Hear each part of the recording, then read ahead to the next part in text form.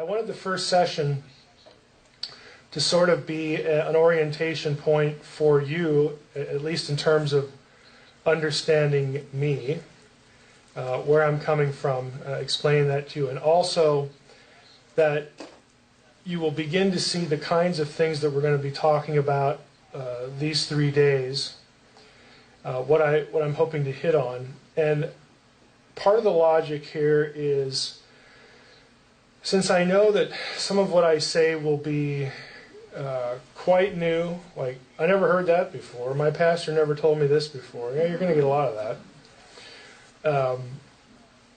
I want to have a place where I can say, you might feel alarmed, but don't freak out, don't panic.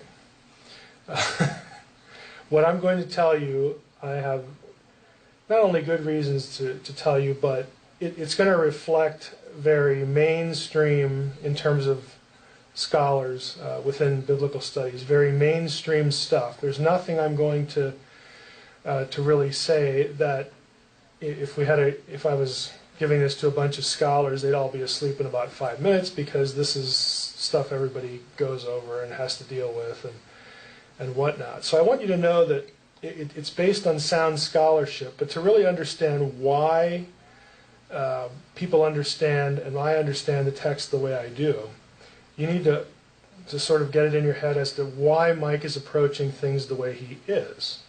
And so that's the purpose of the first one.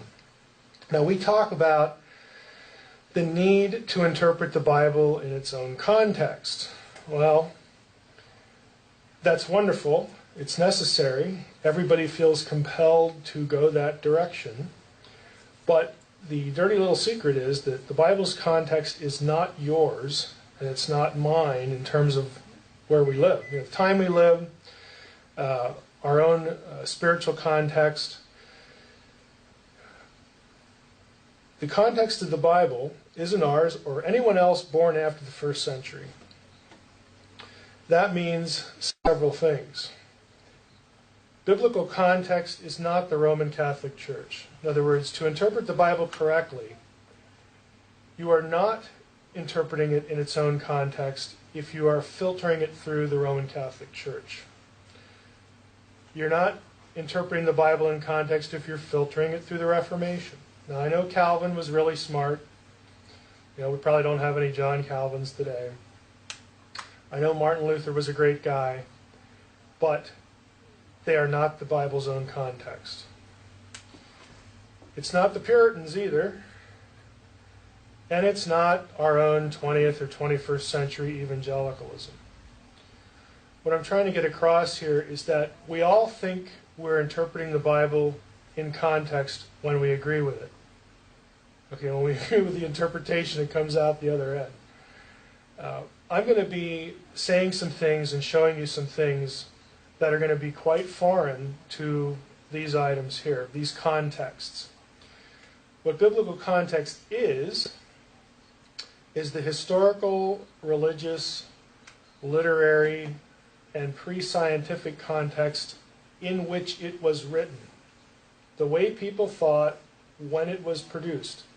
God used people to produce the Scripture, people who lived at a certain time, in a certain place, in a certain context. And when you can get your head into that, then you're interpreting the Bible according to context. So it might be strange, might be incongruent, there's going to be some things that might even feel offensive, but if you are committed, and we all say we are, if you are committed to interpreting the Bible in context, that is what you need to do. Your context is not the Bible's context. The Bible's context is the one that produced it. Okay, that time frame. So I like to put it this way. I think we need to honor God's decisions. It was God's choice to decide, I'm going to step into human history at this point. I'm going to use people to produce something for the people of God, for my people, that's going to be for posterity, that's going to, be from here till, eternity as far as what I want people to know about myself and about what my plan is. I'm going to do it at this time with a specific culture. I'm going to use people of a culture, but that doesn't mean I endorse what they're doing necessarily. In fact, I would say God largely ignores certain things, because in God's mind, he wants to pick a person living in the 2nd millennium BC. He has a specific task for them in terms of what they're writing. And what they think about, how they treat their goats and their sheep, or even their wives, is incidental. That isn't what God's worried about. God's worried about, I'm going to take this man, he's faithful, he believes in me, and I'm going to influence him so that he writes things down that I want recorded for the rest of his people and the rest of the believers that follow him. God doesn't bother to alter the culture. It is what it is. God's using people, they're the best he has to work with. I mean, if you're going to say that there's this thing called inspiration, that God uses people to produce revelation, to transmit it, to get it down on paper, as it were. If you're going to say that, and that's what the Judeo-Christian tradition says, then you have to put up with, you have to honor God's decision as to when to do that, and the fact that God doesn't bother to step in and say, well, okay, Moses, I would love to use you to write this stuff down, but first you need to go back home and you need to change this way about what you live, you need to change this custom that your people keep. He doesn't do any of that. He just takes them for what they are. They're just people. And God uses people. Okay? He's not bothering to change them into superhuman people or change their culture into something else. He doesn't circumvent it either by giving writers advanced knowledge. Now, I'm going to say, we're not going to spend too much time on cosmology. We will a little bit. But sometimes I'll go into a certain context, and this will upset people, because when it comes to like creation, and I believe God created our world, everything we see and know, and matter and all that kind of stuff. But the Bible is not a scientific book. They didn't know anything about genetics. They didn't know anything about physics. They think that the seat of your emotions are your kidneys or your bowels. Okay? They don't know anything about blood circulation. They don't know anything about most of this stuff. Now, God could have given them 21st century and beyond knowledge, and then they could have encoded that or written it out. But the problem is, if God's giving that to one person supernaturally, allowing them to say things and use words and use descriptions that we would look at and say, wow, that looks like 21st century. That looks like what we know now. As soon as he writes that down and hands it to somebody else, they're going to look at it and go, I don't know what you're talking about. I got no idea what you're talking about. What in the world are you thinking? Biblical Hebrew doesn't have a word for brain, because they didn't know that this thing up here was the seat of emotions and intellect and volition and all that kind of stuff. They thought it was here or down here. It doesn't even have a word for brain. You got no idea. So if Moses or some other biblical writer would have coined a term that he would have told people, it refers to this gray stuff in your head, they would have, okay, all right, I know there's something in there, but what do you mean that my feelings come from up? They don't come from up here. They come from in other words, there would have been a disconnect.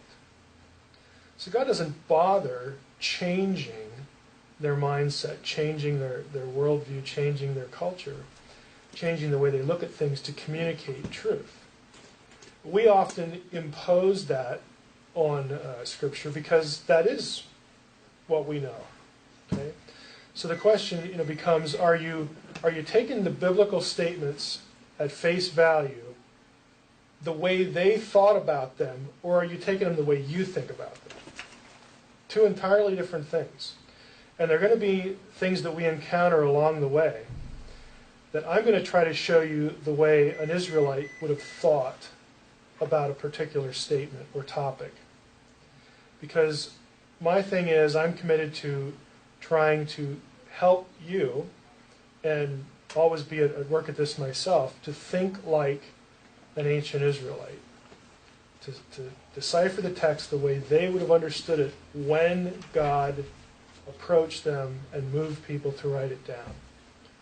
Because if we don't do that, if we're inserting our own world into this, we're going to miss some things. It's not like we're going to be hopelessly wrong, but we're going to miss some things that are important.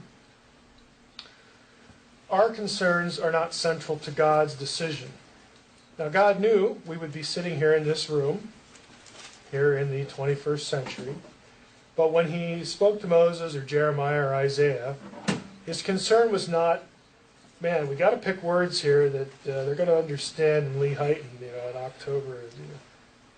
That is not the issue. The issue is communication through a writer at a specific time to a people at a specific time, with the understanding that God's Spirit would be able to help people in succeeding generations understand, and also that the people of God would transmit the text and the knowledge that goes with it.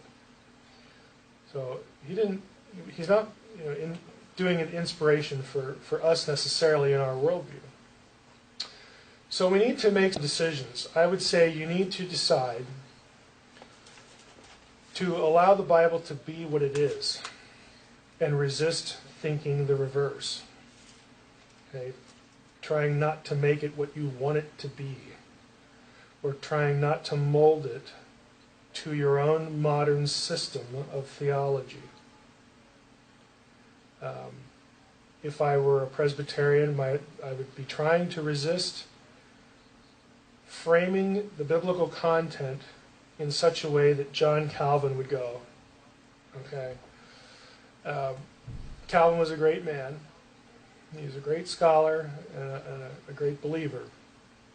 But believe it or not, Calvin was not, in many cases, thinking like an ancient Israelite, because he didn't know. We have material today that, had Calvin had it, he would have been alerted to a lot of things. And when I say that, I'm talking about things like ancient texts that use the same vocabulary as Hebrew, that are parallels, Dead Sea Scrolls, stuff like Calvin didn't have any of that. Those languages weren't even deciphered until the 19th century, 300 years after Calvin lived and died. So we do have the benefit of that. So we need to, again, try to take that and think like they did in the original context, not something else. I would also say you need to make a decision to be more loyal to the text than your own denomination. You will pay a price for this. Trust me, I know. But I think it's worth it. I think had the goal been a specific denomination, the entire activity of producing the Scripture would have looked quite different than what it did, or what it is, what it looks like as we look back. So it's the text or something else. Trust God that He knew what He was doing it this way. Because when He speaks to an ancient person and He wants to communicate the idea of evil and disorder, that there's a certain reason why natural disasters happen, that there's something woven into creation that makes it unpredictable.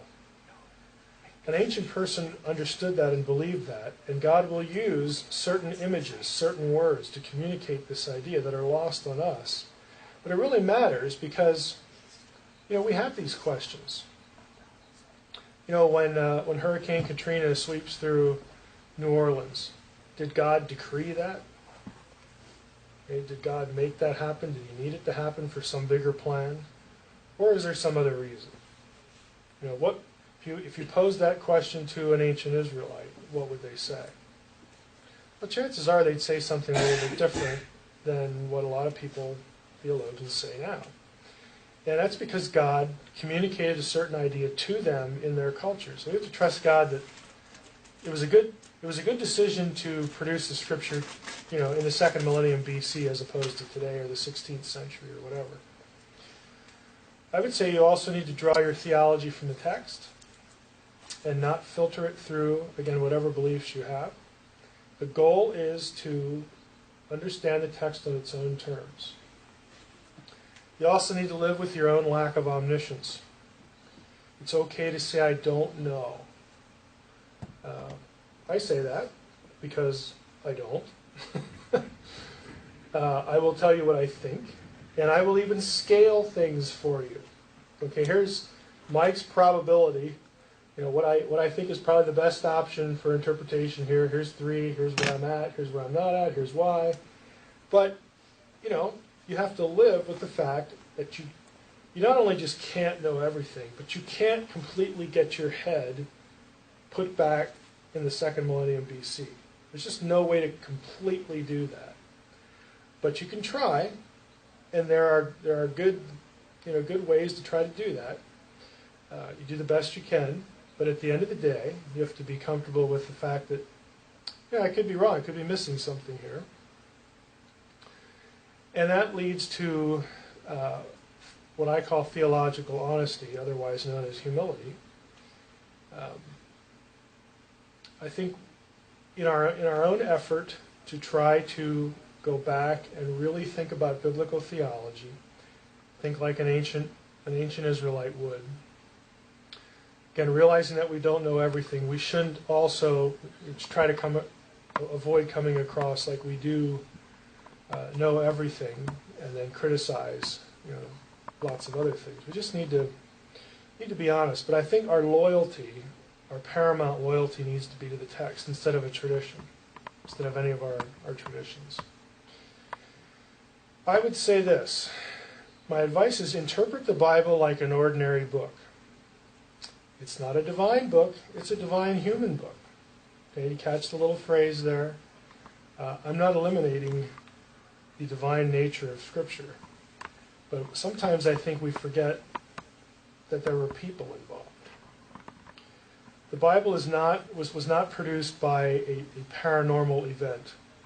Now, one of my biggest gripes with the way we understand inspiration is that we have this assumption that Moses or Isaiah gets up in the morning and just goes into a trance or something, and then wakes up and looks down and says, "Wow, that's kind of cool. Did I write that?" Like something takes over their mind and their hand just starts moving. Okay, it's not the way it happened, and you can tell if you pay attention to the text. It's not the way it happened, because there's editorial things happening in the text. There are very human things happening in the text. There are very cultural things happening in the text. God used people. People are people. At the end of the day, what they produced, God was happy with. You got it right. He looked down and said, "Good job. That'll do. Nice work there." Because God has been watching this person since they were born, molding their life, preparing them for this moment. They are what they are because of a whole concatenation of a series of events. They are ready to do the thing God intended for them to do.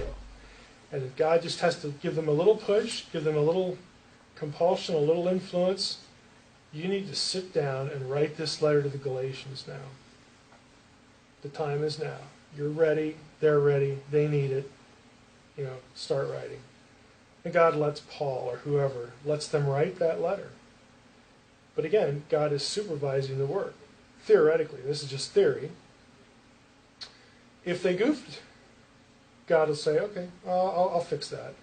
Go to bed now, take a nap, wake up, come back to that, go to your amanuensis or yourself, and I'd like to say it this way." There's just a providential oversight process that's different than a paranormal event. Paul, I wrote this letter, I'm going to sleep on it now. Or I'm going to go have lunch, and I'll come back, and there's this one section I think I could do a little bit better. I'm going to use this as an illustration instead of that. There's a process to it. But at the end of the day, when Paul says, "I think I'm done now," God will look at it and say, "Good job. That is what I wanted you to produce." But it's a very human thing. It's a divine and human book and process. So again, we have ordinary people.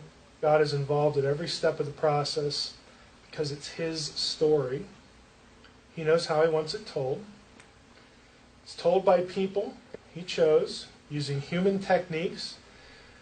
Why is it that one gospel, and you can notice this in English, in the Synoptic Gospels, Matthew, Mark, and Luke, they all write about the life of Christ, but they aren't identical. Some include things that others don't. Even when they write about the same thing, the words can be different. And even when you get down like to the Greek text, they'll use different tenses. Okay, they'll put it in a different sentence. Communicates the same thought, but it's different. Okay, if God's dictating everything or doing the automatic writing trance thing, there's no explanation for that. But a writer, because Mark or Matthew or Luke had a very specific intention up here, that again God prepared them for. God influenced them that would be in their mind at that day, at that time, during that trip, when they're producing this. Because they have something specific up here, they want to craft what they're doing in a deliberate way. They have intent behind it. So we're going to get on, not today, but tomorrow, there are some really unusual things happening in something as basic as Jesus' genealogy.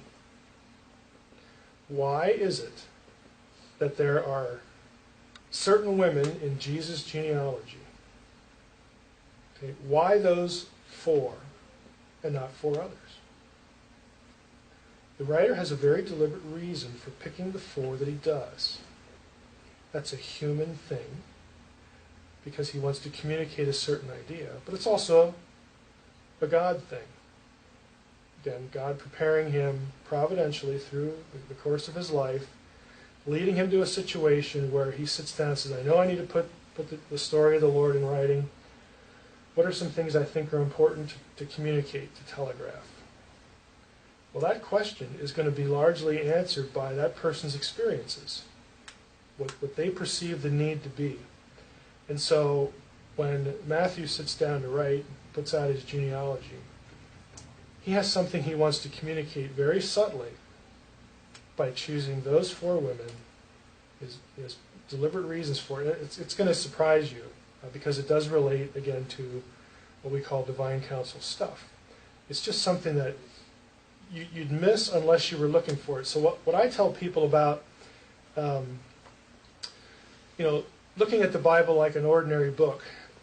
Again, this is going to sound odd. It might even sound controversial. It might even sound disturbing. I think that Christians it would be really beneficial if you would read the Bible like it's fiction. Read it like a novel. You know, when you read a novel, you know it's a story. So that when you're reading a particular scene, you just sort of know, because you've read a lot of fiction, and you kind of know what to expect. You know that the guy who wrote this, or the woman who wrote this, is going to do things to me, as a reader, to get my mind to track a certain way. So you know that guy that was in that scene, I'll bet I'm going to see him again. That place where this event happened, I'll bet I'm going to see that again. That word, that line, I'll bet I'm going to see that again. That is there for a reason. There's an intelligent mind behind the way this is put together. And you're alert, because that's what novels do. It's not what textbooks do. Textbooks are dry, and it's just dispensing information, and it's just topical, and once we're done with that, we're never going to see it. It's a different thing. But when you read a novel, you just know that it's a story, and I need to be sensitized. I need to be alert to the author doing things to me, getting me to think a certain way, storing things in my mind to be ready for when they spring them again. If you read the Bible like that, you'd get a lot more out of it, because you would be looking for patterns. Patterns are more important than most other things you do in Bible study. Word studies, even writing notes, and it's good to write things down because then you preserve them. But what I'm saying is, if you read it like it was fiction, you sort of have this inner hearing that's just, it's turned on now. I'm ready to be not manipulated, but I'm ready to have somebody tell me certain things with intent. I'm alert to be looking for that. And we're going to see a few of those, more than a few. So ramifications. Ordinary people do not always intend to be understood literally. The biblical writers are people. Okay, if you remember anything from this session, remember the Bible's context is not my own, and these ramifications. God uses people, and people, when they write, do not always intend to be understood one way. When you use words with a spouse, you write a letter, you write an email, you assume that the person on the other end of that will know when you're using words literally, and they'll know when you're not. You make that assumption. Because the other person on the other end knows that people don't always use words the same way for the same reasons. The biblical writers are no different.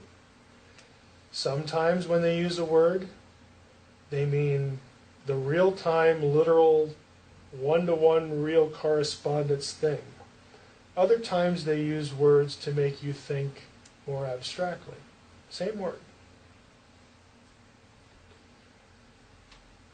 We're going to see some of that, and that will influence how we think about prophecy.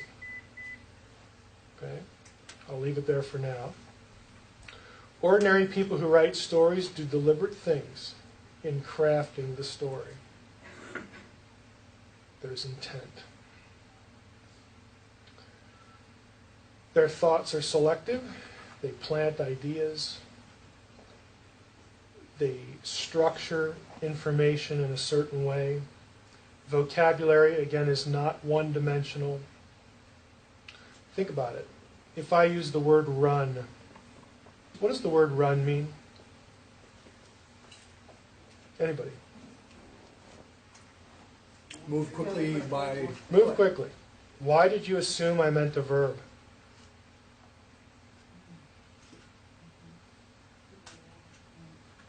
It's something you get in a card game. It could be a horizontal dimension.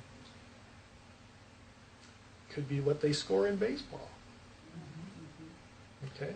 It could be something a woman gets in her pantyhose. I mean, you look at the word run in a dictionary, you're going to have about 20, 25 different meanings. A clever writer will use the word run so that you really have to think about it. Which one do they mean? Maybe they mean all of them at the same time. Maybe they're trying to be clever. Maybe it's a play on words. Maybe I'm supposed to think abstractly so that I can think literally. You just, when you're a sensitive reader, you know, especially if it's fiction or poetry or something like that, you know you can't assume the first thing that pops into your head, the first literal thing that pops into your head. The Bible is no different. They're real people using real words that have wide ranges of meaning and can even overlap. This is why patterns are important. Because if you can, let's say the writer uses the word 10 times, and like 8 of those times, yeah, you know, okay, it's not literal, it's an abstract thing. So these other 2 over here, maybe they're this, maybe you know, he's got a run here, all 10 are like that. But maybe he wants to break the pattern so that I notice it. Writers do things like that just to draw your attention. You can't assume it's always the same way. But when we go to prophecy, I'm just, you know, I'm sure this is not news to anybody.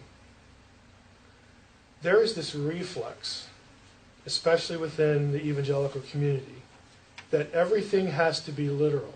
Everything has to be one-to-one, you know, correspondence. What the person thought of in the Old Testament using this word, I have to draw a complete one-to-one equation over here the way the New Testament writer uses it. So what they were thinking here must be what they're thinking there.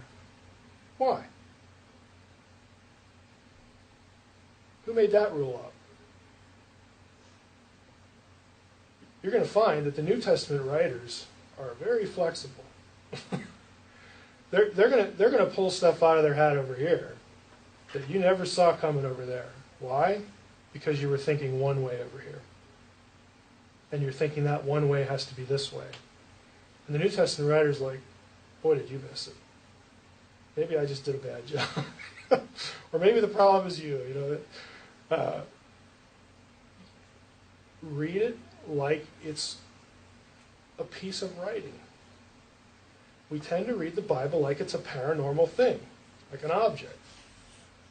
Like it's something that I better not think about it because it's from God. God doesn't want me to think about it too much. No, he wants you to think about it a lot. He wants you to recognize it for what it is.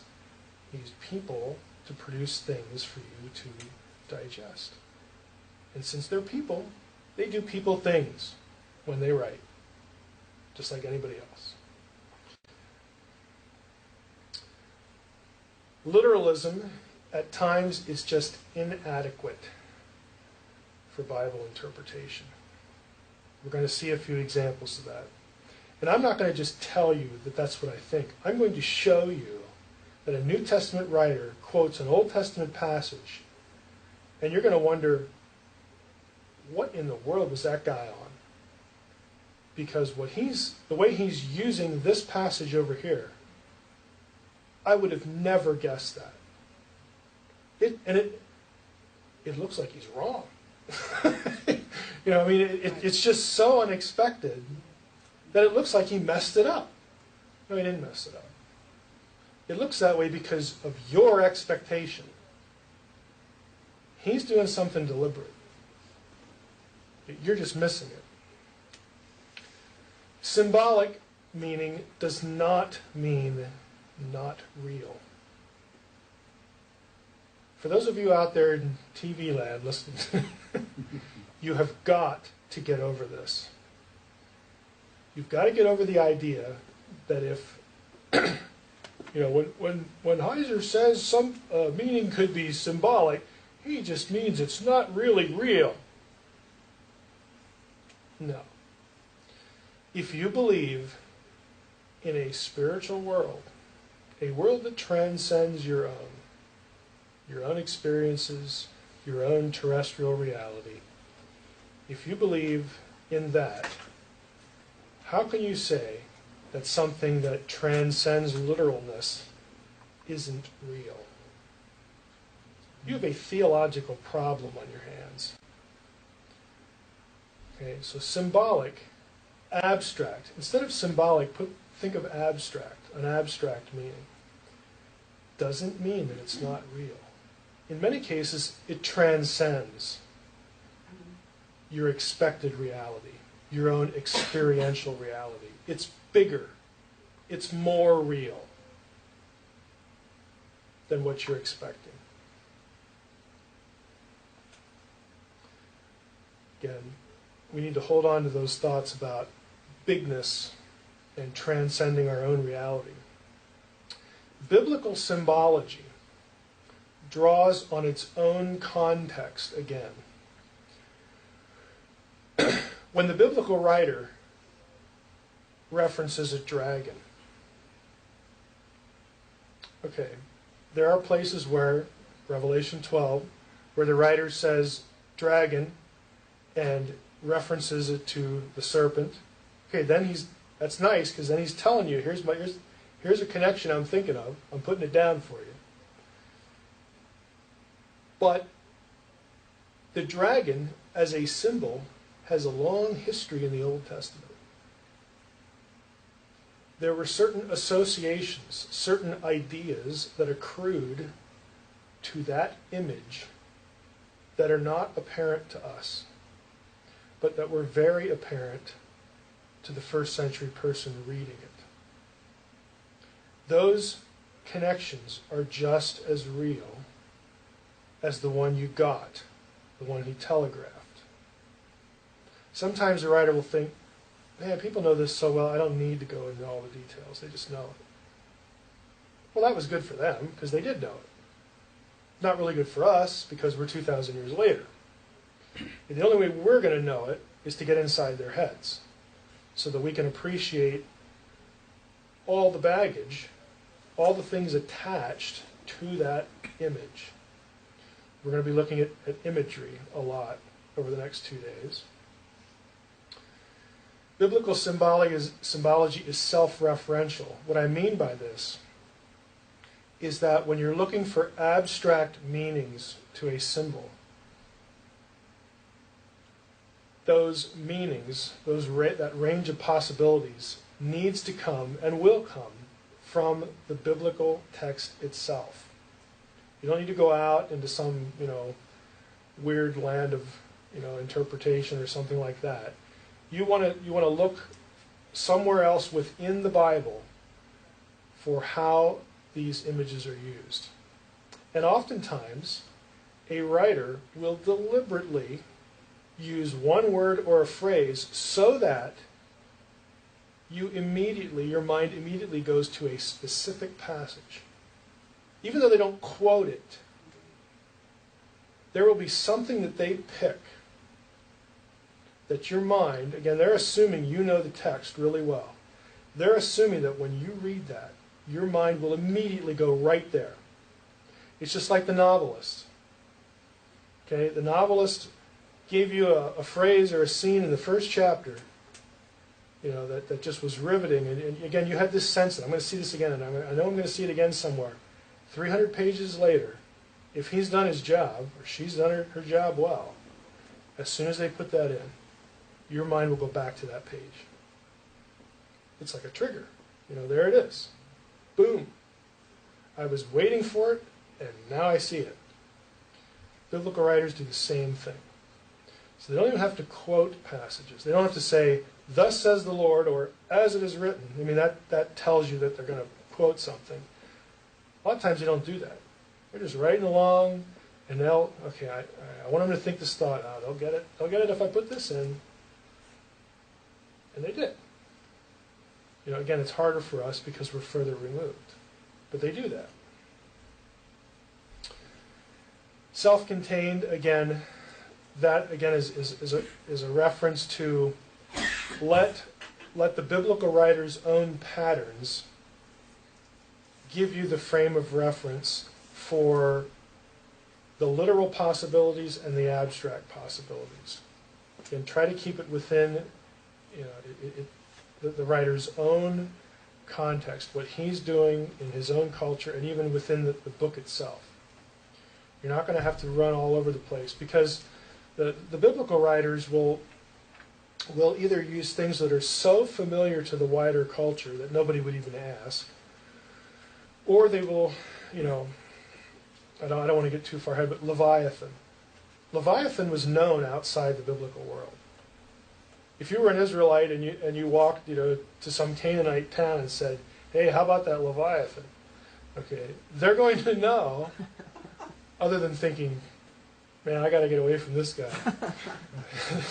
They're going to be thinking certain thoughts, because across the board, no matter if they're a Canaanite, if they're a Mesopotamian, if they're a Babylonian, they're going to know there's a certain set of ideas that goes with that term. Okay, so there are those kinds of things, but there are even tighter things, again, where if a biblical writer uses the word servant post-Isaiah, you can't help but think, okay, am I supposed to be thinking of the servant in Isaiah? Because that word occurs a lot in that book. Again, it's self-referential, it's contained. And a biblical writer will use certain things because they want your mind drawn into certain places. They want you to think a certain, flow of thought. And they can do that really, really easily. Other considerations. Understanding myth, in quotation marks, and the Bible's relation to it and beyond it.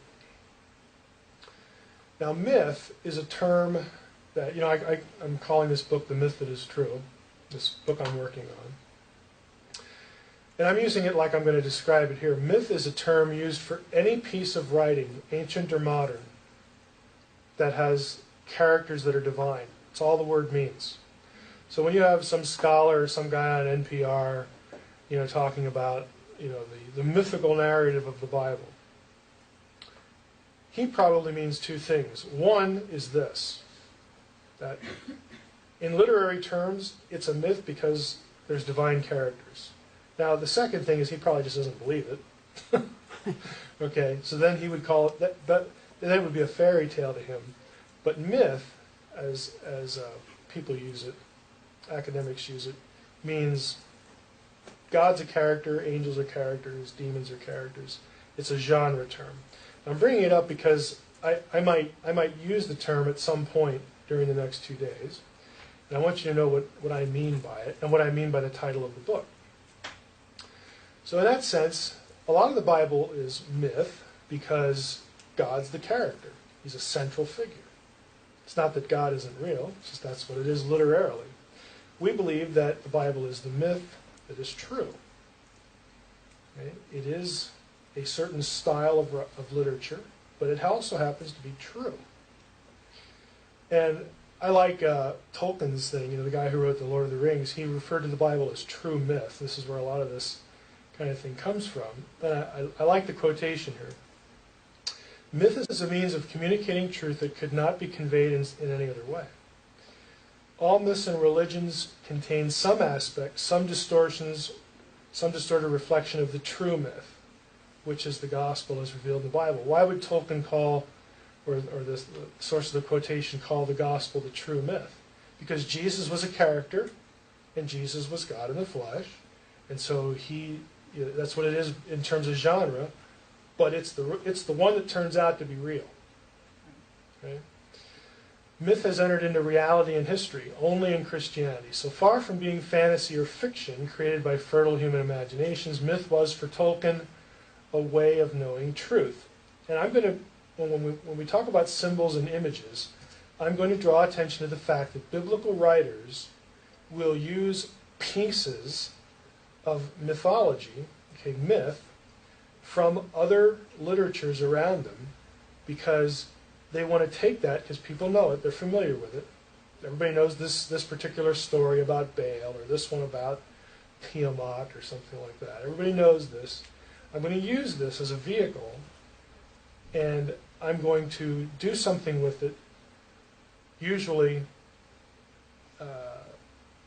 they'll take the bad deity out and put the good deity in, Yahweh, the God of Israel, so that Yahweh gets credit for creation or for bringing rain or something like that.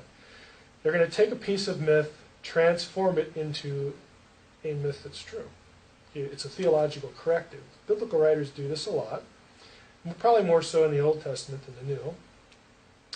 The New Testament writers will use things that later, in late antiquity, Renaissance, medieval era, they will use things like gematria.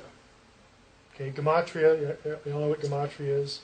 It's giving a number that has a symbolic or hidden meaning, an occult meaning. Occult just means hidden.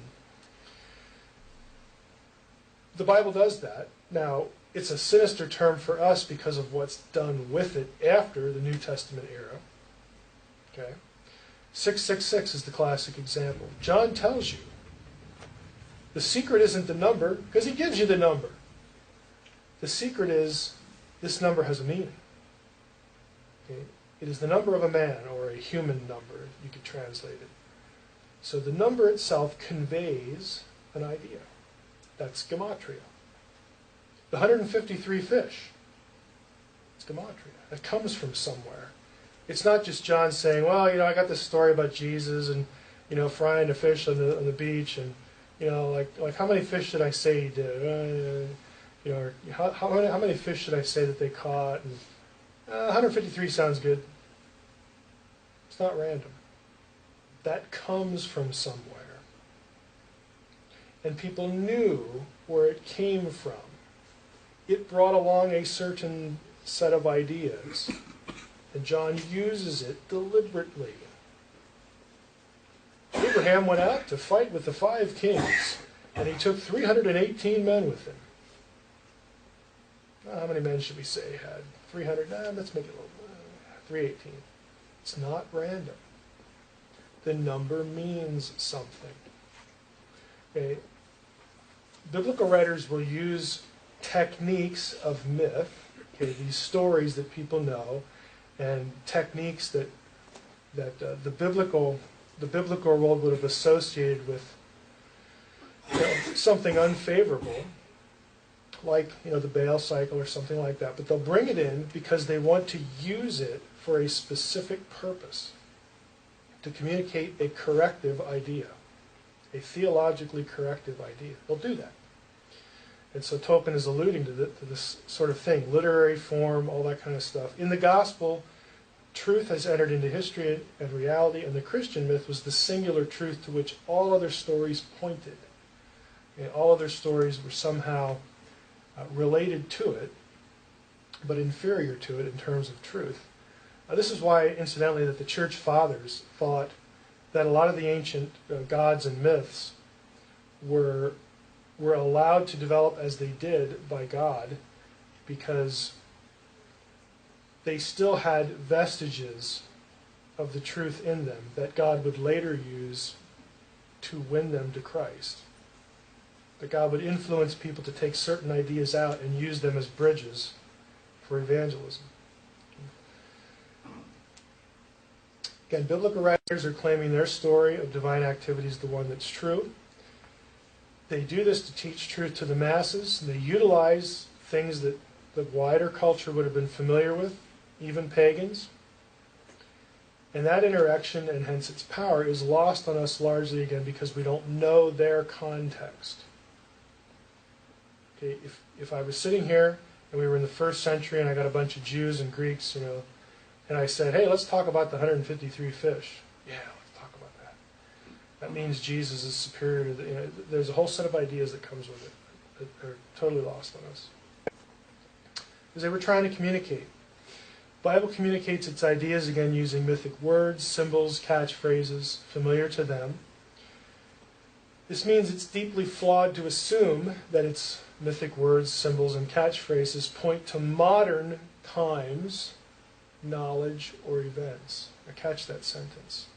If the biblical writer is using ancient ideas, ancient fragments of their stories, their myths, if it's written in an ancient cultural context, it can't possibly be pointing to black helicopters. It just can't. Okay? If that was God's intention, if that was really God's intention, no one in the 1st century, no one prior to the invention of a black helicopter would have known what the heck was going on. Wouldn't have had a prayer. Now you say, well, John's having a vision, and he could be looking into the 21st century, he could be looking at Apache helicopters and stuff like that. You only think that because you're living now. You're not thinking that because it's exegetical, because there's something in the text that tells you to think that way. You're thinking that because you live now. And what I'm going to try to get you to consider is, don't think now, think then. Okay, it has its own context. John uses certain descriptions because the people he's writing to, and they all expected the Lord to come back in their lifetime. I mean, if there's anything true about prophecy, that's pretty obvious now, because it's just smattered everywhere in the New Testament, this expectation. They're using descriptions and imagery and symbols that the people of that time will understand and get a message, a certain message. If the intent was 21st century, then essentially every believer prior to that time was hoodwinked. It was a false expectation. It was a false hope. Not in a sinister way, but God looking down on them and saying, oh well, I wish I could have said something that you would have understood or would have really meant something to you genuinely, but you get to heaven, you won't even worry about it, so who cares? It's their context. Yeah, that's what I want to try to get across. Keep it in their context. So will I let the Bible be what it is? It's not easy. It's easy for us to say it, but it's not easy to do. Or am I going to retool it in my own image? Am I going to filter it through my own tradition, in my own time, in my own circumstances? We need to interpret the Bible with the big picture in mind. I've got a few slides left here. My suggestion is, and you're going to see us, you're going to see me do this. I'm not going to do it didactically, but you're going to see me do things like this. Don't ignore the templates. Don't ignore the patterns. Don't ignore the way the New Testament writer uses the Old. That'll tell you something. Don't ignore the fact that the biblical writers are writing it like it's a novel. They're trying to get you to think certain thoughts. Don't ignore the fact that they structure information in a certain way that they would have understood, maybe not you. What good are the puzzle pieces if you don't have the lid for the help? Well, we're going to be covering over the next couple days some major thematic ideas. They are here across the top. Kingdom, kingship, the subjects of the kingdom, the people in the kingdom, and conflict. If I can reduce biblical theology to 4 sort of umbrella areas, this is how I would do it. Again, place, person, residence, and enemies. These are the big ideas of the story, and the writers will use all sorts of different methods to talk about the kingdom, to talk about what kingship is, to talk about who's in the kingdom, and to talk about the struggle, the conflict with evil. They're going to use all sorts of vehicles to do that. Each one of these is going to be situated in the past. The biblical writers will talk about things that were before them, their time. They'll talk about things that are happening in their own time, and they'll talk about things in the future. They will talk about all 4 of these subjects in past, present, and future, and they're all connected. Biblical writers will consistently want to create threads. Here's something that happened way back in Adam and Eve, or way back in Noah, and there's that little thread that starts there, and then all of a sudden, at some other time, they'll say something to get you to think back to that. And then once they say this here, a few hundred years later, somebody else will say something else. Okay, I need to pick up that thought and that thought to understand this one. Okay? They will thread ideas through all of these subjects. Now I'm going to try to give you a really brief overview. I know it's 2-3 days. It's still going to be a brief overview of tracing certain threads through both testaments. And specifically our aim this time is to connect it to how we look at prophecy. So kingdom. Again, this is a quick summary of the kinds of things that I'm going to be showing you. Kingdom in the past refers to places like Eden. It's where God lives. It's where He rules. You do realize that Eden was not the whole earth. Eden has geography in Genesis. It's a little piece of earth. It's not the whole globe. It's a little piece, little piece of turf. Sinai, Zion. There's an unseen realm that God is, that is the kingdom as well. The present, again, depending on which biblical writer we look at, they're going to be talking about the kingdom of God in their own time in a certain way, building on what's gone before, and then accumulating that thread, that set of ideas. They will use that to project into the future. They won't be doing projections into the future randomly. Hey, I'm going to make up a new idea now that's completely detached from everything else that went before. They don't do that. They will attach what they say about the future to the past. They will attach what they say in Revelation to something in Exodus, to something in Isaiah, to something in Daniel, to something in Zechariah. It's a continuous stream of threads. And if you disconnect Revelation from these threads over here, you're not going to be anywhere close. And when I talk about the threads over here, I'm talking about literal points of understanding and abstract points of understanding. They will connect literal things to revelation. They'll connect symbols to revelation. They're trying to create threads. They're trying to create continuity of ideas. Kingship. Well, God is the king. There's the Davidic king. Again, there's this, heaven and earth, seen and unseen realms thing going on. In Old Testament, again, God, Davidic king, is the earth unruled? When there's not a Davidic king, is that ever true? Are the future kings going to be the same as the past kings? Will it look the same way? Will it be literal or abstract? Will it be both? Because it was both in the past, maybe it's both in the future. Why does it have to be one and not the other? Again, this is really quick now, and it's going to feel disconnected. But we'll go through all these things. Kingship and subjects. If you look at the future part here, will kingship, again, look the same way in what we think of as the future kingdom? Will it look the same way as it did in the past? Or will it be, different in terms of, is it literal or abstract, or is it both? Which version of the kingdom in the Old Testament will the future kingdom look like? Because there was a time when God was king and you had a kingdom on earth before Israel. It was called Eden. It was called Sinai. Okay, it was called, the whole Deuteronomy 32 worldview thing. God is king of the nations and picks one. He's using this language before you even have a land. Okay, so is it possible that kingdom in the future is disconnected from a specific land? You know what I'm getting at here.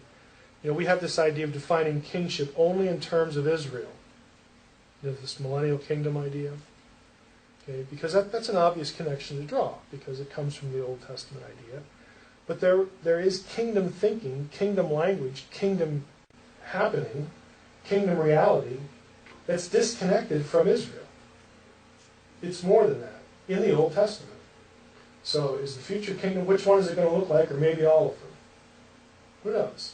Because the writer of Revelation is trying to connect you back, trying to get you to look back. Again, the subjects,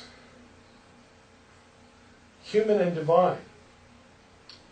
If, let's just say, I'm not taking a position here, because I don't believe this, but let's just say that the kingdom of God in the future is only in the unseen spiritual realm.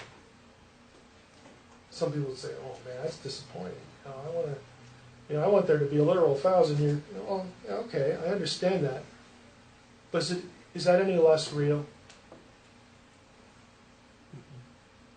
See, it feels less real to us because we're terrestrial, we're embodied. But if you really believe in an unseen world that's just as real as ours, that's real. It's still real, and you're going to be a part of it. Maybe not the way you think of, but you'll be a part of it. The real question in eschatology, is that all there is, or is there something going on right here? Conflict. The fourth theme, chaos. There is a chaos concept we're going to talk about this morning. You have problems of the state of the earth, being what it is, being imperfect. You have intelligent evil, going on. You have unseen forces and seen forces, unbelievers, believers, so on and so forth. All these things, again, they're the same way. There are past references, current references to the biblical writer, and future references, and they're all threads. They all need to be understood in continuity. We're going to talk about literal geography and cosmic geography. They are connected, but they are different. Sometimes we need to give up literal geography to understand cosmic geography, to understand what a passage is really getting at. Again, application to eschatology, here's going to be my method, my unconscious and conscious method, both of them. Here's how my mind works, essentially. The wider ancient Near Eastern culture informs the Old Testament, because that's when they lived. They're going to use symbols, words, stuff like that in the Old Testament itself to articulate ideas. That, in turn, informs what comes after it, both in terms of what goes on between the Testaments, books like Enoch and other things. Jewish people are writing and thinking and doing theology, trying to understand, just like we do, and all that becomes part of what's floating around in their head.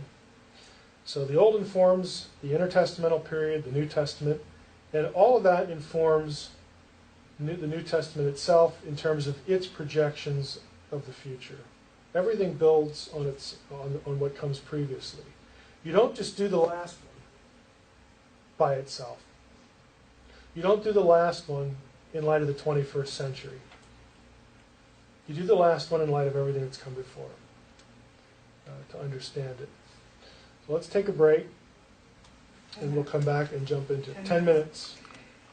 I wanted to start with something highly controversial, because that's just fun. I want to start really at the beginning, and last year I didn't really do any of this. I want to spend a little bit of time on, as it says in the subtitle, why things are the way they are as cast, as described in Old Testament theology. Why the innocent suffer, why people suffer in general, but even including and especially the innocent. And why people are the way they are. So the rest of the morning, in 2 parts, we're going to consider this, because there are a number of really big picture themes. Remember the 4 big ideas. One of them was conflict. And in the succeeding slides, I had notes about chaos and evil and enemies and things like that. From the very beginning of the biblical story, there are certain elements that are going to be either in the world because God was content to do things a certain way based upon certain decisions God makes that, for lack of a better term, bind him by his own will to have things be a certain way, and that create the possibility for evil, for suffering, but God deemed that better than any other way. But for us, we suffer under the consequences of that decision, but we are also what we are because of that decision, and we also have incredible blessing because of that decision. And so I want to talk about the Old Testament worldview concerning these things, because all of the bad stuff in here, one of the aims of eschatology in biblical theology, eschatology referring to the doctrine of end things, end times. One of the specific trajectories and goals of eschatology or biblical theology is the ultimate reversal of all these things. And so there will be, again, threads started here, words, symbols, images that you will see again deliberately in both the Old and the New Testament, because the writers are tracking the progress of certain ideas. It's leading somewhere, and it will have a denouement, at some point, a climax. When we get to New Testament prophecy, God has a goal that you can better understand the way the Bible ends in the book of Revelation if you understand the imagery of how it begins, because that's where it's leading. We are heading forward into the past in biblical theology. We are going forward back into Eden. Okay? So with that said, I'm going to talk about these passages this morning. We have Genesis 1, the first 3 verses a little bit, Genesis 1:31, then a passage in Genesis 2. And I want to talk about creation, and I'm using the word chaos, and I will define that as we go. Genesis 1:1-3 familiar passage to all of you. I have it because I'm the writer here. That's displayed the way it is for a reason. It's not just bad formatting, okay, in PowerPoint. Right? It's that way for a reason. You know, in the beginning, God created the heavens and the earth. And then we have a parenthetical thought in verse 2. Now the earth was formless and empty, darkness was upon the face of the deep, Spirit of God was hovering over the face of the waters. End of parenthetical thought. And God said, let there be light. And in verse 31, at the end of the chapter, God saw everything that he had made, and behold, it was very good. So I'm taking these two passages, and now we're going to talk about them and what's contained in them. Not so much what happens in between, but there are certain ideas communicated in the first section, first 3 verses, that will make verse 31 seem kind of odd. Like, why did God say it was good when he gets to the end of the passage? Again, I realize it's fuzzy now, but just hang with me here. Some questions. Prior to Genesis 1:1 through 3, had God created anything else prior to this? Did any of you think of anything?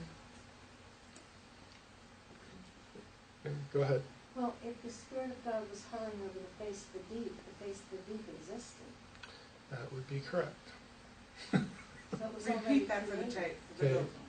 She said if the Spirit of God was hovering over the face of the deep, then that deep, whatever it was, had to be there prior to let there be light and all that kind of stuff. Now again, if you're thinking, well, how does that work scientifically? You're already lost. Okay, because they're not theoretical physicists in the 2nd millennium BC. They're going to use images and ideas to communicate some simple but profound thoughts, but the way they do it will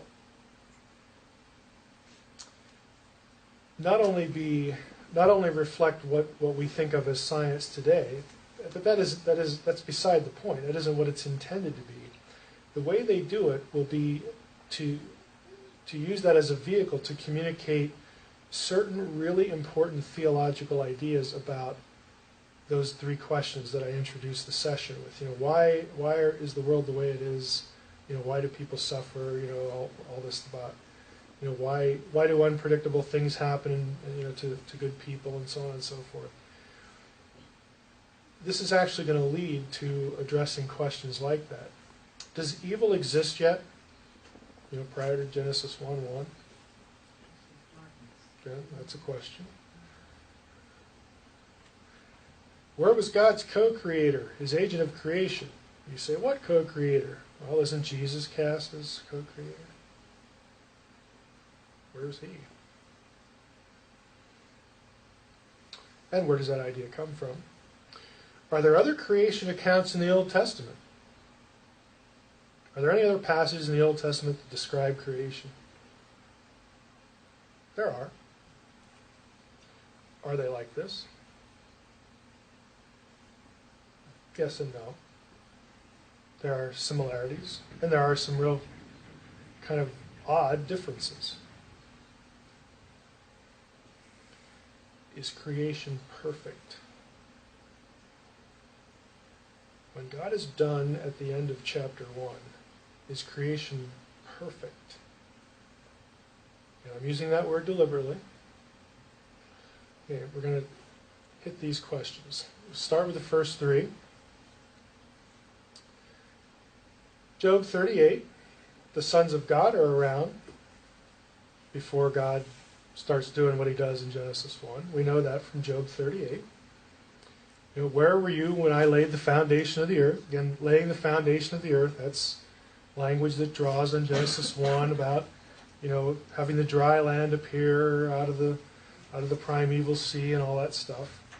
You know, who determined its measurements? Surely you know. You know, God's going after Job here a little bit.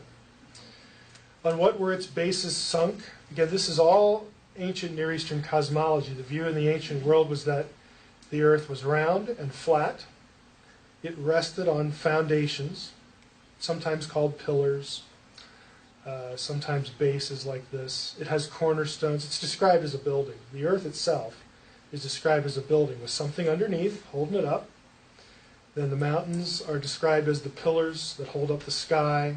The firmament, in Hebrew it's the rachiah. The rachiah is a dome that covers the earth. It was conceived of as solid. I'm not really going to go through cosmology this time. We did that last time.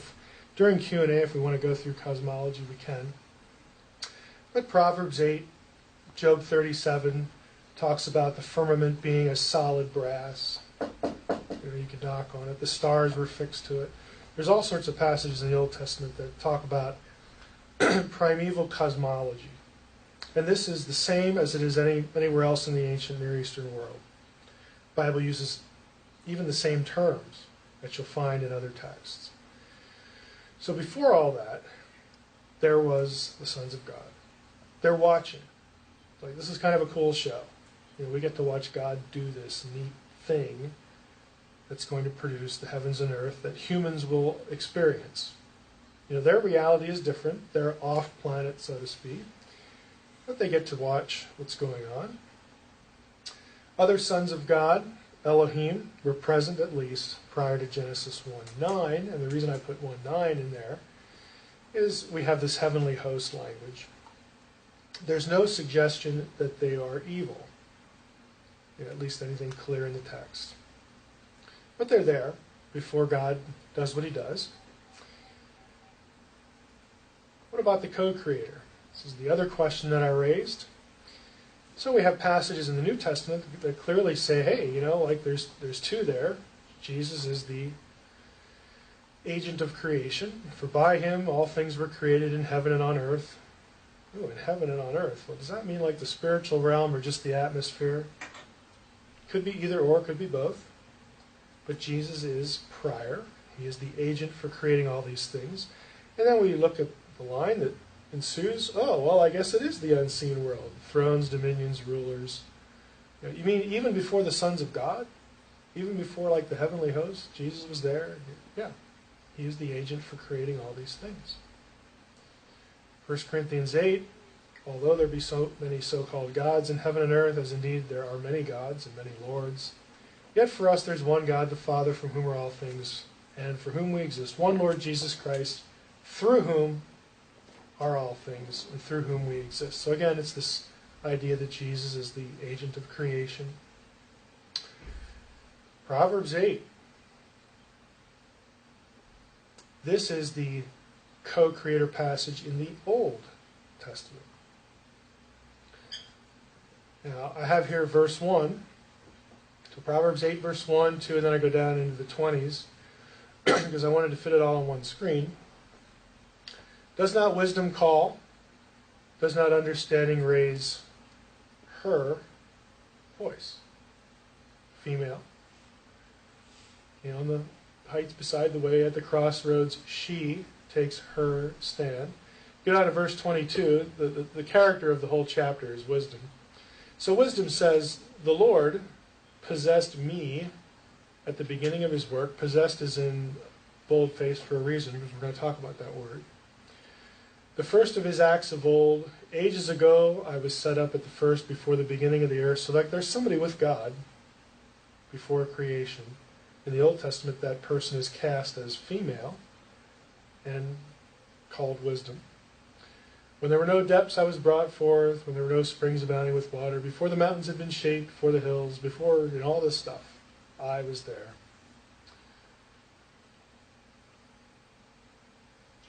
Who is wisdom?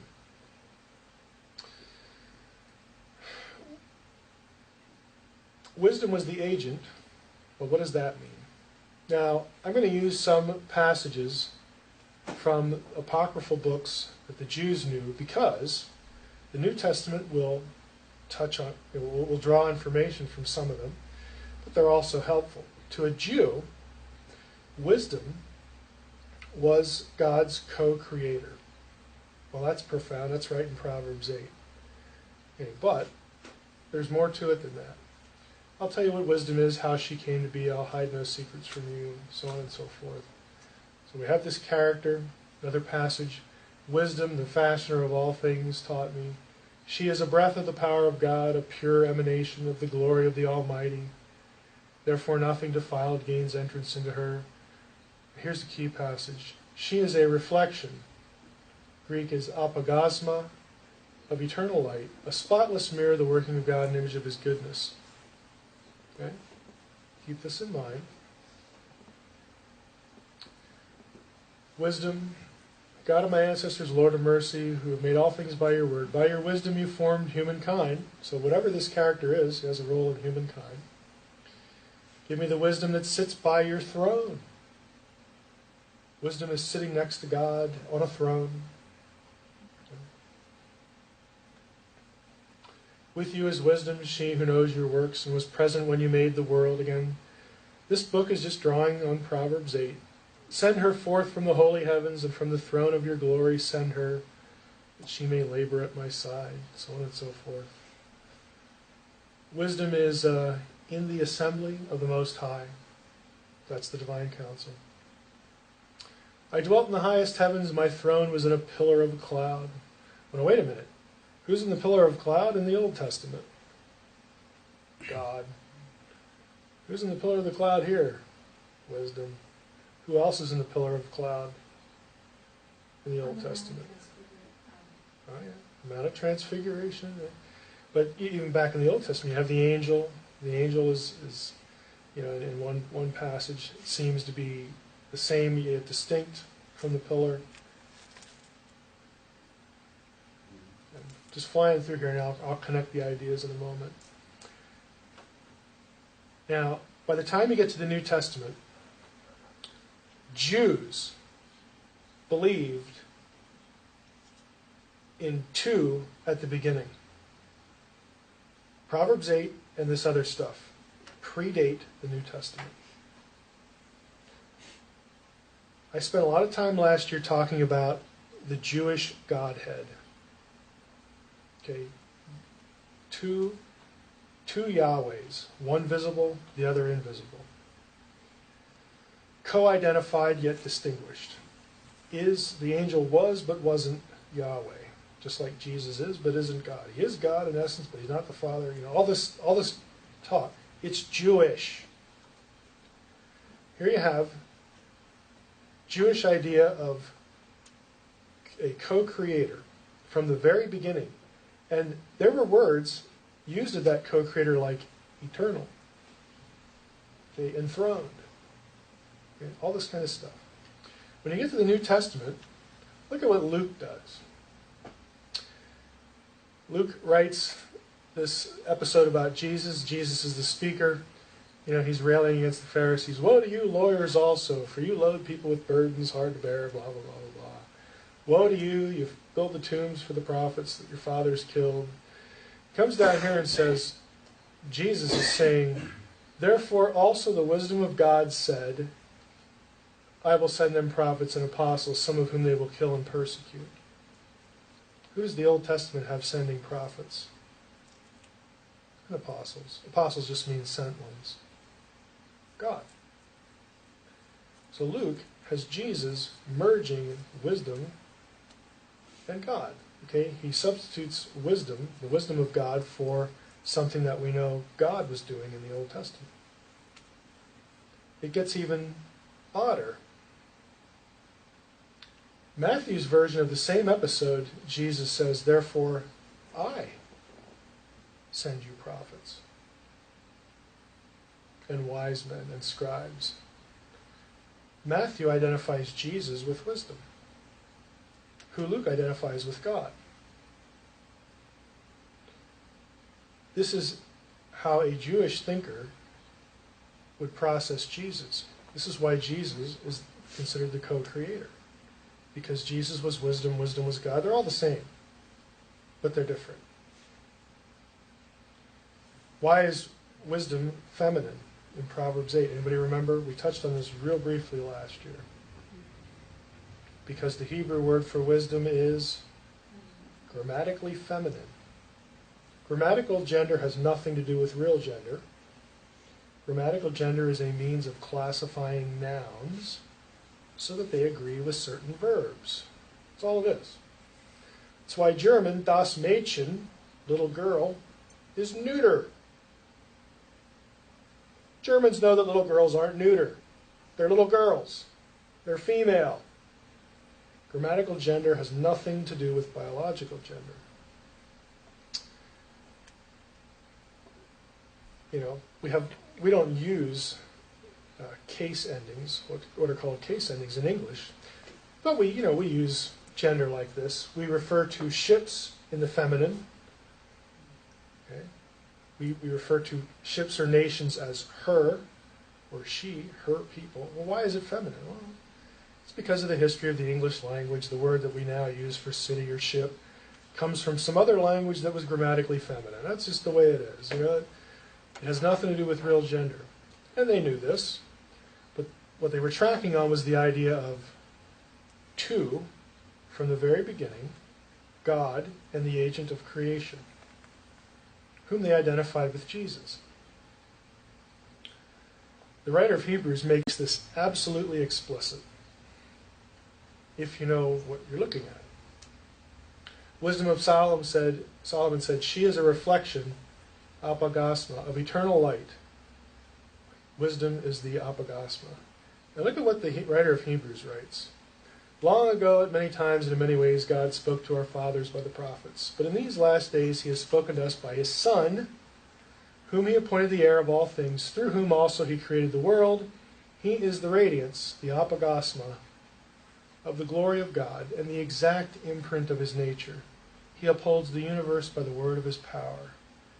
Now, you can't appreciate this until you realize apagasma appears one time in the Septuagint, in that Sirach passage that I showed you. It doesn't even occur outside the Septuagint. It is an extraordinarily rare word. There is only one place the writer of Hebrews could have gotten that word in this context, and it's that passage that I showed you a few slides ago. There is no doubt that the writer is taking that word from that passage and saying it's Jesus. The whole reason I'm going through this is to answer that initial question. Has anything else been created prior to this time? Well, yeah, you got sons of God. Does evil exist yet? You know, I think at best it's ambiguous. I don't see any clear evidence that it exists yet. Where was God's co-creator? The co-creator was right there from the very beginning, before we had anything, before there was a universe, before there was matter. The co-creator was there. Okay, Jesus was there. So yeah, there's something going on before Genesis 1. What about the rest of this stuff? Are there other creation accounts? Are they like this? And the critical question, is creation perfect? Before I hit the next slide, what I really mean by the question, is creation perfect, was it all God wanted? Was the entire creation Edenic? Okay. Was it exactly as God wanted it? Or was it just pretty good?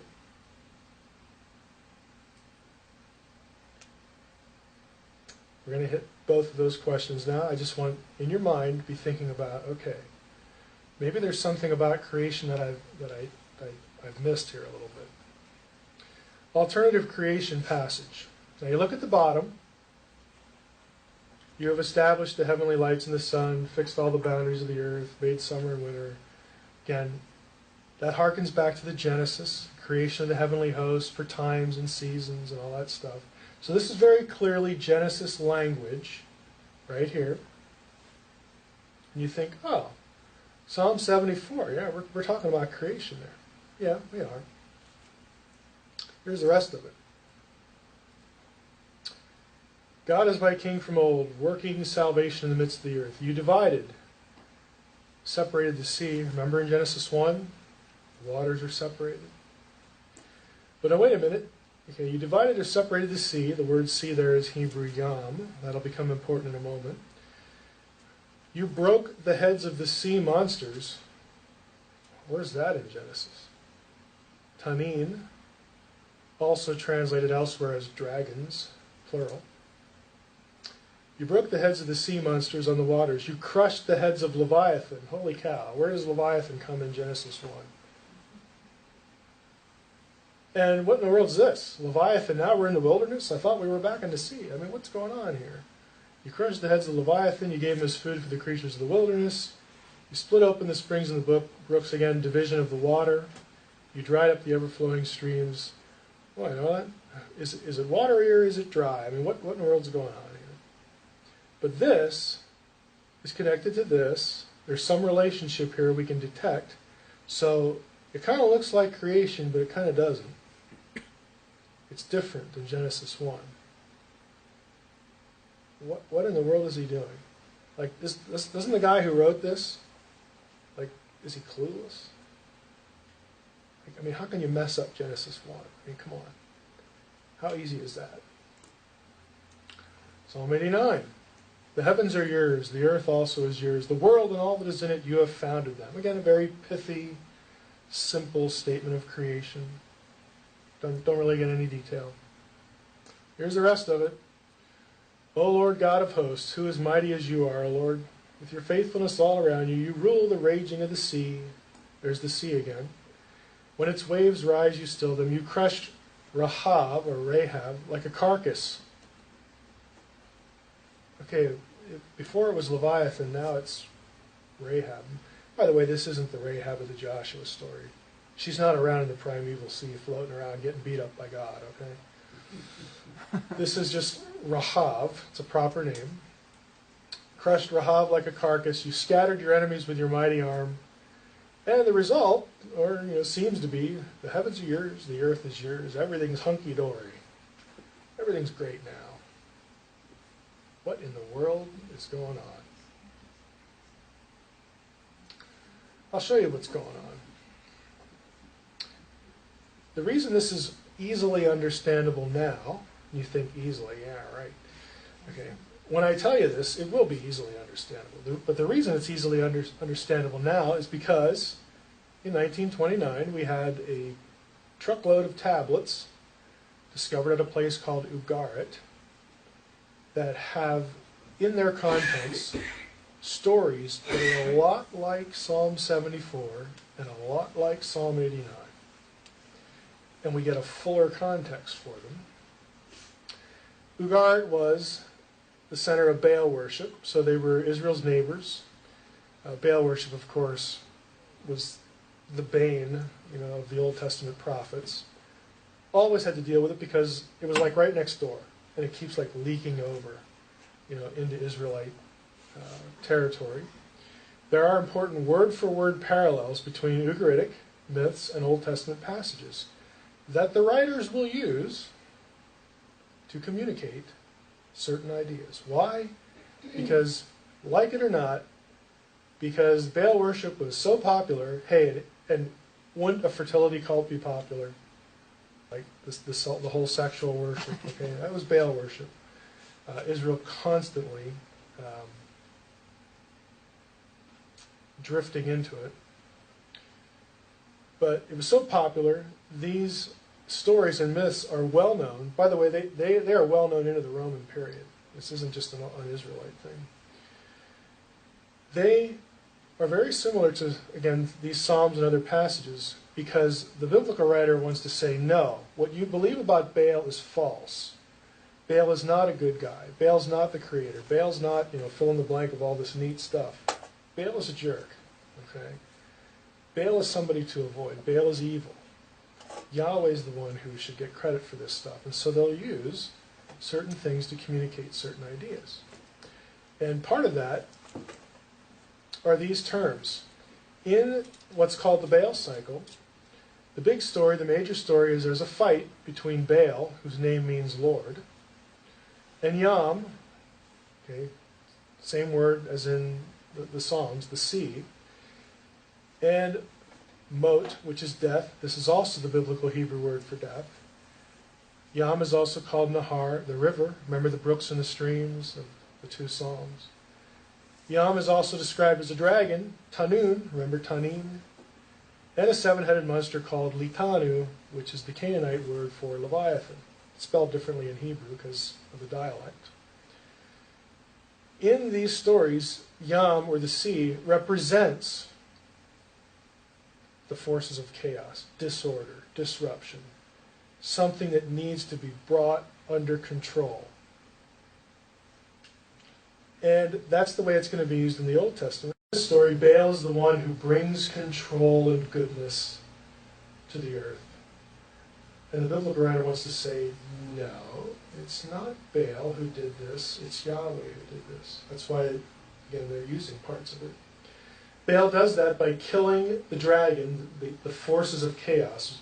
Baal eliminates or subdues the forces of chaos and gives us our nice, orderly, created world. Because the biblical writers want to defeat Baal as getting credit for this, they will use this sort of terminology. Baal is also described as the rider in the clouds, the Most High, and those things get used too in the Old Testament. So what we have here in Psalm 74 is the God of Israel doing the stuff that happens in the Baal story. Because the theological point is, first of all, the right God should get credit for it. Second of all, I want you to see that certain of these terms, Yam, sea, Tanin, Litanu, Leviathan, just the words themselves, in the mind of the reader and the hearer, when they heard those terms, those names, they thought disorder, chaos, unpredictability, something that can explode at any moment and harm us. Okay, something that needs to be brought under control. Because when it's under control, things function pretty well. But there's always a threat that something can, it can break forth and we can be harmed. Again, Old Testament has creation texts. Psalm 74 is the best example, where creation, the idea of creation, is the subjugation or control of the forces of chaos, bringing order out of disorder. Now we're going to get to the question of, what about Genesis 1?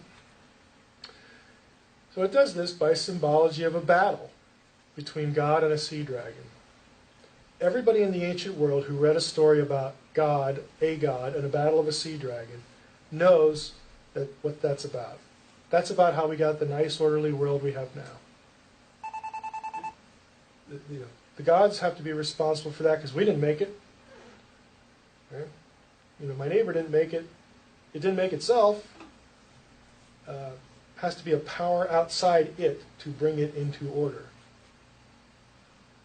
Right?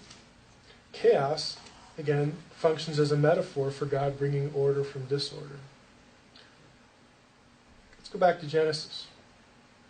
So we have here in the beginning, God created the heavens and the earth. We have this parenthetical thought. The earth was formless and empty, and God said, let there be light.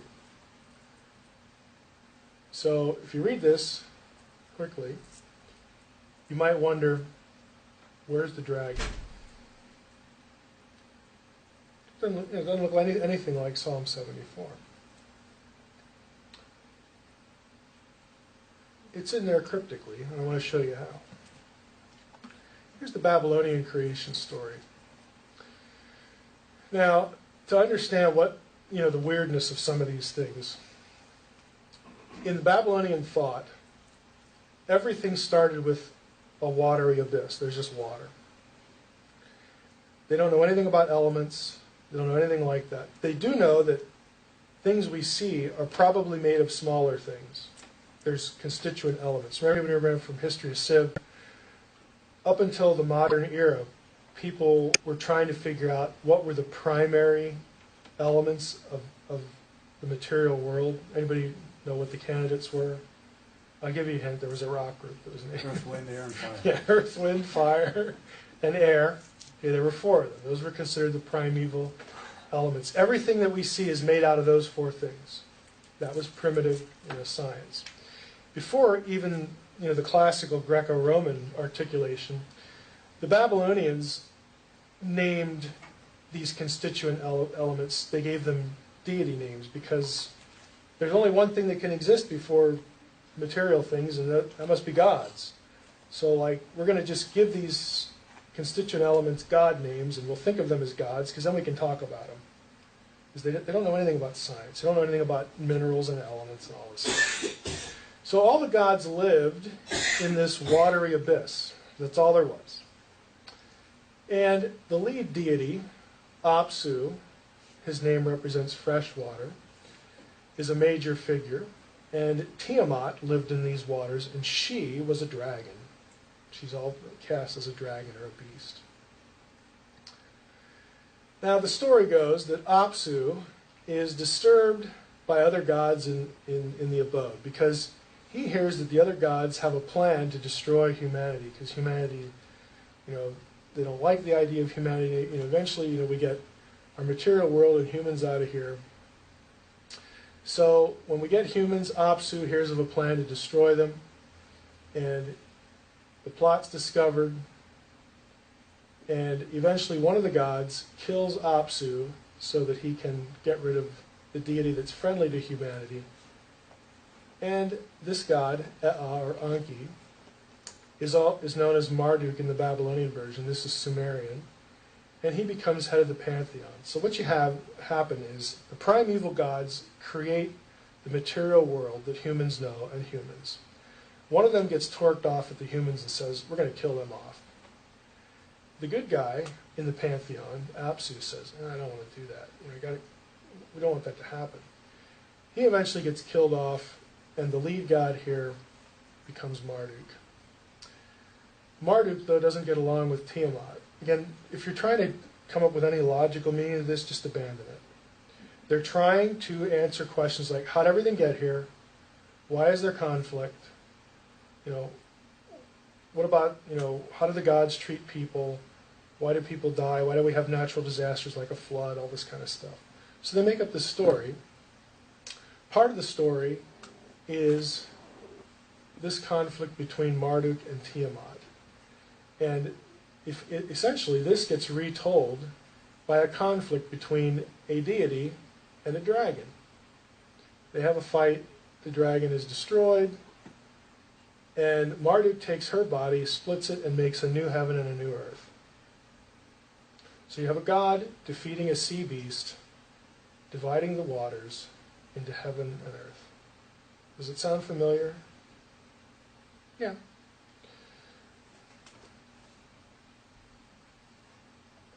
Deep here, the deep, is Tehom. It's the Hebrew equivalent of Tiamtu, which is Tiamat. The problem is, and it's not a problem, but in the Genesis version there is no battle. The battle's already happened. The battle of Psalm 74, killing the dragon, bringing order out of disorder. In the Genesis version, that's history. Chaos is already subdued. It's already under control. Darkness upon the face of the deep. We've had this conflict. Okay, there's no activity going on here because now, once the deep is still, God starts working. He starts bringing order out of the disorder, out of the formless and emptiness that was there. Okay, the stuff that's there. So it's actually, two stories just told at different stages. Now here's the point. You have stories about creation, whether they be in Genesis or Psalm 74. And what the writer's trying to communicate is that, first of all that we know in our world comes from God, who's the creator. To get there, God had to bring under restraint certain things that were part of the material stuff he was working with. Part of creation, there's something sort of built into it that must be restrained.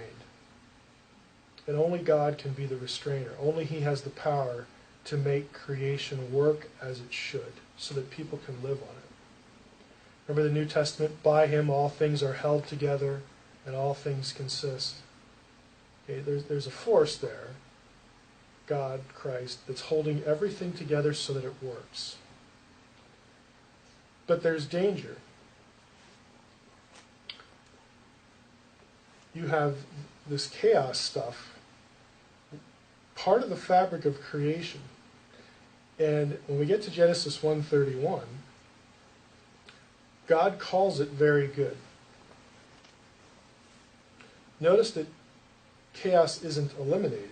Chaos is subdued, and out of chaos, out of the parts, of the dragon, we get our orderly world. But it's still in there. Okay, it's just framed and controlled and restrained. It's tamed to the extent God wants it tamed. And God says, looks really good.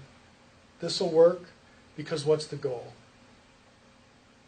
This is a place where humans can live. Now on that place, I'm going to be there too. And my little slice of the pie is going to be Eden, and that will be completely perfect and without chaos. The rest of the globe is not. The rest of the globe is really good. It's wonderful. It's lush. It's ready for habitation. But Eden is even better. So we have a contrast between the absolute perfection of Eden in terms of life on earth, and we have, again, the globe as it is. There's an issue with, there's an element of danger, an element that needs to be held together, that needs God to hem it in, to control it. So if we go back to the questions here, creation isn't perfect. The entire creation isn't perfect. It's very good. But within it, there's just this element of something that needs to be restrained. Now, thoughts here, the second thought. The Genesis creation, again, couldn't be completely perfect, as in finished with no need for any change, for two reasons, or no improvement possible. Again, all creation wasn't Eden, and the new heaven and new earth naturally have to be better than this one. Now, part of that is because of the fall, but even before the fall, there was this sense that only God can hold this together. If God weren't active in holding it together, we'd be in big trouble. And there's this danger that it can break forth and we can have problems. New heaven and new earth won't be like that. So for some reason, God deemed it desirable to leave this possibility for disruption in creation. For some reason, He decided to do that. It's not evil, because He wouldn't call evil good, but it's unpredictable. It's untamed. It is free. It's not programmed. It's not static. Creation is a reflection of God. Not God, it's a reflection of God. God is the only completely untamable thing, and creation is like Him in a little way, because sometimes things just happen. Because it behaves in a certain way, and earthquakes can be natural. Rainfall, floods can be natural. Fire is a natural force. Sometimes humans get harmed by those things. They're just part of creation. It's not perfect. Now the ramifications. Why do natural disasters happen? Why do people suffer? Natural chaos is one of two reasons for suffering. That's the way creation is. It's untamed and it's unpredictable. The curses of the fall aimed at humans do not call for natural disasters. Have you ever noticed that when you get to the fall? The curses are about, women and childbirth, and men, having to work extra hard now to tame, to get food from the land and all this stuff. Things like lightning and fire and earthquake and flood These are things that nature does. Humans just somehow get in the way, either because they're not wise or just because they're in the wrong place at the wrong time. Okay? God isn't trying to cause these disasters, they just are. So why would God leave creation like this? I would say it reflects his nature as being tamed and unpredictable. Romans 1:20, you can tell something about God from creation. God is not under restraint. He's not tamed. Eschatology is about reversing, making creation perfect. Now the other force is intelligent evil. So why do people suffer? Well, there's an element of that things happen because God has left creation wild. The other reason is intelligent evil. Eschatology plans to correct both. So here are the thoughts I want you to get.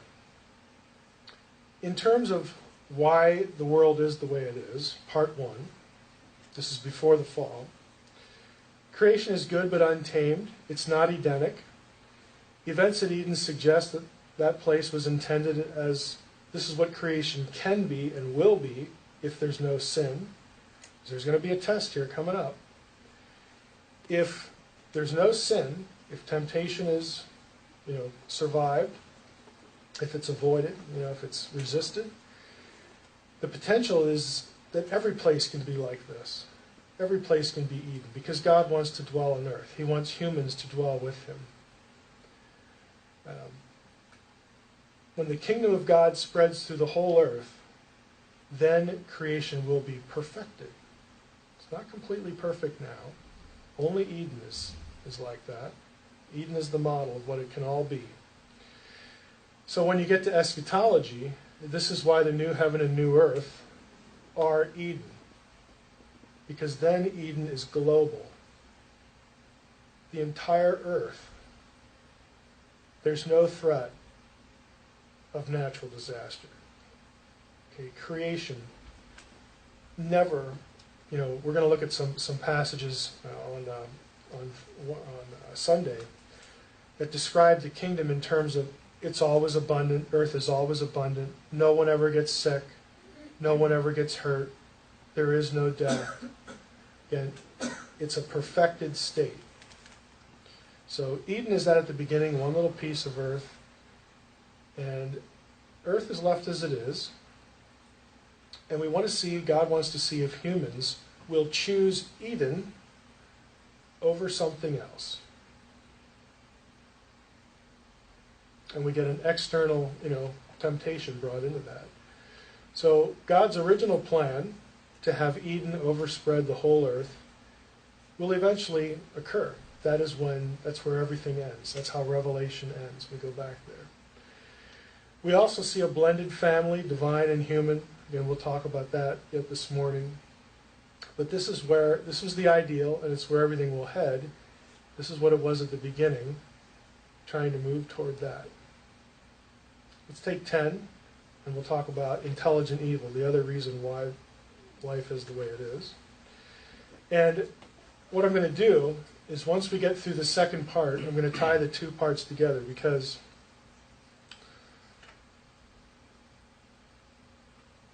God wants a kingdom on earth. He wants to live with humans. He wants humans to be in his family. He wants humans to be in his ruling bureaucracy, this thing we call the council. He wants humans to help run things that he's made. He wants his kingdom to be the entire globe. He wants all people, all nations, to be part of this family, this administration. What you get in Genesis is you get the seed beginning and the potential for harm, because there's a choice that needs to be made. And when the wrong choice is made, think about it, Eden disappears from the picture. That means there is no perfect state at all. That means everywhere humans live, they're subject to catastrophe from nature. And after the fall, that also means they're subject to the acts of intelligent beings who can choose to harm you. All of that could have been reversed. All of it will be reversed. But once the fall happens, humans are at the mercy of nature. They are at the mercy of intelligent evil. And the rest of the story is God's effort to restore rulership, restore the kingdom to earth. And that's a struggle. Even when he finally chooses Israel, when he finally says, I've had it with humanity, I'm going to just pick one nation. Even when he does that, good grief, the Israelites, what a struggle. Even when they get to the land, they screw up. I mean, it's a constant struggle. It's victories and it's losses. It's ups and mostly downs. But everything is inching along. And God tells us at several points, after the exile, when the worst disaster possible has happened, this is when God comes up with the new covenant, when he says, I'm going to just take it on myself to deliberately always have a remnant on earth. I am going to win. Okay, the destiny of this planet, I am decreeing the end. I'm letting people do their thing because they're imagers. They are me. They're reflections of me. And if I took their free will away and just decreed it, right now, kingdom, I would have to take away their image, their imaging status. I'd have to take away their freedom. Then they wouldn't be like me anymore. Mm-hmm. But I'm great enough. I am greater than evil. Every time evil wins, I am God. I will take that evil and I will steer it to the end that I'm determining. I will win. And I will have my way. And so you have this whole story. Earth waiting to be redeemed, waiting to be made perfect. Humans. You have believers, waiting for the final culmination of the kingdom. Will it happen in our lifetimes? You have the enemy thinking that they can win. Why? Because they've won lots of times already. They even infiltrated Eden. Okay? They even had an infiltrator there and managed to forestall the program. If we can pull it off then, that kingdom, we can pull it off in this kingdom too. They really think they can win because they know they're free to act and they've had victories before. And we were talking during the break, this is why prophecy was cryptic the first time. God didn't telegraph what the Messiah would be exactly. Where's the Old Testament passage that has the Messiah being God in the flesh? There isn't any. Why is it that the disciples, couldn't look at Isaiah 7 and think Messiah? Because the word Messiah is not used in Isaiah 7, in the virgin birth passage. And the virgin birth passage is fulfilled in Isaiah's own lifetime. Isaiah tells you that. Okay, in the next two chapters. Nobody ever reads beyond verse 14. Okay? But Matthew later on sees a connection. How does he do that? Why are the disciples so stupid? They're not. Why does Jesus tell them, only after the fact are you going to understand this? Because that's the way it was designed.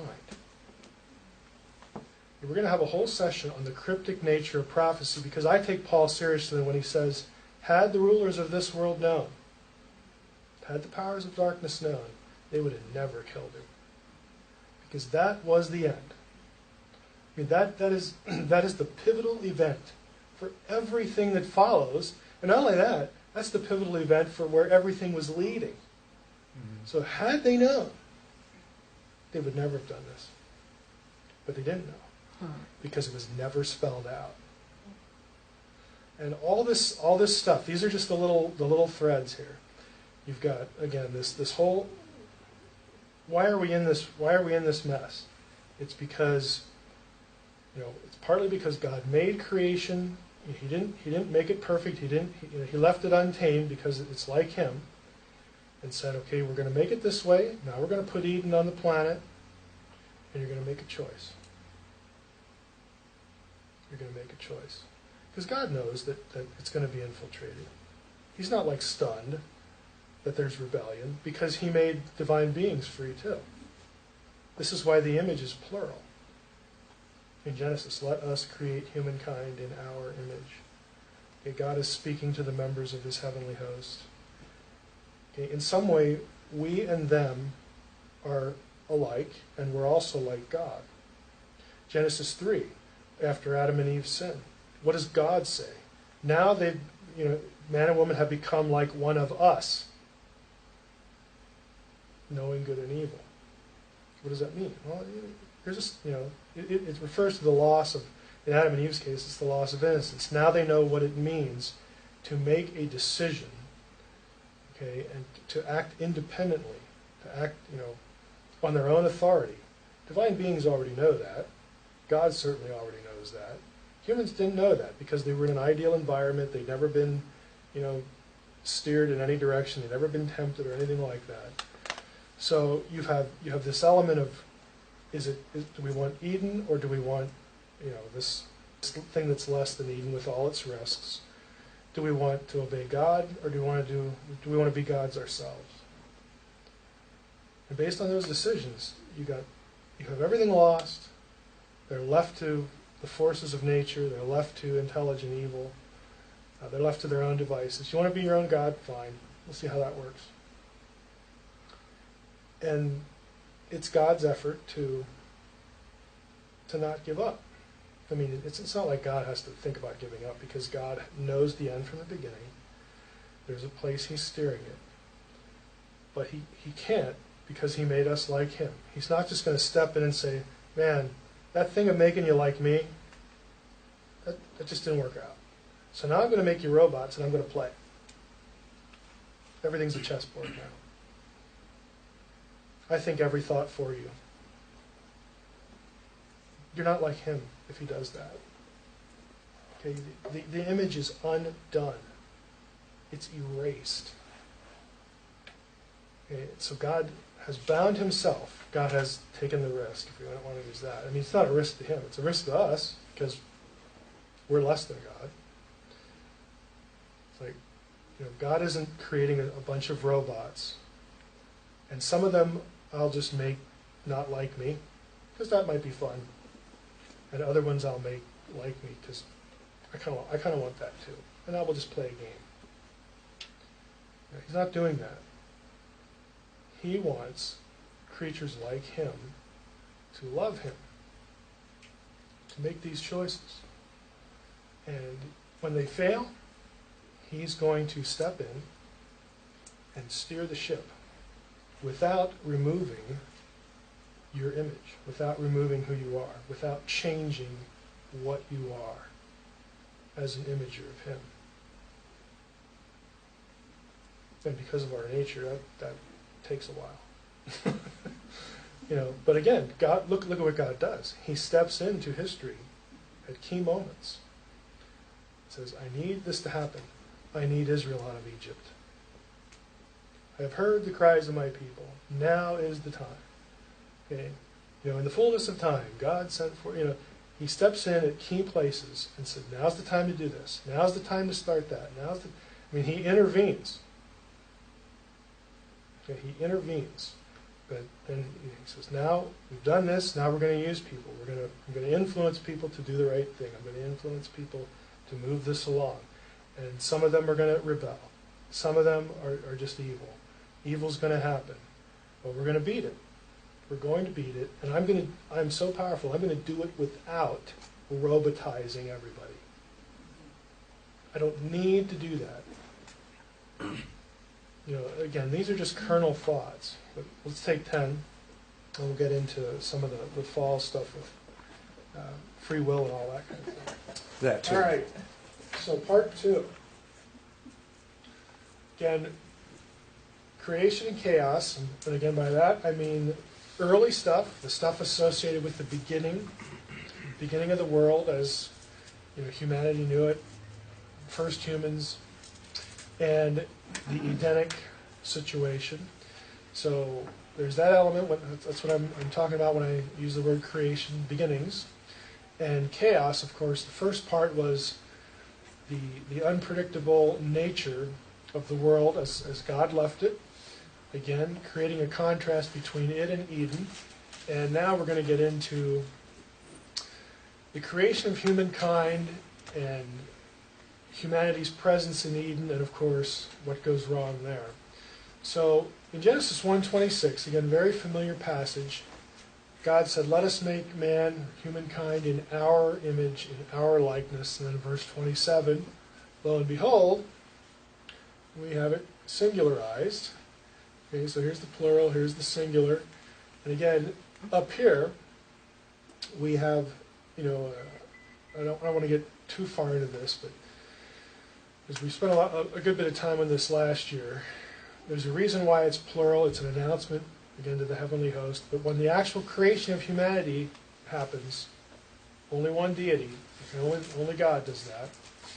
So let's talk a little bit about the image and plurality and all that stuff. Preliminary observations. If you just look at that Genesis 1:26 and 28 passage, these things become apparent. Both men and women are included equally. The image, whatever that is, we'll talk about that, makes humans distinct from the rest of terrestrial creatures. It's not incremental. You either have it or you don't. Okay, they don't get the image in stages. Okay? It's just something humanity has. Makes humankind like God in some way. So the image must be something shared with God's own being and nature. It has to be congruent there. It's also shared with the us, the plural. Again, I think the most coherent view of that is that God, single speaker, is announcing his intention to the heavenly host, his divine council, saying, "I've got a great idea. Let's make humankind in our image." So he's going to be like God. He's going to be like you guys too, because you're like me, because I made you too. There's something shared going on there. So there's an announcement to a plural crowd. Let's do this. But then when the time comes to actually do it, only one being has the power to do it, and that's God. That's why it's singular later on. So let's talk about what it is. I don't want to spend too much time on what it's not, but we'll try to focus on what it is. I will say this about what it's not. Since it's not incremental, since humanity must, all humans must possess it, and you don't get it in stages, any view that defines the image as an attribute or quality, even if it's connected to the brain, like the ability to think about God or pray or something like that, if you connect it to any quality that must develop chronologically, you have problems. You might as well give up your pro-life position right now, because a fertilized, conceptus in the mother's womb does not pray, does not think, doesn't do anything. And if you say, "Oh, well, the potential was always there. It's going to become a human being. It's going to become what am I saying? It's going to become a person." Well, when? Well, when it can do those things. And when is that? When it gets a brain. You see the problem. Then you have something that isn't human from the very beginning, even though you want it to be that way, and you're going to talk about potential. Great, we have a potential person. Thanks for that. You see where it's going. Yeah. But I mean, this is like the mainstream view Yeah. in Christian circles, and it's like, why doesn't somebody they have. There are people who object to it for the same reasons I'm objecting to it now. It's not consistent. So let's throw all that aside, and you can have any ability you want. Communication ability, sentience, whatever. None of them work because they are not always equally possessed from the moment of conception, just the way it is. And don't talk to me about potential persons, because why do you care about conception then anyway? So let's talk about what it is. Think of it as a verb. Image, the word image as a verb instead of a noun. Again, part of the debate is really linked to the phrase, let us make humankind in our image after our likeness. Well, I like to illustrate the verbal idea this way. When we use the preposition in, we don't always mean the same thing by it. There's a way to understand in the image that will help us understand what is meant and will help us see it as something, as a status or something, some role, some function. If I say put the dishes in the sink, what do I mean? What am I talking about? Physically in the sink. A location physically in a certain, I put it in a certain place. Okay, so we're talking about location. If I say something's written in pencil, what do I mean? It's written with a pencil, so the pencil is the instrument of the writing. If I say he broke the vase in pieces, I'm referring to the result, what it looks like after the breaking. Lots of pieces. Here's what to say in reply. That denotes purpose. Here's how to say this. Here's how we're going to write what we're going to write. If I say I work in accounting, now it might mean location. There might be a physical department of accounting, or it could refer to what I do. I'm an accountant. I do what accountants do. I would say that last one is the way we need to think about the imaging idea. That humankind was created to function in the capacity, or in the image of God. We're created to represent God, to do what he would do, to do what he does, that sort of thing. It's a functional thing rather than a qualitative or an attribute thing. So let us create humankind as our image, okay, in the capacity of, or as our image. And when we say that, when we refer to image as a function, what we're really saying is God creates humans to be his imagers. That's where the verbal idea comes from. So if you think of creation in the image of God, we're created to image God.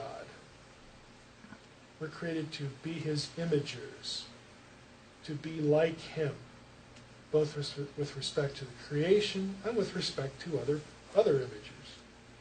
To treat them as God would treat them, to treat creation as God would treat it, all that sort of stuff. This, I think, helps us in the New Testament, again, just to rabbit trail a little bit. When Paul says that we are being transformed, okay, we behold the glory of the Lord, being transformed into the same image, what does it mean? We're becoming like Jesus, okay? Because Jesus was the image of God. Other passages have him as the express image of God. He's like the best image of God. He's like the imager of God, the image of God. What God is, what God does, how God behaves, he is the perfect example. He's the perfect imitator, perfect imager. And we're conformed to the image of his Son. It doesn't mean we all progressively start to grow beards and look like Jesus. It means we start to behave like him, and someday we will be like him. And I do think that means, post-resurrection, that our bodies are transformed to be like his. We shall be like him. We're not going to be Yahweh because we're created. Okay? We'll never be that because we're contingent beings. There's only one of those, but we'll be like him in a significant way, both in terms of how we're transformed in physical terms and how we're transformed in spiritual terms. So all humans are imagers of God, but they all don't represent him the same way. We're able to function in God's place. We image him because we share certain attributes that are God's. Now I want to focus on one of those attributes, and that is freedom. Okay? God is free. He has a free will. He's the only being who is completely free, meaning he needs no external help. He needs no external influence. He has the perfect mind to decide what to do at all times, in all places, under all circumstances. He needs no contribution. Now, God does respond to people, to prayer and things like that. But the point is he doesn't require it. He is completely free to do what he wishes. And we share the attribute. We have a little taste of it. And I would say without it, if we lacked this attribute and others, we would not be like God. We would cease to be his imager. Therefore, I would say this freedom is essential to imaging. It's absolutely critical. Without it, we are no longer imagers. Eden and its free imagers and connections to this whole chaotic business.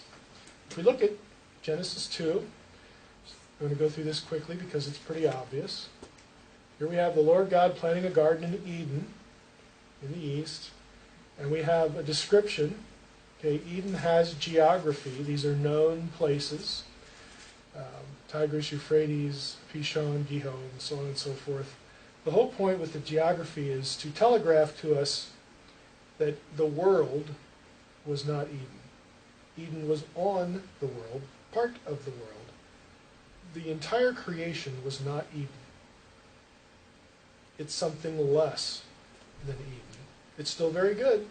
God liked it when it was all done, but it ain't Eden. Right? Therefore, what is said about Eden is not going to be true of the rest of the created world. There's no problem with chaos being part of the creation of Eden. Eden was a small locale on earth. So the rest of the globe has this characteristic of being untamed but restrained. But in Eden, everything works like it should. It's perfect. It's not going to do anyone harm. There is no element of potential disaster as far as the creation is concerned, as far as the environment. But there are intelligent beings running around Eden. Okay? Human and non-human. Eden was where God was, and so where God is, it's the best, it's the perfect environment. Now, let's talk about temples a little bit, because later on, we're going to talk about temples and tabernacles and the temple of the future and all this kind of stuff. I want you to realize that temples in the ancient world had certain characteristics that are going to look awfully a lot like Eden. Because Eden is the place where God dwells, and there are parts of the description that are characteristic of other ancient Near Eastern religions and things like that, because naturally the gods live in the best place, the most lush. Think about it. This is the Middle East. Dry, doesn't rain much. You're lucky to get 3 squares a day and water. But where the gods live, man, it's just this perfect, lush garden. It's just wonderful. And, it's part of the reason, by the way, that the promised land that was intended to be God's abode is described as how, consistently? Milk A and honey. land flowing with milk and honey. Just abundant. Again, trying to thread the idea. Where God is, man, that's the best place. That's the best place. The gods are also going to live on mountains. Why? Because they're remote. They're at a distance. And it takes a journey, it takes some effort to go visit. So the ancient Near East uses certain images to highlight certain aspects of the perceived relationship between mere mortals and gods, or God.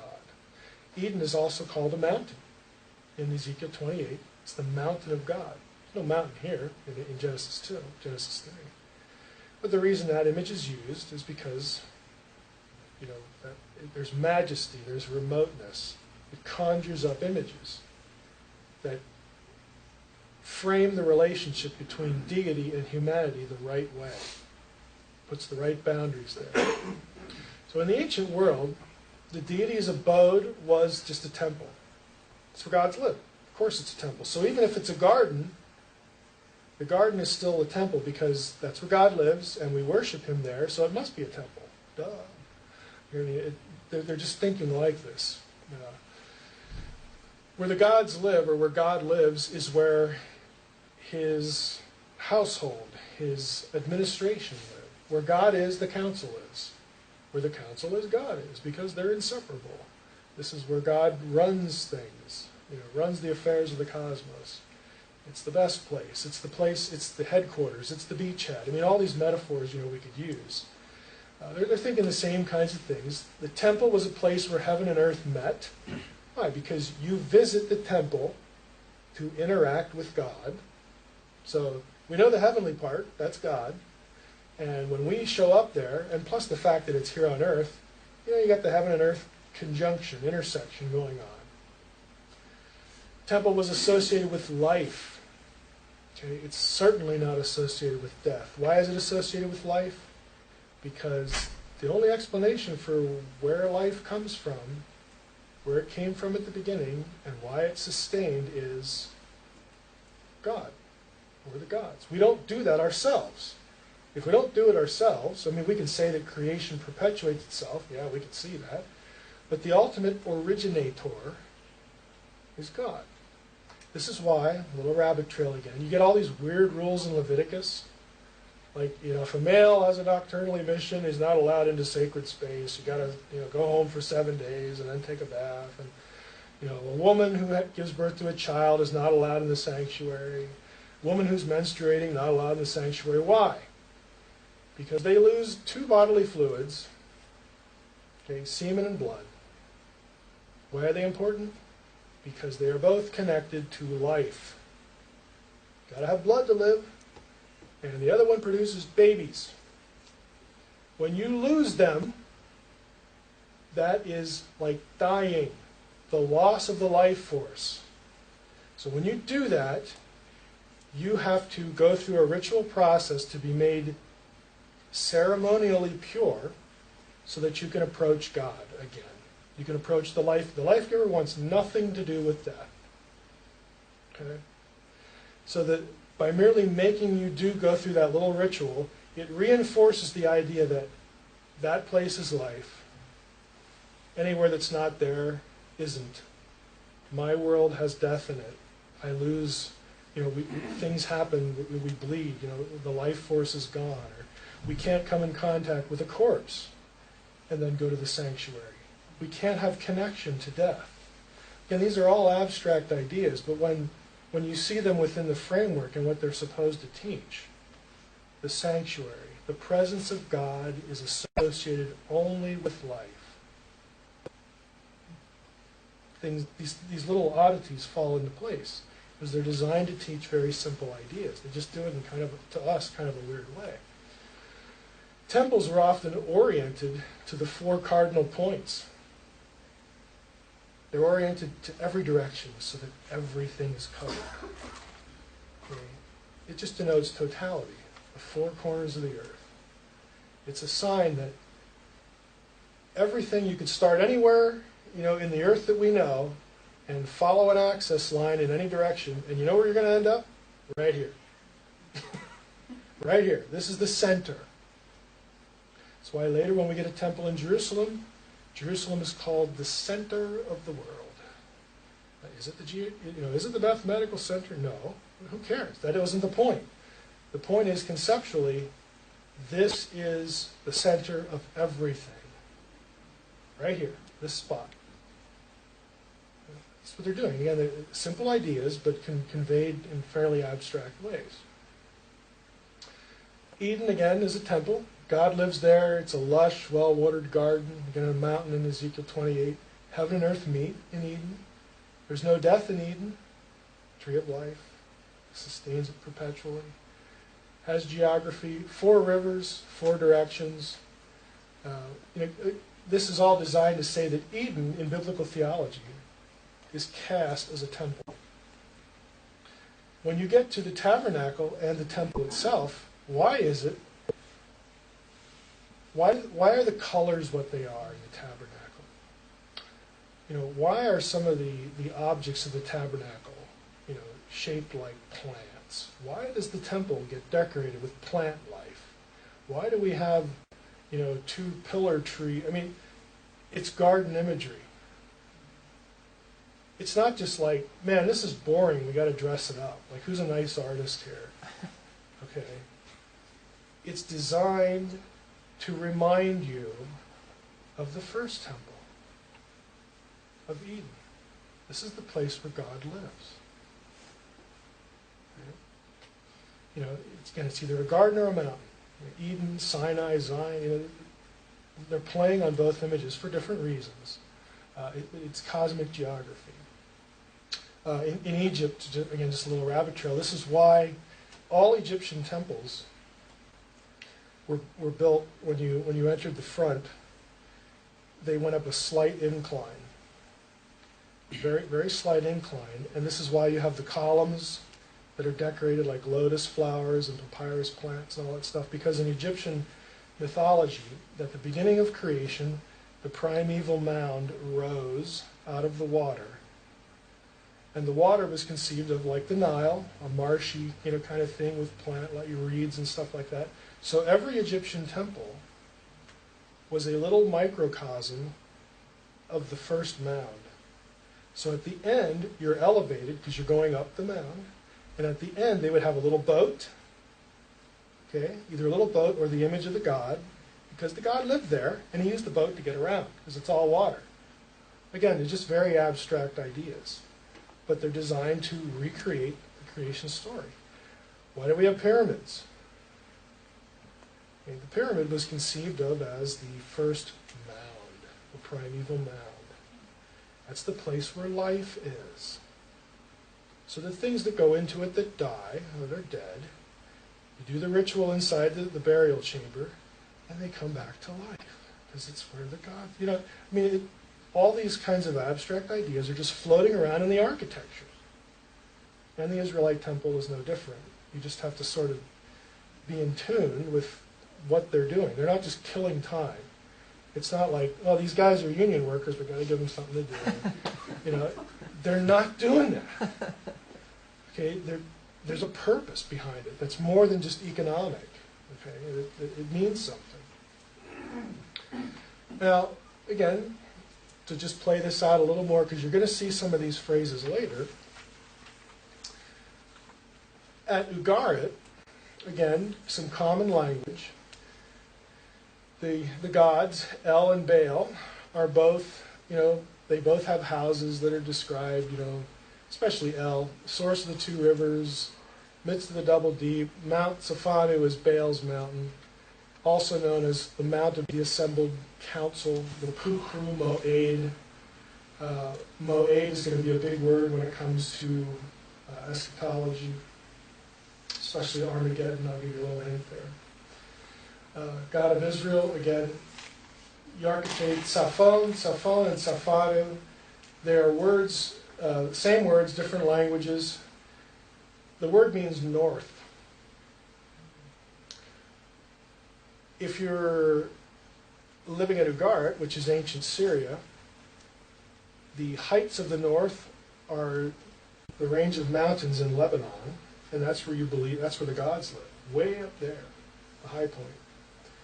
But curiously enough, in Israelite religion, what gets called the heights of the north, the same phrase, the archetype Zaphon, is Zion. Is Jerusalem in the geographical north? No, it ain't even close. It's in the southern part of the Holy Land. So why do they call it the heights of the north? Because it's the cosmic north. It's the place, it's the divine abode. Doesn't matter where it is on the planet. It matters that you connect the idea, okay, the idea of, the real gods don't live up there, okay. The cosmic north and geographical north to the people of Ugarit are, sort of coincide. But the Israelite writer's saying, no, the cosmic center of everything is down here. We're just going to use the same phrase so that you get the point. And this is how they telegraph ideas that don't have any like spatial logic in that case, but in terms of cosmology and the belief system, they're completely coherent. I mean, anybody who reads that knows what you're calling Jerusalem, what you're calling Zion. That's the divine center, not this place up here. Okay. And other terms, again, in Canaanite religion, El lives in a tent and a tabernacle, a house, temple. And the same terms are going to be used in the Old Testament because the logic is this is the real deity, this is the real creator, this is the real master, not the Canaanite El, but Yahweh, who is also called El, over here. So you have, again, some of the same vocabulary. And this is where the council is, because where God is, that's where the council is, because they work for him. Okay, they travel with him. It's his entourage, okay? You want to use that, or the administration. You know, he doesn't subcontract the affairs of the cosmos. I mean, it's all done right in-house. Okay? Now, Genesis 2:9, we have, the tree of life was in the midst of the garden, and the tree of the knowledge of good and evil. And I want to draw attention to this phrase, tree of the knowledge of good and evil. Down here we have it in verse 17. Tree of the knowledge of good and evil. Like, what is that? What is that thing? Well, I would say we can eliminate some things. Some commentators will say it has something to do with sexual activity, because after they sin, they know they're naked. Well, it's not as though God didn't want Adam and Eve to know about sex, because he told them, be fruitful and multiply. Okay, so that really isn't the point. That's not a transgression. That's what I want you to do. Okay? It's also not a reference to moral discernment, because it's gained by eating. The fact that Eve, when she gets into the conversation with the serpent, the Nakash, the fact that she, during their conversation, she knows what God told them. Now, granted, she adds a little bit to it, but she does know. And she's hesitant. That tells you right away that she knows, we're not supposed to do this. I mean, she has it already. The choice is going to be rebellion. Again, the command would be pointless if the humans didn't know what disobedience was. They knew what they weren't supposed to do. So again, she hesitates. She already knows. So knowing good and evil is something also true of God and his heavenly host, because once she eats and she knows good and evil, now she's like one of us. In Genesis 3:22. So let's look at it here. The serpent says to the woman, you won't surely die. God knows when you eat of it, your eyes will be open. You'll be like God or the gods. The word's Elohim. So in verse 4, verse 5, we're not sure if it should be singular or plural. When we get down to verse 22, we have one of us, so we know, this is plural up here. So it's God and the other members of the heavenly host, and now humans, after the fall, are going to share this knowing good and evil thing, whatever that is. Now, what I have here is I have a search. The exact phrase used in Genesis occurs 5 times. Here you have the Genesis references down here. You'll notice there's only one other place where knowing good and evil occurs. Deuteronomy 1. And here it is.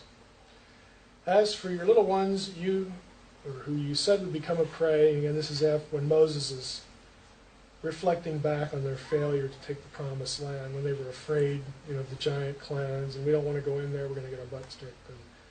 So Moses now in Deuteronomy is looking back at that event. He says, as for your little ones who you said, would become a prey to the inhabitants of the land, and your children who today have no knowledge of good or evil, they shall go in there. To them I will give it, and they shall possess it. So the second generation of Israelites who inherit the land, they were innocent of the unbelief, the sin of their fathers. So what the phrase really refers to is, not knowing good and evil means to be innocent in moral responsibility, to not have been encumbered with accountability. So you can tell, if you look at it that way, when they sin, now they are encumbered with accountability. Okay, the other divine beings know what accountability is because they work for God. Okay, they know what to do and not to do. You know, and in God's sense, He knows what it is because He has to watch what happens. You know, failure and success and that sort of thing, and He dispenses, you know, the accountability. So this whole idea here, and I wanted to rabbit trail a little bit on it, because it kind of becomes confusing, and it'll relate again to freedom as we see the stuff played out.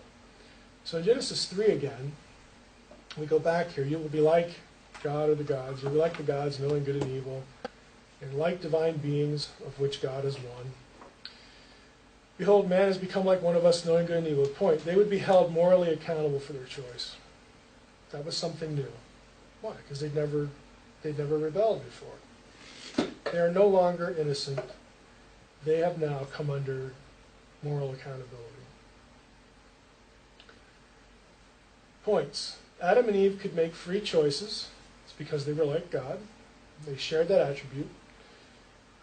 That they could choose was not wrong. I mean, the ability itself wasn't wrong. But they're responsible for their choices. Just like God, again, in His non-human free agents, they know what accountability is by experience. They become like the Elohim. So there's the connection points.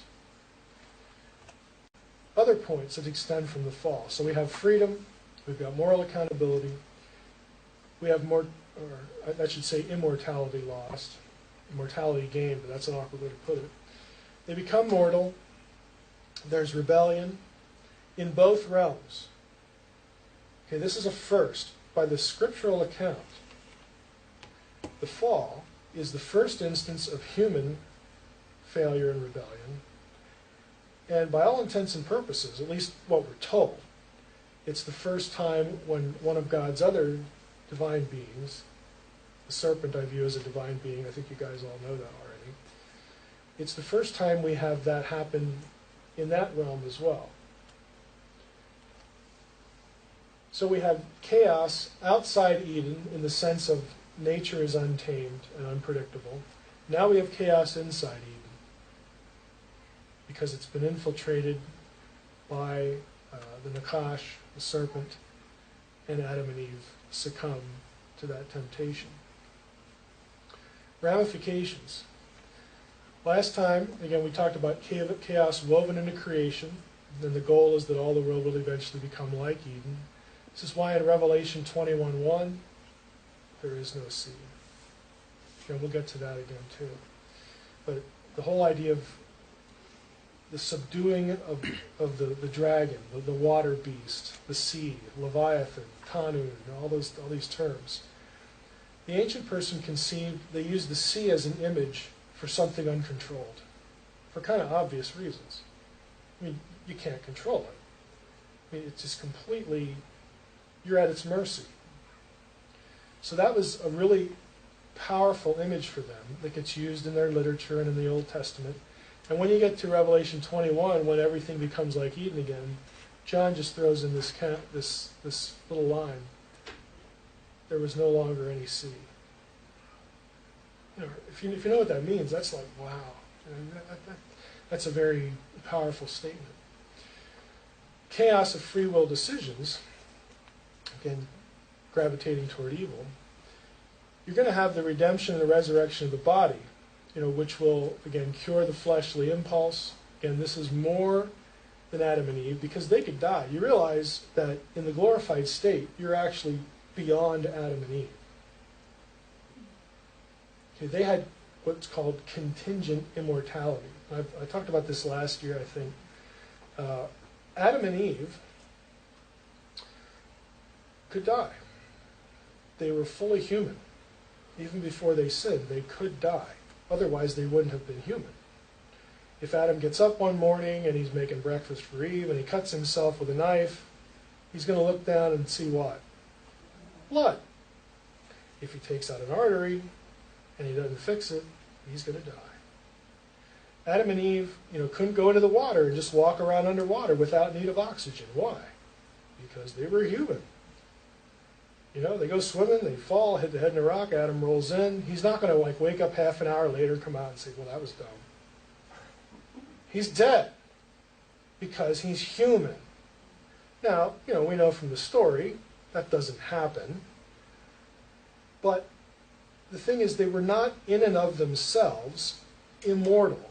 Their immortality was contingent upon not being stupid, not having an accident, and not sinning. Because as soon as they sin, they are driven out of the garden. And what's in the garden that's important? The tree of life. Now, maybe that was something they ate that would maintain their life. Who knows? But the fact is that Eden is where God lives, and God is associated with life. You stay in there, you live. Okay? It's again, a real simple set of ideas. When you're removed, you're going to die now. You're already, contingently immortal. Now you're out, you're like really immortal. And that's one of the costs. And on top of that, you are divorced from the life force, from the thing keeping you alive. So Adam and Eve, they begin to age and they die. When we are resurrected, we ain't going to die. We're beyond that. We actually supersede that status. There's also, again, in the eschaton, the elimination of external evil influence. We're in the Edenic state. We're immortal now in terms of resurrection. Now, we're still contingent in the sense that, God could say, well, I have a new idea, I'm going to wipe you all out. Because he's God. Okay, but, we know that's not going to happen because God tells us that's not going to happen. The point is we're not little Yahwehs now, that we have our own, eternal set of attributes. But, we're in the Edenic state, we're in a perfect environment, there's no, temptation, there's no, solicitation to rebellion. We still have, our will. We're still imagers of God, but we have the perfect environment and we have nothing to solicit, encourage, prompt us toward anything other than God's will. It's the perfect Edenic state. We have 10 minutes. Okay. So, if we go back to part 1, why do natural disasters happen causing the innocent to suffer? Because that's the way the creation is. That's the way it was outside of Eden, and post-fall, it's even worse. Okay, there's just no... There's restraint. If God wasn't restraining it even now, if there weren't things in place, however that looks, however that works, it would be awful. In fact, when restraints are removed, as God describes in prophetic passages, you have what? You have great tribulation such as the world has never seen. Okay, you have these phrases. Again, a progressive withdrawing of restraint, both in terms of the natural world and, according to Revelation 9, what is opened up? The bottomless pit, the abyss. Again, these are all ideas to say it's pretty much hell on earth. Restraint is removed. Restraint over intelligent evil is removed. It's just really bad. So the pit's kind of an anti-mountain. What was that? So the bottomless pit would be like an anti-mountain, the reverse of a mountain. It is. They're viewed as diametric opposites. Yeah. In fact, the same heights of the north, you get the same phrase, Yarkate, heights of the pit. That doesn't make, how can a pit be high? Well, it refers to the extremes. Again, the polar extremes idea. What's the second reason for suffering? Well, it's intelligent evil. Free will acts of fallen human agents and evil non-human agents. Deliberate rebellion instead of imaging God as intended. That's why people suffer. That's why people do bad things. They're imagers, but they choose, they make decisions to not image God, but to either be gods to themselves or just to harm, just to do evil. Because again, there's, on this side of the cross, we would say they're lost, they're unredeemed, they don't have an indwelling spirit, and all this sort of thing. which are all true. But the problem is even more severe than that. And why would God leave creation untamed? Because it reflects his nature. Why would God make humans free and let them make free decisions? Because they're made as his image. He's free, so they have to be free as well, to represent and be like him. To remove that attribute is to eliminate the image, and you can't have divine imaging without freedom. So humans are what they are. They are free to choose to image God, and of course now to believe in Christ and submit to the power of the Spirit. All these are all choices. Okay? They're also free to do none of those things. So where is our hope, eschatologically? Well, the unpredictability of untamed nature, we have chaos woven into creation. God doesn't step in to change it now, but it is under restraint. And again, God says, I'm going to unrestrain it at some point, because that's part of the day of the Lord. When, all things get set right, but that means judgment and also redemption. They work hand in hand. There's suffering and there's redemption. The day of the Lord is when everything is resolved, and it involves both violence and divine intervention, and out of that comes glorification. So all these things are reversed and set right. Chaos of free will decisions, the threat of human freedom to do evil. Again, imaging is really important. Evil happens when freedom manifests as rebellion. Freedom is also necessary for true obedience, and we can't forget that. So the resolution of that part, evil can end only one of two ways. Removal of freedom at the cost of imaging, and God isn't going to do that because then we're no longer human. And the second is redemption, resurrection of the body. Again, this is eschatological sense, the ultimate sense of deliverance of evil. So eliminating all the evil external influence and Satan and his angels and so on and so forth. Logical question. Is God not in control then if he does not predestinate everything? I would say God does not predestinate evil. Humans are free. He foresaw evil but didn't need it to happen to work a plan. Now I know the old explanation for this. You tell me when we stop, because I can always pick up the last slide or two. Why does evil happen? Well, some hyper-Calvinistic positions will say God does predestine evil, and he's behind it. Because they're stuck in a position that God must have control of every event, even evil acts, to be sovereign. Then there's this mediating position where, well, God saw evil and incorporated it into his plan. So, in other words, God couldn't think of a better plan? Right? Like God, now that God has the plan set, he needs evil to happen so that it all works? I don't think God needs evil at all. Okay, that's what I'm getting to. There's a different perspective here. And where I get that, I think 1 Samuel 23 is really important. This is the story, real quickly, of David at the city of Keilah. He delivers the city, from enemies. And while he's there, Saul hears he's there. And he goes, David is like a caged bird. Okay, I'm going to go down there, and I'm going to surround that city and put it under siege, and I'm going to get him. Well, somehow David finds out that Saul is on his way, and so he asks God, if Saul shows up here, will the men of Keilah surrender me to him? And God says, you bet. Like in a heartbeat. Thanks for nothing, David. Here you go. Here you go, Saul. And so what does David do? I think I'm going to get out of here. Now, what does that tell us? God foreknew an event that didn't happen. That means that God's foreknowledge of an event does not necessitate its occurrence. Foreknowledge does not necessitate predestination. It just means God knows. God gives David the information. There you go, David. Now, God knows what he's going to do, but David has to do it. If he sits there, God's going to be right. Okay, he didn't foresee incorrectly. But nevertheless, there's freedom within the context of God's foreknowing.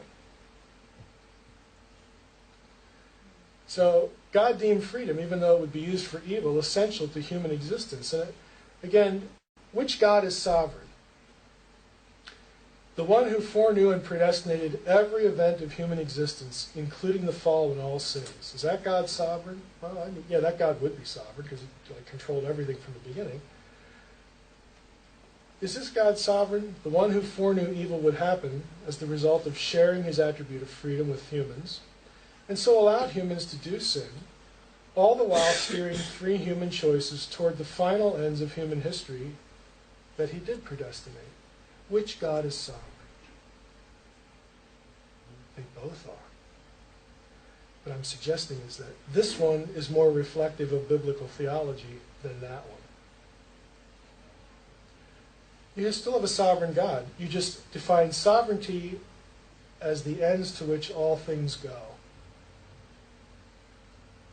And this one has everything up front. It's front-loaded. You know, which is the better chess player? The guy who makes you move every move and then he's just going to make you lose? Or the guy who says, it doesn't matter where you move, I'm going to win? I mean, that's the analogy. Which one is like the better player?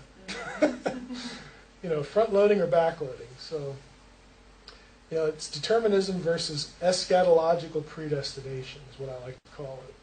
The ends are predestinated. That's a big term, I know. We like it. Okay. Have a minute, or should we skip to the summary to begin next time? 29, it's 12:29 right now. All right. Well, just a quickie here. Evil exists because free will is essential for being an imager. An image refers to representing God as co-rulers with him, co-administrators. The image doesn't need evil to be a reality. Imaging preceded the fall. God's intention was to rule his creation through these proxies, through these imagers. And eschatologically, evil will be eradicated. There will be no enticement to sin. And all the earth will be transformed to an Edenic state. But that's not going to happen until there's a battle with intelligent evil.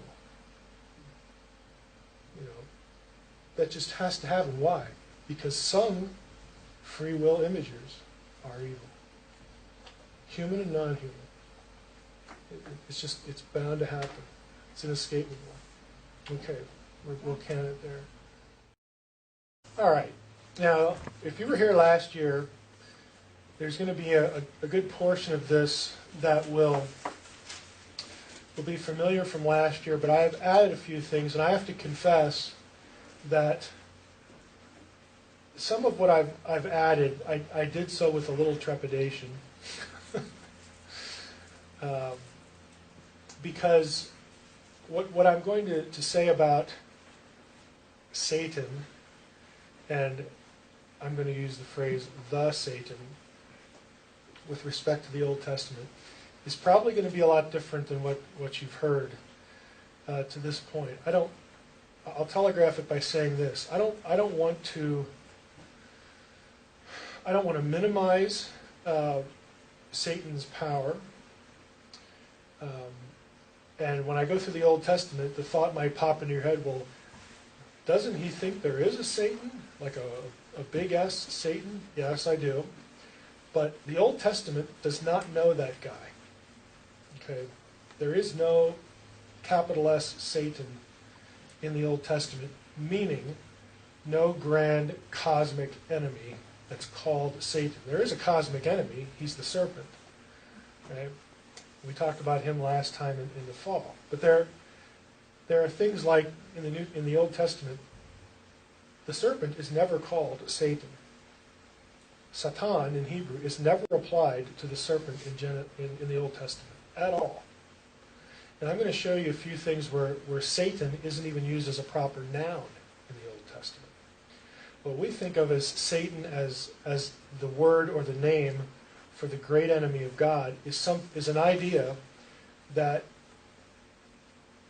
takes hold, there are linchpin ideas, there are thread beginnings in the Old Testament that, as you go through the intertestamental period and on into the New Testament, the term Satan becomes used as a term to describe the great enemy. But the Old Testament doesn't actually use that term to describe the great enemy.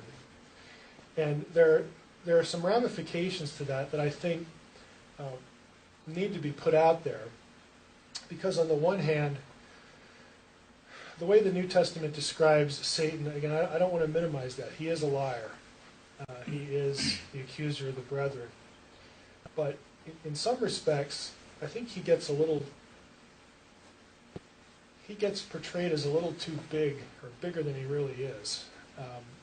And I think this audience can appreciate that a little bit, because in the Old Testament idea of the unseed world does not include big S Satan. What the issue there is are other beings, specifically that have cosmic geographical boundaries, and who are referred to as other gods and things like that. It's just a different perspective that gets elaborated upon and expanded in the New Testament. I'll try to go through and make that clear. Some of this will be old hat for you, some of it will be new. Psalm 82 should be a passage that is familiar to everyone. But in case it's not, the screenshot here is the ESV. Psalm 82 verse 1, God has taken his place in the divine council. In the midst of the gods he holds judgment. And you'll notice that the word God is in blue. There's a blue highlight on it. And below, where the columns are, right here, this column is also blue highlighted. That is showing you that this word, capital G-O-D, is the word Elohim in Hebrew. Here's what it looks like in Hebrew. Here's a transliteration. So the first word there is Elohim. We have a singular being because, this is the verb right here, and if I were actually using the software, if I hovered over this, it would tell you that that's a singular verb. So I've often said on radio shows and on a website and all this stuff that Elohim is a term like fish or deer. If I say the word deer, D-E-E-R, how many? There's no way to tell. I have to put it in a sentence. I have to attach it to a verb so that you know whether I mean one or more. If I say, the deer, let me think of a good verb that illustrates it. The deer is in the field. Singular. You know that because of the word is. The deer are in the field. It is obviously plural. Hebrew is the same way. You don't know if Elohim is singular or plural until you put it in a sentence, until you attach it to something else grammatically. And here the verb is singular, and so this Elohim has taken his place, right here, has to be singular. Well, now we have in the midst of the gods highlighted, and you'll see that it's the same word, Elohim. This one has to be plural because we have a prepositional phrase actually in Hebrew, in the midst of.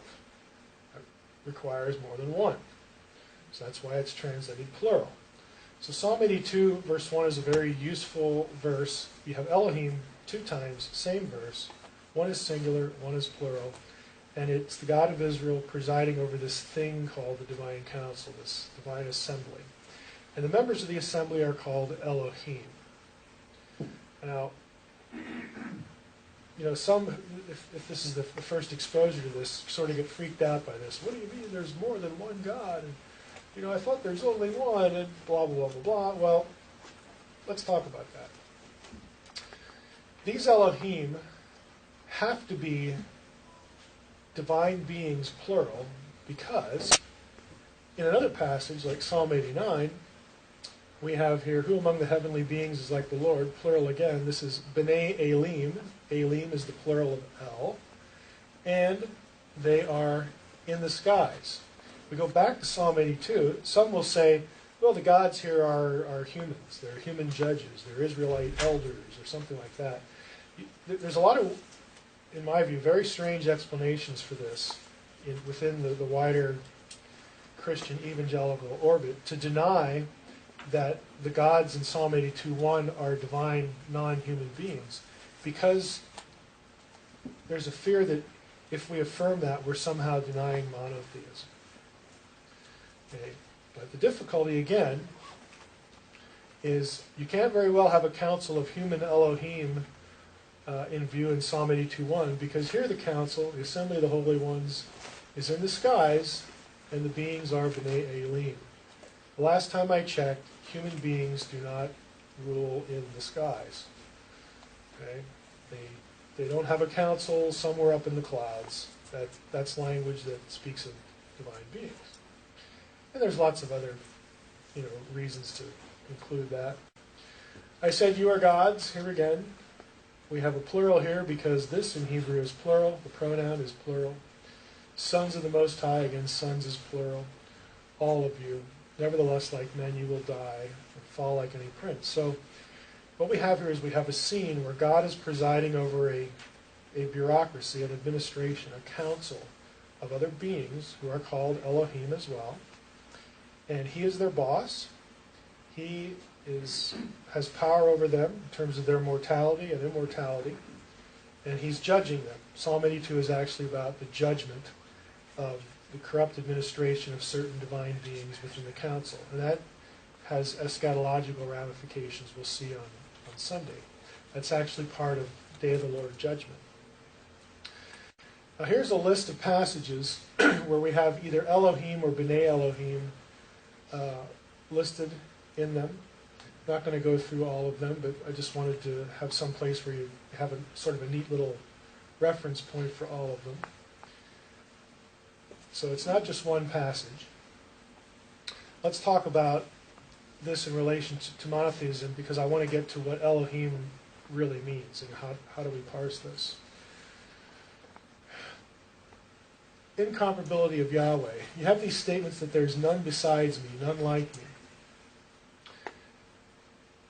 These are not denials that other gods exist. How do I know that? Well, Deuteronomy 32:17 is probably a good passage.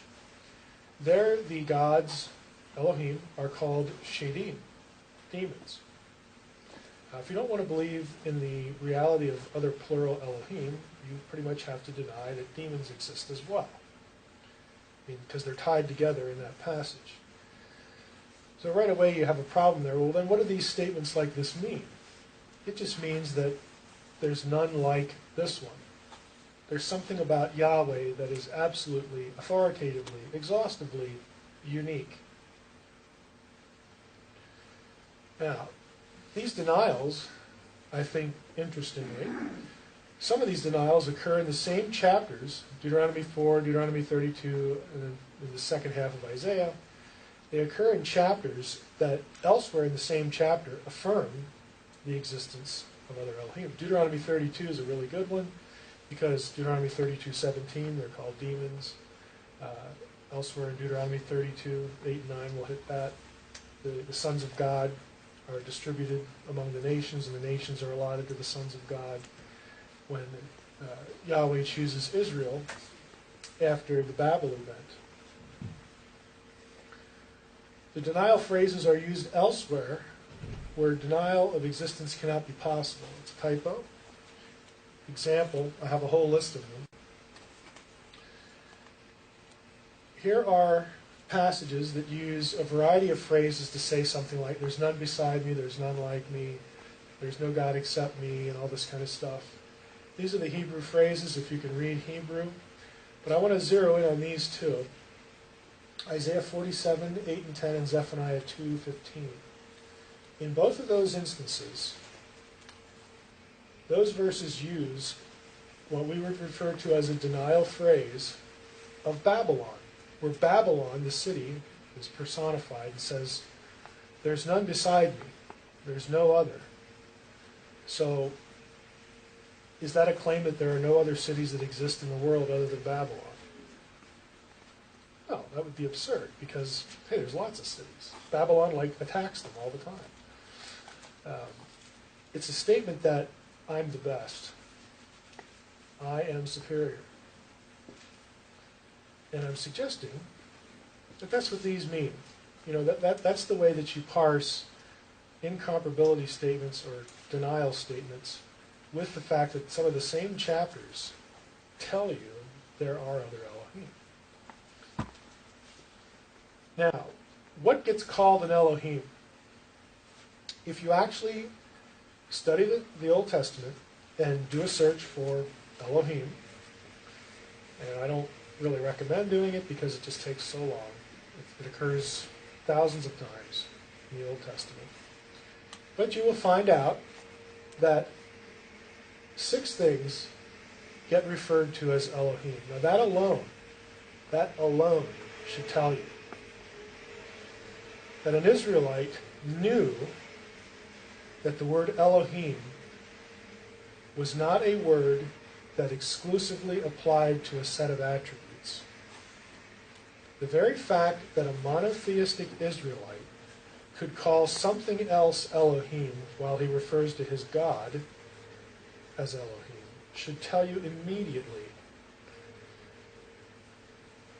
there's something going on with that word, because if the point of all those denial statements was to say that no other Elohim exist, and Elohim only speaks of capital G-O-D, why in the world are biblical writers using the term of gods in this council, gods of the nations like Ashtoreth? Interestingly enough, the masculine is used instead of the feminine. There is no biblical Hebrew word for goddess. They don't use it. They use the masculine form of the word. Just kind of interesting. Milcom, the Elohim of the Ammonites. Demons, Deuteronomy 32:17. Disembodied human dead are called Elohim. This is the Samuel incident where Saul goes to the medium, the mistress of the Ov at Endor, and says, hey, I'd like to talk to Samuel.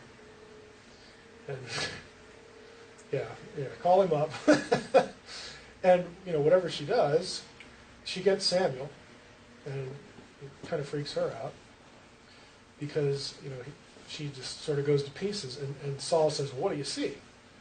And she says, I see Elohim coming up from the ground. And then he says, what does he look like? Okay, singular, what does he look like? And she describes Samuel, and then Samuel says, why are you disturbing me? You're going to die. Forget anything you're going to ask for. The answer is no. Because Saul wants some pity, and he ain't getting it. He's doomed. But nevertheless, Elohim used of the human dead there, and angels.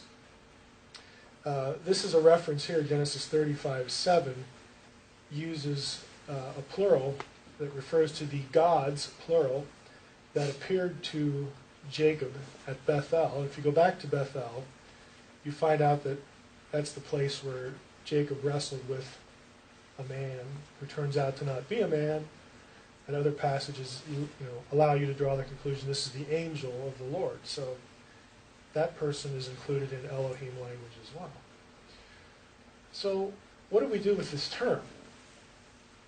This tells you it's not a denial of monotheism. It's a word that a biblical writer could use of 5 different things besides the God of Israel. Now, it's hard for us because we use G-O-D, and we mentally attach to it a specific set of attributes that are only relevant to the God of Israel. And so when a lot of people, when you tell them for the first time, hey, the Bible says there are other Elohim, it freaks them out because they think you're saying there are other beings like Yahweh, when that isn't what the biblical writers were saying. Elohim is what I like to call a place of residence term.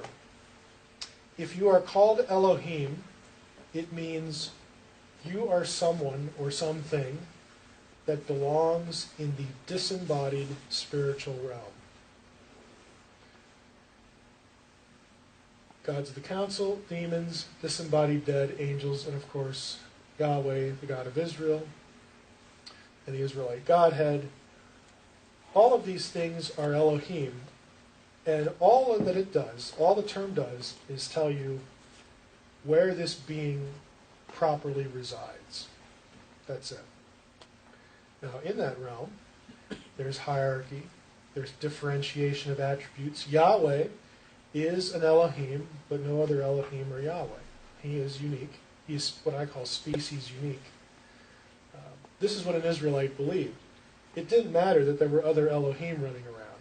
What mattered was there was only one of those, by definition. In fact, this one created all the other ones. They are derivative. They are contingent. They are inferior. But they all live at the same place, and that place is the spirit world, the unseen world, the spiritual world. That's all the term means. I want to hit some other terminology, because that was sort of review. Park a little bit here. Shadim is actually a very rare term in the Old Testament. It is used only 2 places. Right there, do your exhaustive word study on Shadim, demons. 2 passages. It tells you right away that demonic, what we would call a demonic entity, plays a very small role in the Old Testament theology of the unseen world. The more significant characters are the sons of God who are corrupt, who are the administrators of the nations. They're a big deal. The other big deal are the spirits, the Rephaim spirits who inhabit Sheol, who inhabit the underworld. They're a big deal. Demons, not so much. They're minor players. As best as can be told, this is probably a word that comes from Akkadian, Shadu, Shadum, it would still be a singular, which refers to a spirit being or some kind of force. All right? It's nearly always singular in Babylonian Akkadian literature. When it's singular, it can be a good thing, okay, a protective spirit. When it's plural, it's always bad, and it's only plural in the Old Testament. So you have a high degree of agreement right here, again, cross-culturally, that when the term is used as a plural, and by the way, the New Testament takes this pattern too, the plurality is deliberate, and it has a sinister tone to it. When you get a pluralization like this, it telegraphs to everyone in the Semitic world that the Shadim referred to here are not good. They're bad. But you only have 2 occurrences of it. But nevertheless, they're sinister, bad guys. Cherubim, both cherubim and seraphim are really the same thing, but the terms derive from different cultural images. Let's put it that way. A cherubim comes from Akkadian koribu, or karuv, and it was a reference to a creaturely entity that guards the throne. We've all seen like these pictures of the winged bull kind of critters. Okay, it's that sort of thing. This word again comes from Akkadian. Seraphim is from the Egyptian seraph, which is a fiery serpent, and in Egyptian culture, they were the throne guardians. So it's really the same sort of function, but the terms are different, but it's sort of the same level, the same office, that kind of thing. A couple illustrations. This one is not, this one actually comes from Phoenician, so this is a more Canaanite illustration. This would be a koribu, or a karuv, right here. Again, always associated with the throne guardianship. This is just a selection from an Akkadian lexicon. Another picture, this one is actually something very similar, just hand-drawn, and you get the idea. Creaturely, human face, but creaturely body. Angels, when they are described in the Old Testament, are always human in appearance. These are not. Here's an illustration of the seraph, or seraphim is plural. The Egyptian flavor, again, a winged serpent figure, human face. but where we see this is typically Isaiah 6. Now, some think that seraph comes from the Hebrew seraph, to burn. Seraph is actually a noun, though, for snake, and again, in the Egyptian cultural context, it's a throne guardian. Now, I have this note here. Isaiah's time, Isaiah 6 is where we get the seraphim reference. In Isaiah's time, Israelite kings used a lot of Egyptian iconography, a lot of Egyptian symbols and portrayals in their own architecture, their own royal trappings, which is why Isaiah, because he's living and ministering in this time where the kings use things with Egyptian flavoring, this is why he chooses the word seraph or seraphim instead of karuv or cherubim. And as an example, this is King Hezekiah's seal. It's the actual seal, this is the hand drawing. And at the top, this says Yehuda, so Judah, and this is Lechezkiyahu, belonging to Hezekiah, gotta tip my head here, Ahimelech. Okay. You have belonging to Hezekiah, the brother of, or let's see, is this a Z? Yeah, that's a Z. Akaz Melech, belonging to Hezekiah of Akaz the king. Hezekiah, whose father was Ahaz, the king. So this is Old Hebrew script. But if you look at it, it's the Kepher beetle. It's a completely Egyptian symbol. And the Kepher beetle, with the wings, was a symbol of life. I was chatting with somebody in between one of the breaks. The reason that the Kepher beetle, the dung beetle, is a symbol of life to the Egyptians is these beetles would roll these little balls of dung around with their hind legs. Go to YouTube, you'll see a video of it. It's hilarious. They're rolling these little balls of dung around, and the Egyptians happened to notice that sometimes these little balls of dung, little beetles come out of them. I mean, they didn't know that what was going on was the beetle was laying the eggs, and after a while they would incubate and then they were born. The Egyptians thought that the beetle had power to create life, like spontaneous generation. And so it became a symbol of life, creation, creative power. And it was a familiar symbol of life and prosperity, so Hezekiah takes it as his own.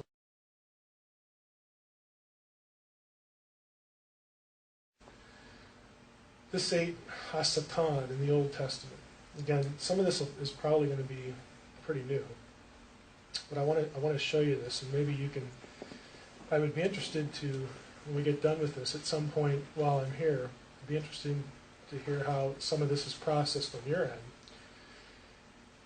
This noun, Satan, occurs 27 times in the Old Testament. What I did was I ran a search in my software, 27 results in 23 verses. Okay, you can see that there.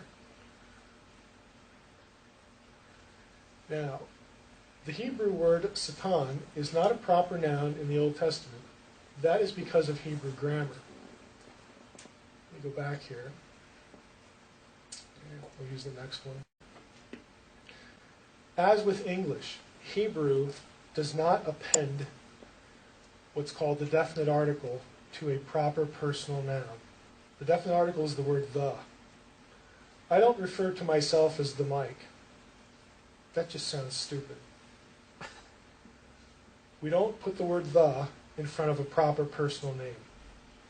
Hebrew doesn't either. And in nearly every instance of the occurrence of this word, the definite article is attached to it. It cannot be a proper name by rules of Hebrew grammar. It never does it. So, this is just a quote from a grammar, so you know I'm not making it up. This is from Walking O'Connor's Simplicity Through Syntax. We'll skip that. I ran a search on the word Satan with the definite article in front of it. So again, you can see I'm just not making it up. Here are the results. You'll notice that all of your occurrences in Zechariah and Job have the definite article. Job 1, 6-9, 12, 2, 1 through 4, so on and so forth. They all have the definite article. This is not a proper name in Job 1 and 2, or Zechariah 3. Satan actually is an office in the divine council. The job of the Satan is actually described in Job 1 and 2. Have you considered my servant Job? And he asked the Satan, where have you been? And what is he answer? I've been running around to and fro throughout the earth. The Satan, his job was to go see who was in obedience to God and who wasn't. Because if you weren't, then you were in trouble. You were unrighteous. If you died unrighteous, you were going to go to Sheol and all that kind of stuff. Stay there. There are 3 instances where the noun does not have the definite article. So here there's a possibility. We could have a proper personal name. They are Numbers 22, verses 22 and 32, and 1 Chronicles 21:1. Again, we might have proper name here. However, if you look them up, the context denies that idea in all 3. Right here, these 2 of them, guess who's called Satan? The angel of the Lord. He is not a bad guy. He is not a cosmic enemy. He is, in fact, the embodied Yahweh. Satan means to oppose, means to be an adversary, to be an accuser, see that? A challenger. So when the Satan was running around, checking up on people who are in obedience or disobedience, he would say, yeah, I saw Jeff over there, and Jeff, just that and the other thing, and you need to, Lord, you need to do something about that situation. So when he shows up in Job, God says, do you have anything to report about Job? Knowing what the answer is going to be. Now, where the Satan goes wrong in Job 1 and 2 is he challenges God. He says, yeah, I know about Job. He's a righteous man, but that's only because he has a nice life. I'll bet, if you did this, that, and the other thing to him, he would curse you. And the Lord says, you're wrong. And then, the whole rest of the book ensues where you find out that he was wrong. And, it opens the whole thing about why did God let this happen, and so on and so forth. At the end,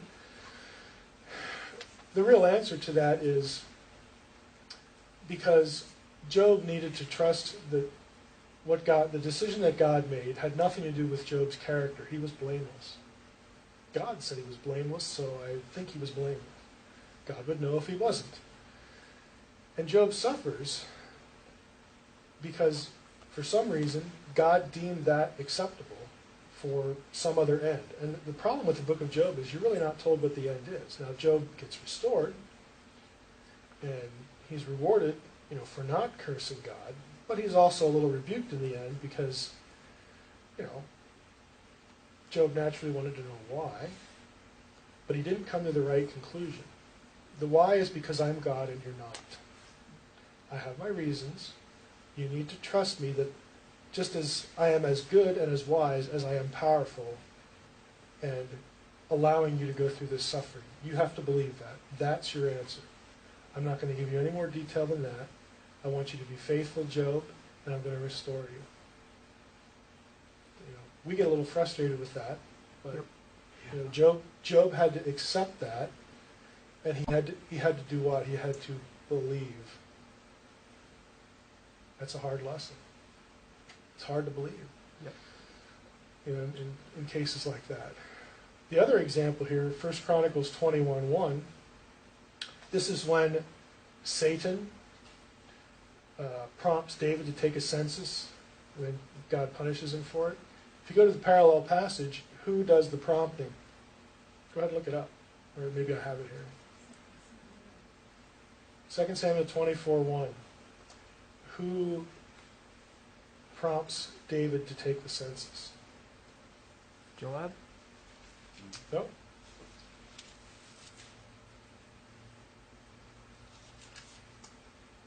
Listen to God, I think. What? The Lord. The Lord. Yahweh. The way you reconcile that is there are things about the description of the Satan here that that describe the angel of the Lord in other passages. That is how you reconcile the passages, because both the angel of the Lord and the Lord are the Lord in Old Testament theology. They're both Yahweh. So there is no contradiction. But if you deny that, then you have Satan doing one thing, proper name Satan, versus Yahweh. And you get in all sorts of trouble there. Well, I guess Yahweh is Satan then, and Satan is Yahweh. No, you're missing the whole point. But, you'll see that sort of discussion in certain things. So even in this, by the way, Yahweh prompting David to do this and then punishing him for it, the narrative says that God had already had an occasion. I mean, David was under judgment. And so when God prompts this, he is going to use David's census as the means to punish him, for a bigger picture sort of thing. So sometimes, the lesson is, sometimes God can put you in a situation as a stepping stone to chastisement. This is what he does with David. It's God's prerogative to do that. God is the judge. God is our judge. He's all our judge. He's our boss. And sometimes God needs to chasten us. And if God is watching over our lives, sometimes he'll say, you go over there, because I know when you go over there, you're going to get your butt kicked.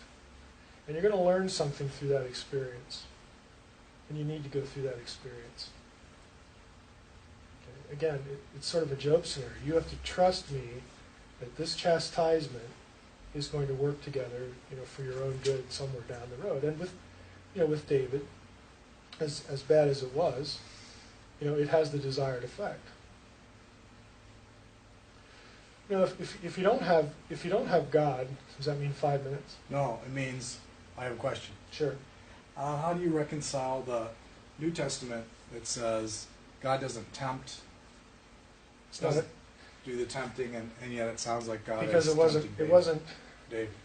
He's not tempting him to do a moral, like a moral evil or something like a crime or something like that. He tempts him to do something unwise and that leads to suffering.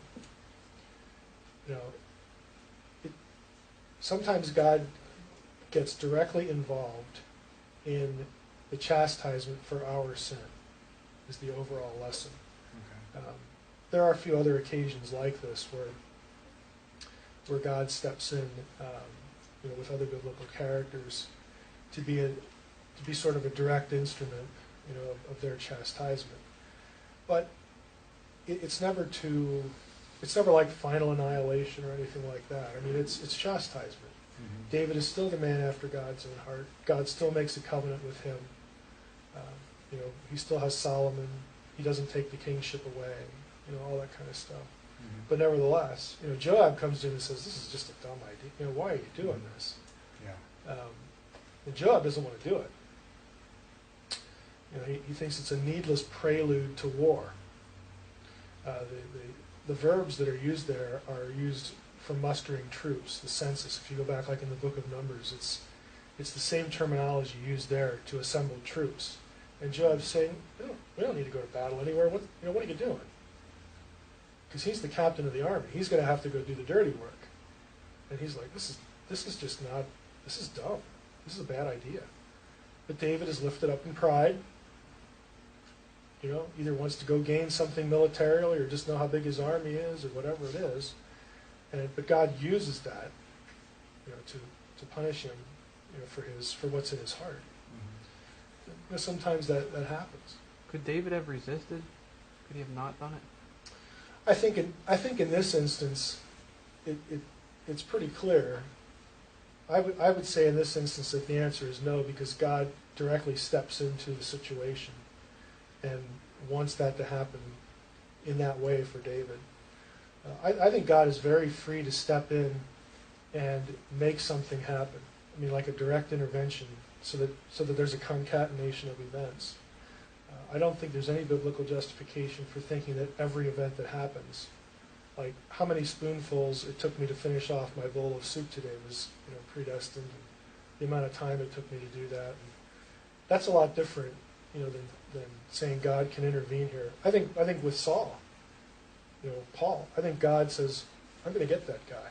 And I'm going to get him today, and I'm going to get him right now. I'm going to knock him off his horse. I'm going to show up to him. He's going to believe in me because, what else is he going to do? I mean, how is he going to resist this? And then when he gets off his feet, I'm going to tell him, you go to the town, I'm going to tell you what to do. And then things start rolling from then on out. So I think God is perfectly free to do that. I just don't think that there's any biblical merit that every event that occurs in every place at every time works that way. So as a summary, you have here Elohim is used for beings in the unseen world for a whole host of things. It's basically synonymous with spirit, like a spiritual being, a being that resides in the spirit world. You have other terms: Satan, Malachim, messenger, angel, sons of God, cherubim, seraphim. Shadim might denote disposition because in the plural, in Akkadian, there's like hundreds of these, and it's always a malevolent being when it's in the plural. So some scholars would say the word itself might denote malevolence, just a malevolent entity. Proper names, again, some of them, you do have proper names, Baal, Yahweh. Some of them have meanings. They all have meanings, but sometimes the meanings are more significant or have more impact in terms of a scene or a specific role. Terms of appearance or character, Nakash, again, serpent or serpentine. It has other meanings, as we talked about last year. I'm not going to go through the whole thing about. Nakash can mean one who practices divination, like with the intent to deceive. Okay, there's a verb nakash for that. Nakash can mean shining one, because the article is appended to this as well, the nakash. If this is the adjective, it means the shining one. And again, it would denote something about character or appearance. Stars, Tsebaot, heavenly host. So you have a fairly limited range of beings for the unseen world. Most of what occurs outside these are specific proper names of deities, of entities. Chemosh, Milcom, something like that. Obviously foreign deities.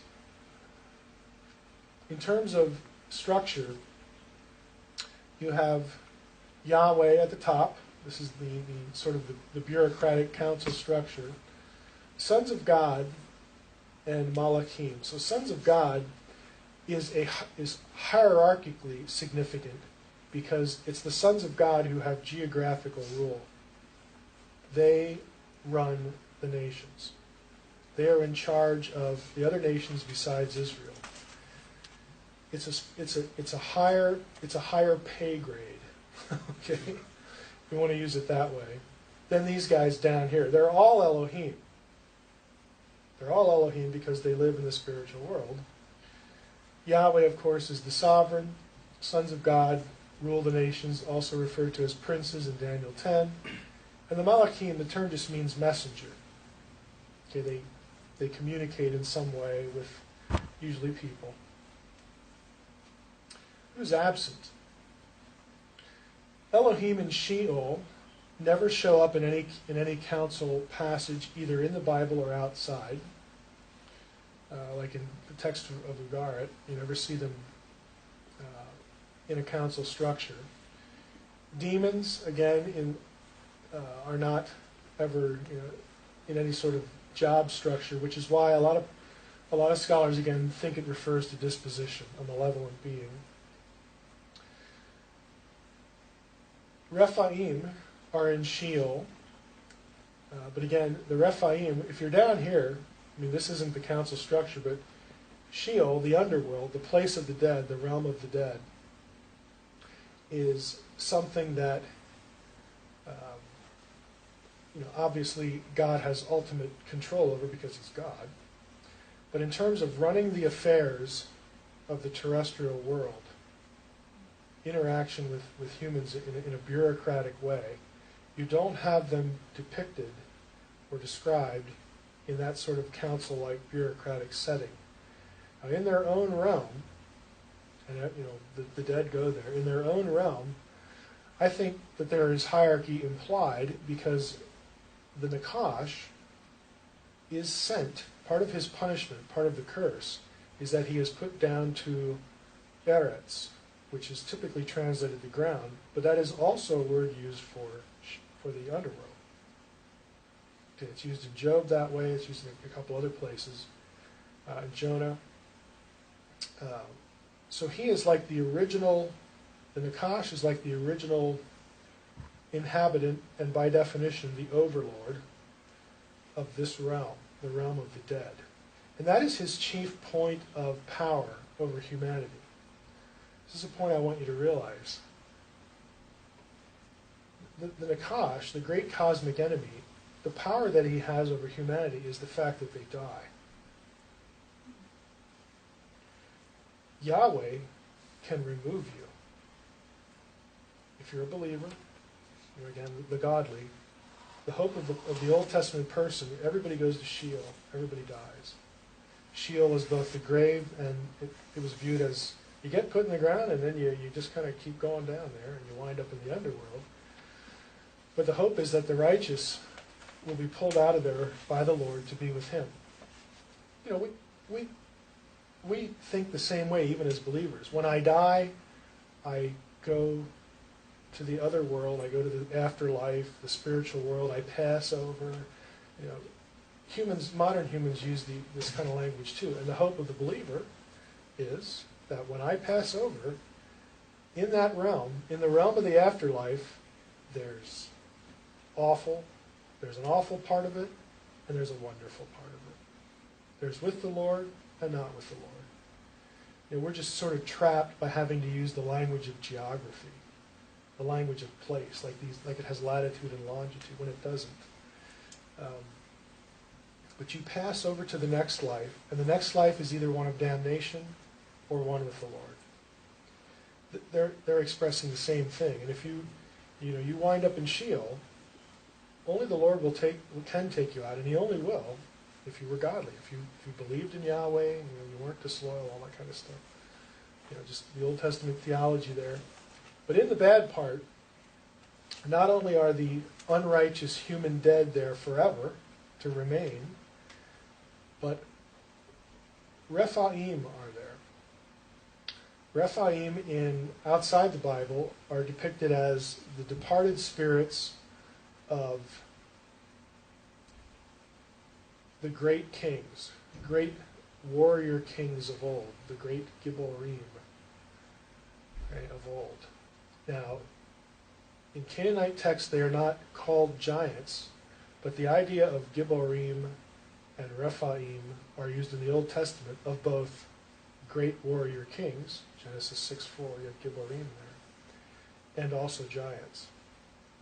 So it's a good bet that this is sort of an Old Testament, this is where the idea of the association, just like it says later in the Second Temple period, when you kill the Nephilim, the immaterial part of the dead Nephilim became a demon. In Jewish theology, that's where demons come from. We're never told where Shadim come from, malevolent spirits, in the Old Testament. They're just there. They're not there much, but they're just there. But in Jewish texts between the Old and New Testament, they spent a lot of time here. And the view there is that when God wanted the Nephilim destroyed, when one of them died, their spirit went to the underworld and became part of that, became a malevolent spirit. Now they're not locked in. They can come and go. There's only a place of, a special place in hell, okay, for certain of these, the offending sons of God, okay, in Genesis 6, are always across the board. Whether in the New Testament, the references to being in chains, okay, Tartarus, and intertestamental Jewish literature like in Enoch, the original offenders are locked away. All the other inhabitants, malevolent spiritual inhabitants of Sheol, or the underworld, are not locked away. They come and go. When you die, that's who you run into, if you're left there.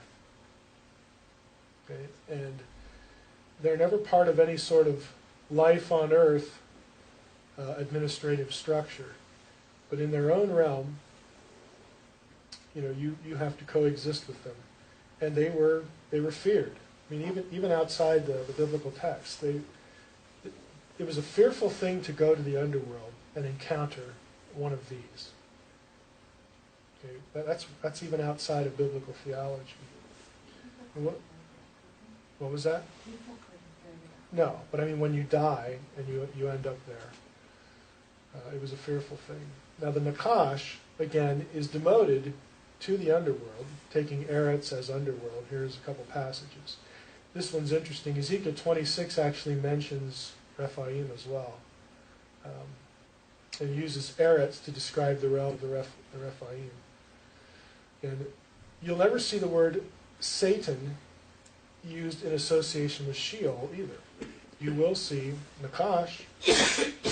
This is his realm. This is his domain. This is where he's sentenced. Great enemy. He is the Lord of the dead. He is the Lord of this place.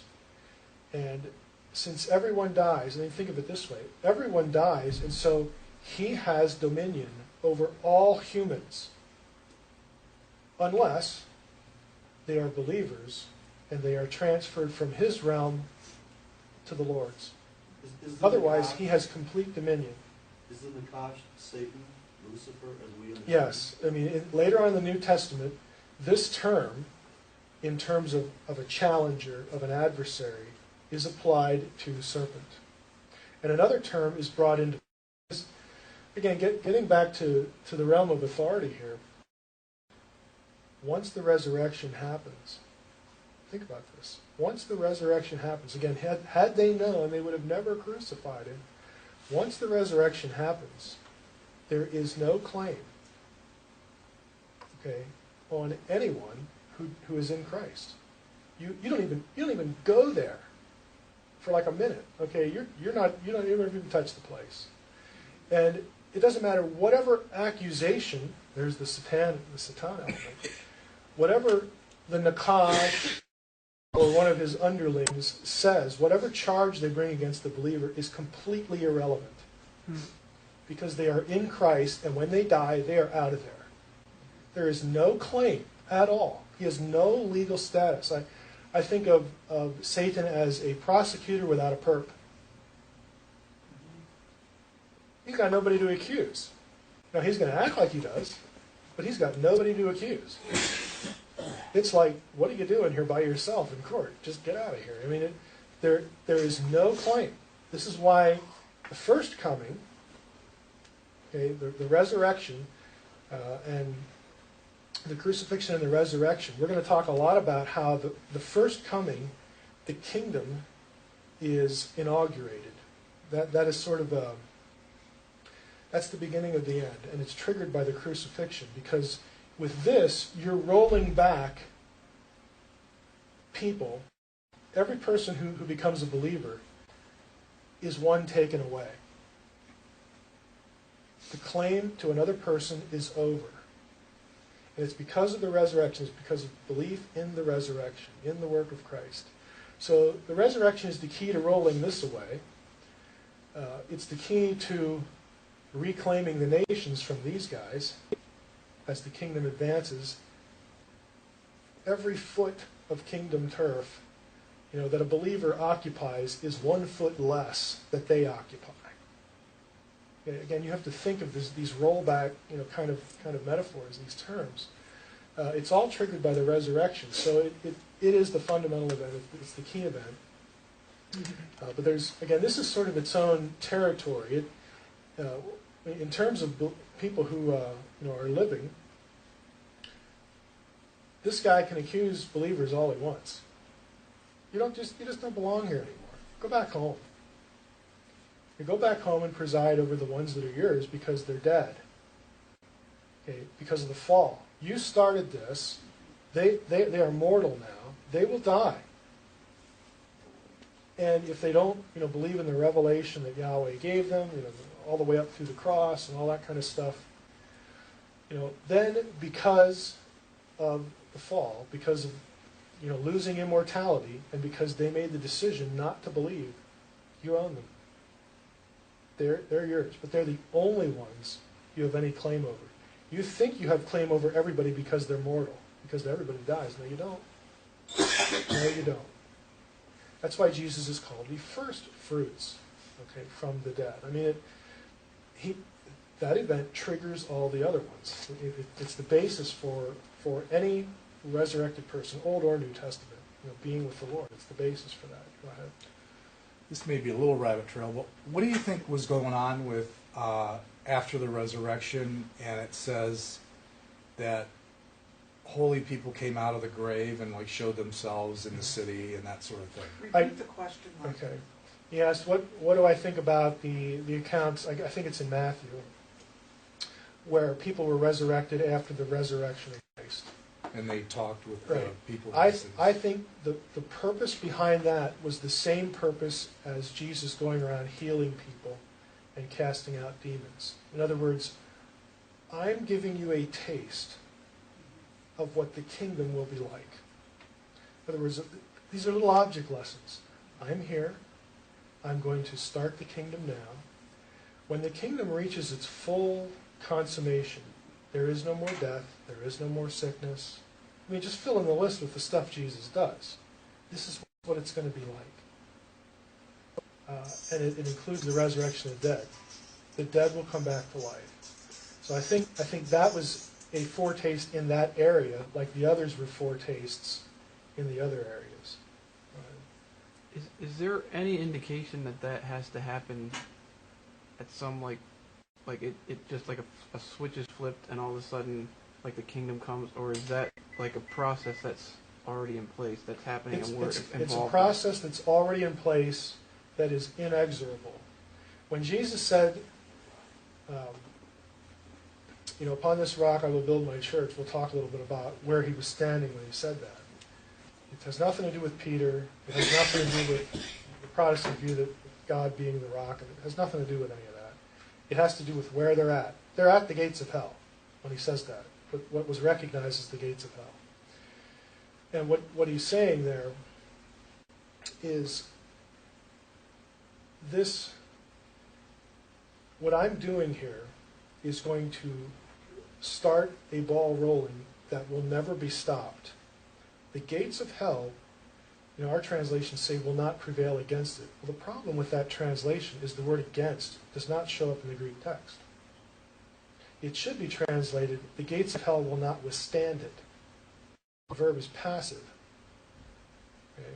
There's no object to it. The church is not on the defensive. Mm-hmm. The church is on the offensive. And the gates of hell will not be able to withstand it. This kingdom, if you think about Daniel, we're going to get into prophecy, the last kingdom, during the last earthly kingdom that Daniel talks about, that is the point when the kingdom of God, the kingdom not made with human hands, begins. And it's a kingdom that has no end. When did that happen? That happened at the first coming. Because that's the last kingdom. Okay? And it depends on what you view. Some say the fourth kingdom is the Hellenistic Seleucid period, the intertestamental period. The kingdom starts there and keeps on rolling. A lot of people say it's Rome, okay, during the time when Jesus was there. I don't really care what view you take.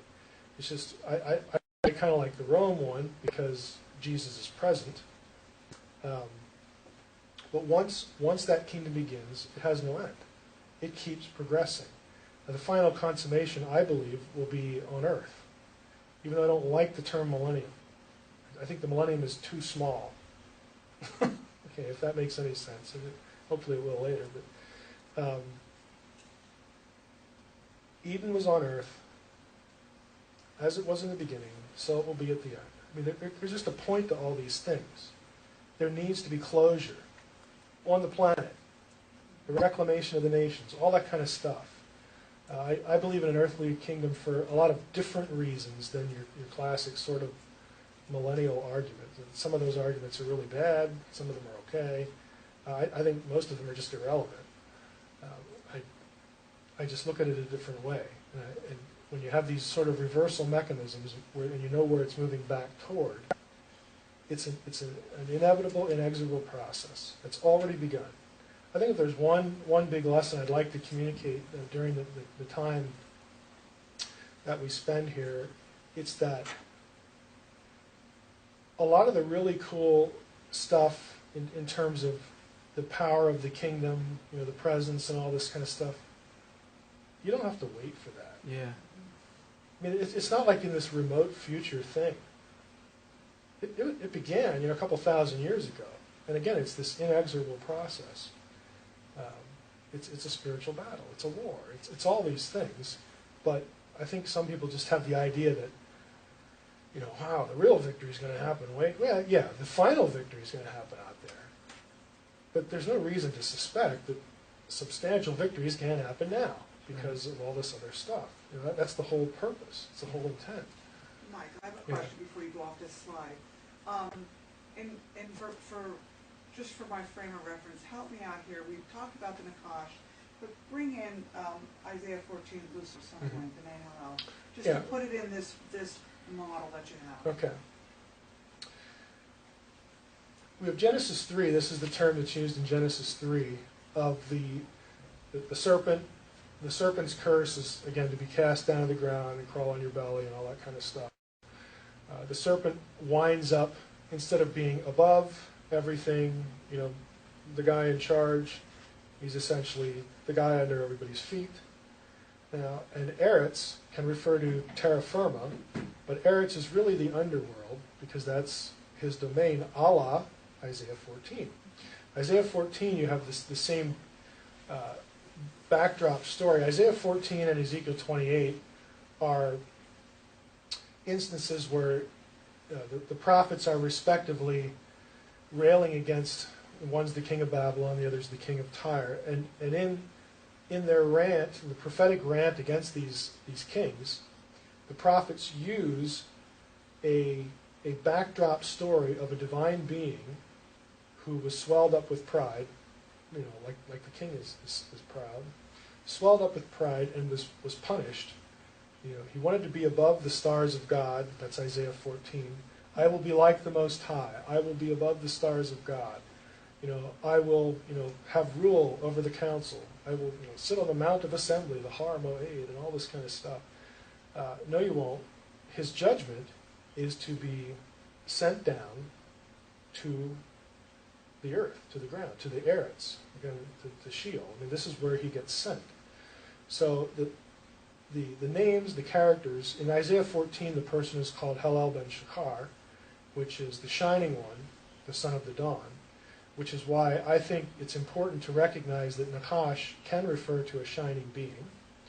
Ezekiel 28, it's Karuv, and also described in terms of brilliant, jewel-like appearance. Again, shininess, that kind of thing. So you have three uses. One in Genesis is sort of describing the primeval event, but the other two are utilizing elements of the story to get across the point of how hubris is punished, and God brings him down to this realm. So it's not just Nakash. Helel, this is Helel, and this is the anointed prince, the cherub of Ezekiel 28, all describing the same demotion, the same punishment, and the person is cast out of Eden. Ezekiel 28 has him cast out of Eden, the garden of God, the mountain of God, that kind of thing. So you have sort of three versions of the same event, but two of them are used for different purposes. Go ahead. Does Satan and Nakash, or these other sons of God who are in rebellion, do they still have access to the divine council room now? Yeah, Repeat the question. does Satan still have access to the divine council room? I would like to wait on that, because I made that a part of a New Testament thing.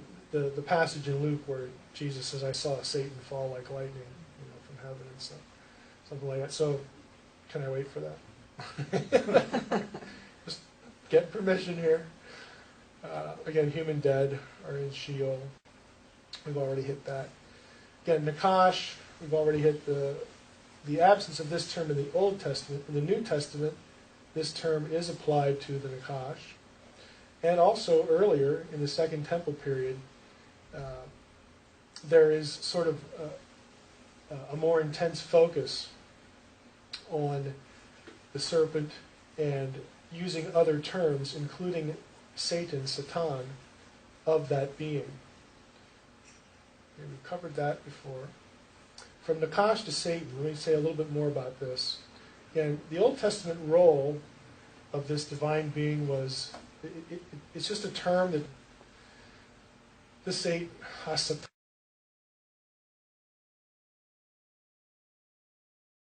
Yeah, he's still moving. okay, Deuteronomy 32, 8 and 9, again, just, I'll call Brand's. we spent a lot of time on this last year. I wanted to, again, just refresh this in your memory.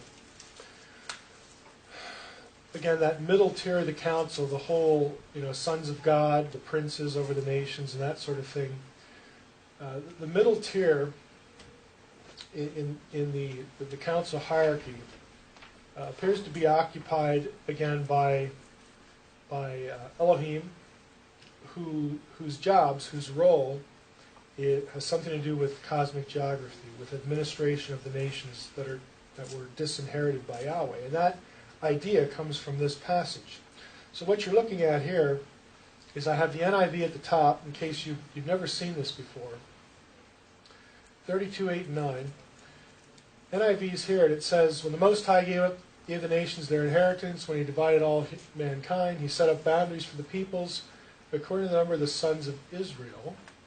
And down here in the ESV it says, according to the number of the sons of God. Sons of God is the correct reading. It's the reading of the Dead Sea Scrolls. Basically, there's really no versional evidence that supports sons of Israel. But the better argument, since we're not going to sit here and do textual criticism, the better argument is that when does this happen? When does the Most High divide up the nations and all that stuff? In the Old Testament story, that happens Babel. at Babel. Yeah. Was there an Israel in existence at the time of Babel? No. No, there wasn't. So this is, again, in terms of the biblical story and logic, and of course the textual evidence, it should not say sons of Israel. The correct reading is sons of God. So what you have happening is the Deuteronomy 32 looks back at what happens at Babel and essentially says, at that time, God decided, I'm not going to be like working with every nation. I'm not going to be on a one-to-one basis with humankind. I gave you instructions after the flood, and you're still disobeying me, and blah, blah, blah, blah, blah. God disinherits humanity, as his own. Said, fine, you want to do your own thing? I'm not going to be, I'm going to sort of wash my hands of you, and I'm going to give you your wish. Okay? You're not going to have to listen to me anymore. And instead, this is the Old Testament explanation or rationale, ultimately, for where other pantheons come from. God puts the nations under the authority of lesser divine beings. He charges them with the administration of the nations. We learn from Psalm 82 that they do a crummy job, because they're judged in Psalm 82 for being corrupt. The sons of God over the nations, they're not doing what they should be doing. I mean, God's not totally, wanting everybody else in the world, to go to hell in a handbasket. He's just not going, they're not going to be his people. in verse 9, God makes a decision. The Lord's portion is his people. Jacob is his allotted heritage. It's at this time, right on the heels of Babel, that God calls Abram. He said, I'm going to make from you, I'm going to take you, one guy, and I'm going to make my own nation. We're going to start over, we're going to start from scratch. Now, he tells Abram at the time, that it's through you that all other nations of the earth will be blessed. Okay? So God has a plan for dealing with the nations he's disinherited. It's just that they're not going to be in the one-to-one intimate relationship with him. He is going to start his kingdom program over with a specially chosen nation. They're supposed to be the object lesson. They're supposed to be the conduit through whom and to which the truth about the true God is supposed to flow. Israel does a miserable job of that.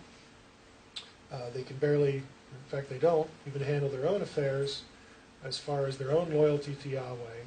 But the kingdom, again, kingdom rule, which is God's desire, is going to begin anew, not with everybody, but with one nation. We're going to do something with that nation that when it's in place is going to go back and bring the other nations into it. Deuteronomy 32, you don't have really a view of what that looks like. The rest of the Old Testament is Israel against the other nations and Yahweh against the other gods and all this sort of thing. And so it begins to sort of play out in both an earthly sense and a cosmic sense.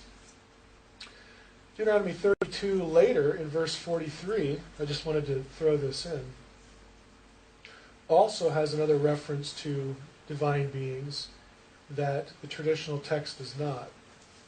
So again, this helps as well to establish the correct reading of the Dead Sea Scrolls stuff, because in this one you have 1, 2, 3, 4, 5, 6. You have 6 lines, and the pairings all parallel each other. But in this one you don't. There's something missing. You say, well, how did this wind up this way? Some of these sorts of things happen because the text that this is based on, the Masoretic text, was standardized at around 100 AD. And there are places where references to divine plurality are removed. And I don't want to get too far into this, but some of the motivating factors have to do with the divine plurality that extends from what happens with Christianity. There are some specific things that are changed in the Jewish text that's going to be transmitted down the road that are specifically aimed at undoing a theology that includes any sort of divine plurality. So, it just depends what book it is. I don't want to get too far into that. The two powers stuff. Again, here's the parallelism again. We'll skip through that. Genesis 11, of course, is the incident that Deuteronomy 32 is referring to. Again, we have some plural language here. Let us go down. It's the same kind of thing that's going on in Genesis 1:26. Here's the part we want to get to. So in Genesis 11, Babel, we have the disinheriting of the nations. Genesis 12, God calls Abram to create a new nation for himself, his portion it's referred to as. And the Old Testament story is Israel versus the nations. And if you count the number of nations in Genesis 10, I don't really recommend it, it's kind of a boring exercise. But there were 70. And that represents the number of nations that were known, the nations known to be in the world at the time of the writing. This is why you have this 70 thing going on. It shows up in other places too. It's going to come into play tomorrow when we look at Acts 2 and Pentecost, and how Pentecost is sort of the beginning of the reversal of this. But this idea of the known world at the time. And again, Yahweh versus the other gods. These are just examples of what's going on in terms of a sense of cosmic geography. This is one of my favorite stories. This is Naaman, the leper, with the dirt. I love that story. I guess I'll say something about it real quickly. This one, David is driven out of Judah, and he laments in this passage, like, how am I going to pray now that I'm, kicked out of, God's country and all this kind of stuff. It's not a denial that God is everywhere, but they had a sense that Canaan, the promised land, was holy ground. It was Yahweh's domain. And to be in right relationship with Him, to commune with Him as one ought, you needed to be in it. You need to be in sacred territory.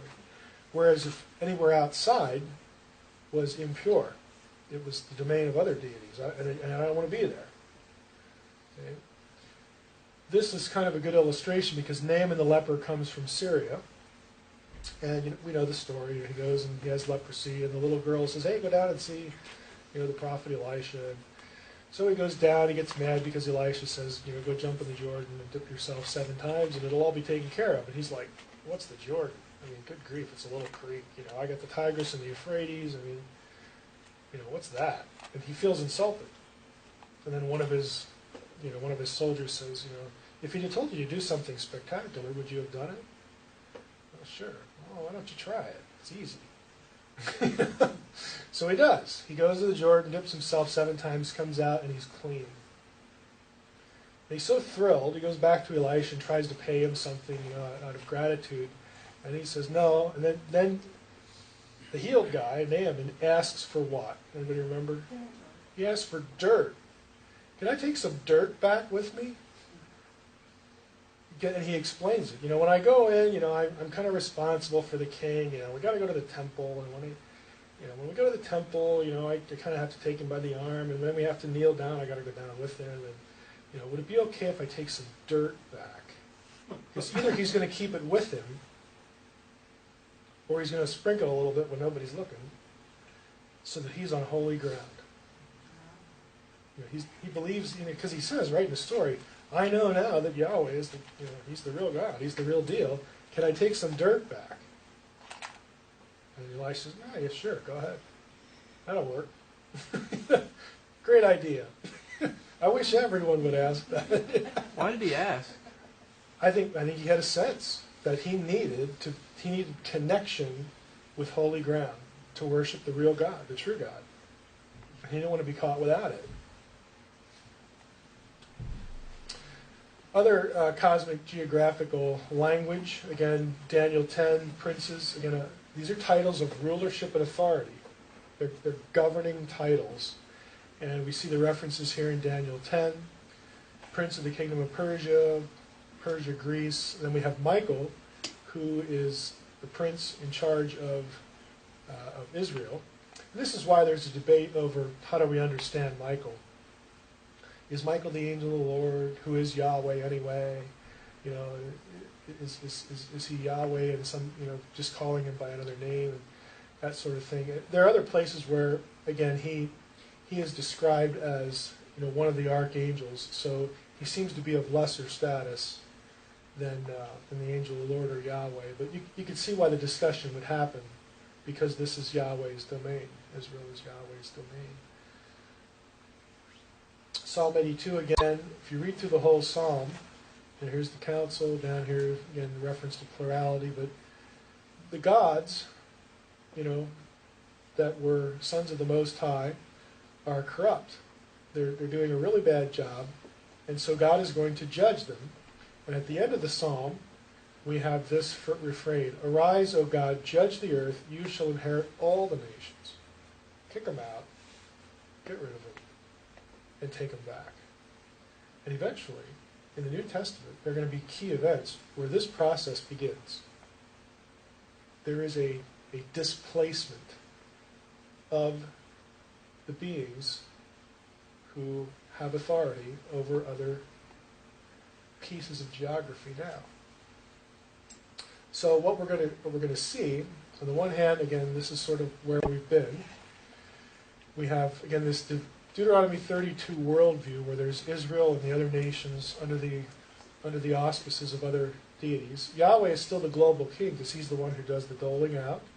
He is the one who removes them when he deems it appropriate. Again, the idea is echoed in Daniel 10. It's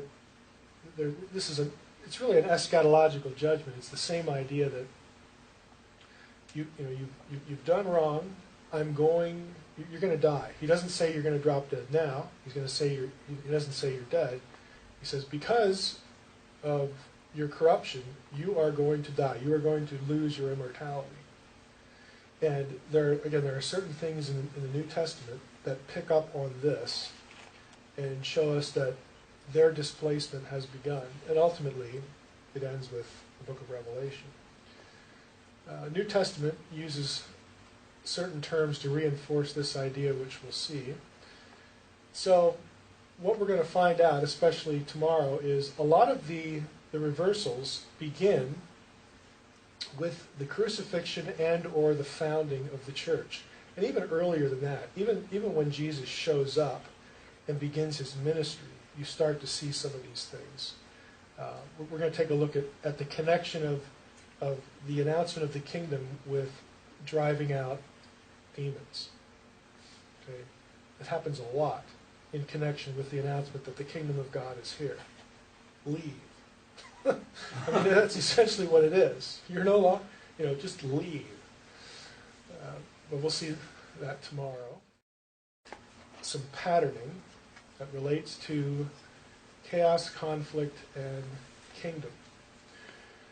I want you to just pick up on some general patterns here, and then we'll move to a few more specifics. Again, just so, I wanted to throw this in so that you again start, when you start thinking about the Bible, even when you're in the midst of reading it at one place, it's very handy and I think very useful to always have the big picture template in your head.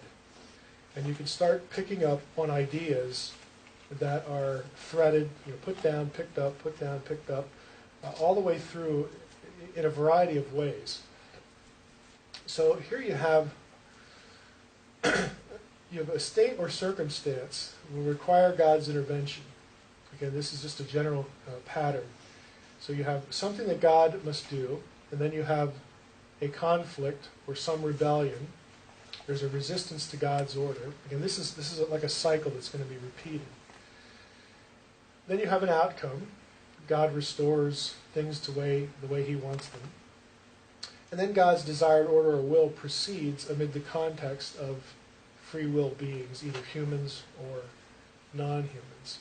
So this cycle, God needs to act, there's resistance, there's restoration, and then there's divine rule reestablished. You're going to see those ideas just tumble along in a lot of places. And as the biblical story moves, through your Genesis 1 through 11, then you get Abraham, you get the patriarchs, you get Israel, you get Sinai, you get all this stuff.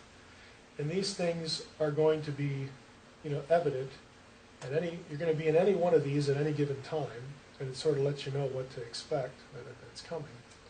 It's all moving toward, again, the final consummation of all these things. So, for example, in Genesis 1 and 2, we have material. It's formless and empty. It needs ordering. You have a disordered, chaotic state, things as they are. God acts to bring order out of disorder. The results are, God says, I like that, it's very good. It's not Eden, it's very good. But it's still untamed and unpredictable, because I want you to learn about me from it. Okay. Genesis 2, we have a habitable world now at the close of Genesis 1. It's ready for human habitation. So in terms of the eschaton, eventually this will become globally Edenic, and eventually there will be divine rule on earth with humans, globally. That's the goal. So here's the pattern, here's how it's worked out in these two chapters, and ultimately, this is the goal. Genesis 3. Eden, home to both gods and humans, and free will beings. There's a potential for problems there. You have rebellion, the Nakash rebels, tempts humans to rebel. Innocence and immortality is lost. curses, forgiveness, humans are removed. In God's judgment, heaven is no longer on earth, and the domain of the Nakash is the underworld. He is Lord of the dead.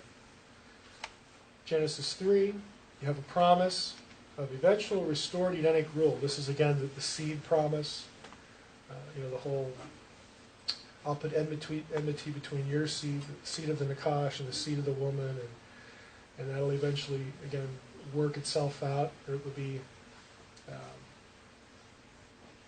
someone who's human. Eventually, someone from Eve will restore Edenic rule on earth. But right now, God and humans are in separate domains. There needs to be a reuniting of heaven and earth. And that's going to ultimately come through this seed. So, again, here you have the pattern. A lot of these are repetitious from the other ones, and eventually there will be no temptation, immortality, a new Eden, and again, divine human rule, symbiotic rule. Genesis 4 through 9. Humans are free. There's no direct divine presence, which means there is a potential for a problem. And we get plenty of problems in here. We have human sin, wickedness, proliferates, transgression of the heaven and earth boundary, Genesis 6 incident. The outcome, sons of God are imprisoned on earth in the abyss, and it's cast as being in the underworld in ancient cosmology. Genesis 9 is a promise of a new beginning, an Adamic covenant. It's repeated, the covenant to be fruitful and multiply, replenish the earth. It's repeated so as to fulfill God's will or human hegemony on earth as a step toward ultimate restoration of divine rule. You got to start somewhere, so after the flood, God tells Noah, be fruitful and multiply. It's deliberate. It's supposed to sound like what he told Adam. We're going to start over. We're going to try to restore godly, divine rule, God's will for the way the earth is supposed to be ruled. We're going to start with you now, Noah. So go out, get it done, be fruitful, multiply. And eventually humanity doesn't do that. No surprise there. Genesis 10 to 12, human freedom again. Again, no direct divine presence, so they pretty much do what they want. Humanity refuses to disperse. We will be as gods. I have ziggurat here because the story of Babel is set in Babylon, Mesopotamia, and everyone across the board, and I'm no different here, would argue that the Tower of Babel was what is called a ziggurat. Anybody know what a ziggurat is? What it looks like? It's pyramidal, but it's stepped. In Babylonian theology, the ziggurat was the place where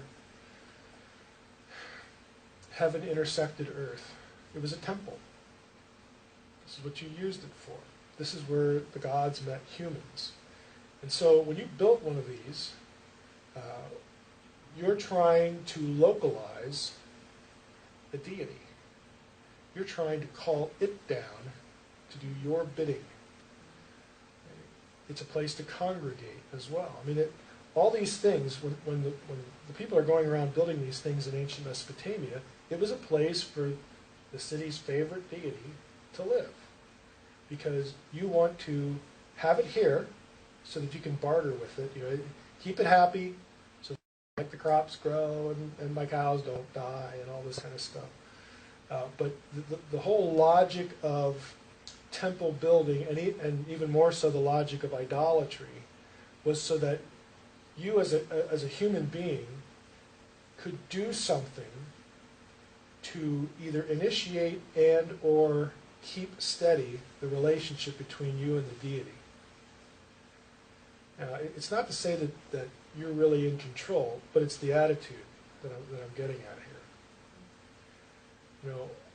Why does God forbid the use of an image for himself? Because God understands the logic of idolatry. You make that idol, so you're thinking, I'm going to inhabit it, so that you can sort of control the relationship a little bit. Manipulate? Yeah. We're not doing that. I'm not going to be tamed, is the message. Not only am I not like anything, in heaven or earth, I'm not going to be tamed. The lesson should be loud and clear. Okay, you want to contact me, I will tell you how it's done. In fact, you go to this guy who's called the high priest, or Moses or whoever it is. When I feel like speaking, I'll show up.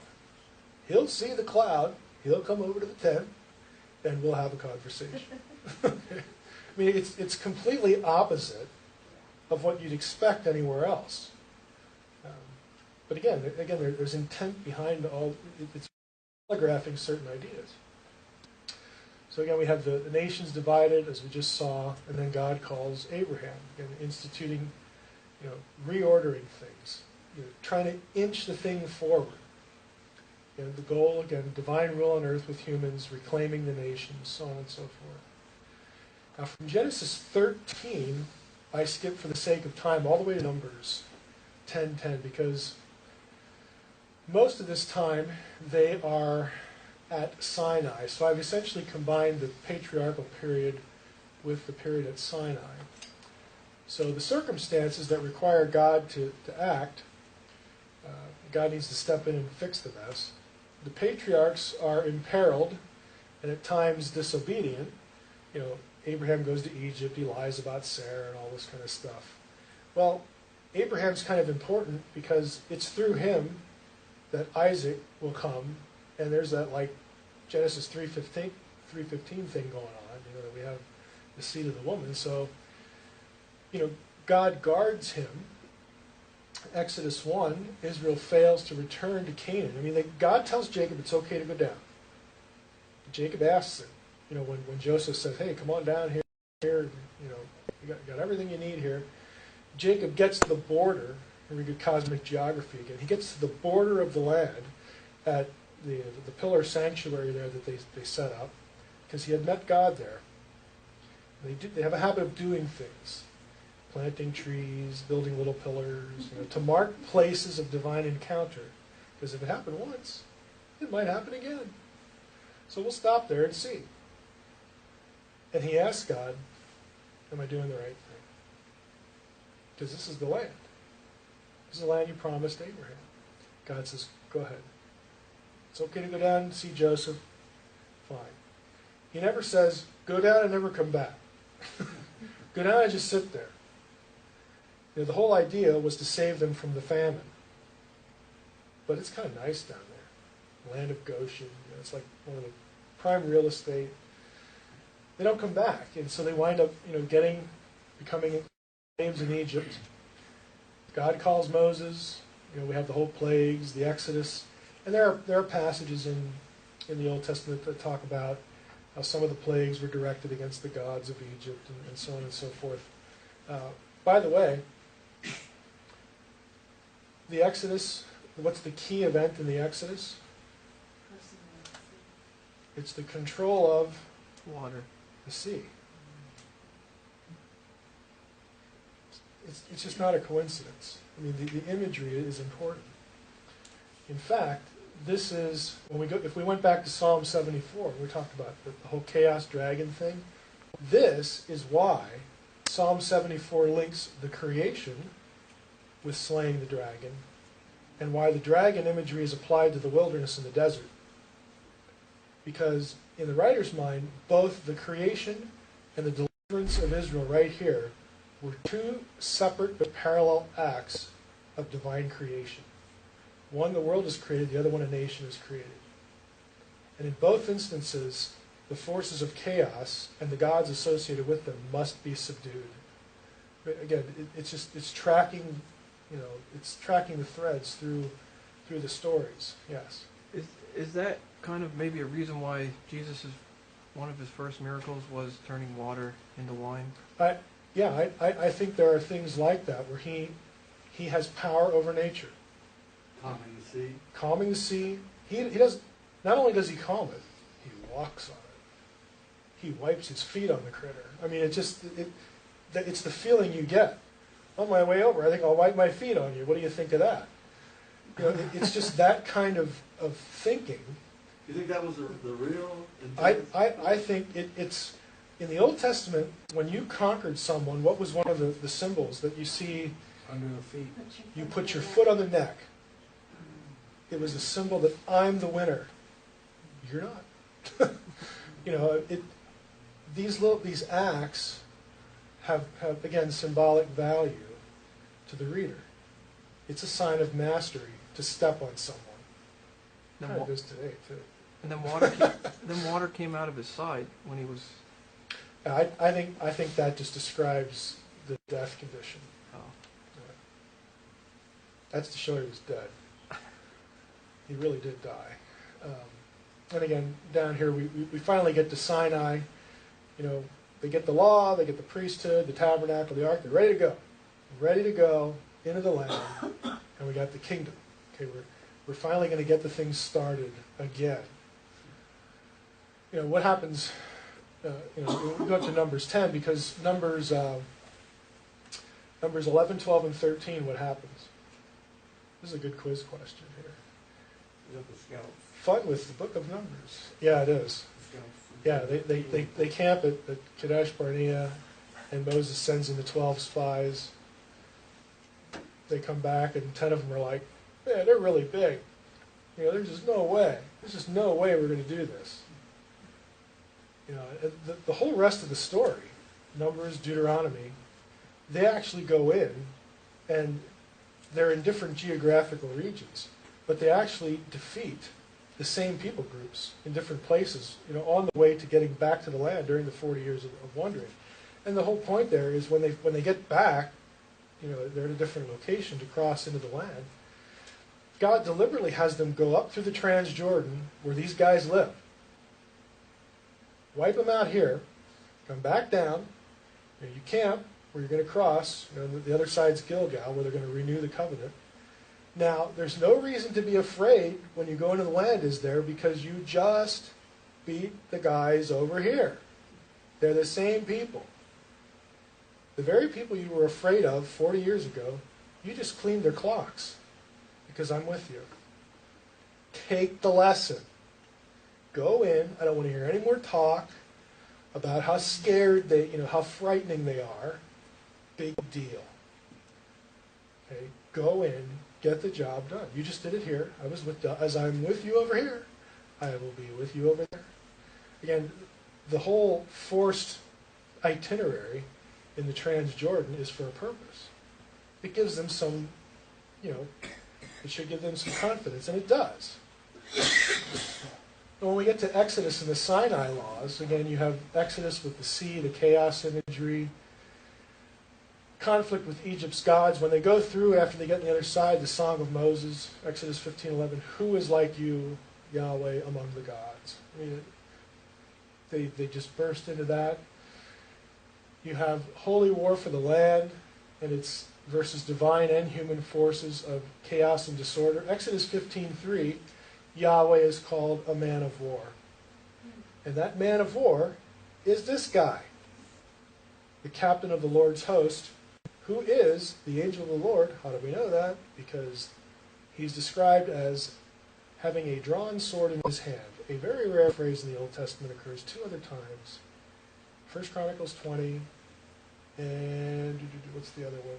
1 Chronicles 20, and Numbers 22 with Balaam. They both describe the angel of the Lord. The phrase only occurs 3 times in the entire Old Testament. Here and those 2 other places. The other two, it's explicit. It's the angel of the Lord. So here we have Yahweh embodied, ready to go in to the land. We'll take care of it.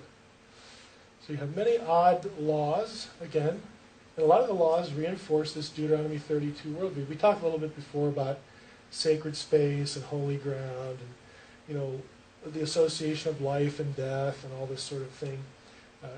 It's designed to, just as Israel is Yahweh's territory among the known nations of the world, within Israel, there's special sacred spots.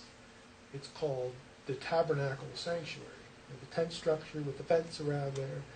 And to reinforce this point, you had to watch where you walked. You had to watch, what you touched. You had to dispose of carcasses at a certain place because you couldn't put it on holy ground, or there was big trouble. I mean, all these weird rules are designed to reinforce the idea that some places are common, some places aren't. Wherever Yahweh is special. He will have no connection with death. He will have no, you must pour out the blood before him because it's his. Sacrifice, this is why you shouldn't eat any blood, because it's mine. Again, all these little sort of odd, lessons. When you sacrificed an animal, you gave its life back to God. If you kept blood or ingested it, you were taking. You were taking part, the conception was you're taking part of that life for yourself. And you say, well, I just did it by accident. Hey, there were rules for that.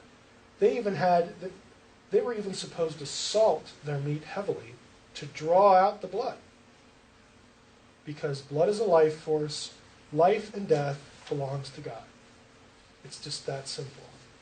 And again, all these weird rituals, these weird laws, they're designed to reinforce a fairly small set of ideas.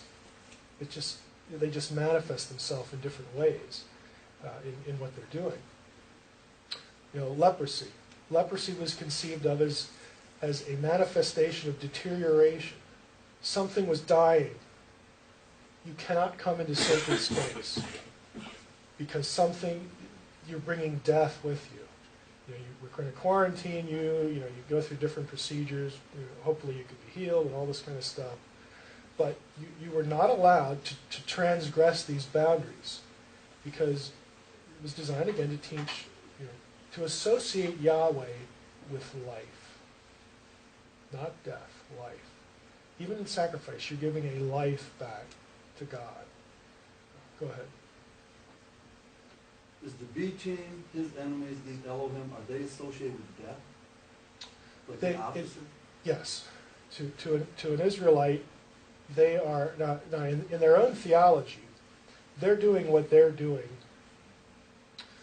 If you sort of read through, ritual, there are lots of these rituals around for other nations and stuff like this. You don't see, this is like a significant difference. The logic isn't the same. You're feeding the deity. Okay, you're filling its gut, is what you're doing. You're giving it a good meal. It's not this, we're giving a life back to you because you're the source. The Israelite mentality is quite different. So in the native, whatever it is, Canaanites or whatever, they have a conception of what they're doing. It isn't the Israelite conception. And the Israelites look at them, because they're not Yahweh, as you guys are all going to Sheol. You're like dead meat. I mean, you are his life, your death. I mean, your domain is cursed. We go over there, we are no longer in Yahweh's domain, which again they associate with life and blessing and all these good things. So this is why, again, you have these certain restrictions. There's a whole set of ideas that accrue to them. And why violations are such a big deal. Even odd death penalty laws. Why is the woman who grabbed the testicles of a man, why is she under the threat of the death penalty? Because if he cannot have children, his name will die. His name is wiped out, from the planet. There will be no memory of him. He can't bring forth life. You took life from him. You are not allowed to take innocent life. So you have forfeited the right to live. We're going to give your life back to God. I mean, it's just a string of ideas that are associated with who is the one who has the authority over life and death. Again, a simple idea, but it just manifests itself in different ways. Again, you could just spend hours going through really weird Old Testament laws, and there's a logic to them. It's very foreign to us, but to them it made sense, because it fit somewhere, in a whole. Let's see here. Okay, Israel had to choose her path, and again, rejection of the law meant rejection of the distinction as the people of God. I mean, think of it that way.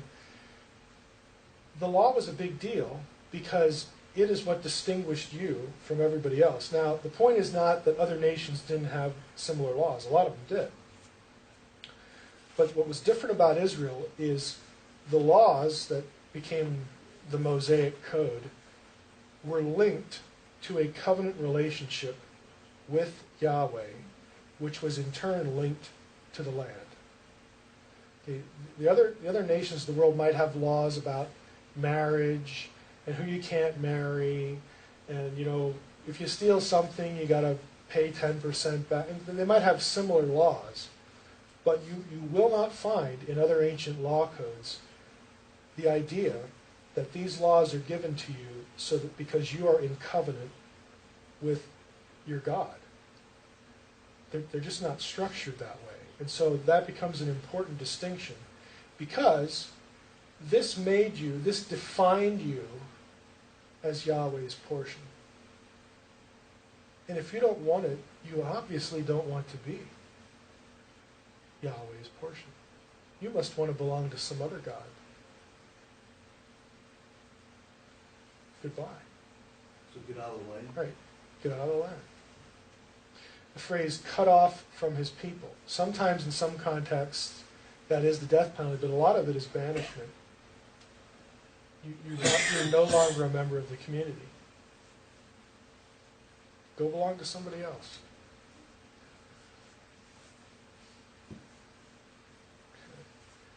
Exodus and Sinai laws, again, I don't want to spend too much time going through them, but again, you have, let's go back here, this point down here. Since the law defines you as Yahweh's portion, obedience to the law is linked again to the Abrahamic promise of the land. And the centerpiece of this is the greatest commandment, thou shalt have no other gods before me. You shall love the Lord thy God, and so on and so forth. This is just ingrained in the Old Testament. What I want you to see especially, and this will be controversial to some, but it's just inescapable, and I want to show you that. The possession of the land is linked to two things: driving out the Canaanites and avoiding idolatry. They are both linked to the greatest commandment. Thou shalt love the Lord thy God, and no other gods before him, all that kind of stuff. Now, there is a supposition, and it's eschatologically relevant, that the covenants made with the patriarchs are unilateral and unconditional. In effect, Israel could do nothing to lose their covenant status and the covenant promises, which include the land. That is not true. It's easy to think of the covenants as unilateral and unconditional because of certain isolated passages about how the ceremony is conducted in Genesis 15 and whatnot. But I'm going to just show you. This is like everywhere in the Old Testament.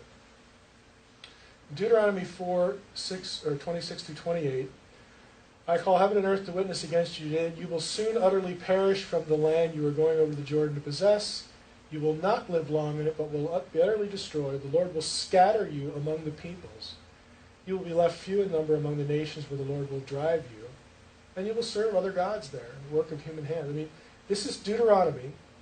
This is the second time they're going to go in and take the land, but he's telling them, okay, this is what's going to happen to you. And it does. It's sort of a foreshadowing of their failure to drive out the Canaanites. And ultimately, it leads to exile. This is a description of the exile. Deuteronomy 6, don't put the Lord your God to the test. You tested him at Massah. You shall diligently keep the commandments of the Lord your God, his testimony and his statutes, which he has commanded you. Down here, that you may go in and take possession of the good land that the Lord swore to give to your fathers, by thrusting out all your enemies before you. There's a link between loyalty to Yahweh and the land. Deuteronomy 7. Because you listen to these rules and keep and do them, the Lord your God will keep you with you the covenant. I mean, how much clearer could that be? You're loyal to me, I'll be loyal to you. The steadfast love that he swore to your fathers. He will love you, bless you, multiply you. By the way, that echoes the Abrahamic covenant. He will also bless the fruit of your womb, so on and so forth, in the land that he swore to your fathers to give you. Leviticus 26 is sort of a classic passage. If you walk in my statutes and observe my commandments and do them, then I will give you your rains in their season, the land shall yield its increase, everything's going to be great. You shall eat your bread to the full and dwell in your land securely. But if you will not listen to me and will not do these commandments, if you spurn my statutes, if your soul abhors my rules, so that you will not do all my commandments but break my covenant, then I will do this to you. I will visit you with panic, waves, fever. I mean, there's just there's long lists of these. You shall flee when none pursues you. I mean, you're just going to be ready to take off because you're just going to get pounded so much. I will destroy your high places and cut down your incense altars. Again, here's idolatry. I'll lay your cities waste, make your sanctuaries desolate. I will scatter you among the nations. Your land shall be a desolation. This is an interesting phrase that becomes prophetically relevant. The land shall enjoy its Sabbaths as long as it lies desolate while you're in your enemy's land. Again, the land, obedience to Yahweh, loyalty to Yahweh as one's God, was linked to possession and dwelling in the land. However, after failure, all of these passages also speak of repentance, forgiveness, and I'll remember my covenant.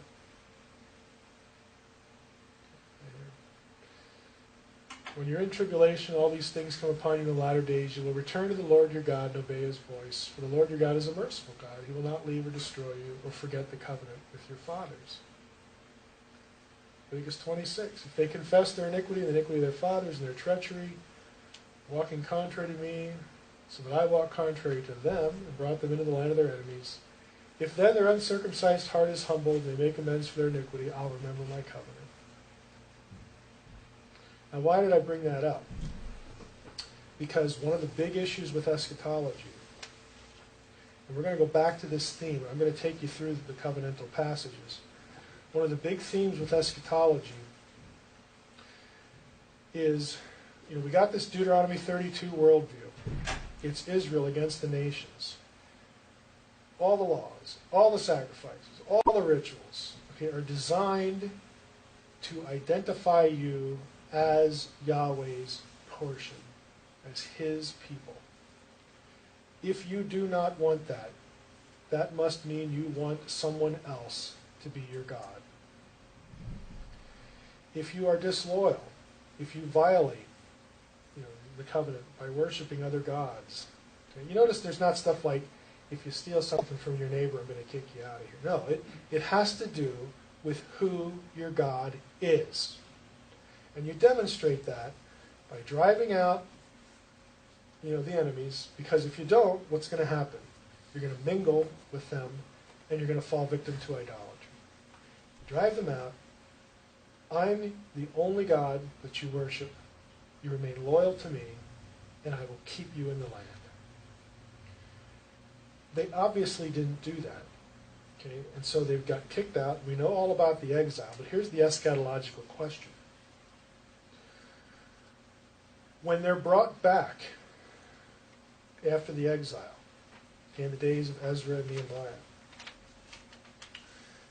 that's obviously, in some respect, linked to the promises that God would remember his covenant. Now the key question is, wasn't there supposed to be a kingdom reestablished then? When they come back, does that look like a kingdom? Is it a kingdom? If it's a kingdom, where's the king? We're in the land. We don't really have all the land that we had before. In fact, it's not the land that God swore to give us. All these questions come up. So, what is the meaning of the return in relationship to the promises that God would remember his covenant? is it possible that God would remember his covenant in a less than, I like to say, more than literal way? In other words, I'm bringing you back to the land. There's going to be a kingdom. There's going to be a king. The king's going to have subjects. But I'm going to do that in a way that you can't even imagine.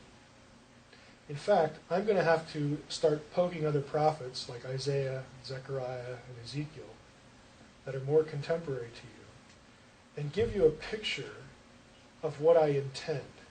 Yeah, it involves bringing you back to the land. But it's really big. Because you already know my ultimate goal is not to rule something the size of New Jersey. My ultimate goal is everything. And so what does that mean for kingdom prophecy?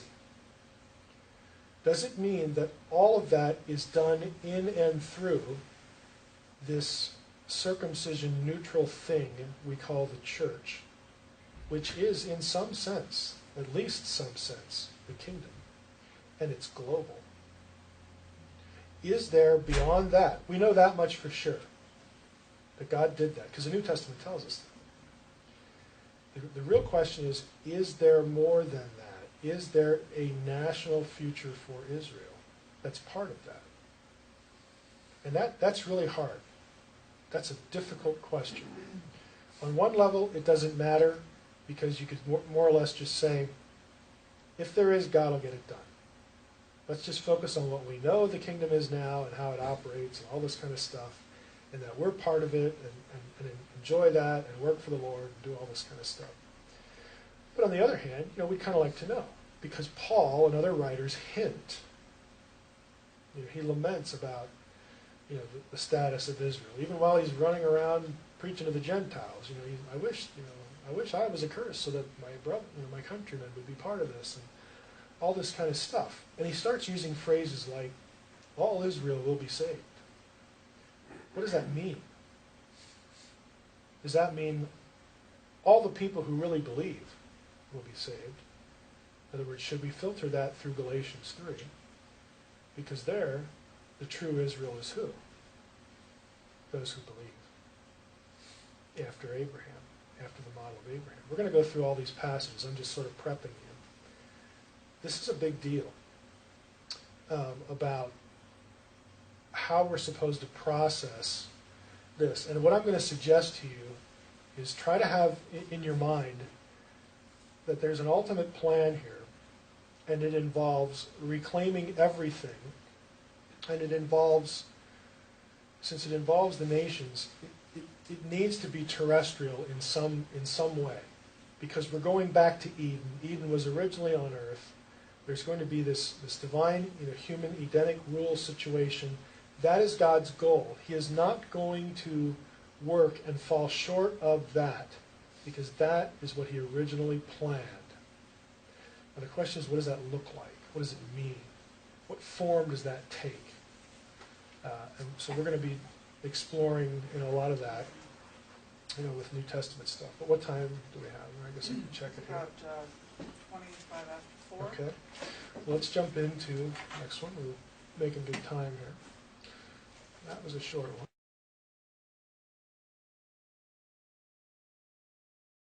And the Old Testament, again, the Deuteronomy 32 worldview.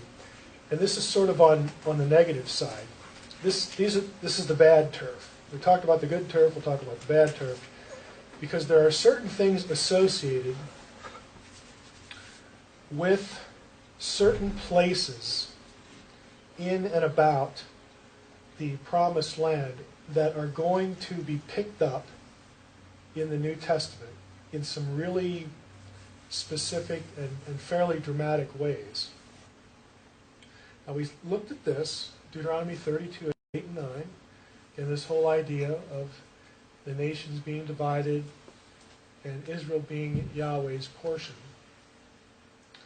Let's take a look at Canaan. Since this is the focus, again, since this is the land God promised, and here are a list of passages that lists the nations that are supposed to be driven out. Again, this is a sampling. If you looked all of them up, they're always grouped in 7.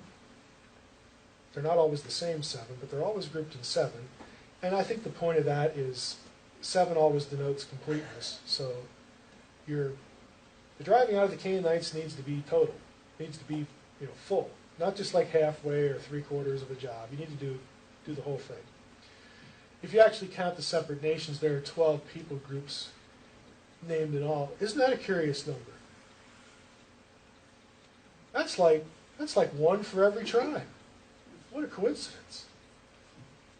Yeah, what a coincidence. Special points of cosmic geography we'll talk about.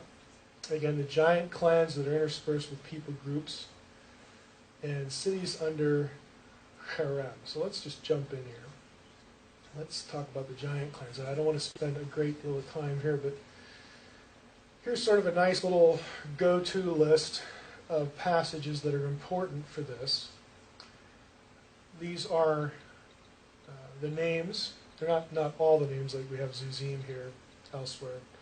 But you have Anakim, Amim, and Zamzumim, the Rephaim, and the Amorites. We don't want to forget the Amorites.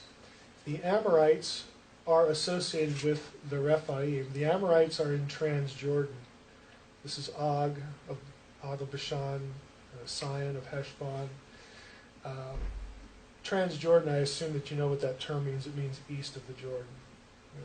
Canaan proper is west of the Jordan. The Amorites here are under the control of some Rephaim remnants, and the Amorites elsewhere in Amos 2, 9, and 10 are described as unusually tall. And again, it's because of their association with the Rephaim. These guys are called Rephaim, and they're called Amorites as well. So that's why the Amorites are there.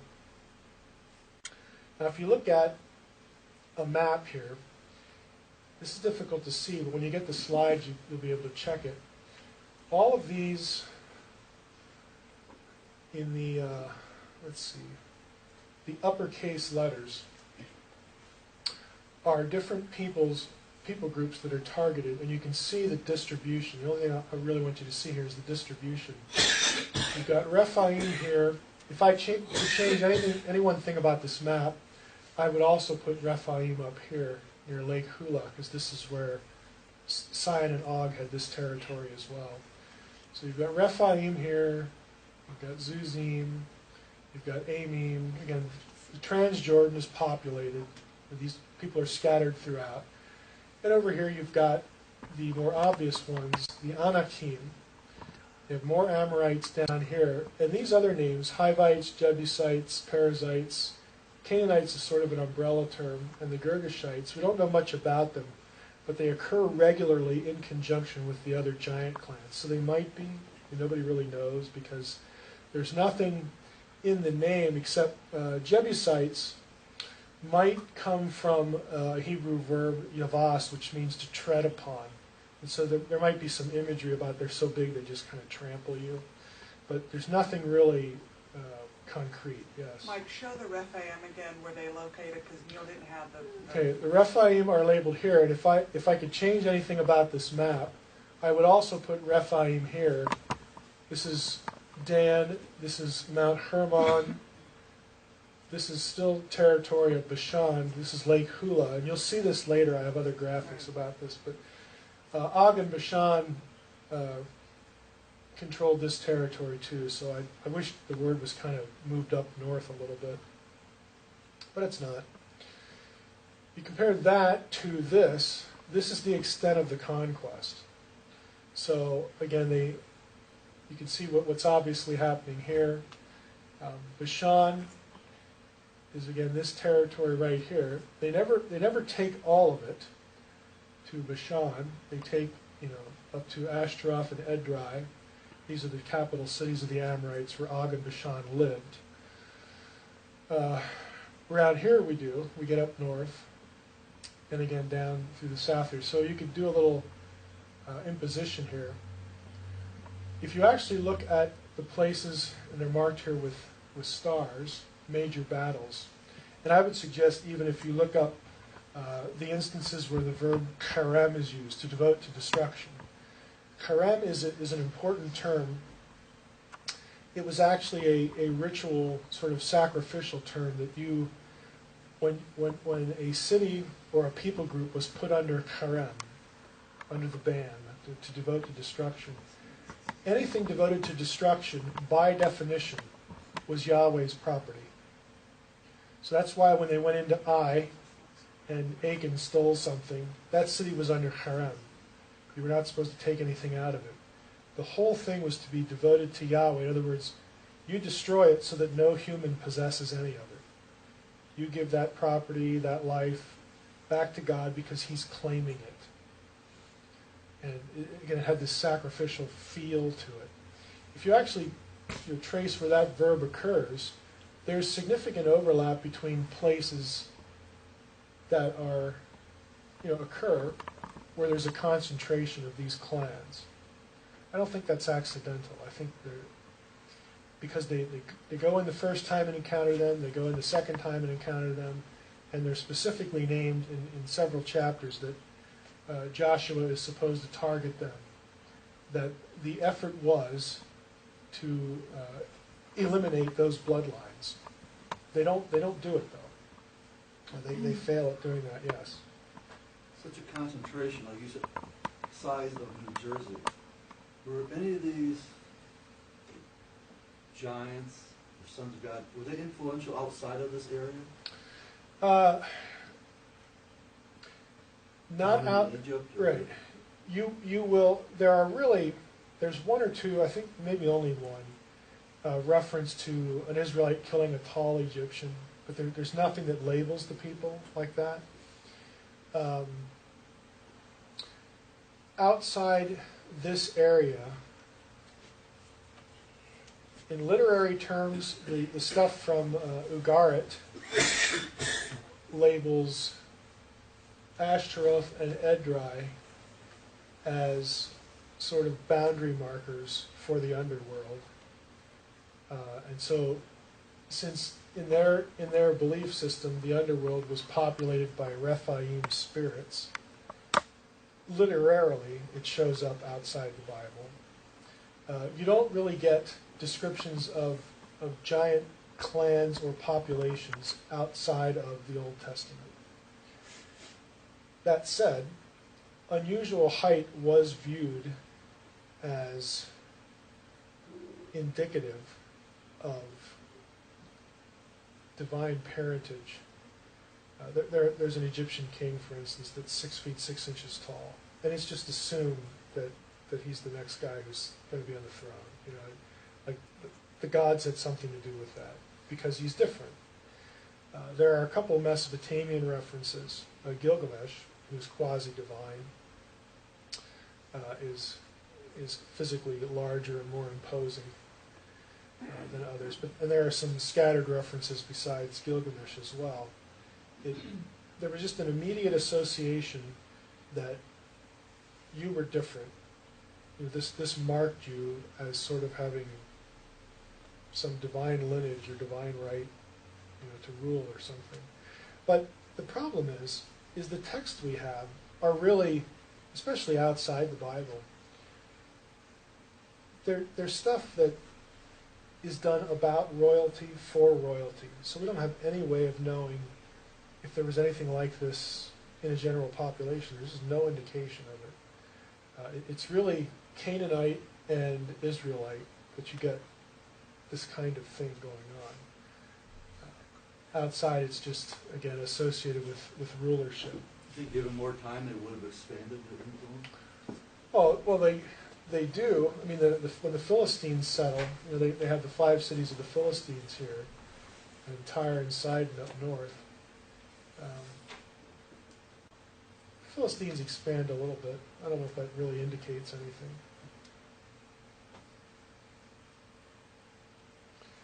The region of Bashan and Mount Hermon is going to be important. You will see this picture again. This is Sea of Galilee, Lake Hula, and Mount Hermon up here. This whole sort of region, this is the tribe of, the half tribe of Manasseh is awarded this territory.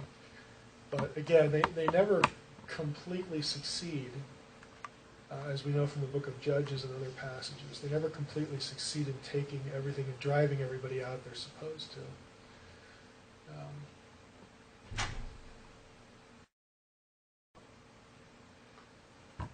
Again, Deuteronomy 1, Joshua 9, again, we have Sion and Og associated with this area.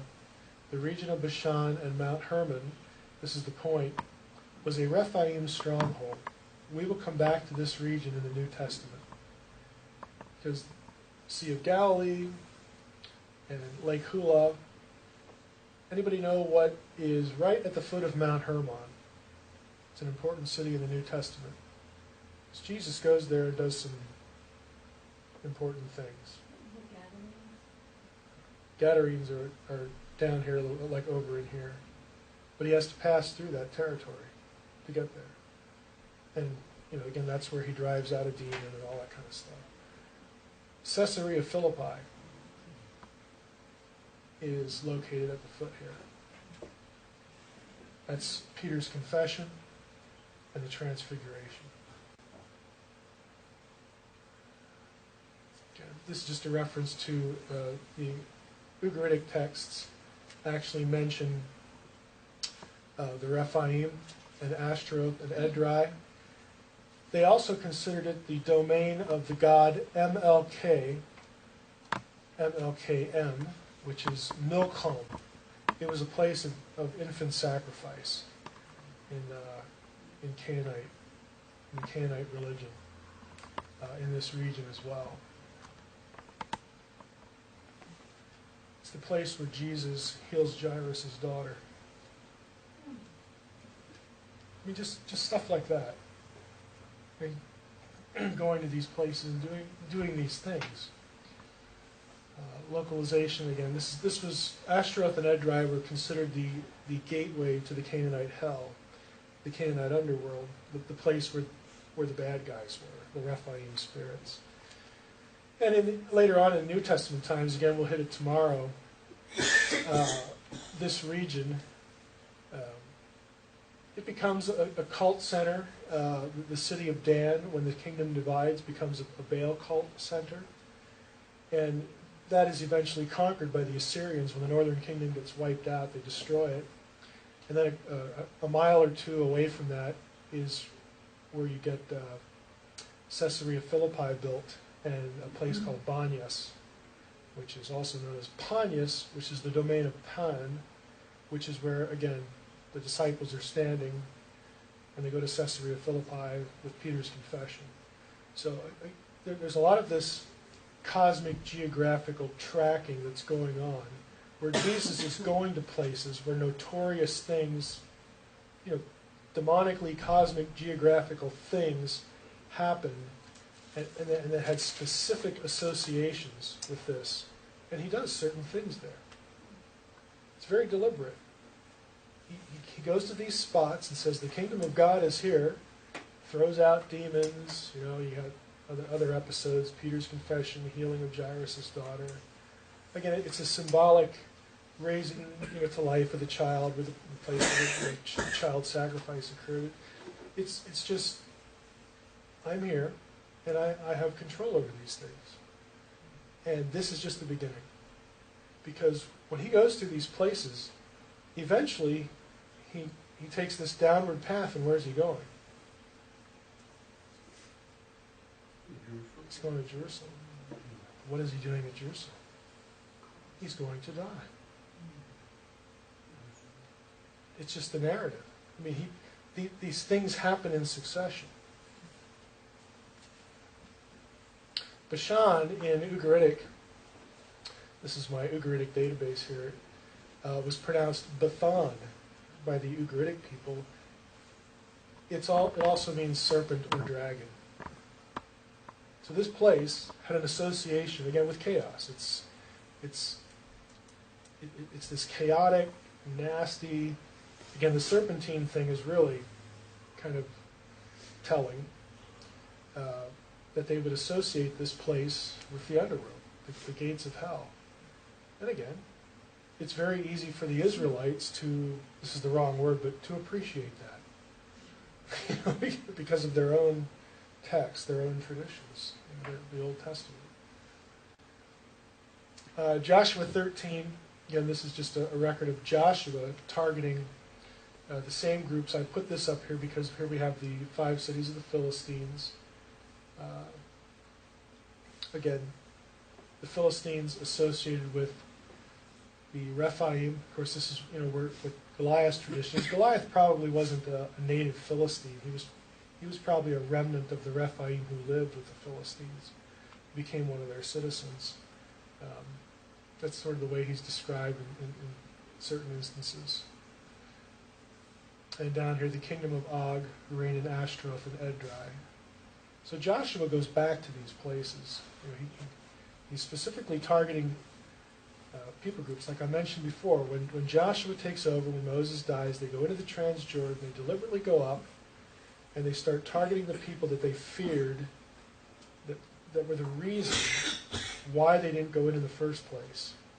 And they take care of the Transjordan first, and then they're eventually going to cross in the middle, and that's when you get the Jericho incident.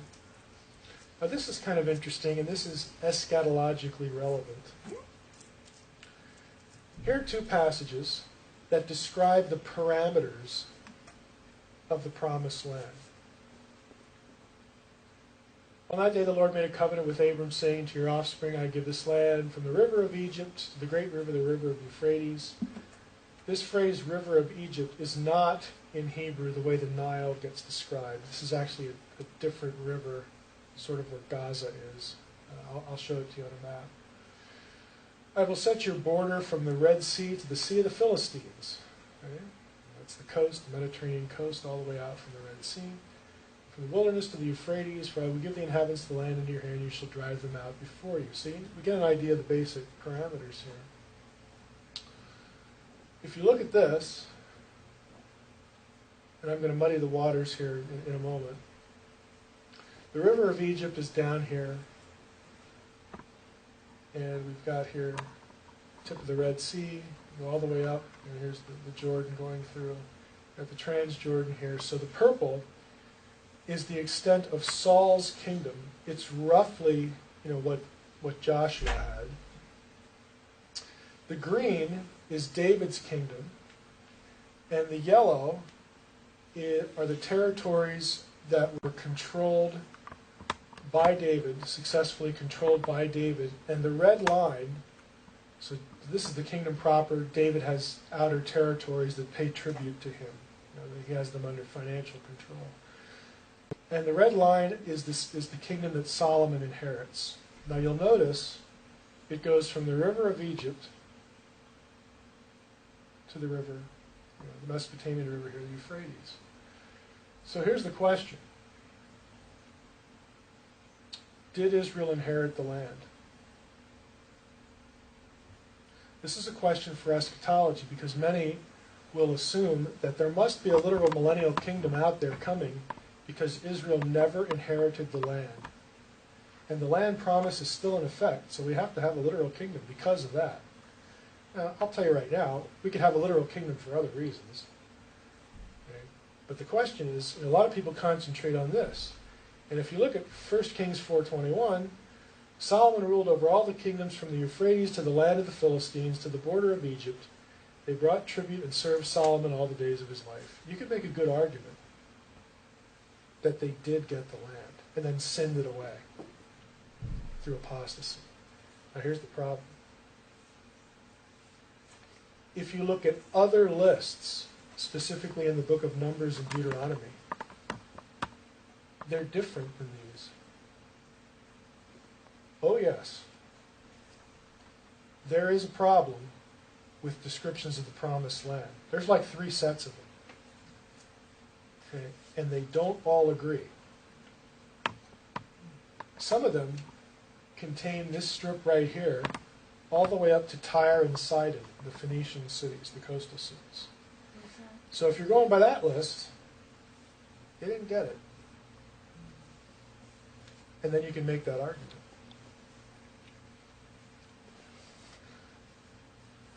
it's very difficult to know for sure. I'm pointing this out because people will bicker all day long about eschatology, about did the Jews inherit the land or not.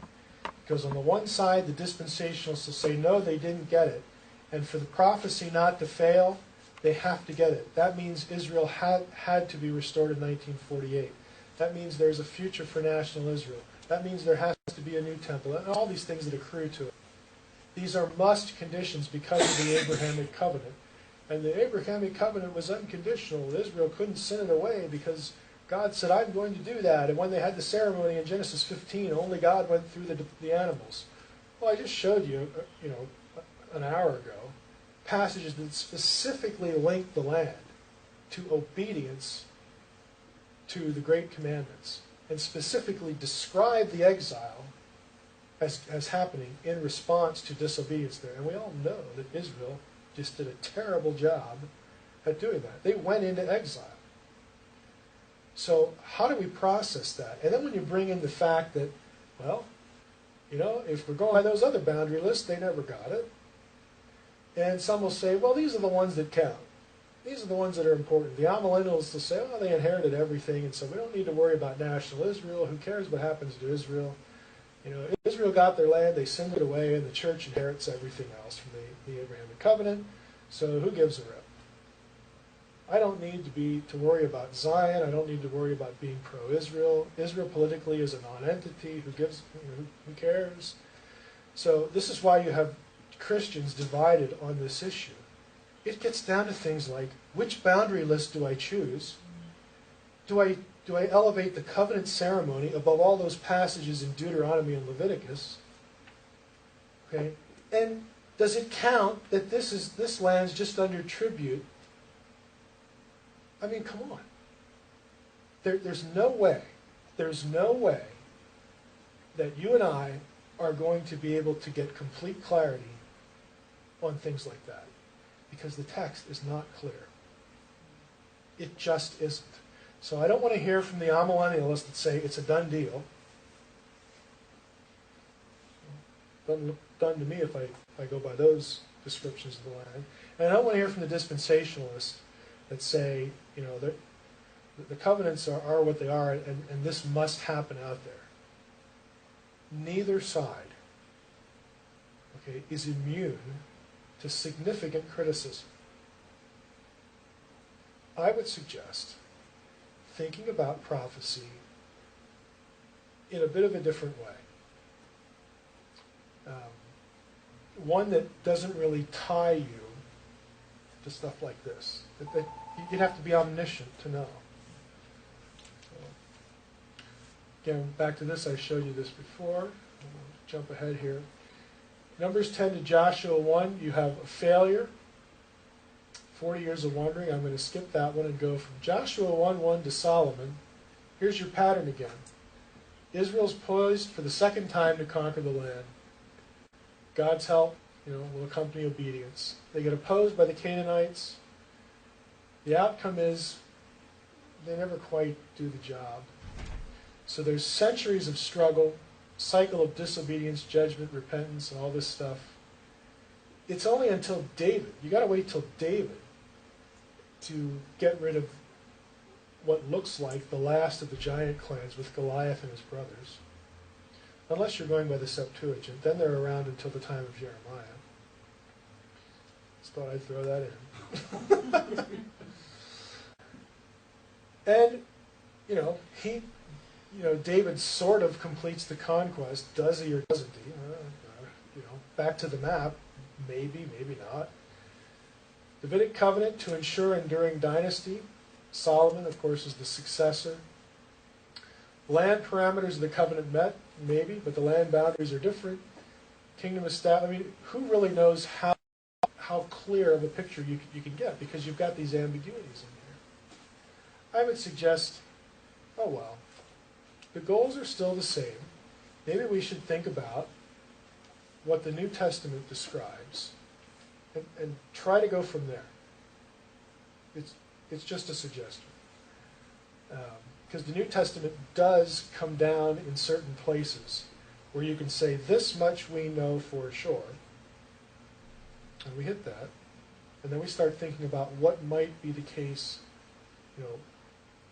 in the church era, post-Christ, post-cross, probably a better way to say that. How many minutes? Do we have any minutes? We have 10 minutes left. 10 minutes? Good. A couple slides here. Bashan. Bashan, as you noticed from the map, was in the north. So from the north, the word for north in Hebrew is Saphon. In Canaanite, it's Saphanu, same consonants. A little close up here, again with Bashan, here are the two capital cities, Ashtaroth and Edrei. After Solomon, again the kingdom splits. We have a northern kingdom and a southern kingdom. Southern kingdom, of course, you have the Davidic dynasty in the north. You got Jeroboam and a bunch of really awful kings. So after Solomon, a major apostate cult center is established at Dan, right here, city of Dan. And it becomes a stronghold of Baal worship. Now, we talked about this phrase, heights of the north. When this was used in Ugaritic, they were thinking, because the people of Ugar live in ancient Syria, to the north for them meant like the mountains of Lebanon, way up there. Since Dan is located in the extreme north of the Israelite territory, and since Dan becomes a cult center for Baal, the northern regions, for this reason, the whole Bashan connection, Mount Hermon's up here, which, according to Enoch, what happened at Mount Hermon? The Nephilim descended? The sons of God descended and hatched the plot, that was described in Genesis 6. This whole region just stinks, okay? It's just bad. And so there was a lot of sinister nuance attached to the north, this northern region. Out of that, or along with that, there's a theme in the Bible that scholars characterize as the foe from the north. Anything we really need to worry about just seems to come from the north. And it's both geographical north and religious north, the mythological north. It just seems like all the bad stuff just sort of comes from there. When we get into, again, some other prophetic stuff on the third day, this is partly why there was an association of Dan in terms of the great cosmic enemy who will finally, will assault Jerusalem for the final time. In Christian parlance, that person becomes known as the Antichrist. There were Jewish and Christian writers who believed that the Antichrist would come from Dan, either the city or the tribe or the region. Now, Dan's original tribal inheritance was way down here.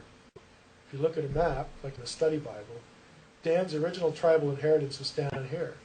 They failed to drive out the giant clans, so they did something unique to all the tribes. They migrated. They left. And they conquer a city in Judges 18, 19, 20. It used to be called Laish, and they named it Dan. So they move. They leave their inheritance. And they settle up here. And this city eventually becomes a center of Baal worship. There's a lot more to it. I'm just, again, prepping you a little bit. But there are some really odd things that go on with Dan. I don't know that the Dan Antichrist traditions are something to consider highly factual, but there's just some odd stuff going on that I'll show you. And I just want to let you know that there are some interesting lines of argument for that. Part of the reason why the bad things always seem to come from the north, I'll show you on Sunday that Babylon, right here's Babylon, right here, Israel. Babylon is called the enemy from the north. Well, like, didn't they know geography? Babylon's over here, it's the east. Why do you suppose they would think of Babylon as a foe from the north? Because all the roads go here and come down. This is the Fertile Crescent. Nobody crosses the desert, unless they're morons. Okay? The army of Babylon isn't led by morons, and it's not full of morons. They take the trade routes and come down. Everything hits Israel from the north. Everything. Ezekiel 38, Gog and Magog. You whip out a map of the Table of Nations. Guess where they're at? They're up here. They're in the north. That's why Ezekiel 38 says they come from the north, because that's where they are. And like everything bad must come from the north. Again, these are just trade routes. Right up here. You would take an army, you would follow a river. Why? We like to drink water. Okay, there's no refrigeration. Nobody's going to drop things out of the sky like in World War II for supplies.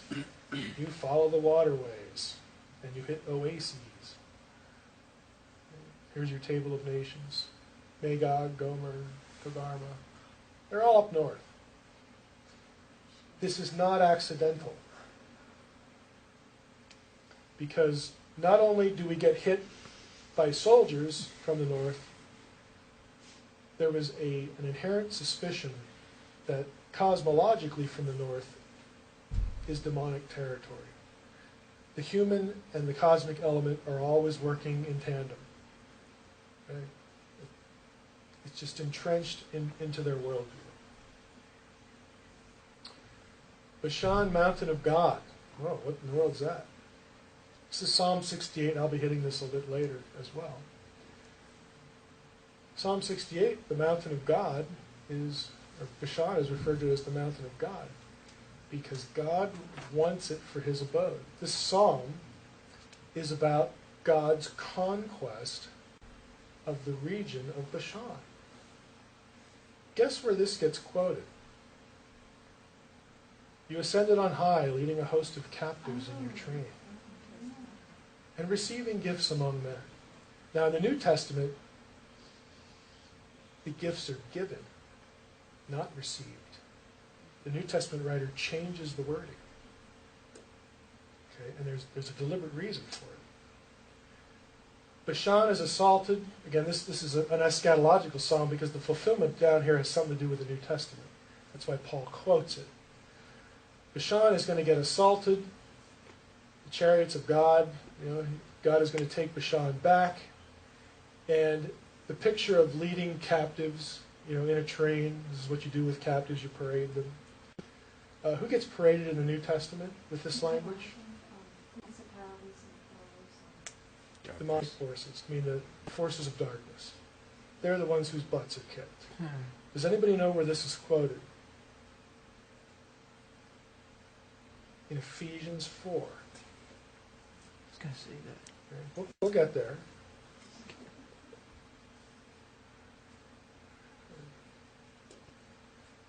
Another Bashan verse. This is Psalm 68 continued. Let's just go back here. Ascended on high, host of captives, God will strike the heads of his enemies, the hairy crown of him who walks in his guilty ways. The Lord said, I will bring them back from Bashan. I will bring them back. What? From the depths of the sea. Well, I didn't see any sea up in Bashan. You don't need a sea in Bashan. The sea is the bad place. It's the place of chaos. Okay? You go down here, where does this come from? Psalm 22. Psalm 22. And what is significant about Psalm 22? Who quotes Psalm 22 and where? Jesus on the cross. Jesus on the cross. What in the world is Jesus talking about? Strong bulls of Bashan surrounding me. What are the bulls of Bashan? What are they? The darkness. You worship Baal. The Rephaim. The bulls of Bashan, the bulls of Bashan are both it speaks of sacrifices to the powers of darkness, and also, I hate to use the word golden calf, but I'll use it since everybody's familiar with that from Exodus. Baal, the figure of Baal as a deity was a calf or a bull. This is sort of a metaphorical reference, again, to the forces of darkness. Jesus is saying, I'm surrounded by the forces of darkness, by entities. Think of Aslan on the stone table, and you got it. You know, all the hordes and everything, just, making fun of him and all this kind of stuff. So this would be at the crucifixion. It's quoted, yeah. The B team, the enemy is rejoicing, thinking they're winning. Yeah. And this is all going to be turned Yeah. around. It's all going to be turned around right there. The Okay? deeper magic. The deeper magic, yes. So again, in summary, Bashan, again, I just want to plant certain ideas in your head, because tomorrow when we go hit New Testament, this is going to surface again. So we've got Bashan, the gates of hell, which is associated with Sheol, the realm of the dead. Who controls the realm of the dead? That's the serpent, because he's sent there. Okay, he's the Lord of the dead. He has claim on all human life because of the fall. Everyone's going to die. That changes. It changes with the work of Christ. He's the reason why the righteous, those who believe in him, are removed. They're not only just like removed from death to life, they are removed from one realm to the other, from one master to the other. This is why Paul says in Galatians, are you nuts? Having begun in the Spirit, formerly you were under the powers of this and that, and now you've been delivered in Christ, you want to go back there? Are you nuts? Are you nuts? This is the kind of thing he's thinking about, this transference, from one kingdom to the next. Again, the whole thing with the Baal worship and the monarchy, eschatologically, there's going to be a reconquest of Bashan. The foe from the north idea is going to play out through the New Testament. You're going to see things happen in these regions that start the kingdom, that announce the kingdom and get it rolling. But these are going to also show up in the book of Revelation and other places when it comes to the final consummation, the final battle. These things are going to be tracked through certain passages there. And again, I mentioned the whole Dan Bashan tradition with Antichrist. A lot of again, we're going to spend some time tomorrow, I think that's it, we're going to spend some time tomorrow talking about the cryptic nature of prophecy. I don't know how many of you were in the room when I said some of the main points of doctrine that are critical for Christianity. Things like the idea that the Messiah was supposed to be God incarnate. You cannot find verses or prophecies that say that in the Old Testament. Even things like the virgin birth. If you go back and read Isaiah 7 in context, there's a reason why no Jewish writer, and I mean no Jewish writer, prior to the New Testament, and certainly beyond because they don't like the implications, no Jewish writer ever considered that Isaiah 7 had anything to do with the Messiah. No one quotes it as a messianic prophecy. And it's not just because the word Messiah doesn't appear in the passage. They don't even think about it. There are prophecies, like this that from the New Testament, the New Testament writers all of a sudden get clarity. There are reasons for that. You will not find verses. There is no grocery list of Old Testament prophecies for things as critical and fundamental as these major ideas. You don't even get the idea of a dying Messiah until the 8th century, the 700s BC. That's when Isaiah wrote. And it's Isaiah 53. And if there are reasons to think that Isaiah 53 might even be later, it might be as late as the 5th century. How in the world does this work? Why is it, we kick the disciples around all the time. We read through the Gospels, but these guys were dumb. Jesus will say something and it looks so obvious to us. And they're like, what? What? Huh? For real? No way. I mean, it's so easy to beat up on them. But they're in the dark Because they don't have a grocery list. And I want to talk tomorrow about why that is. Why is prophecy cryptic? And I'm going to suggest to you, if it was cryptic the first time, it's going to be cryptic again. Yep. It's designed that way for a reason. All right. By way of taking a 1 or 2 minute review of yesterday, my goal yesterday was to introduce some broad themes that will get picked up in the New Testament. Really, the next 2 days, really day and a half, because the last half of the second day is I've set aside for Q&A. We don't have to do Q&A. We could actually jump into some other things, and I'll make suggestions when the time comes. But I wanted to hit some big picture items yesterday that will get picked up in the New Testament. So the rest of the time, we're really going to spend most of the time in the New Testament and how the New Testament uses the Old Testament, with an eye toward talking about prophecy, thinking about prophecy. And I'm going to try to flavor that discussion, with divine counsel things, using that as a reference point. But the next day and a half are really a combination of things that I want you to consider about prophecy. This is not simple. Anyone who comes to you and says, we've got this figured out, we've got this system down, our system works, it's beautiful, it's coherent, you need to realize that the only reason it's coherent is because there's a certain set of assumptions that underlie every system. If the assumptions fail, or if they are uncertain, then you need to consider the results of such things, to that degree uncertain. I've said before, eschatology is one of my least favorite things because it's just loaded with ambiguity. And my concern with the church in regard to prophecy is that people often marry being a Christian with a certain system of eschatology. That's a huge mistake.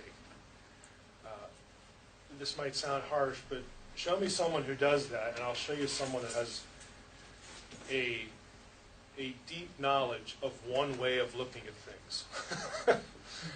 That's a nice way of saying a deficient knowledge of all there is to think about when it comes to prophecy. And I'm going to show you that. I want, my goal isn't to disabuse you of any sort of system you have. My goal is to get you to consider at how tenuous systems are and begin to sort of zero in on the things that we can know with a high degree of certainty and not worry so much about the other stuff, the things that really are tenuous. So with that backdrop in mind, we want to get started here with something I'm calling bridging the gap. And again, we're looking at some major themes. And we're going to start broad, and as we progress, we'll get a little more focused. 2 items that I want to hit for discussion. Elements of Old Testament or divine counsel theology that require resolution in New Testament theology and ultimately eschatology, because the New Testament is progressing toward the end. Its view of the end. And then I want to talk about the cryptic nature of Old Testament messianic prophecy. Now, I alluded to this a little bit yesterday. And I think prophecy is deliberately vague in many regards. And I hinted yesterday that my reason for that is that since so much Old Testament prophecy already has, catch what I'm saying, since so much, not all, but since so much Old Testament prophecy already has its resolution in the New Testament, and it really focuses on the crucifixion and the inauguration, the beginning, the down payment, the kickstart of the kingdom. Since that's true, and the crucifixion, of course, is the central event to that, Old Testament prophecy was deliberately cryptic because God didn't want the powers that be, in terms of the cosmic powers of darkness, to know what was going on. And if they don't know what's going on, well, the disciples aren't going to know what's going on. Nobody's going to really know what's going on. You're only going to be able to really see things clearly after the fact. And all the New Testament is written after the fact. So it looks clear to us. It looks like, we can assign some degree of, literalness, some degree of one-to-one correspondence between things the gospel writers say and their reference to the Old Testament. A lot of times the gospel writers and the New Testament writers will quote a passage in the Old Testament to reinforce a point, and if you actually go look at the passage in the Old Testament, you'll wonder, did they misunderstand it? Like, how did they get that from this? The reason they got that from this is because the Old Testament, was not in an explicit, clear statement of X, but the New Testament writer sees an analogy between what Jesus did, what he said, what happened to him, an analogy with something in the Old Testament. And I'm going to refer to something I call a mental mosaic of Old Testament prophecy, as opposed to a checklist of explicit prophetic statements about Messiah. If there was a checklist of explicit prophetic statements about Messiah, anybody would have figured this out. All you got to do is be able to read. Okay, that isn't the case. And I'm going to show you some real clear examples of how, if you follow my blog, you'll know that atheists and other critics of the Bible will just come out and say, the New Testament writer just got this wrong. His meaning is completely different from the Old Testament meaning. Or he just messed it up, he was inept, whatever, or he's just making it up. And to me, it's understandable why people say that, because there are places where you just wonder, what was he thinking? I would never read this and come out with that. Again, it has to do with an after-the-fact eye toward patterning an analogy. It's not just reading a statement in the Old Testament. So, let's jump in here. What needs resolution in New Testament theology, and again, ultimately, eschatology? We talked about chaos yesterday, and I said, again, there are a couple ways to consider the idea of chaos. One was untamed creation that needs taming, and that was often communicated by the sea, the churning waters, some of this imagery that to an Israelite and a wider, Canaanite, ancient Near Eastern person, to communicate the idea of something being untamed and dangerous, ready, potential for harm, that kind of thing, there was a certain set of images that would be used to communicate that. Dragon, Leviathan was another one of those images. So, I don't want to flip back too quickly.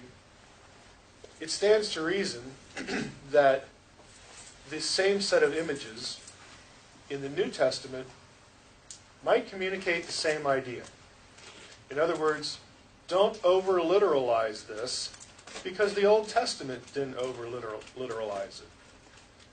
An idea communicated by image, we might want to consider what's going on in the New Testament in the same way. Everybody wants to talk about literal interpretation. Usually when people say that, what they're really saying is, if I don't think literal interpretation, then everything else isn't real. Then I'm like denying it's real. And I talked a little bit about that yesterday. Communication of an idea through a symbol or a metaphor or an image is no less real than something you'd handle or detect with the senses in a real-time experience way. If you believe in a spiritual reality, you should understand that pretty quickly. That just because I'm communicating an idea instead of an explicit point-by-point chain of events that you're going to actually, like read in the newspaper, with painstaking, degree of correspondence, doesn't mean it's any less real. So, as the Old Testament communicated an idea through images, we might want to consider the possibility that the New Testament does the same thing. Mortality and death was a theme yesterday. So the fall costs humanity its mortality or its immortality. Humans become mortal, they will die. Immortality is needed. Now think about this. Immortality is needed to be a member of God's family in His kingdom. Okay, if you're a member of God's family, by definition, you are going to live with Him, and He doesn't die. Okay, so that's sort of part and parcel of the deal. So the loss of immortality becomes something that needs resolution. It needs to be corrected for you to be part of God's family. And how the Old Testament communicated this is very understandable for us. We have the serpent's deception and the curse that associates him with mortality, in other words, death, as he became Lord of the underworld. And we talked yesterday about how Satan, the Nakash, again, getting that title later, Satan, because of his adversarial role as the great cosmic enemy with God, how he became Lord of the dead, and he had a claim on all humanity because everybody dies.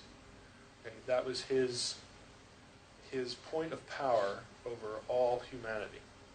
And that's going to change, of course, with the resurrection. Rebellion and sin was another theme. We talked about free will beings, both human and angelic, revolting against God's will and design. Curses did not eradicate free will, but made earth the domain where this continues. And often it was detached from a direct divine presence, and that expanded the problem, so that sin proliferated. God's domain and the human domain were differentiated, although they can intersect. What I mean by this is there was no more Eden. When it was Eden, they were intersecting, they were right there at the same time. Heaven was meeting earth. Well, the fall destroys that. It separates the two. God interacts with people. He makes a decision in the course of Old Testament history to disinherit the nations. We talked about the Deuteronomy 32 worldview. He calls Abraham. He's going to make for himself a people. God is not necessarily there all the time. He's there a lot of the time. When you read through the Torah, the stories with Moses and whatnot. But God has to make the decision to come to humanity. It's not an Edenic picture where they're sort of always there together. Right? There's a separation, and there are conditions that are set for God's presence to abide with humanity and for humanity to contact God. And again, all of that derives from what happens in Genesis 3. It's not quite the same as Eden. And again, these things were communicated by the episode with the serpent, the sons of God, again, the Deuteronomy 32 worldview, demonic spirits. So when we look at these characters later on, they're probably going to be connected in some way with this domain differentiation that needs resolution. We need to take care of rebellion, we need to take care of evil. The goal, of course, is to have a human family, once again, dwelling with God on earth so that it goes back to Eden. And this is going to be a major theme of the New Testament theology. And we call that the kingdom. Okay, we call that kingdom rule. And again, with many Christians, the idea of kingdom is something remote. Something, someday we'll get that. And I'm going to show you and suggest to you that while there is a coming, what I would call and what scholars call a consummation of the kingdom, a final form, a culmination point, the kingdom is here now, okay, in a very real sense. Just because you can't travel to Jerusalem and see a throne and a temple that has latitude and longitude with a person named Jesus sitting on it does not mean there is no kingdom. I believe we'll see that at some point. But just because it isn't there now doesn't mean there is no kingdom. Fourth theme was God's loyal family and his counsel. Again, the Edenic intent was human and divine sons living under the same roof, so to speak, and doing their own part in the family business. That's the counsel. Administration of earth, and of course they have their province, their estate, their domain in the unseen world, but there's a symbiotic relationship that was intended. Heaven meets earth, not only meets earth, but heaven is on earth, and it stays there, and humans are part of that. That's the Edenic picture. And that is going to need resolution in the New Testament. So, when we see sonship language in the New Testament, words like, children of God, sons of God, adoption, that humans are adopted into God's family. The reason they have to be adopted is because they're separated, they're cursed, because of Genesis 3, but now they're brought back in. When we see language like this, it has some attachment to this back here. And people of God, family, household language. Again, these are threaded, this is threaded vocabulary that isn't just cropping up in the New Testament. It has some attachment to what's gone before. Edenic garden, mountain descriptions, we need to have an eye for. Terms used to describe God's dwelling places, again, might be of interest. For instance, there's one place in the New Testament where our bodies are referred to as tents, tabernacles. It's not a mistake. It's not like the New Testament writer being clever. It's because the same glory that dwelt in the tabernacle in the Old Testament now dwells in believers. And by the way, that would mean that there's already a temple. It's called you. Okay? Looking in the mirror. You want to see the temple of God? Look in the mirror. Okay, it's something like that. The New Testament writer isn't, again, being clever. There's a reason why Paul refers to individuals as the temple of God and the church corporately as the temple of God. And that reason is because you are. It's profound, but it's simple. And so it should cause us to consider, well,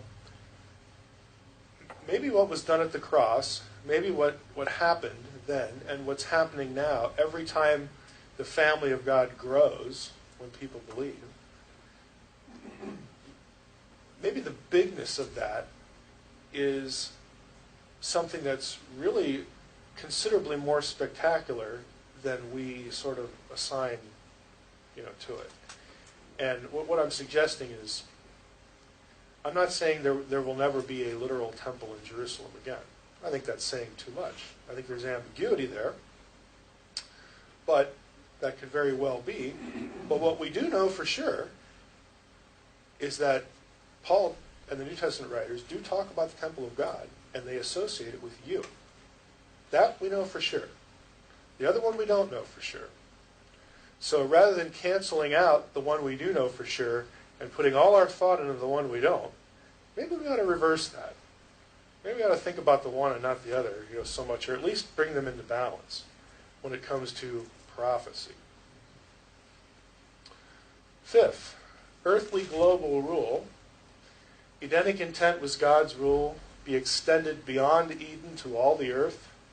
By the way, if it stops at Israel, it falls short of the intent.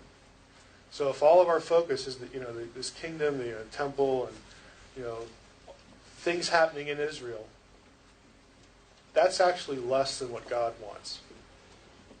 Okay? God is interested in recovering every bit of his property, surrendering nothing. Okay?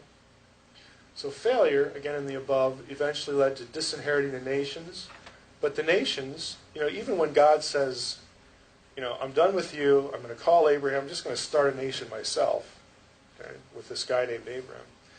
Even in the covenant, the very next chapter, the first 3 verses of the chapter, right after he's done disinheriting the nations, says things like, through you, through your descendants, through your seed, all families of the earth, all nations of the earth will be blessed. I mean, God still has them on his mind. There is intent. Even at the very beginning, even though God's judging them and it's a punitive act and all that stuff, the plan is, I will surrender nothing when it's all said and done. So again, communicating this idea, we had, again, the reversal, we had the Babel event, the disinheriting of the nations. So we want to look for a reversal of that. Israel would be the catalyst for reconstituting the kingdom, to making it global. So in some way, Israel's going to have some role there. There's a relationship. Gentile inclusion was always the plan. Okay? So we should be looking for that and tracking on it. And again, since the nations were given over to lesser Elohim, they're going to have to lose their jobs. They're going to have to be displaced. And so that's another theme we need to be thinking about as we read the New Testament. Now, a little rabbit trail here. Excursus, Latin for rabbit trail, I like to say. Resolution of Genesis 6, of the Watchers, the Sons of God incident. I'm going to, here and there, be saying some things about this. So I want to plant some kernel ideas in your head about that. If you think broadly about what's going on in Genesis 6, there are some important, again, thematic ideas, the reversal of which should show up in the New Testament in some way. So here we have rebellious divine sons of God. Believe it or not, they're going to be replaced by believing human sons of God. Okay, when Romans 8 talks about the creation in travail and waiting the unveiling of the sons of God, that again, that's not just being clever. It's not just sounding flowery. Okay, there's a reason for things like that. Divine and immortal, they were punished to death. So they start out divine and immortal, but they're going to die. They're going to be destroyed. And the reversal of that is the earthly and mortal, that would be us, okay, are given eternal life. Again, it's a thematic mirror image. We have the proliferation of evil with the sons of God. Now, these items here are what you'd find in Enochian literature, either the Book of Enoch or other Second Temple books. They're specifically blamed for 4 things. There's giving humans the knowledge of spell casting, of course, the sexual lust element, violence, and astrological secrets. These are the specific things that they're blamed for doing that cause the proliferation of evil on the earth. Well, the proliferation of evil is going to be reversed, and some of it is reversed very simply by things like the fruit of the Spirit. And I have astrological coup here. The very guys that are out there doling out the astrological secrets, the astronomical secrets, are going to get hoodwinked when it comes to the birth of Christ. They're not going to see it coming. So it's sort of a jab at them. If you take passages like Revelation 12 to be specific signs of the birth of Christ that we can see after the fact. Revelation is the last book written. It's like in the 90s. That's when you get your whole list of signs. By the way, we're going to talk about the birth of Christ and all this astronomical stuff because it's part of this reversal. Essentially, when you see this, when God sends the Son, when the fullness of time, okay, the astronomical bodies track time. That's the way we track time. They mark time. When the fullness of time is there and God sends forth His Son, they're shown to be clueless. There's mastery here. There's ineptitude here. Again, just thinking in terms of mirror imaging and reversal. Council members who lost their status through pride, forbidden to return, again, either the Nakash, the Satan, or the sons of God especially, we're focusing on here. Council outsiders, that would be us, gained their status through faith in Christ and exalted at the eschaton. It's a reversal. We are the reversal of that. Earth to be ruled by many quasi-divine offspring, produced by divine fathers and human mothers. Well, Earth will be ruled by one fully divine offspring born only of a human woman. It's a reversal. It's a thematic reversal. Offspring die to inhabit the abyss, overspread Earth, and displace human life. That's their job. God's offspring die to inhabit glory and replace the sons of God. Again, the New Testament writers are tracking on certain ideas, and they're specifically designed to be illustrative and factual displacements and reversals of what has preceded. Okay, back to, again, orienting ourselves with, again, big picture New Testament ideas, things we need to just have an eye for as we read. Second thing I want to talk about is the cryptic nature of prophecy. And again, I alluded to this yesterday. Here's a premise. The substitutionary death and atonement of the Messiah, King of Israel, and its purpose were obscured by design in Old Testament prophecy. That is the proposition I'm asking you to consider. I do think that's the case. The disciples didn't get it, and some of them even rejected it when Jesus just said, hey, this is the way it's going to be. And Peter's like, no way. Pardon me, Lord, but that just isn't right. Well, he finds out otherwise. Paul, of course, calls it a mystery. There's no Old Testament prophecy that puts all the pieces together. Again, the way we're used to looking at this is, if I just read the Old Testament real closely, I can come up with a checklist of specific things, specific statements that are going to translate in a one-to-one way to what Jesus was, did, and said. Well, good luck with that. Connections are missing by design. The connections are missing. The pieces are there, but the connections are missing. The connections are what you can see after the fact. How the pieces go together. Where is substitutionary death connected to the Messiah in the Old Testament? Yeah, I picked this one because it's like the most fundamental thing about New Testament theology. So, where's the verse for that? Now, you could say, well, it's Isaiah 53. It's the sermon. Well, Messiah isn't even in that passage, so you have to make that connection. It's easy for us to do after the fact. Okay? But there's a reason why Jews even today just think that that's not really clear. Because it isn't. If the word Messiah was in the passage, well, that, who's going to argue with that? Just an illustration. There's only two occurrences of this term. Two occurrences of this term where the New Testament authors actually use the verse. Think about that. Messiah occurs, I think it's a dozen or so times, or maybe 20 times, whatever. But if you actually go look at the verses, there's only two occurrences of this word in verses that the New Testament writers even quote. That's kind of shocking when you think about it. You'd think they'd be looking for every reference. Let's quote them all, Well, a lot of them have nothing to do with Jesus. The New Testament writer, under inspiration, doesn't deem them worthy of even citation. They only do it 2 times.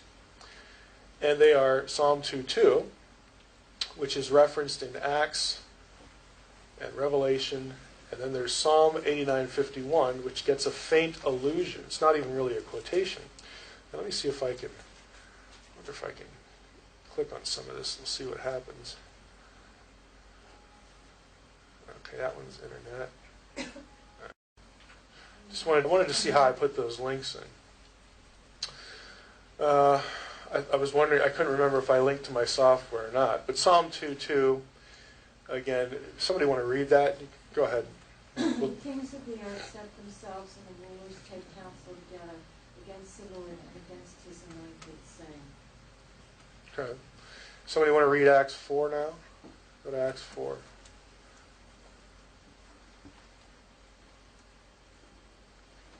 Acts 4:25 and 26.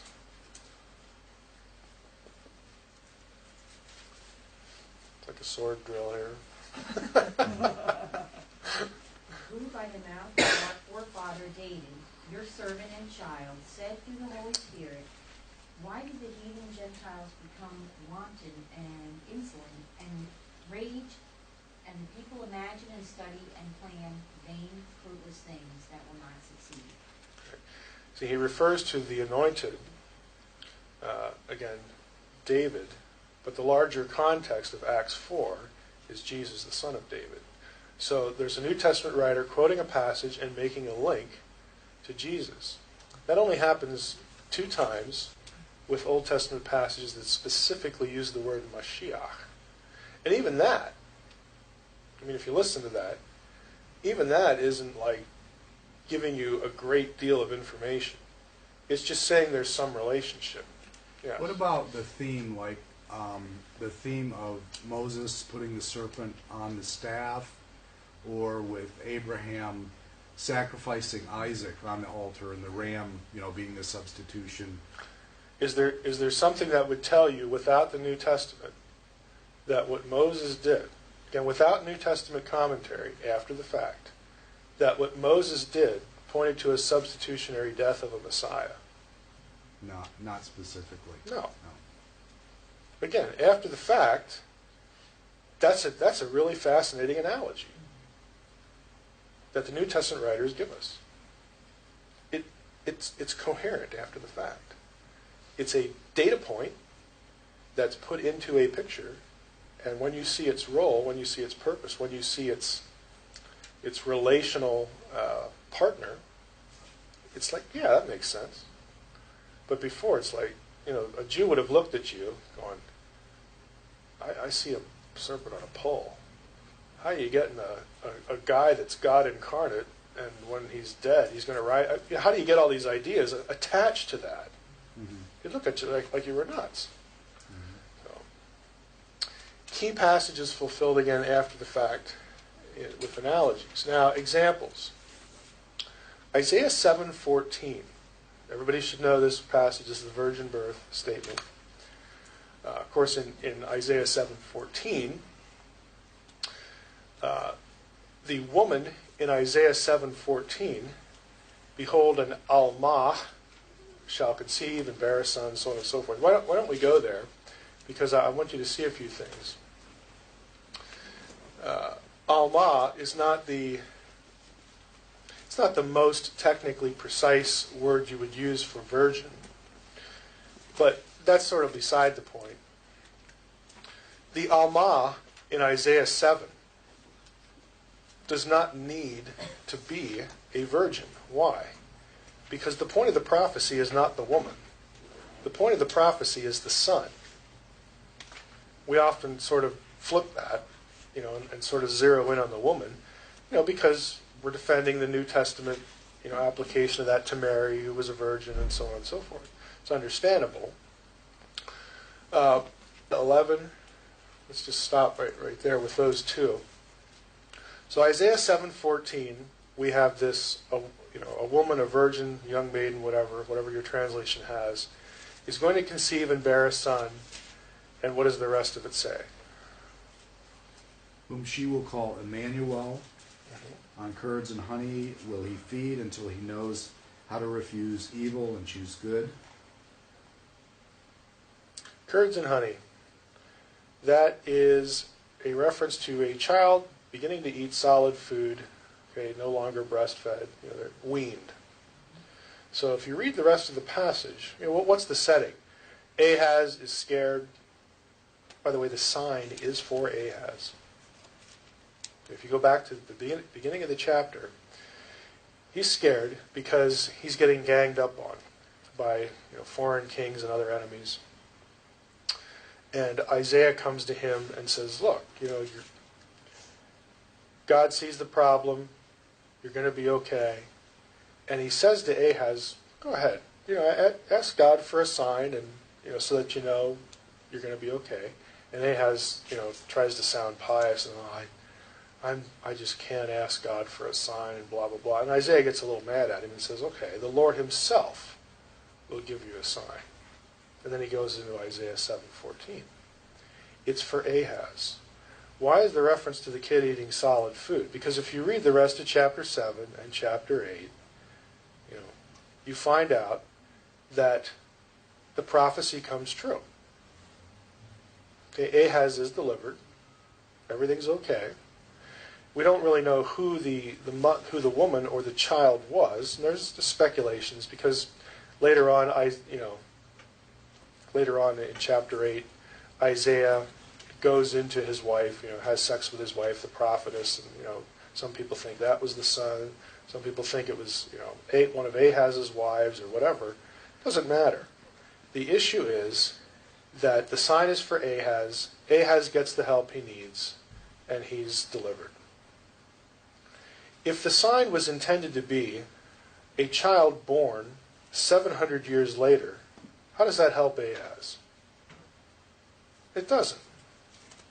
This is why, like I said yesterday, and it's not an exaggeration, I'm being serious, no Jewish writer, okay, before and even in the context after Jesus shows up, no Jewish writer prior to the New Testament ever even considered this to be a messianic passage. They didn't even consider it to be a prophecy because it was already over. Why would it have anything to do with the Messiah? Because Ahaz is dead. He's been dead for hundreds of years. God delivered him like He said He would. What do I need to look for? Okay. Well, the answer is you don't need to look for anything.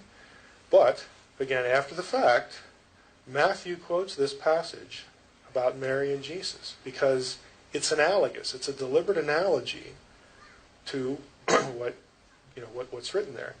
Matthew knows the story of Jesus' birth. Why? Well, because Mary travels with him. You don't think she ever told the disciples a story? I'm sure when they see him start doing spectacular things, walking on water and turning water into wine, they're going to look at her and go, where'd this kid come from? Did he ever do anything weird when he was little? They're going to ask questions like that. And she's going to say, well, let me tell you how this happened. It's kind of weird. It's kind of spooky. And just tell you what happened. The angel showed up to me and said, you're going to have a son. Okay. Looks like that's working out. And then, when they sit down later and they've had a chance to go back through the scriptures and study, because now they're preaching the gospel, they're telling people about Jesus. When it gets time to write the gospels, both in terms of their own effort put into trying to understand their Bible in light of Jesus and the Spirit's assistance to connect the dots, Matthew's like, this is just like Isaiah 7. This kid comes out of nowhere. It's a supernatural birth. God announces it. It's for salvation. It's deliverance. Emmanuel can mean God with us, or God is with us, or God will be with us. There's no verb in the statement. It's Immanuel, preposition plus L. So you can translate it a variety of ways, but Matthew looks at that and God was with us. He really was. We walked around with him for 3.5 years, So they're seeing things clearly on the other side.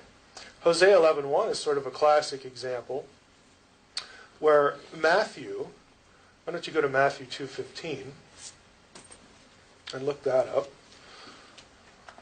Somebody gets there, you can just start reading. And remain there until Herod's death.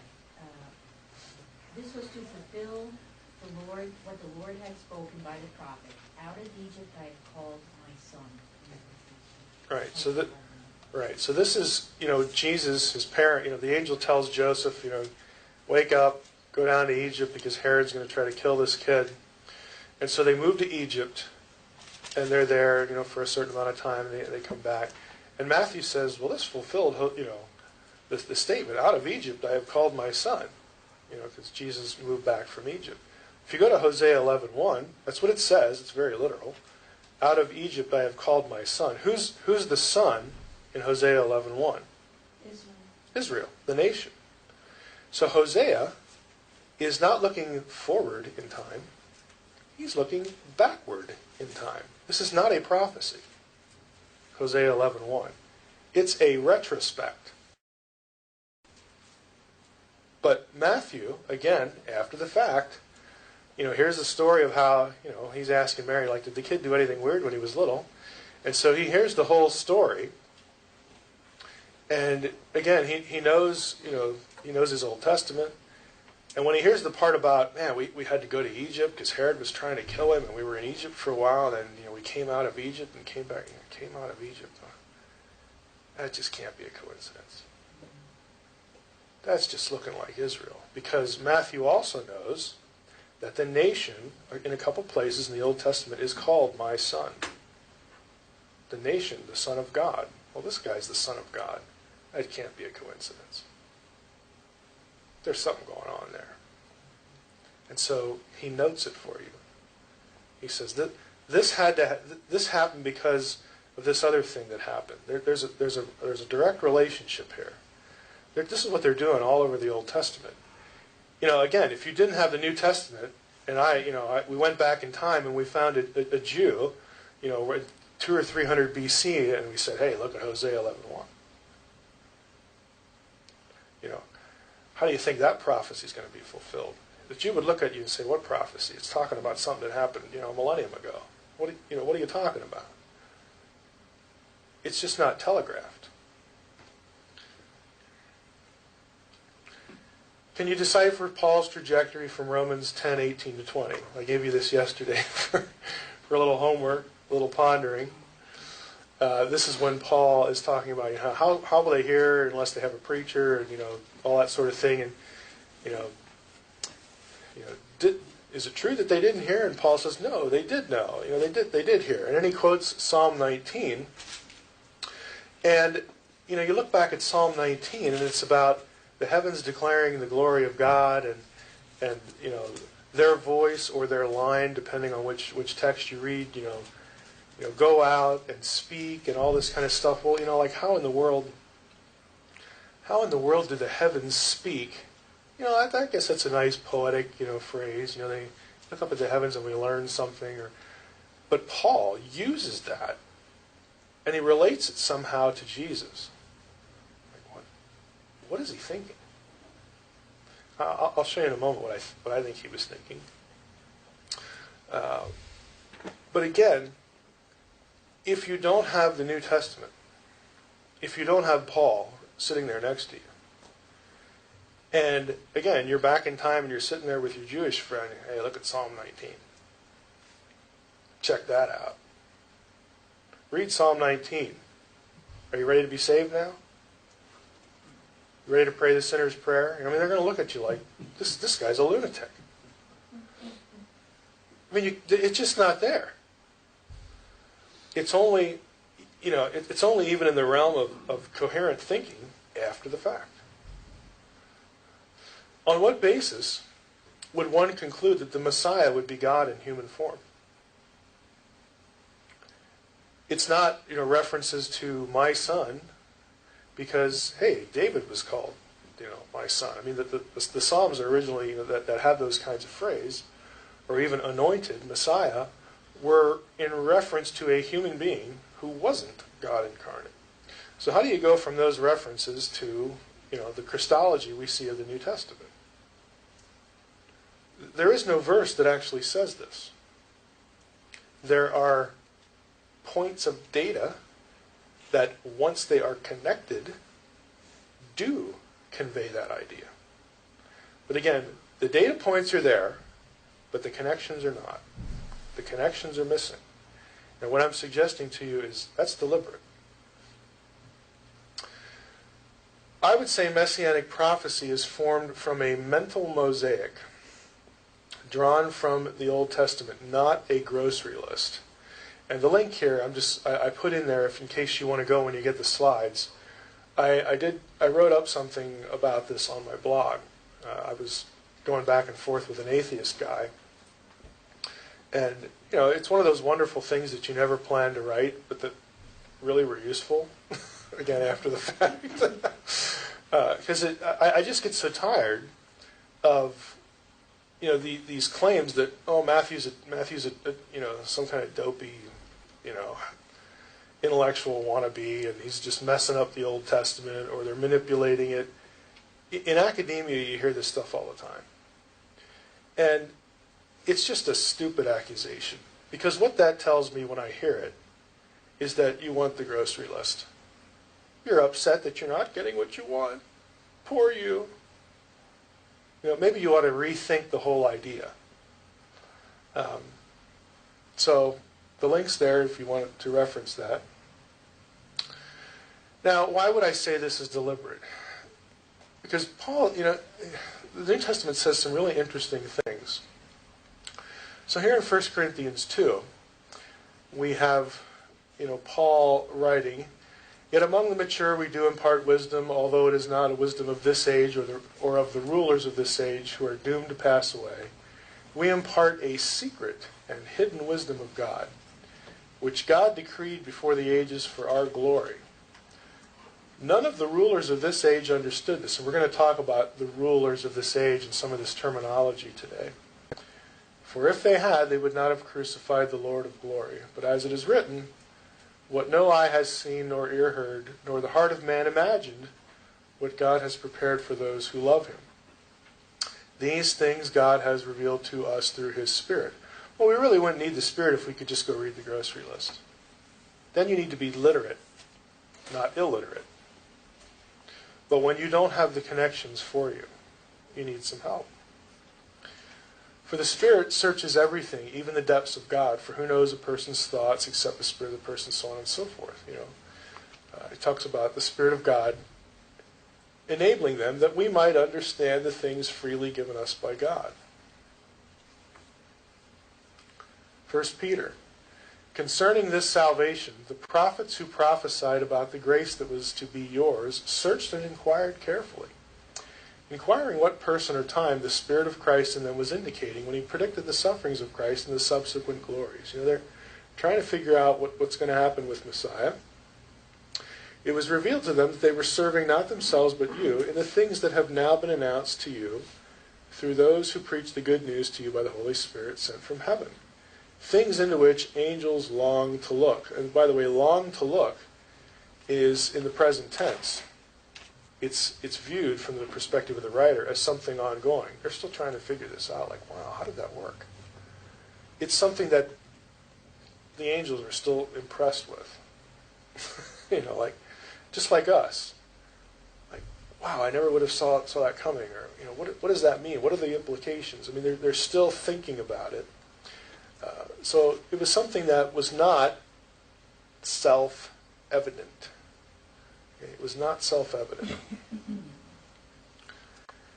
Ephesians 3, "To me, though I am the very least of all the saints, this grace was given to preach to the Gentiles the unsearchable riches of Christ, and to bring to light for everyone what is the plan of the mystery hidden for ages." Okay, if it was a grocery list, it wouldn't be a mystery hidden for ages, unless you couldn't read. If there's no connections given to you, then you don't know what to expect. "Mystery hidden for ages in God, who created all things, so that," catch this, "through the church, the manifold wisdom of God might now be made known to the rulers and authorities in the heavenly places. This was according to the eternal purpose that he has realized in Christ Jesus our Lord." That's a telling statement. It's not through the kingdom that'll get here someday.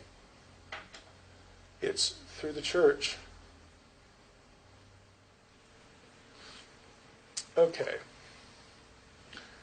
Background of the coming kingdom. So, Old Testament antecedents to the inauguration of the kingdom at the first coming of Christ. Inauguration, again, means the beginning, the kickstart. So we just, in the last set of slides, we talked about big picture things that we need to have in our heads as we read the Old Testament. And those big picture things are connected to what we did yesterday. Connected to, again, Old Testament concepts that have either, lots of connections, lots of divine counsel touch points, or, just a couple, but they all have divine counsel touch points. I have here the text versus popular eschatology. Again, I don't want you to take that as a swipe at a particular view. The reason I put that subtitle there is, going back to the very first session, you need to be more focused on the text than any system. I don't care what system you sort of have or were raised in. That's incidental. I want you to think about what's in the text, because there are things to think about there. So Daniel 2, Daniel 7, and Revelation are all connected. I'm sure you know this. If you've spent any time studying prophecy, you know that there are connections between these three things. So Daniel 2, I'm going to start here with what I'll call the popular dispensational view. And this is, again, sort of the left behind view, to use more of the vernacular. But in Daniel 2, Daniel records this visionary dream of Nebuchadnezzar, and it has certain features. Again, this is the image, the great image. Head of gold, chest and arms of silver, stomach and thighs of bronze, legs of iron, feet and toes of iron and clay. And then we get this stone, which is also called a mountain. Isn't that interesting, a mountain? Filled the whole earth. Oh, isn't that interesting? It fills the whole earth. Not just a place the size of New Jersey. Not made with human hands. So we learn, right from the text, this is the easy part, that this is Babylon, because Nebuchadnezzar, you're the head of gold. And the supposition is, in this view, that the succession here of kingdoms are Media-Persia comes next, then Greece, then Rome, and then the millennial kingdom of God. And that's usually, it's oversimplified, I know. But those who don't want to see, or I should say, I don't want to state it negatively, those who want to see the kingdom as only future will look at, they'll tie the millennial idea to this. Since there's a relationship here, that this kingdom is associated with this last kingdom, if you're going to say it's Rome, well, there's a lot of time between Rome and this millennial kingdom. This is why, catch this, this is why this kingdom needs to begin during the time of this one, right? If this one's Rome, and someone believes that this refers only to the future millennium, this is why people argue that, Rome must be restarted again. There must be a new Roman Empire. Okay, you catch that? There must be, Revelation must describe, an empire, a kingdom that arises from the ashes of the old Roman system. The only reason they do that is because they know this connection has to be maintained. But they only see the kingdom as distant future. It's a lot easier if you see the kingdom as beginning during the actual Roman Empire, okay, which would be the time of Jesus. It's just a lot simpler. But if you make that decision, and amillennialists will, then the other side, the dispensational side, is going to accuse the amillennialists. Oh, you guys deny a literal kingdom, and what about the 1,000 years in Revelation and all this kind of stuff? And so that becomes the battleground. What? The belief that there will be no 1,000-year literal kingdom on earth. Is no, millennium. So again, this is a battleground area. Now there is a mediating position that the kingdom begins at this time, and it keeps progressing, and eventually it'll have some sort of consummation point, either on earth or it just transitions into the eternal state. We'll use that term. Now, I'm going to show you two scholarly views that are held by scholars. And there'll be a little bit different takes on this. One is the majority. If most academics, who are not either are believers who are not dispensationalists or unbelievers who don't, care about theology.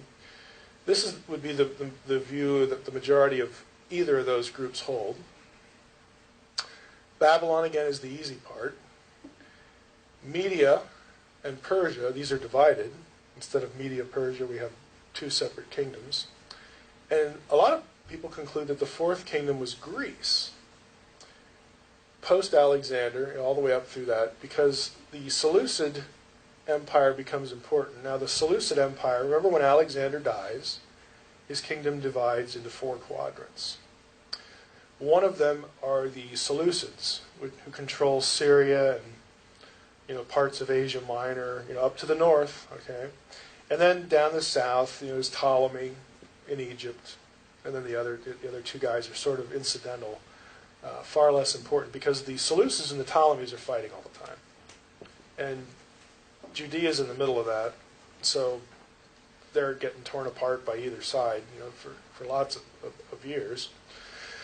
But this view would say that the last kingdom is Greece, and that means that the kingdom, not made with hands, begins when the Jews revolt.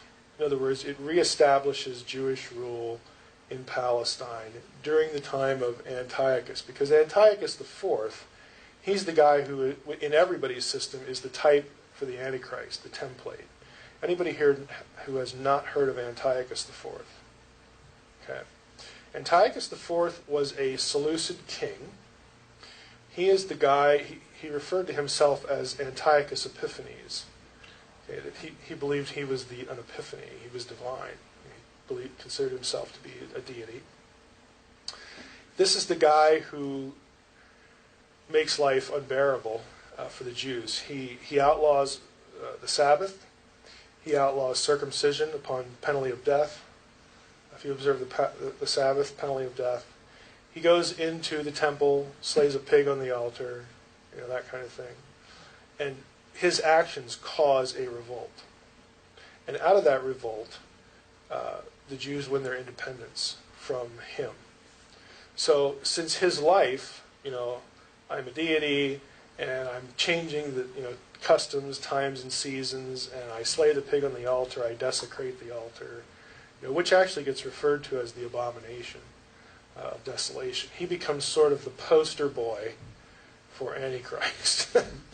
Now, he wasn't the Antichrist because, Jesus is going to come along 150 years later and say, they ask him, what's the sign of your coming again? And then he'll start talking about Daniel 9. So this guy isn't it, but again, he's like the poster boy for what we suspect would happen. And everybody looks at Antiochus that way. The Jews called him Antiochus Epimanes instead of Epiphanes. Epiphanes means the madman. So some people say that this event is sort of the counterpart to this. And what that would mean is that it shows that God's human kingdom, the Jews, is never going to be completely stamped out. They will always be there. They will always occupy the land.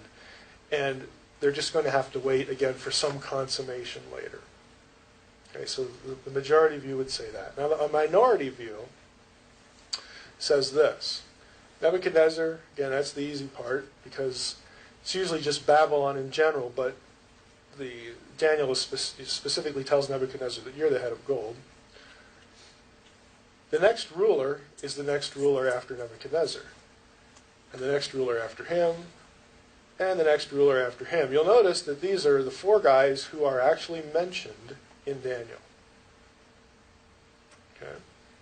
So some would say this is what's going on, and Cyrus represents the 4th kingdom, and it's during the reign of Cyrus that the Jews are sent back to the Holy Land to restart the kingdom of God in some form on earth again in the Promised Land. So this is the regathering. This is the point when the Jews are reoccupy the land. So this view would take this whole idea, again, of the enduring, the everlasting kingdom as God's human kingdom. Again, the Jews are not dying off. It's never ending. God brought them back to the land, and they ain't going to leave. Even during the Crusades, I mean, they're still there.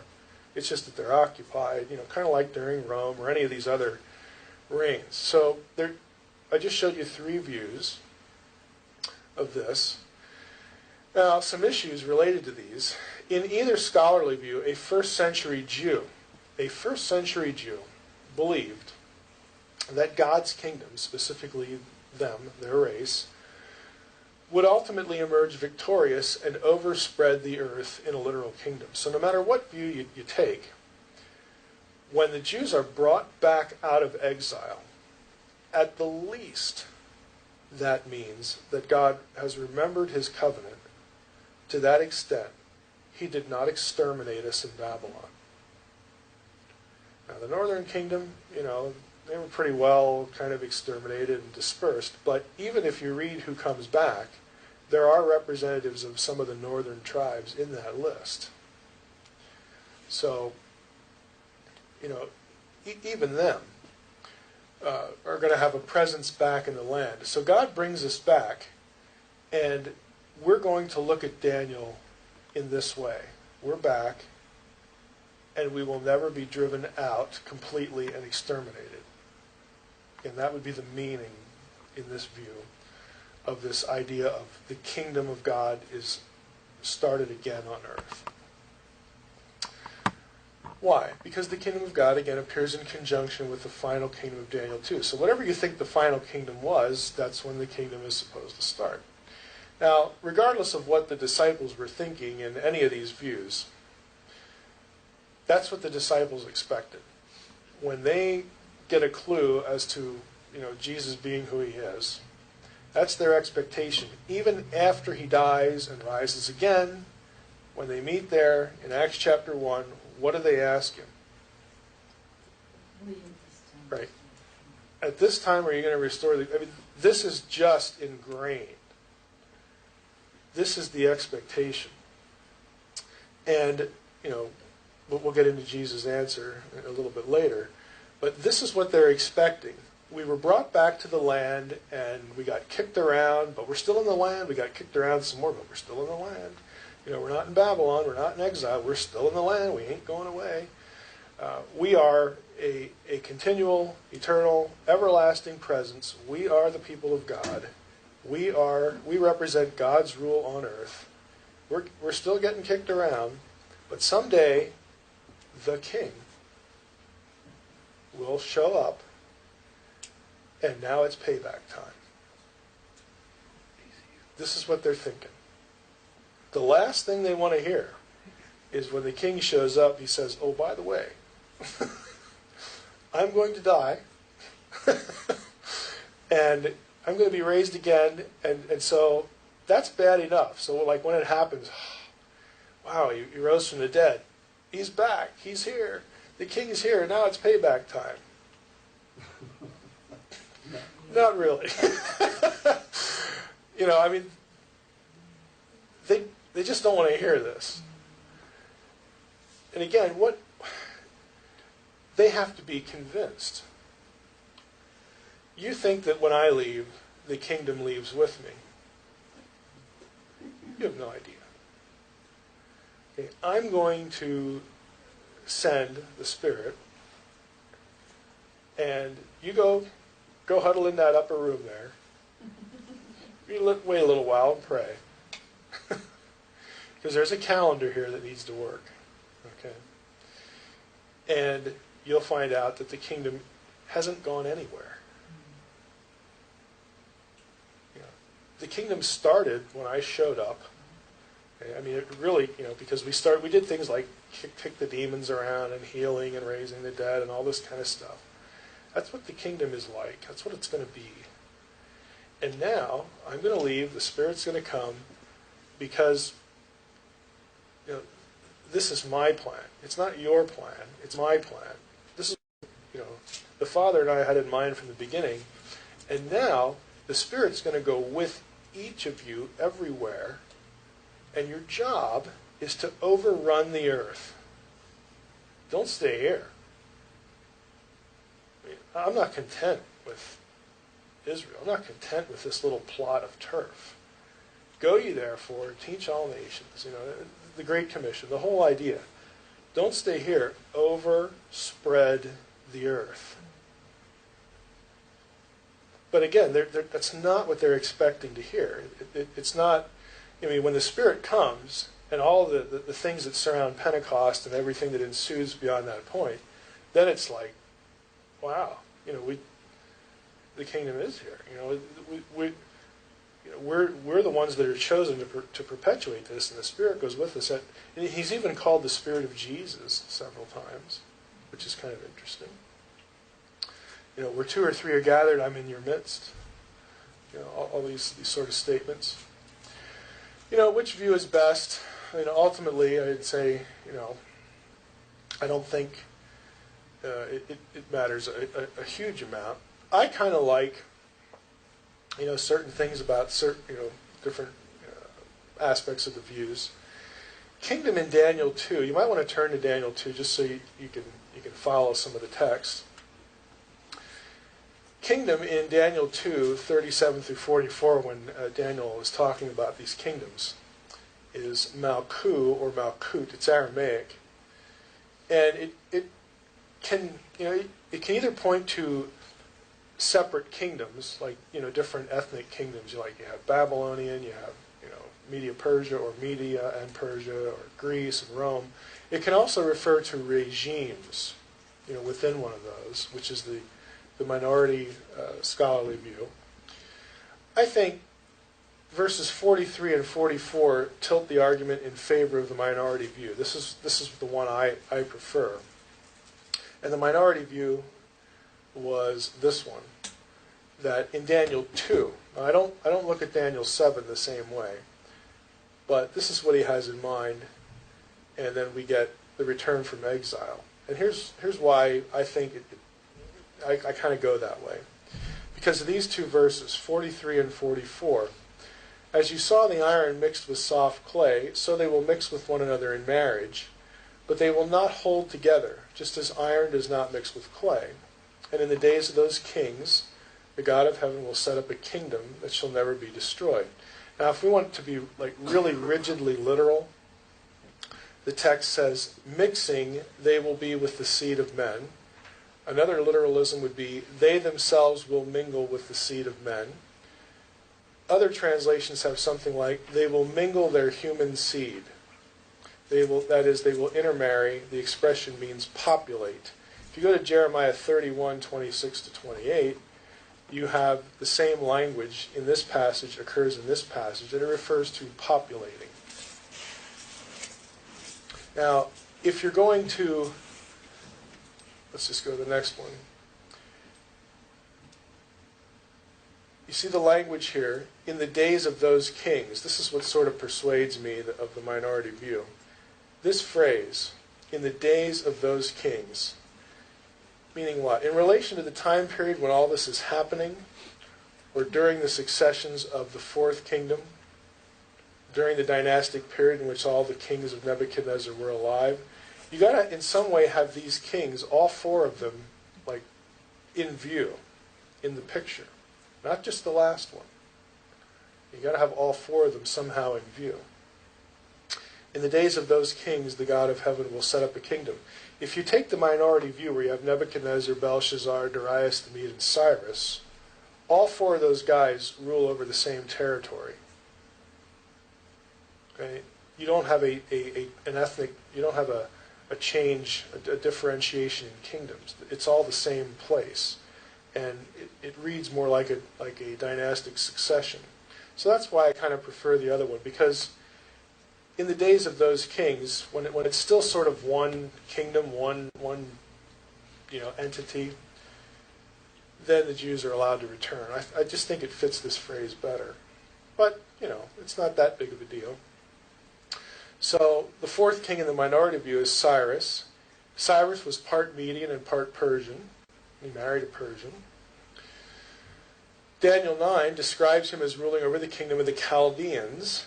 And the Chaldeans, again, is a broad term for all these ethnicities in the same region. Okay. So the implication is that the Medes and the Persians bring a new dynasty, but within the history of one empire. So this would be the mingling. And Cyrus was Yahweh's anointed. He is the Messiah. He's that Messiah, that deliverer. In Isaiah 45:1, he is mentioned by name and called Mashiach in that verse. Okay, he delivers Israel. He releases the Jews. The kingdom of God is reinstituted and survives and returns to Israel. But his own mingled kingdom fails. You know, the verse does say it doesn't work. Now, I know that this verse is associated with this genetic hybrid thing. Again, I have the language colorized here.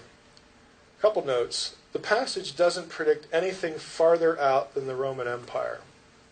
So even if you don't take either the minority scholarly view or the majority scholarly view, you go back to the passage, the fourth kingdom is Rome. It's either Rome or Greece or Cyrus. There's nothing further out than Rome. So that alone should tell you that there might be a problem with thinking that the fourth kingdom is like today and we have genetic hybrids here. Okay, there's a significant disconnect in regard to that, at least that idea. The kingdom has to begin in the fourth kingdom. Jesus quotes Daniel 7 of the inauguration of the kingdom, which coincides with the council meeting on the fourth beast. So again, when you get to Daniel 7 has a relationship to Daniel 2, again, because we have a succession of four kingdoms again. Again, if you've spent any time in prophecy, this is not going to be new information for you. And it's during when the divine council meets in Daniel 7 and decrees that the fourth beast needs to die and it's put to death and all that stuff. In conjunction with that decision, that is when the Son of Man gets the kingdom. So again, there's a link here between the fourth kingdom and the inauguration of the kingdom of God. So you have all this going on at the fourth one. Biblical writers knew nothing of genetics. I think that's a significant point. Plus, if you want to look at genetic hybrid, the verse says it doesn't work. It fails. Whatever it is, it fails. You can't really get away from that. Just as iron does not mix with clay, they will not hold together. Mike, can you go back, because when you went to the verses and you used your cursor and said, look, it fails, you were circling something and the guys on the web didn't see Oh, it. okay. So I want them to see. All right. When it fails, okay, they will not hold together, and in the days, just as iron does not mix with clay. So when it says they do not hold together, I would say that means it doesn't hold together. All right. I mean, it's kind of obvious. So whatever it is, it doesn't work. It fails. It stops. It ceases. It dies. I mean, whatever you want to say, it doesn't work. And I think because we have these connections between the start of the kingdom and the fourth kingdom, the fourth beast, Daniel 2, Daniel 7, we need to find some way that the fourth kingdom has some sort of mingling, and the fourth kingdom launches the kingdom of God. All those things have to fit together to make sense of the passage. So I think to pick out one or two phrases of these, is not a good method. Again, plus the language is used elsewhere for, populating an area in Jeremiah. Now, let's do some superimposition here. In the majority view, majority scholarly view, again, either scholars who are not dispensational or scholars who combine with scholars who aren't theologically anything, this is where most of them are at.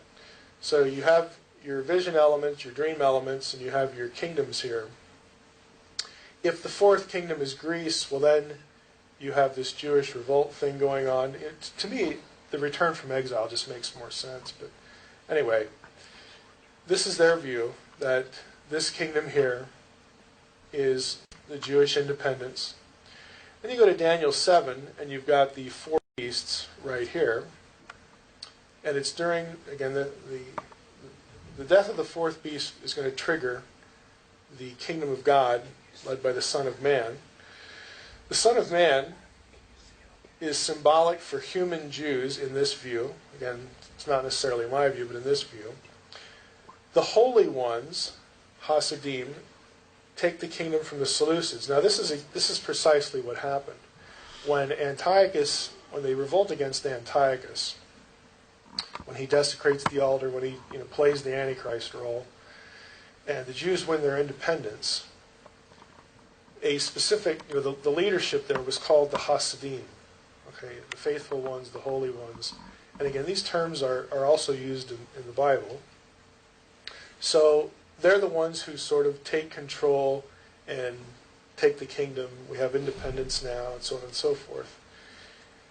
Revelation, the book of Revelation, applies this to the risen Christ and the impending, fourth beast during the Roman Empire.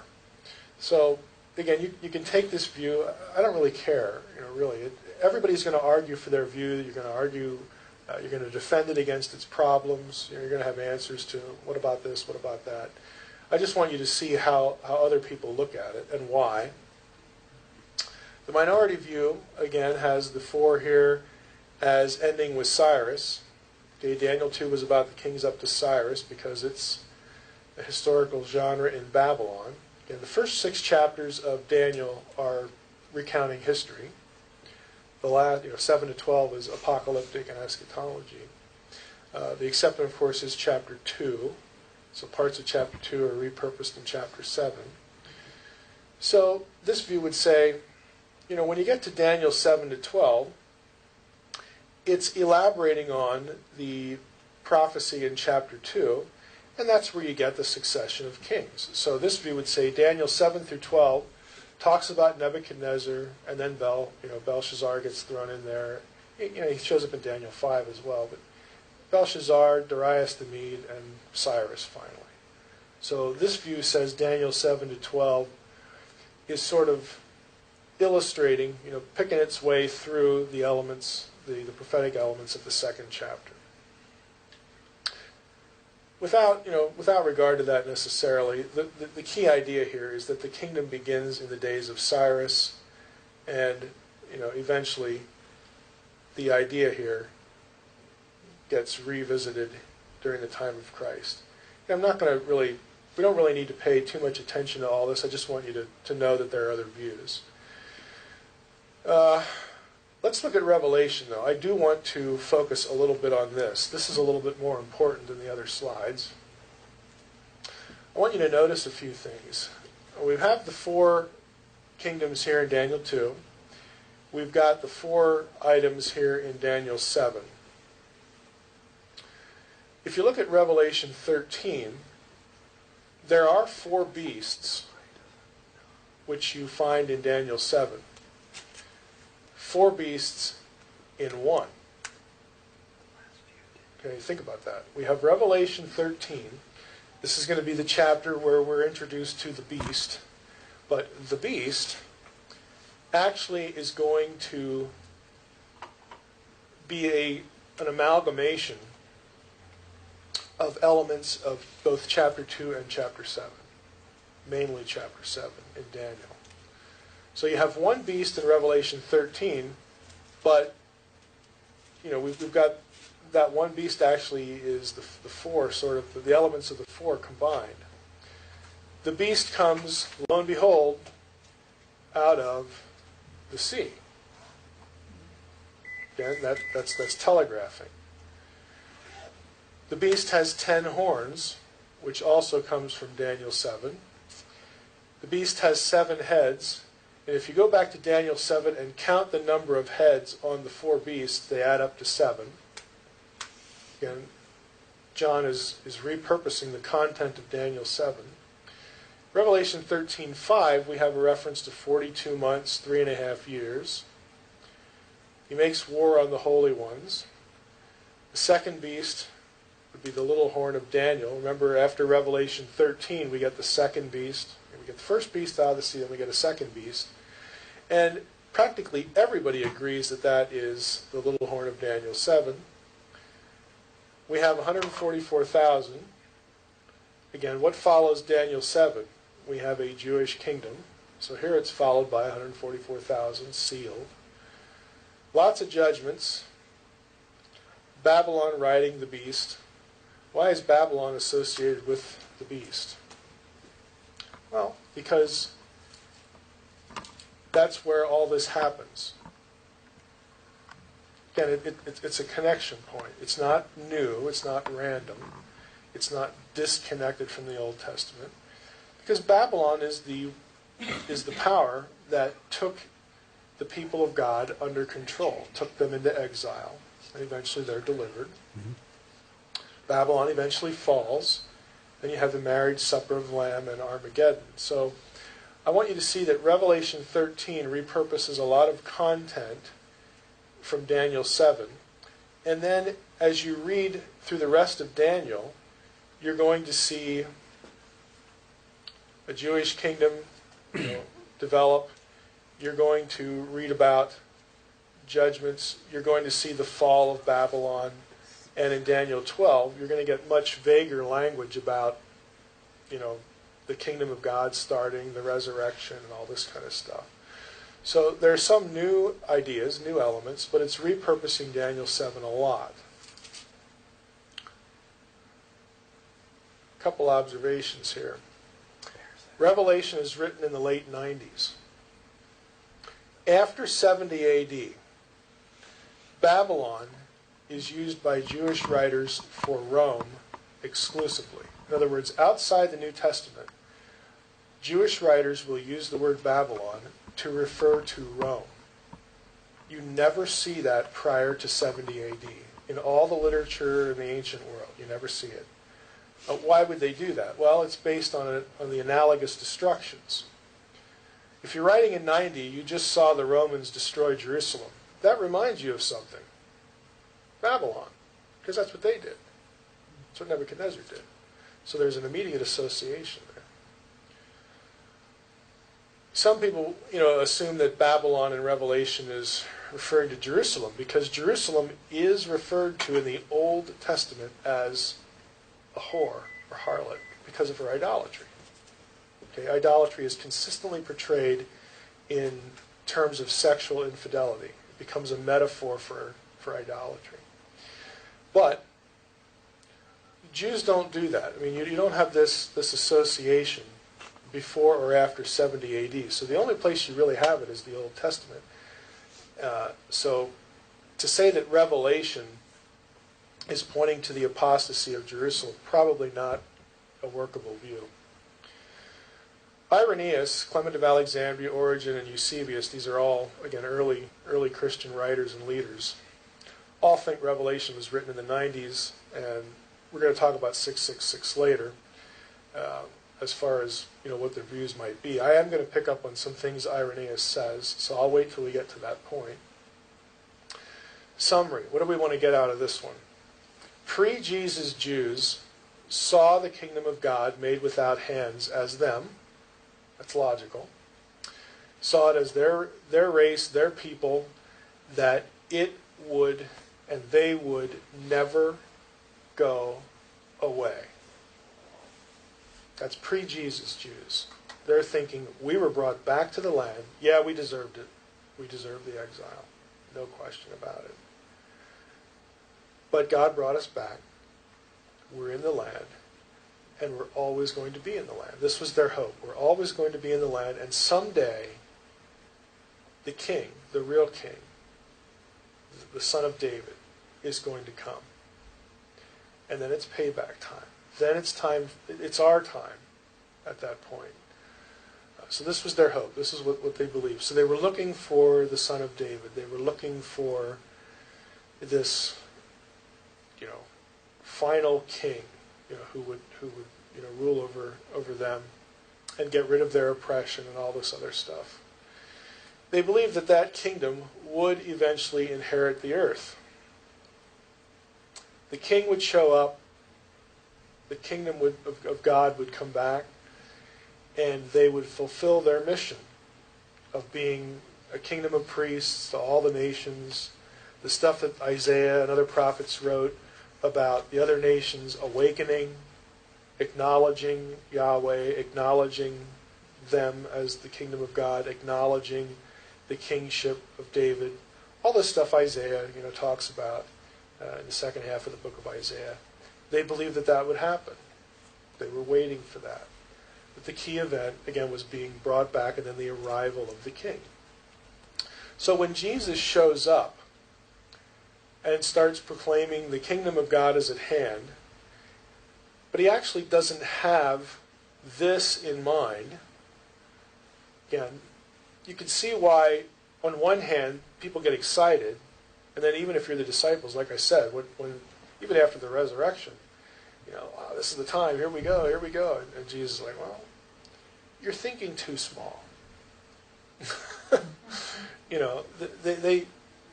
They're not denying, that this is going to become global, but they're still thinking politically. They're still thinking only in terms of an earthly rule.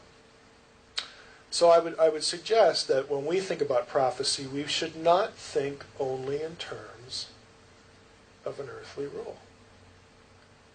We should include that, but we're thinking too small. We're thinking too small. We're not thinking cosmically. Oh, well, I want something literal. I want to be able to go visit Jesus, and you'll be able to do that, but when the time comes. Okay? But don't presume that what Jesus actually did start, what he did tell them before he ascended, don't assume that that's less real than the thing you're envisioning, the end of the book of Revelation. That's just as real, and it's global, it's inexorable, it's unstoppable. It's all these things Jesus said it was. Okay? But again, we tend to think like pre-Jesus Jews. We tend to only think of, the terra firma here in a particular place and all. And Jesus is saying, you're just thinking too small. You're thinking too small.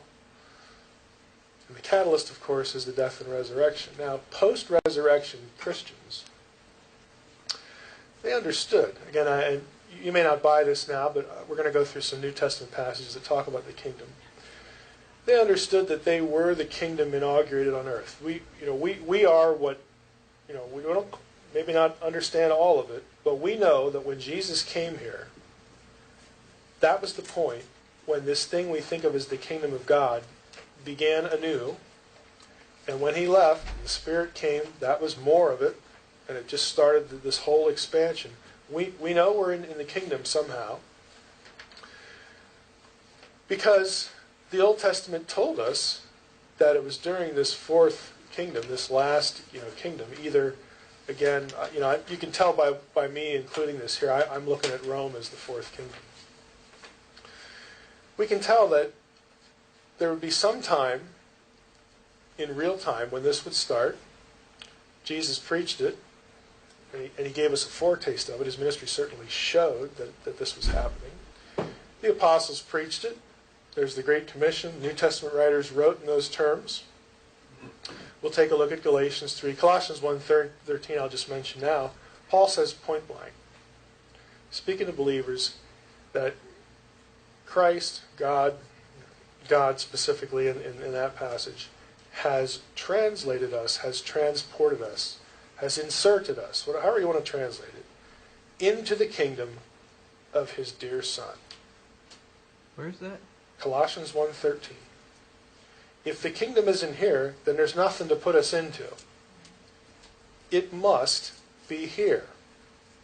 Now the real question is, and this sounds denigrating, but is that all there is?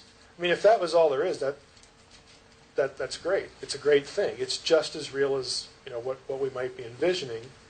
for the future. But that becomes the real interpretive question.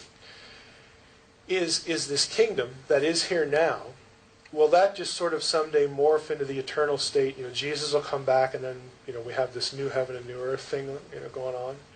Or will Jesus return and then we get this more traditional dispensational idea of a 1,000-year reign, after which things blow apart again, and then, that sort of thing. So what does the final form look like? What does the consummation, what does the end point look like? That's the real question.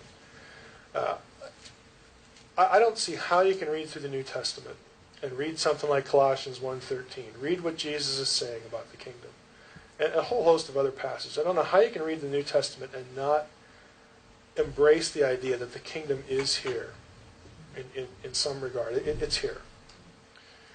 Now, if you can sort of get over that hump, that means that all the power, all the deliverance, all the ministry, all the tasks, all the dominion displacement of cosmic evil that is associated with the kingdom should be going on now. And not only should be, but it can be going on now. Because that's just part of the picture. There's no passage that says, well, the kingdom's here, but this kicking out the demon stuff, we're going to put that as, just forget about that for now. That'll come later. It doesn't say that. Why are all those things associated with Jesus sending out the disciples, empowering them, telling them, you're going to do just things just like I'm doing here? Because evil, cosmic evil, needs to be kicked out. It needs to be displaced. The council needs to be reconstituted. The nations need to be reclaimed. The whole Genesis 6 thing needs reversing. All these things are in play. They don't get shelved until sometime whenever. They are all tied up with the kingdom, which in turn was inaugurated when Jesus showed up here. Okay? And particularly the crucifixion. The kingdom, Christ begins that before his crucifixion because he's doing lots of kingdom things. He's talking about the kingdom and all that. But the crucifixion is the key event. And then after that, Pentecost, and then the whole ball starts rolling. So I think you really miss out if your view of the kingdom is restricted, let's put it this way, is restricted to only a future millennium. I mean, I don't know what you're really thinking in terms of, having, where does your power come from? I mean, power over the powers of darkness and stuff like that, if Jesus isn't reigning. Jesus is either reigning or he ain't. I mean, all these New Testament passages that Jesus is sitting at the right hand of God and he, rose with power and now he rules this and that, and, quoting all these rulership passages from the Old Testament and that sort of thing. That's either happening or it isn't. And I would suggest to you, if the New Testament says it's happening, we probably ought to, let it say that. It sounds kind of odd to put it that way, but...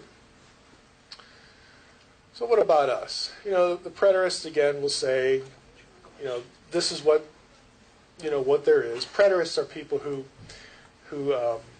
would say that, some would say all, but they would say most of prophecy, Old and New Testament, is already fulfilled. A full preterist even believes that the Lord has already returned, and they would associate that with Pentecost. But, short of that, a lot of Christians are in this camp, and they're not expecting anything to happen on earth. We're the kingdom now. This is all there is. Someday Jesus will come back, and then that initiates the eternal state, wherever that is. I think that's a little narrow. I think, the alternative's a little narrow, too, just narrow in a different way. these questions here we're going to consider in future installments here. There are some things connected, though, to this idea of kingdom expansion and displacement of cosmic powers and reclaiming the nations and all this stuff. There's this thing called the fullness of the Gentiles.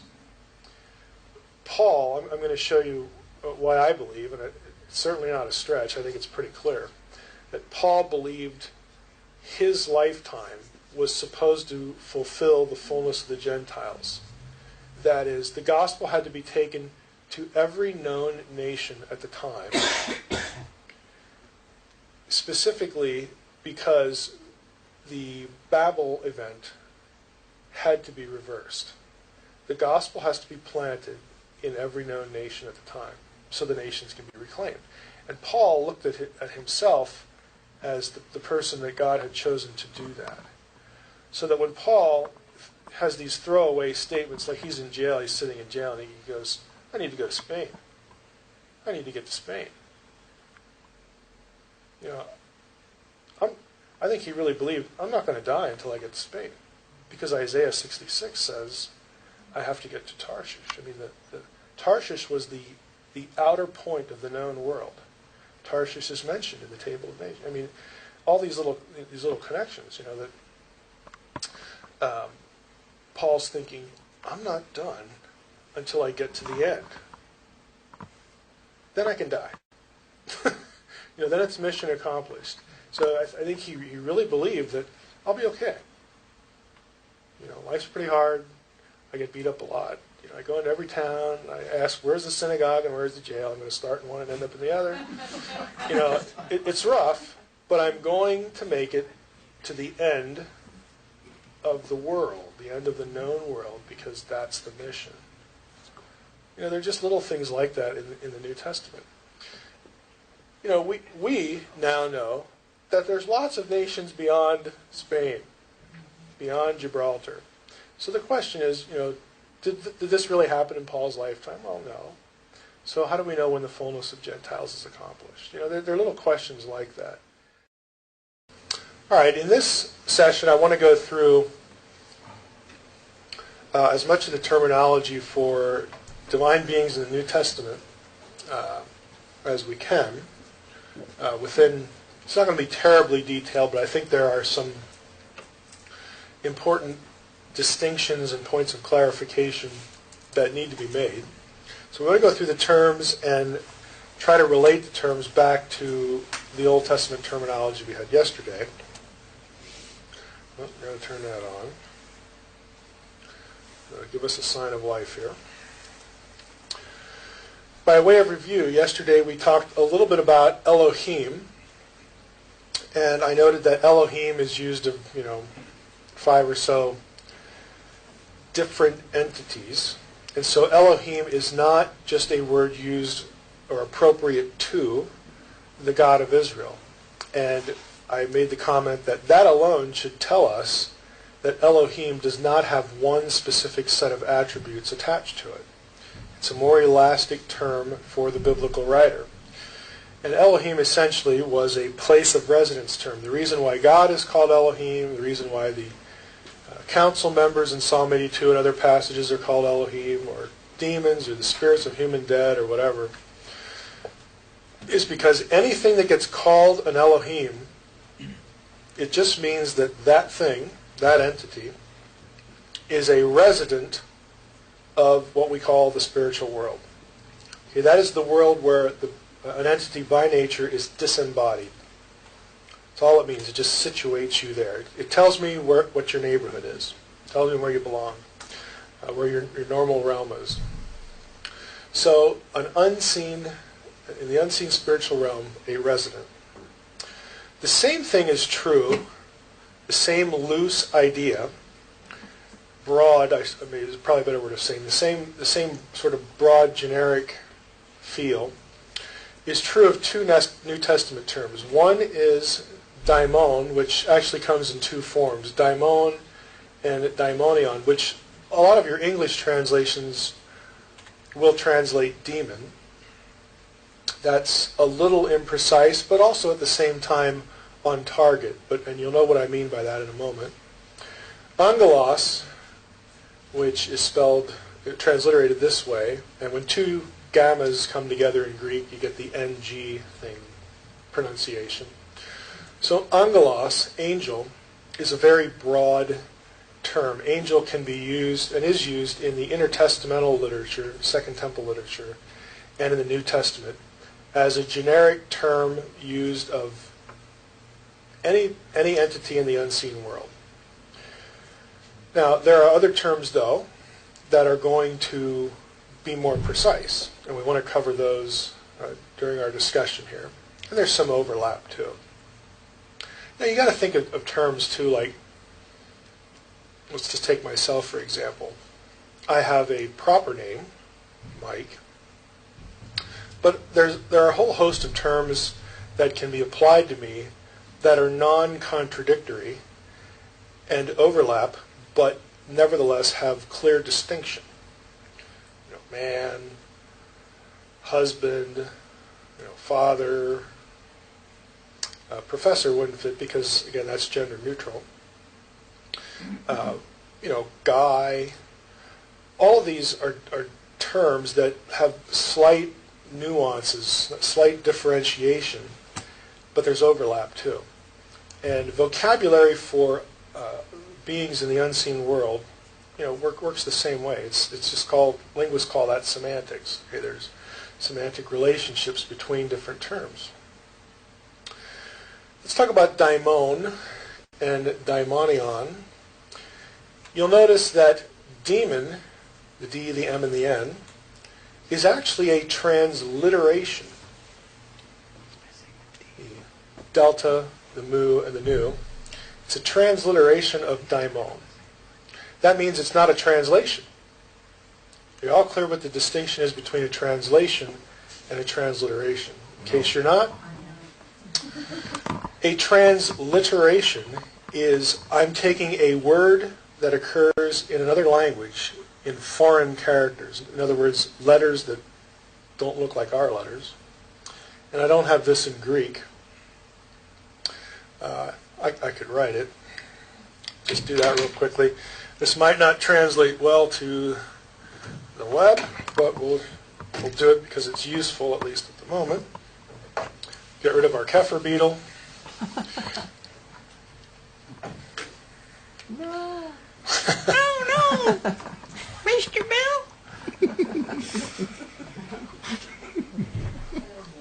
Now he's just showing off. Those are Greek characters, Greek letters. To transliterate this, each one of these has an English letter equivalent. D, A, I, M, O, N. That is a rigid one-to-one correspondent transliteration. What happens in English literature at some point is the consonants are used because I can be translated A, and the E is the best substitute. So demon is actually just a transliteration. A translation, takes this term and talks about its meaning. Transliteration is letter correspondence. Translation is about meaning. Okay, that's the basic difference. Let's close that up. Fun with Greek alphabet. Put the beetle back. Put the beetle back. Yeah. Is that you need that? You need that to think about life, I guess. Right? The dung balls. Yeah, the dung beetle. I have some great pictures of dung beetles too that I use in Egyptology class. They make nice pets,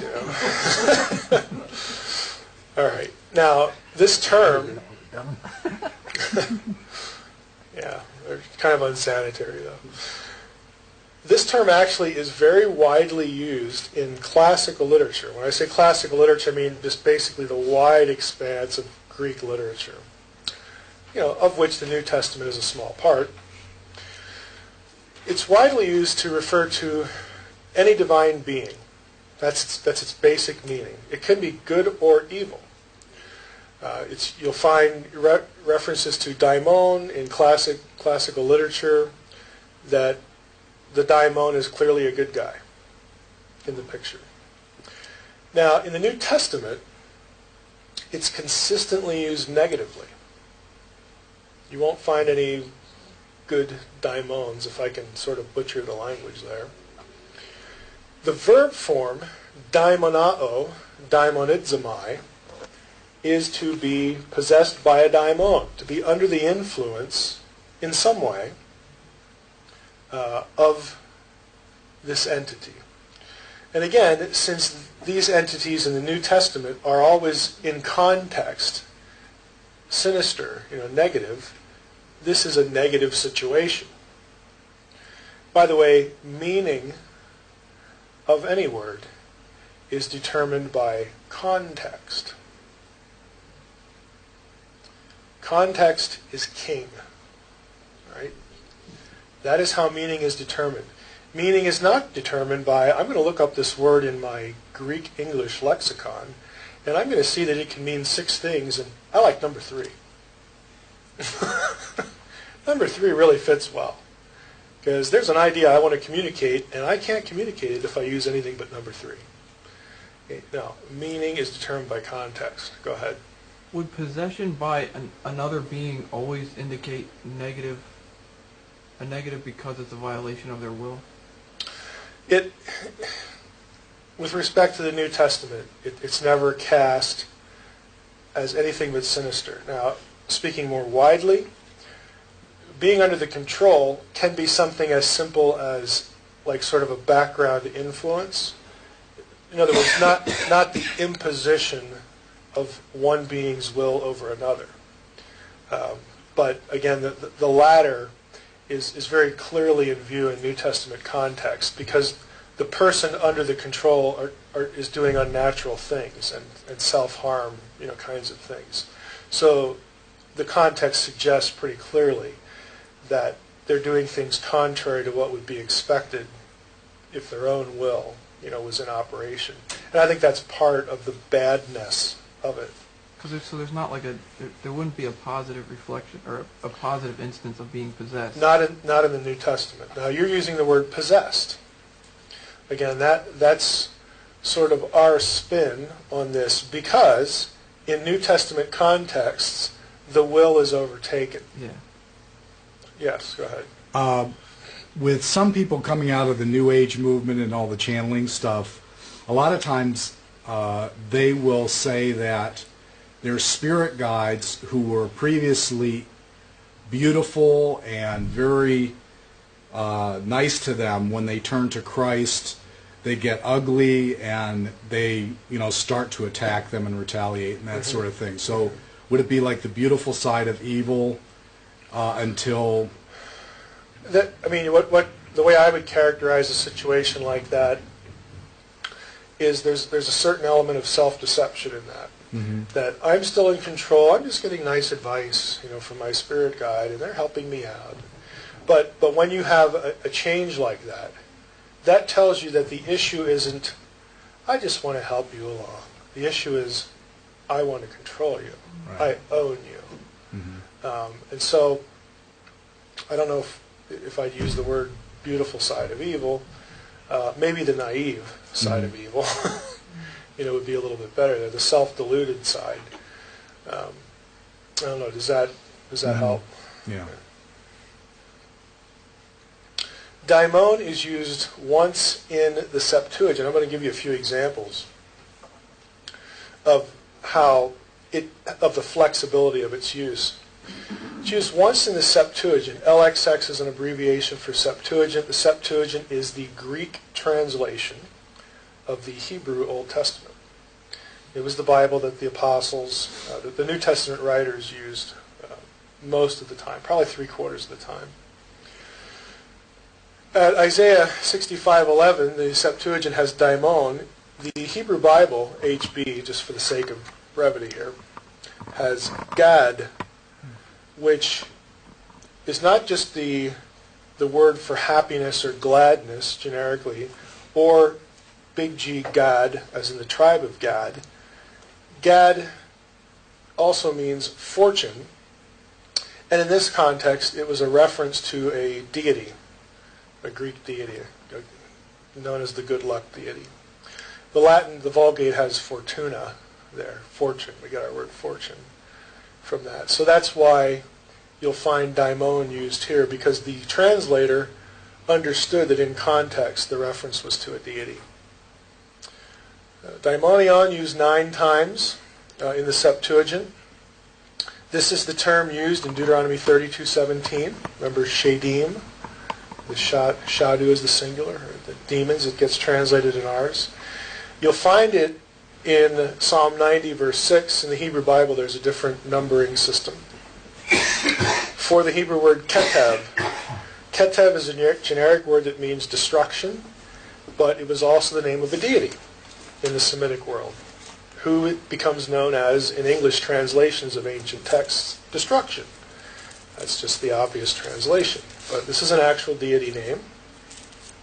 So daimon, you can see here daimon gets used for sort of a helpful deity in the religion of Greco-Roman religion. And this is anything but helpful. There are other examples. Daimonion is used in this passage for Elilim, which is the word for idols. And Shadim, again, this is your second Old Testament use of Shadim. So both times in the Old Testament where Shadim occurs, Daimonion is the LXX translation. It's used in Isaiah 13:21 for the Hebrew Se'irim, which is the plural for goats. And since in context this is in reference to Canaanite worship or idolatry, English translations usually put goat demons so that English readers know it's not about farming or agriculture in that context. Leviticus 17:7 also references the Se'irim.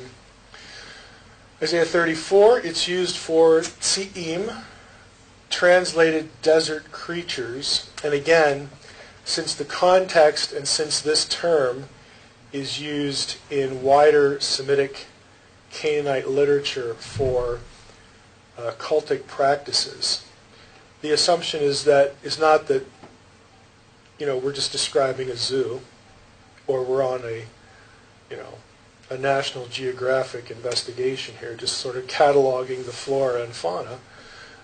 No, we have in mind certain creatures that are probably associated either with sacrifice or some sort of ritual, possibly that are used in terms of their imagery or their appearance, for some idol or some demonic entity or something like that.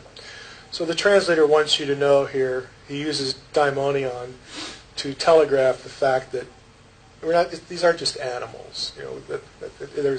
There might be something happening to animals or in association with, but it's cultic worship. Then Isaiah 65. This is not in the Hebrew Bible. Somebody brought up Jeremiah yesterday, differences between the Septuagint and the Hebrew text. Here's one in Isaiah. It's an extra verse.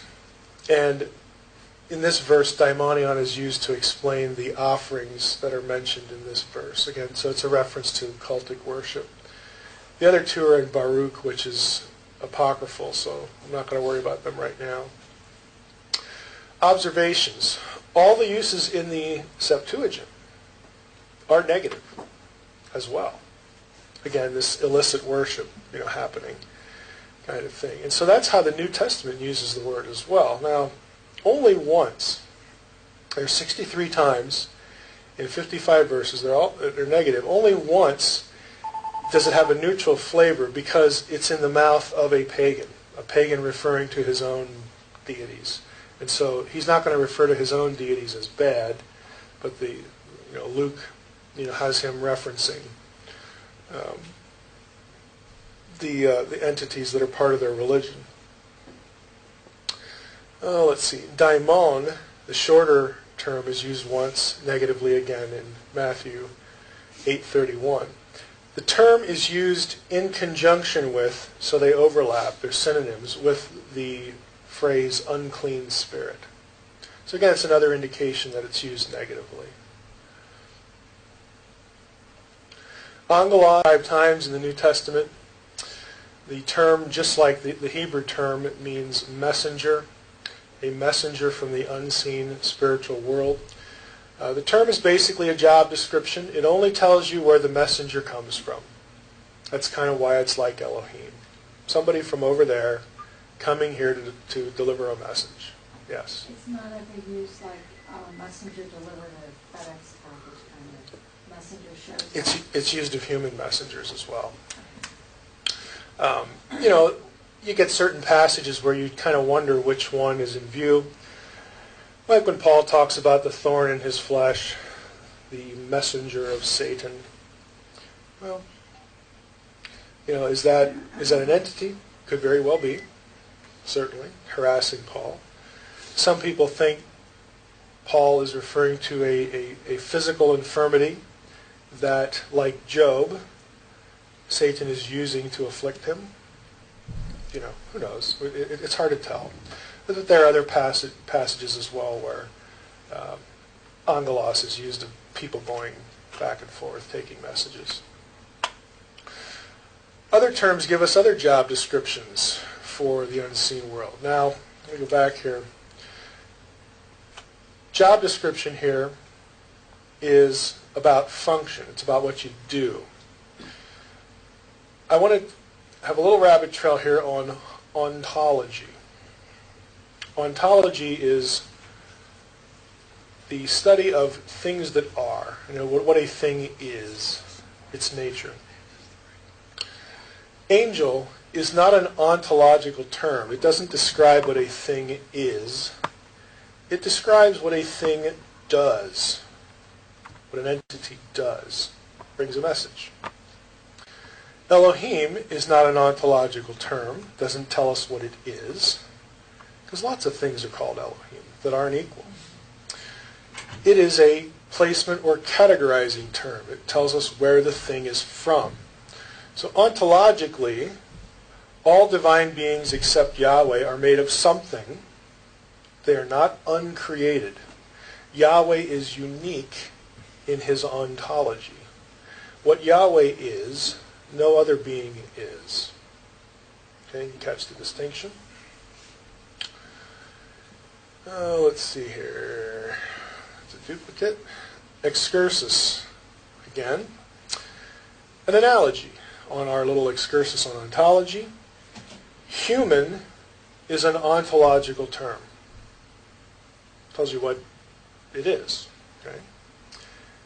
Words like chairman, vice president, intern are rank terms, but they are all human. You see the relationship.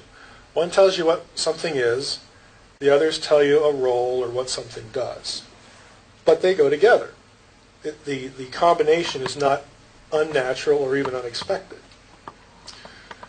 Doctor, lawyer, teacher, accountant, so on and so forth, again, are function terms. So we have rank terms. Here's the point. We have ontological terms, we have rank terms, and we have functional terms. They are not the same, but they go together.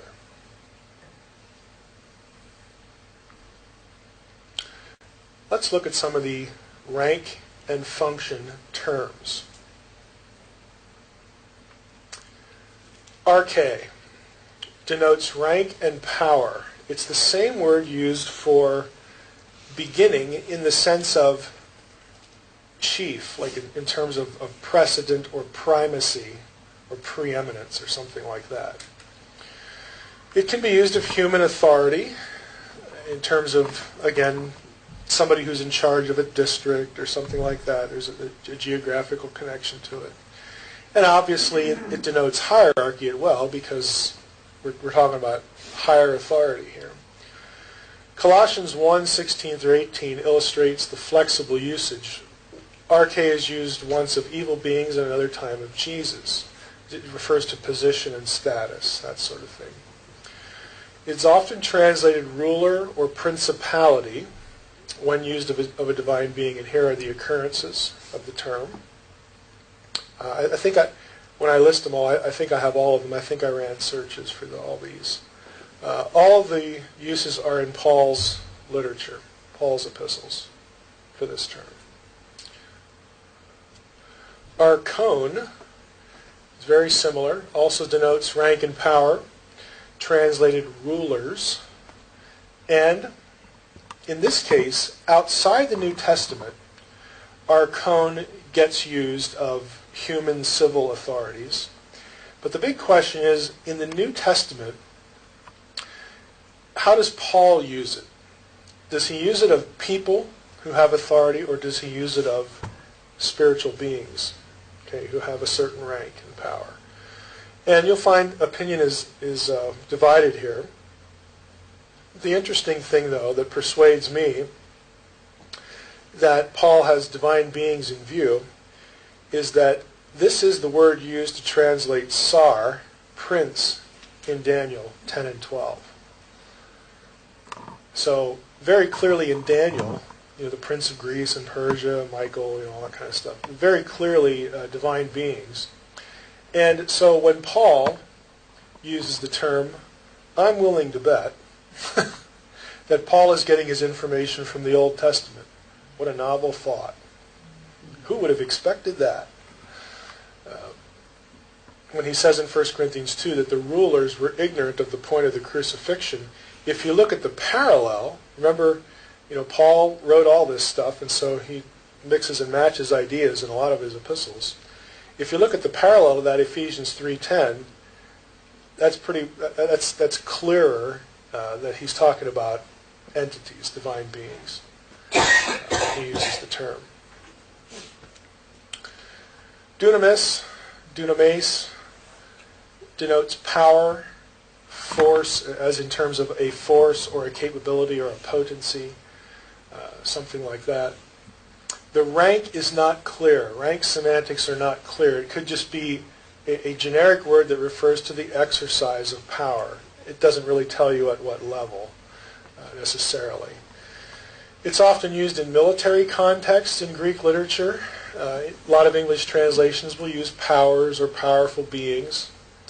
Some Septuagint manuscripts, when you have the heavenly host, the host of heaven, this is the translation of choice.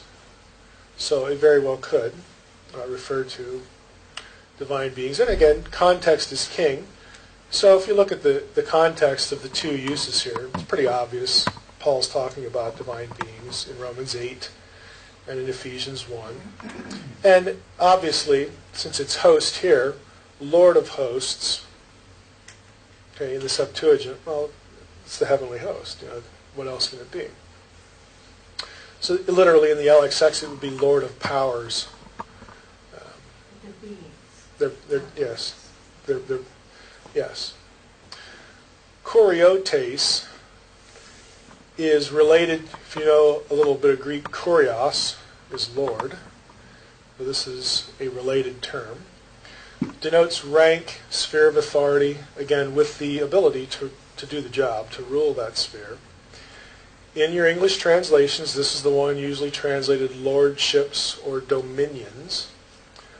Paul uses kurioi, again the related term in 1 Corinthians 8:25, which he later links to demons in 1 Corinthians 10:20. So 1 Corinthians 8, is the whole, actually 8 through 10, is Paul's whole discussion about what do we do with meat sacrificed to idols? What about that?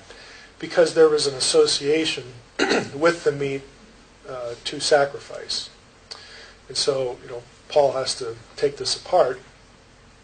And in 1 Corinthians 8, he basically says, the person that eats isn't condemned and the person that doesn't eat is condemned. But then he elaborates on that, because when you get to chapter 10, what his real concern is avoiding any association with demonic beings. And when he gets to 1 Corinthians 10:20, he's actually referencing Deuteronomy 32:17, which is in the same chapter, of course, as Deuteronomy 32:8, which were the gods of the nations. This is what he doesn't want you to have any association with. Because these were the gods that Israel wound up sacrificing to. And that's what's going on in Deuteronomy 32, that when Moses delineates the failure of the Israelites. Go ahead. When he says an idol is nothing. But he connects, though, something created from the hand and the mind of a man, that there's some spiritual entity out there that this is supposed to be connected to. Yeah, well, for the believer, there's two ways to look at that. More neutrally, an idol is nothing. It's a piece of wood and stone. If there's any power behind it, it's the entity that chooses to attach itself to it. Okay, that would be a god or an angelos or one of these other terms. Okay, a daimon. On the other hand, for the believer, hope my thing doesn't conk out. On the other hand, for the believer, even the entity behind the idol has no legitimate power. Okay, I mean, in terms of it has no power over your soul and all that sort of thing. It doesn't own you. You don't owe it anything. Now you can surrender yourself to it. It can attack you, but you have no responsibility to it. That sort of idea. So there's two ways to approach Paul's language there. Paul very obviously believes in demons. He very obviously connects it back to Deuteronomy 32, because he's actually quoting Deuteronomy 32 several times in 1 Corinthians 8 through 10. If you go through your cross-references in your Bible, you'll see that. So he's tracking on that thought, on the sin of idolatry, and that's his big concern. That this is what you don't do. Christ is your Lord. Yahweh is your God. Not these. So he doesn't want believers to commit the same sin that the children of Israel were guilty of.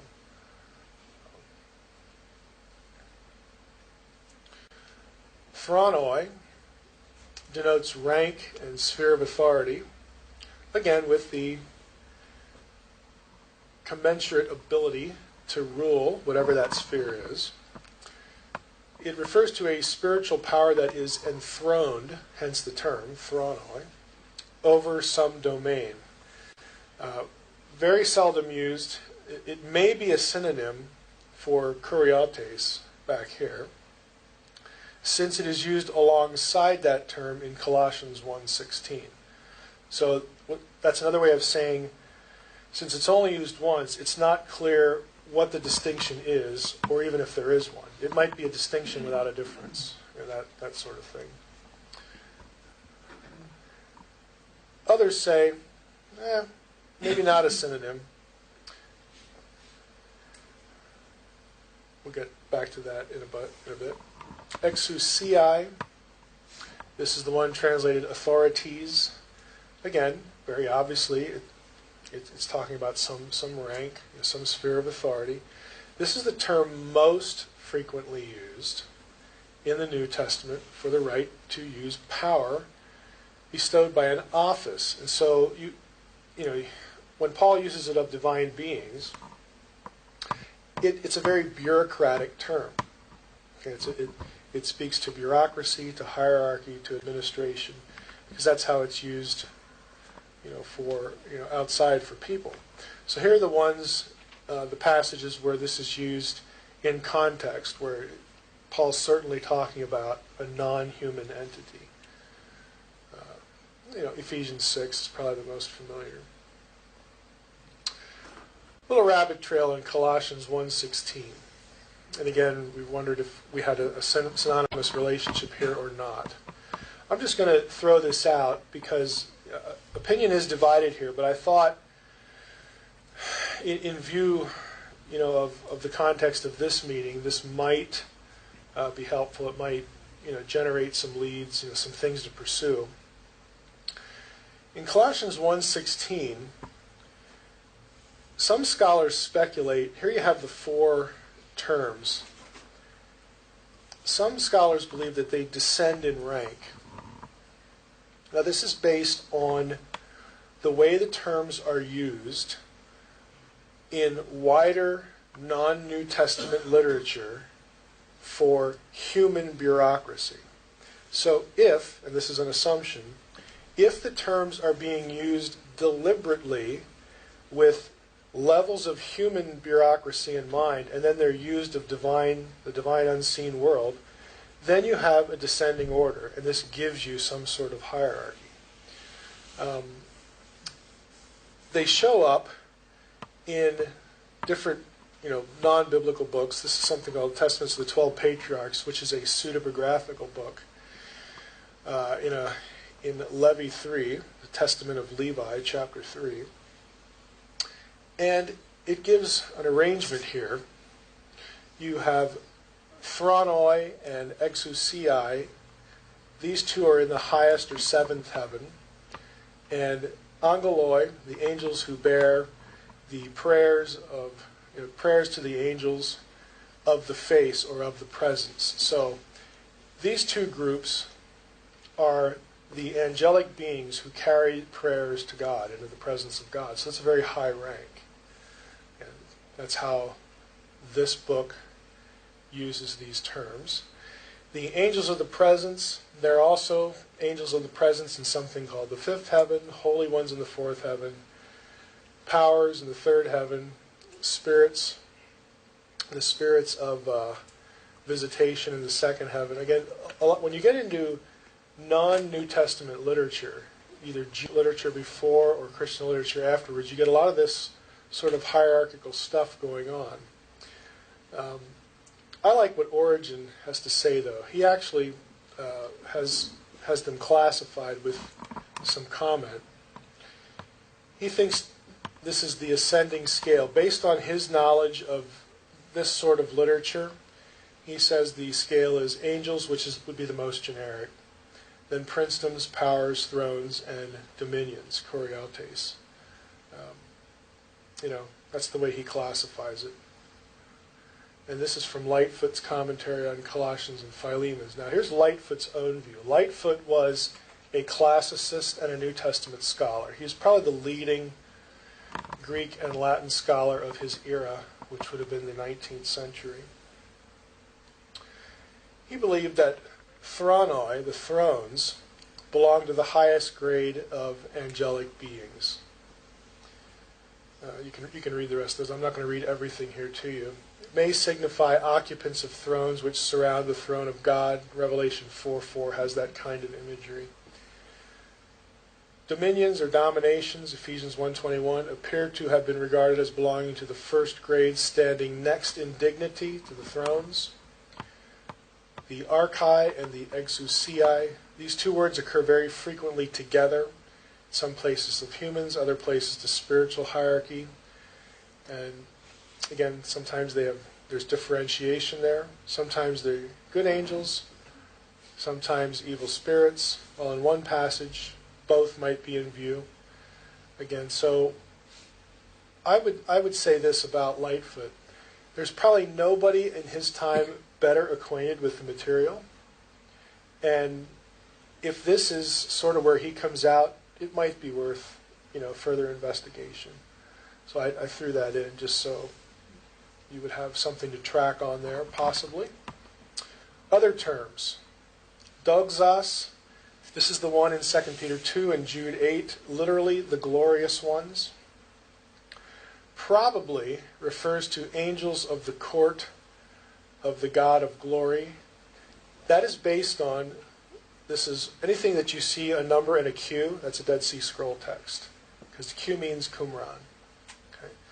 So 1 QH and 2nd Enoch, and Philo was a Jewish writer, pre-New Testament.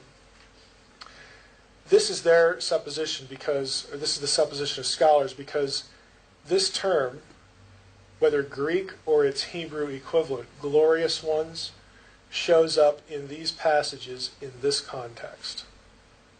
So it might be worth thinking about this context in relationship to these passages. It might have the same thing in view.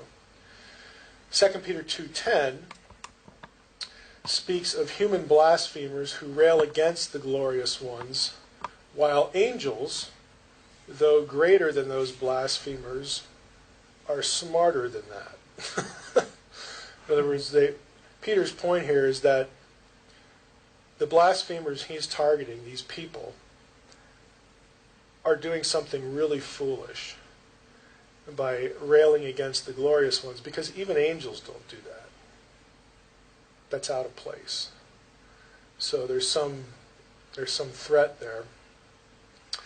This suggests, again, some distinction between angels and glorious ones, though it doesn't require an ontological distinction. It requires a rank distinction, and a hierarchy and a power distinction, but not necessarily an ontological one. Stoicheia is one of the more interesting terms to me. Paul uses this.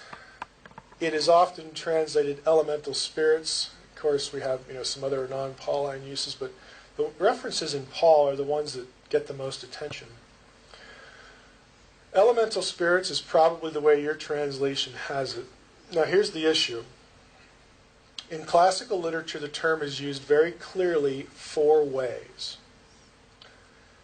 So you have stoicheia, meaning the elementary or basic principles of religious teaching, laws, religious rules. Sometimes it's used of the basic substances of the physical world. We talked about this a little bit yesterday. The idea that everything around us is made of like 4 things: earth, wind, fire, and all that kind of stuff. Sometimes those basic elements are called stoicheia. Sometimes they are references to astral deities. So in Greco-Roman literature, mythological literature, their religious stuff, stoicheia refer to beings that control celestial bodies. Okay? And sometimes it's more generic, just to beings that inhabit the spiritual world. Okay? Without respect to anything more precise. There's no consensus among scholars on how Paul uses the term. And here we have Galatians 4 and Colossians 2. The problem is there's no clear use of number 3, astral deities, earlier than the 2nd century AD. So the supposition is we might be able to rule this one out. But then if we do that, then it's just sort of a generic reference. Now, the astral deity things become a sort of an option, because it might help in terms of interpreting the function or the duty or the task of that divine being. Because if we don't have that, all we have is a generic reference, which, fine. But that's this slide back here. This is what scholars, what they sort of struggle with. Getting a little more down to earth here. 3 or 4 Pauline uses append the word to "of the world," so it's the stoicheia of the world. 3 of the 4 times. Hebrews 5:12, it's pretty clear that Paul's using the term to speak of the law in that context. 2 Peter 3:10-12, probably the substances of the physical world is the best bet. So what about the other 2? Is Paul using the term in either of these ways, or as spiritual entities and maybe these astral deities? Many who say yes point to Hebrews 5:12, where the word is appended to the oracles of God. So in other words, if Paul meant that elsewhere, he'd use a similar phrase. So if Paul was using, why don't you go to, which one's the better one? Go to Galatians 4. And you'll see what the struggle is. Go to Galatians 4. It's probably around verse 8. There are some who would say that the stoicheia in Galatians 4, Paul is not talking about divine entities.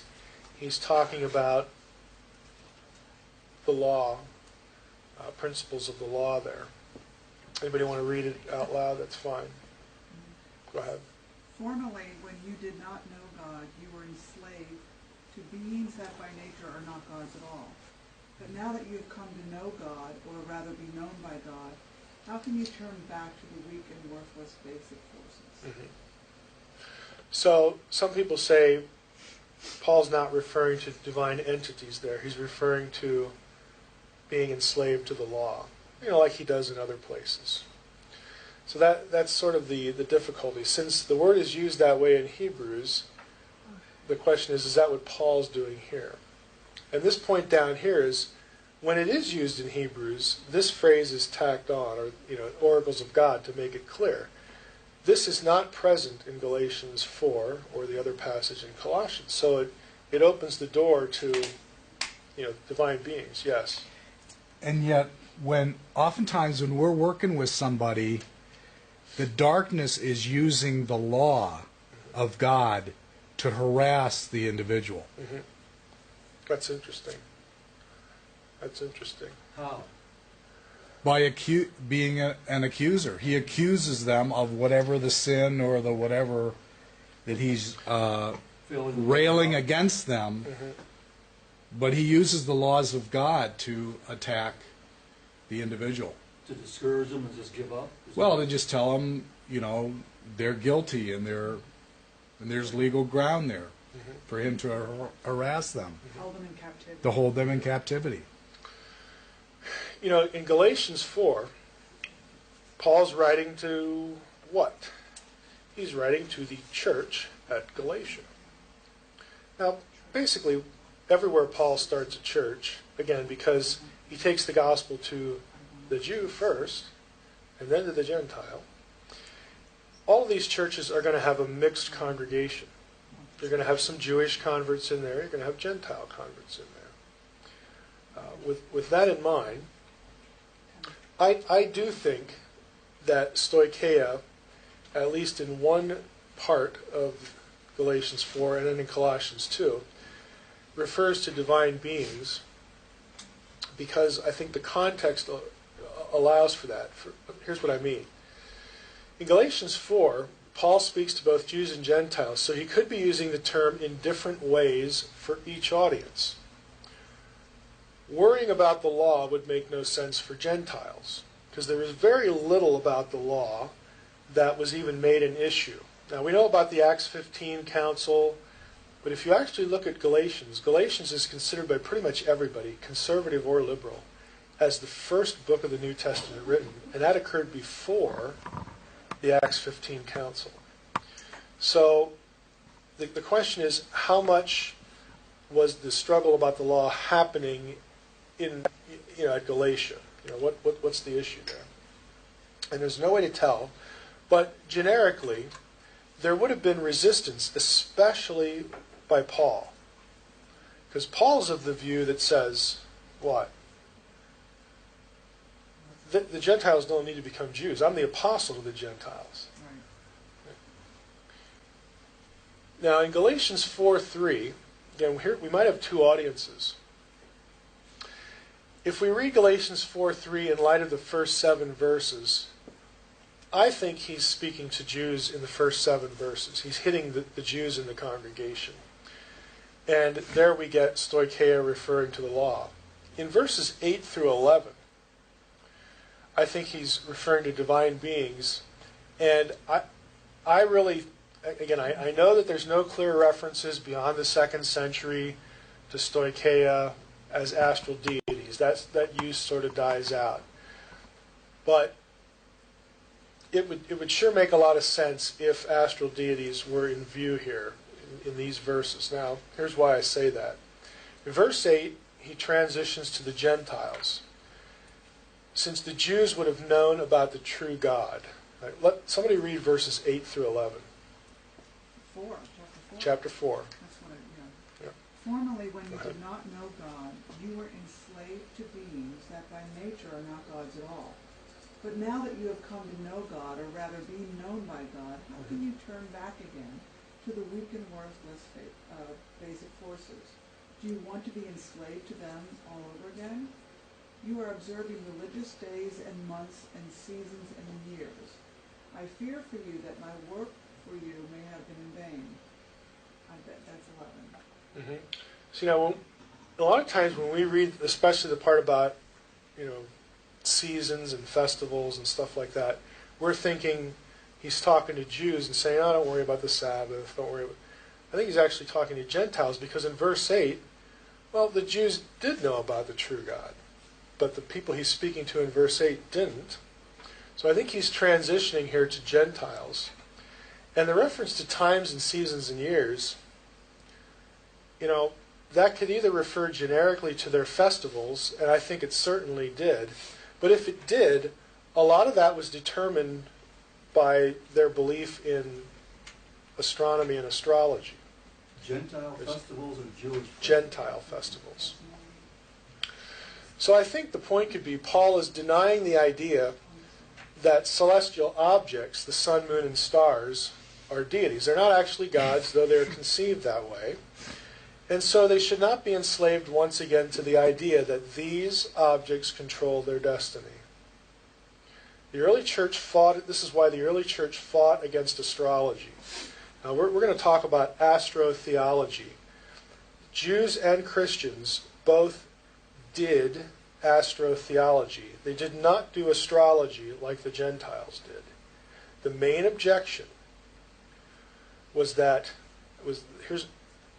Jews and Christians thought astrology was offensive because of the idea that these movements dictate individual fate. Only God dictates individual fate. So that was a lie. And they had no toleration for it at all. But the same people will have zodiac mosaics in their synagogues. Why? Because to them, Yahweh created the things in the sky, and he tells us in Genesis that they mark times and seasons and stuff like that. And so it was conceivable to them that rather than the movements here dictating an individual's destiny, it allowed one to discern that God might be up to something. A message? A message. It was messaging, just like Romans 10:18, Psalm 19, stuff like that. So Jews and Christians had room for the idea that God could be using nature to communicate something. They had no time for the idea that this stuff up here dictated an individual's destiny. None at all. So, what we popularly think of as astrology, nobody in Judaism or the early church had any time for that. That was abominable because it stripped God of his sovereignty. It transferred the sovereignty of God over to things he created. It was idolatry. So I think that's kind of what Paul's getting at here. He's either trying to divorce the idea of a real intelligence in terms of dictating an individual's fate to these bodies, and that's why he uses the word stoicheia here. So I think he actually has both in view here. Colossians 2, the other use of stoicheia, it's a little clearer because there the context is this Colossian problem of angel worship.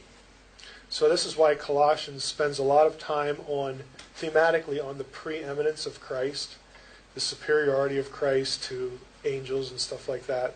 Because at the city of Colossae, that was a problem. And so Paul's very directly addressing that. So there, when Paul talks about the stoicheia, it's probably viewed as divine beings that had sort of, mastery over parts of the natural world and things like that. And that's very common, both, especially in Gentile context, but you'll even see it like in Jewish mysticism where, an entity or an angel has, some sort of, power over some aspect of the natural world and uses it against people, that sort of thing. And so, Paul wants to tell them to, follow the law, or not follow the law, but follow Christ and the law of Christ, as opposed to worshiping angels. And in this context, even connecting that to worship of the material world or this angelic power or something like that. And so you'd have to do a little background reading in Colossians to know with a little more precision what Paul was up against. But there's a reason why he spends so much time comparing Jesus to angels. One is better than the other. Archangelos, archangel, occurs a couple times. Literally, it's a ruler of angels, so some sort of ranking authority within the spiritual realm, a high-ranking authority. Beyond that, the term is not very precise.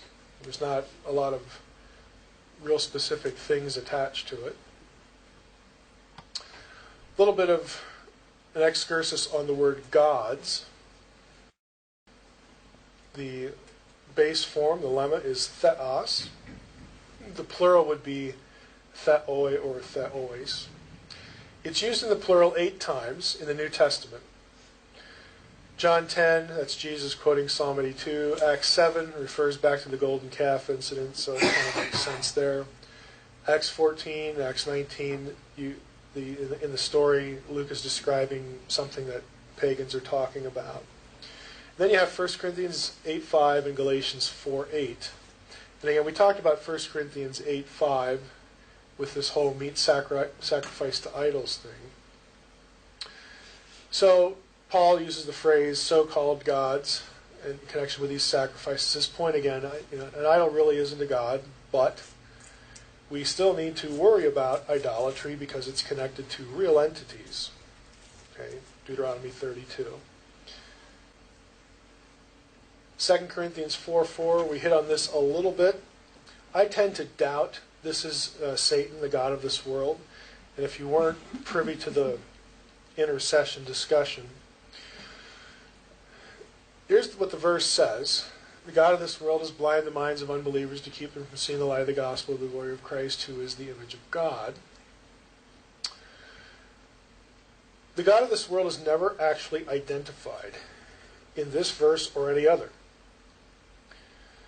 You never see Satan explicitly referred to this way. You never see the word devil used in connection with this. It's ambiguous. Now we assume, since the devil, Satan, is called the ruler of this world, we sort of mentally connect that to this, and that might be the case.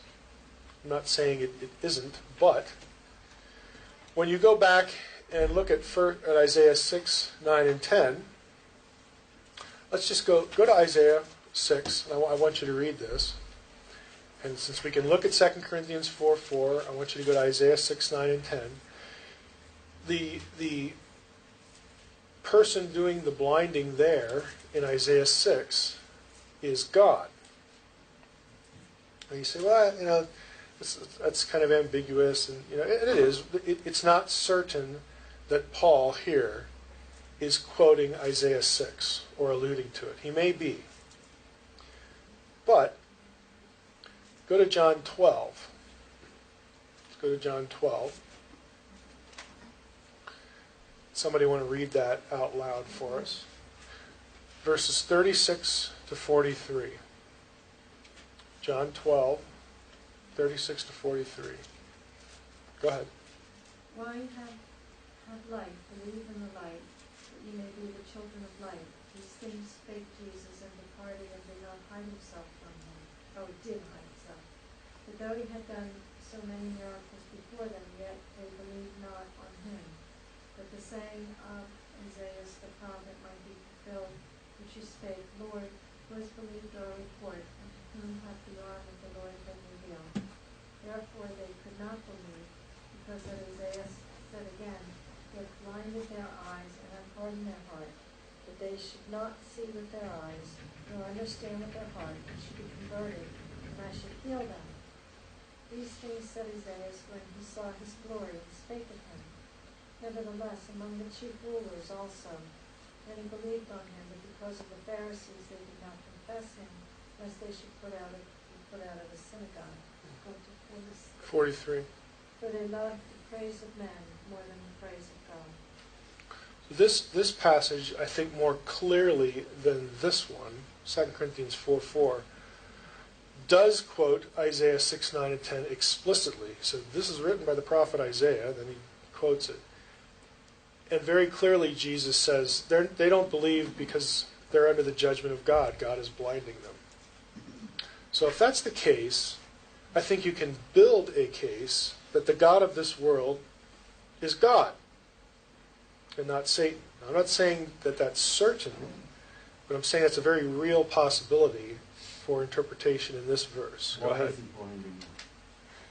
Well, that would be God's business. Is it because hold on. of repeated? If you notice in the passage that is in John 12, Jesus very clearly says that they're not believing because they're blinded. But then he says, but nevertheless some do believe. So there's this sense that, here's the way I look at it, kind of like the way God punished Pharaoh, the hardening of the heart thing. There's actually a symbiotic relationship between people like Pharaoh who resisted, and then God sort of punished him for that with more resistance, with blindness and a hard heart. I think the same kind of thing is going on here, that if we really believe that we need the Spirit's help, we need the Spirit to sort of turn the lights on to help us believe the gospel, then in a very real sense, while our unbelief is partly our fault, because of our own resistance, it's also the notion that God, by not stepping in and enabling us to believe, that we're under judgment as well. So I think both ideas are happening. I don't pretend to know when which is happening at any given time. But I think there's both going on here. Go ahead. Didn't Pharaoh understand, let my people go? And when he said, who is Yahweh, that I should obey his voice? Right. It's very, very clearly rebelling against Yahweh's authority. It's not that he'd never heard of him. He's saying, well, who cares? Why should I care what Yahweh wants done? I mean, he doesn't say, like, is it really a God? Can somebody check into that? No, the whole point is rebellion, resistance. Go ahead. Okay, here's the 2 Timothy 2:24 through 26. It says, the servant of the Lord is not to engage in quarrels, but it needs to be kind to everyone, a good teacher and patient. He has to be gentle when he corrects people who dispute what he says, never forgetting that God may give them a change of mind so that they may recognize the truth, come to their senses, and come out of the trap where the devil has caught them and kept them enslaved. I wouldn't say the devil has no role in this. If we have a role in our own blindness, no reason to think that the devil doesn't. Okay, that doesn't compel me to think that this can only be Satan in 2 Corinthians 4:4. Okay. I think any one of these passages can work with either option. I threw this in because, again, I don't know what you guys deal with, but you may find it useful to know that there might be another trajectory here. Because if Satan is not the god of this world, he's getting too much credit. Okay? It's just making him too big for his own britches. So I want you to be aware that this ain't a done deal. And even your statement, we have a role in our own deception, is really an important statement too, because again, it really gets defaulted to darkness. It's very true. The only way that we're going to come to the truth is if we're drawn and helped. Our eyes are open, and that's God's part of it. But sometimes God judges evil. He judges rebellion. He judges these things, but He's also compassionate. There might be a chance that God will intervene and some will believe. All these things are true. They're not mutually exclusive ideas, and the actors, us, Satan, God, are not mutually exclusive participants. Okay, so I think we just need to carefully consider again that these things are not mutually exclusive, because I think we're a little too quick to assign too much prominence to the devil, on the basis of this verse. Again, I don't want to minimize that, but I think it's worth considering. Go ahead. Most times we see that the will is really the deciding factor. And a lot of times people don't even know that their will has aligned with rebellion against God. So once they pray to have their will returned so that they can choose to renounce the darkness and to accept the light, a lot of times that's the deciding factor, is they don't even know that the will has been captivated, and they ask if they're willing to ask for their will to be released from any deception or anything. That's really what changes the direction for everything. That's good. Today, if you hear his voice, harden not your heart. So we do have the ability. Yes, we do not escape accountability in those things. Well, it could be that God is blinding their eyes because he knows that they're not going to believe, or they're not going. If they did see it and they rejected it, then it may not be possible to renew them. Right. Because he may have another time for them, so Right. he's protecting them by blinding them at this point. Did you all heard that? Because I would add one thought to that. It shouldn't be our job, and it's beyond our ability to try to parse the timeline.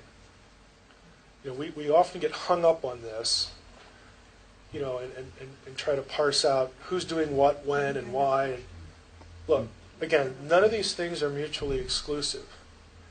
The thing that you can do is to do ministry, and don't worry about, like, you know, how everything has to work in a chronology.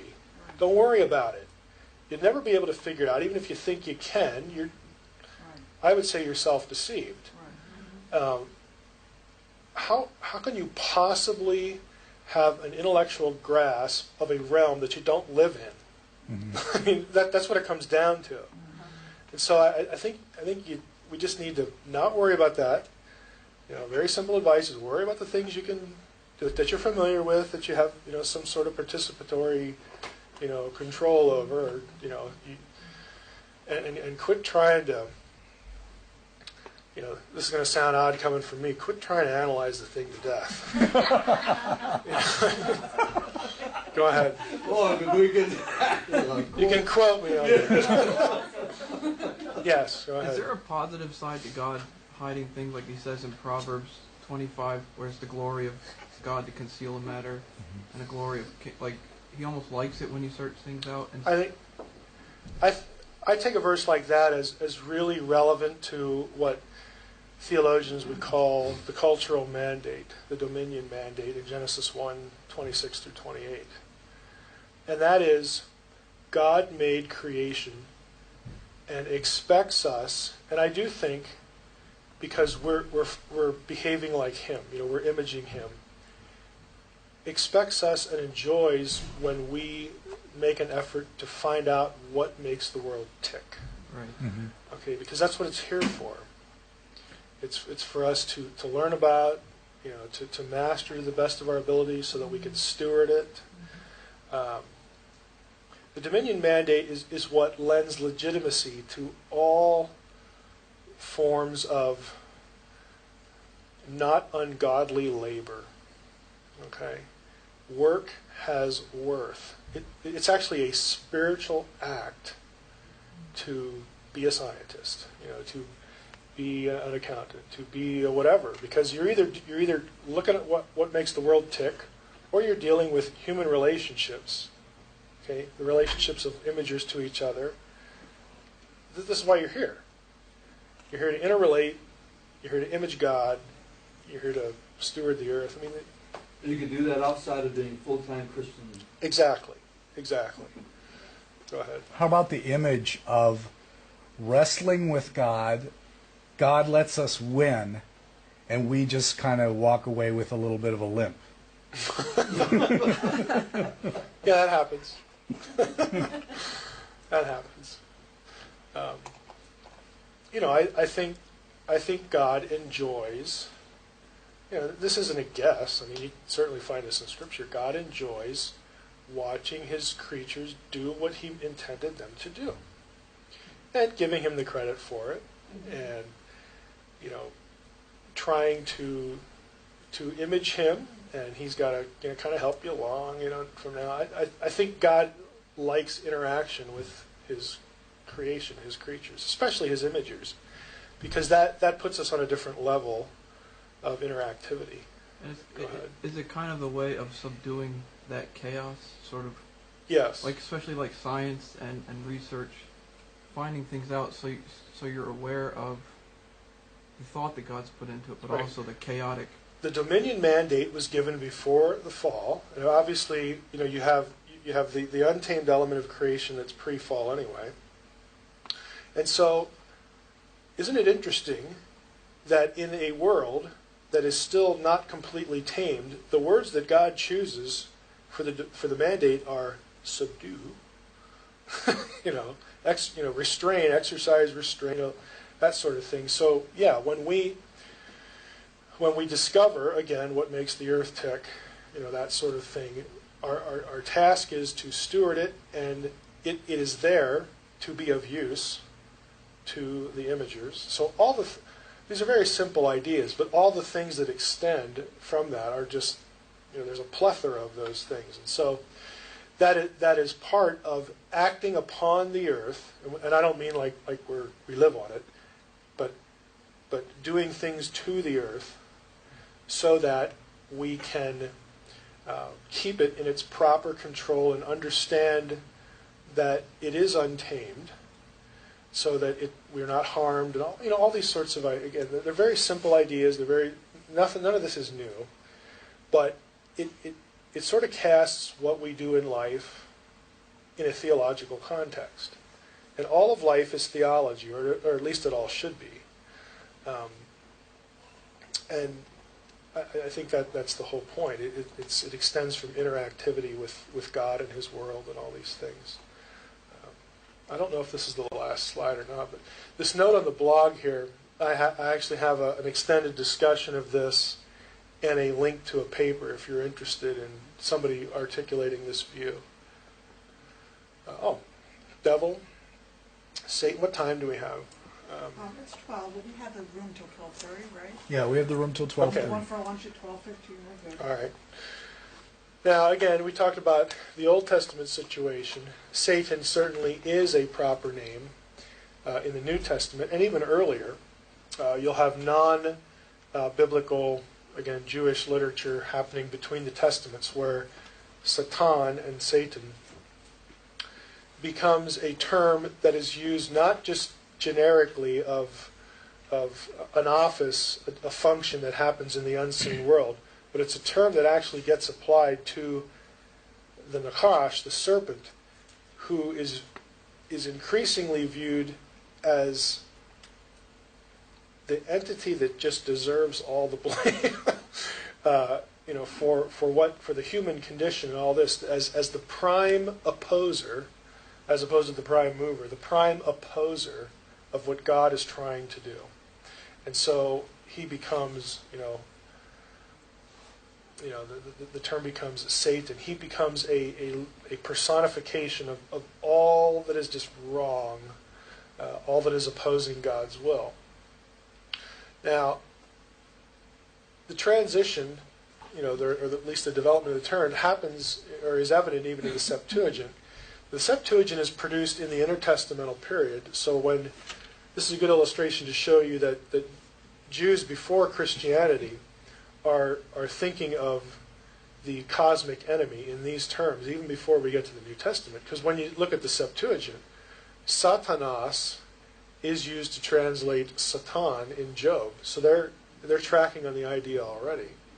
So there's a conceptual link to the Satan of Job 1 and 2. And again, it's important because of the job of the Satan in the divine council. Again, the generic activity here. Because it was his job to, see who's obeying God or not. And then that's this element of guilt before God. And we talked about this a lot yesterday, that for the believer, it's not that the believer is exempt from accountability. Certainly that is not the case. The believer is exempt from the penalty that Satan wants to impose, and that he formerly had a right to impose. And that is, once you die, you have to stay here. Okay, that just no longer applies anymore because of the resurrection of Christ and then the work of Christ and so on and so forth. The other term that really gets used here, really becomes heavily used, is diabolos, devil. And it means slanderer in classical Greek. It's actually used that way of people in the New Testament. Gossipers right here in 1 Timothy 3, Titus 2, they're referred to as diaboloi. People who are slandering other people. So it just gives you an insight into how it's used. And Satan, of course, is called the accuser of the brethren. So that is a very clear connection back to what's happening here. A little bit of an excursus here, Revelation 12. Let me just flip this real quick. Okay.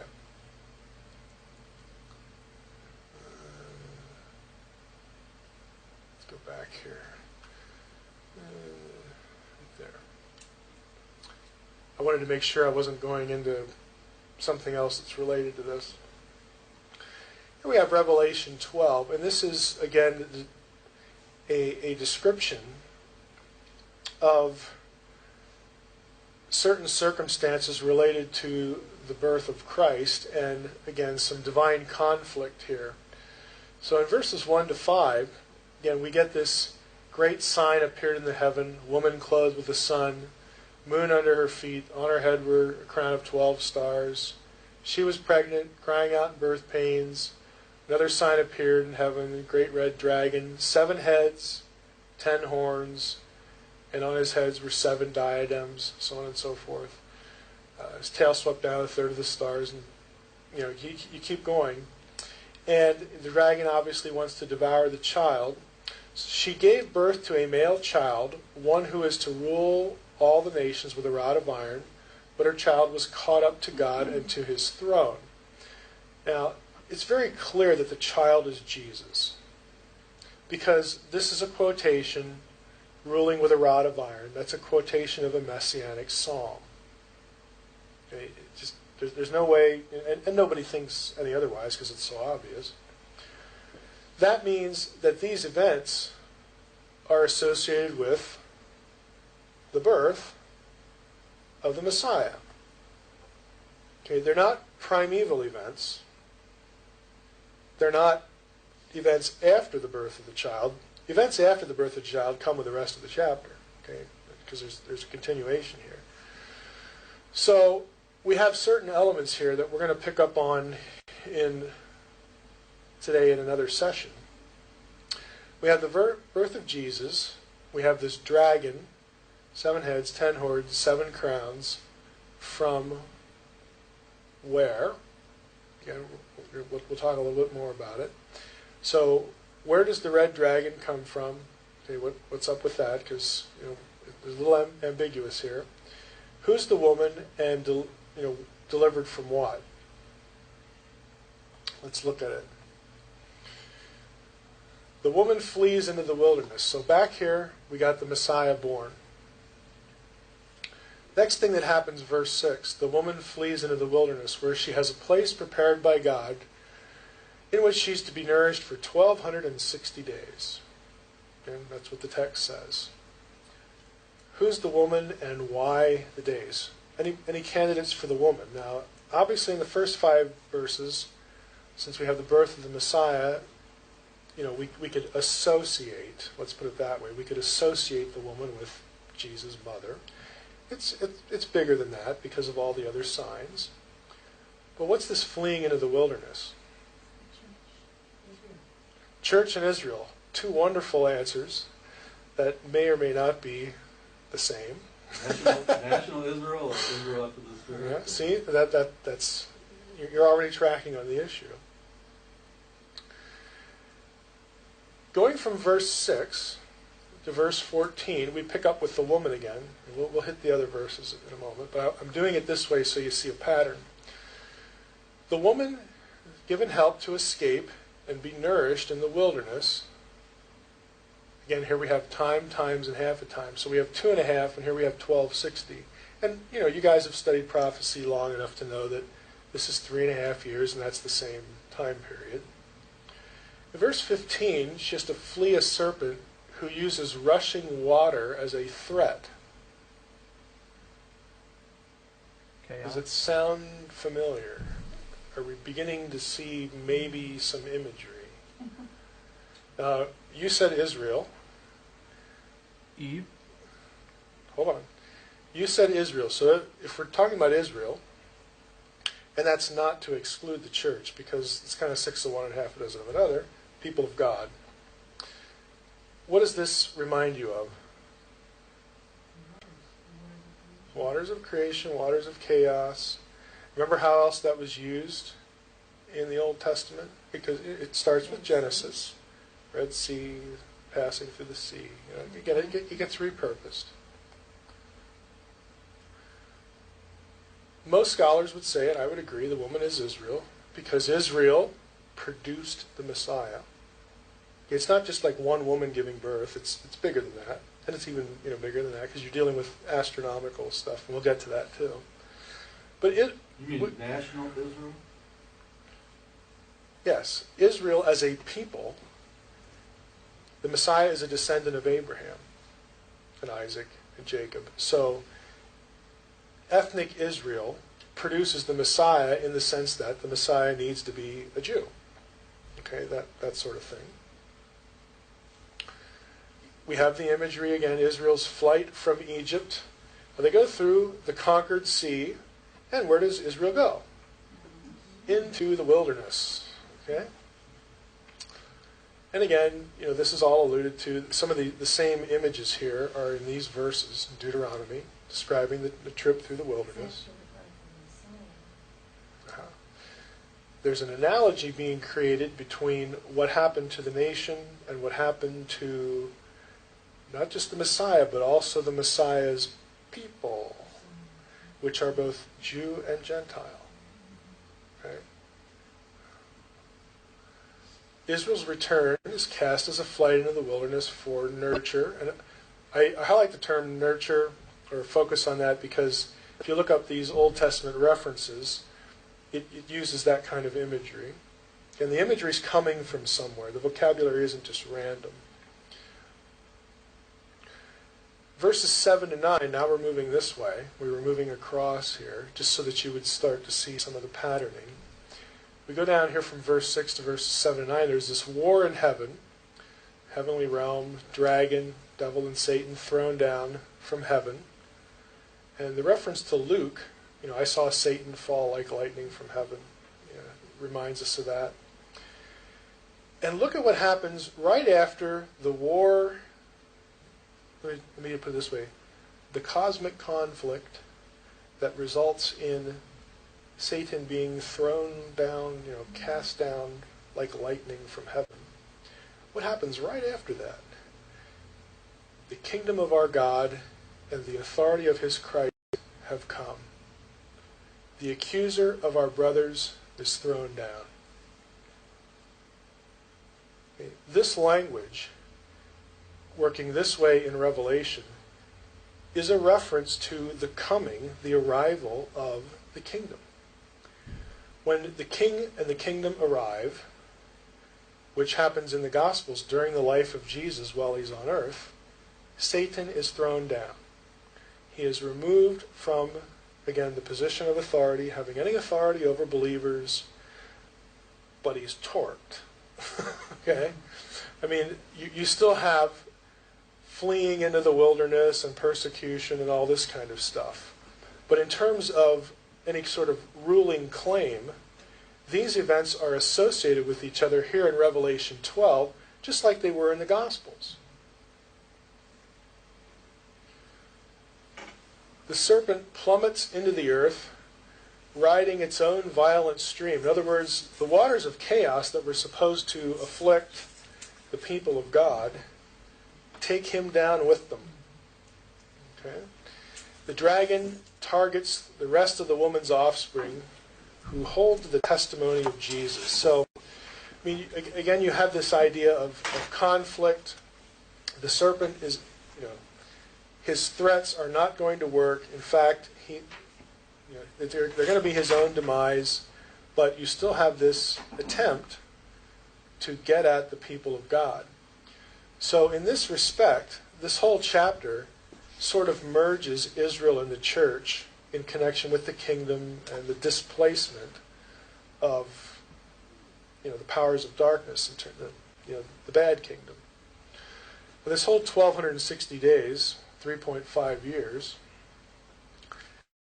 there are a number of options as to why the number might be used in conjunction with all that we just summarized. There's some possibilities. Time of tribulation associated with the Messiah and his followers. Well, Daniel tells us that, and we read the same thing in Daniel. So there's something going on here with a time of tribulation after the Messiah comes and afflict his followers. Something going on here with this numbering. Here are the options. It might refer to Jesus' ministry from his emergence to the wilderness after his baptism to the crucifixion, which, not coincidentally, was 3.5 years. Okay, that might be the reference point. Who knows? I'm just giving you the options. Israel's journey was actually 42 years, so the number 42 becomes important. 42 stages. Again, look at the months. 42, if we take 3.5 years and convert it into mathematical months, it's 42 months. And 42, again, by analogy, happens here. And it happens here. If you go to Numbers 33, the actual itinerary of the journey through the wilderness, it's 42 stages.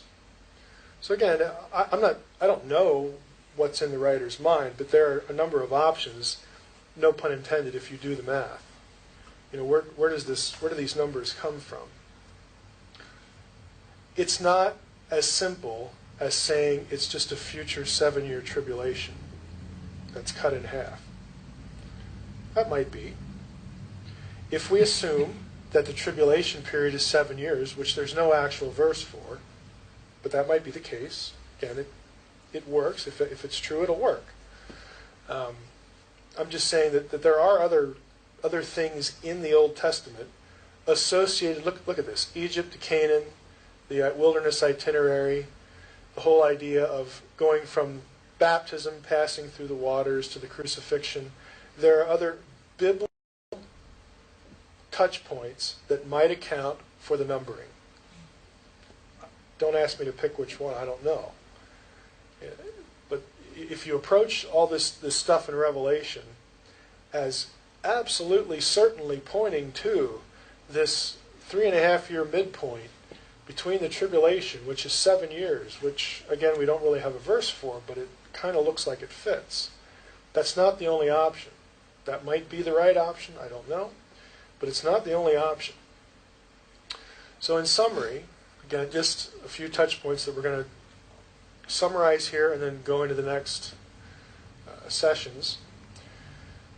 What I want you to get here is the idea of Old Testament cosmic geography. Remember all those rulership terms in the Old Testament? We get the same idea in the New Testament. We just went through them. Dominions, powers, all that kind of stuff. So there's a conceptual continuity here between the Testaments.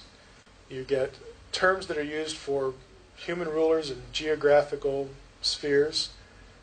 They're connected to divine beings, either in the Septuagint or the New Testament itself. And what we're going to see is in the next, it might be the next session, when we get into Acts 2 and the Babel reversal, the idea of the earth being under the control of the forces of darkness, again, other than Israel.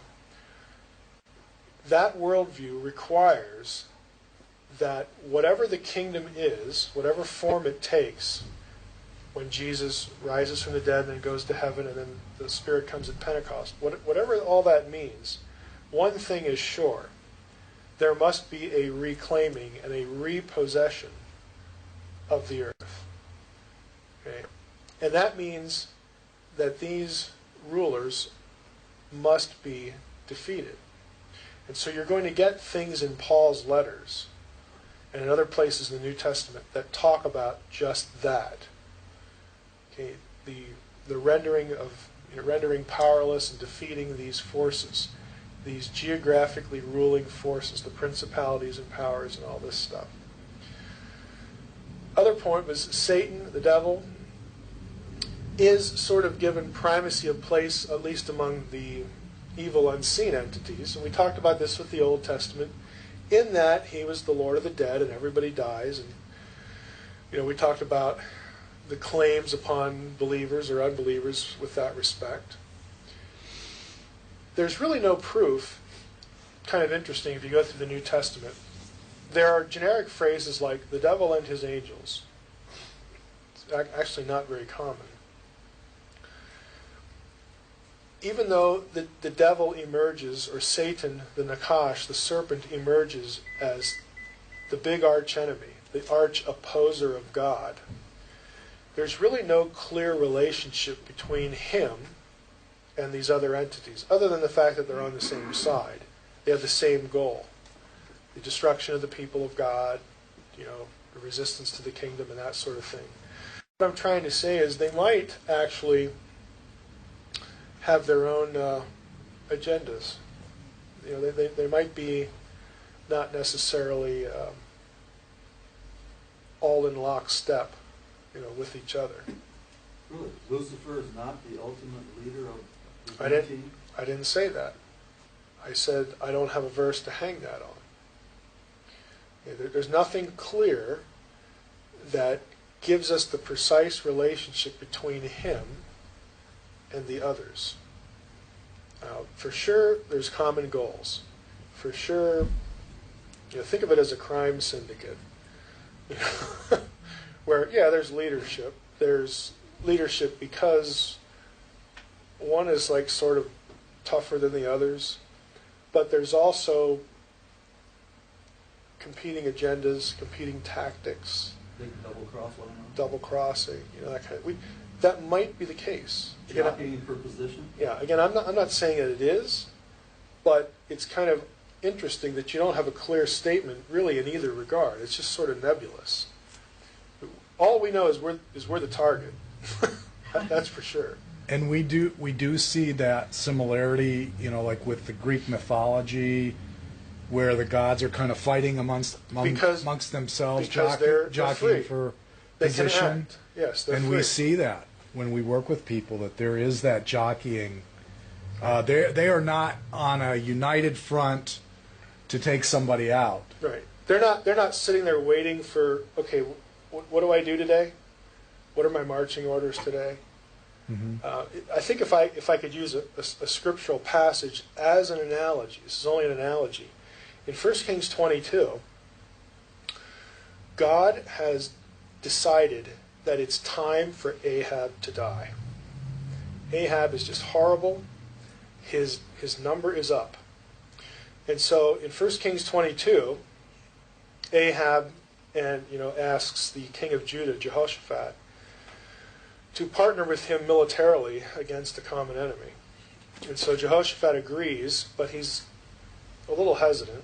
So he says, "Hey, is there like a prophet around here that we can ask if see if this is going to turn out all right?" And so Ahab summons his prophets, and of course, what are they going to say? "Oh, you're great, Ahab. You're going to win. Whatever."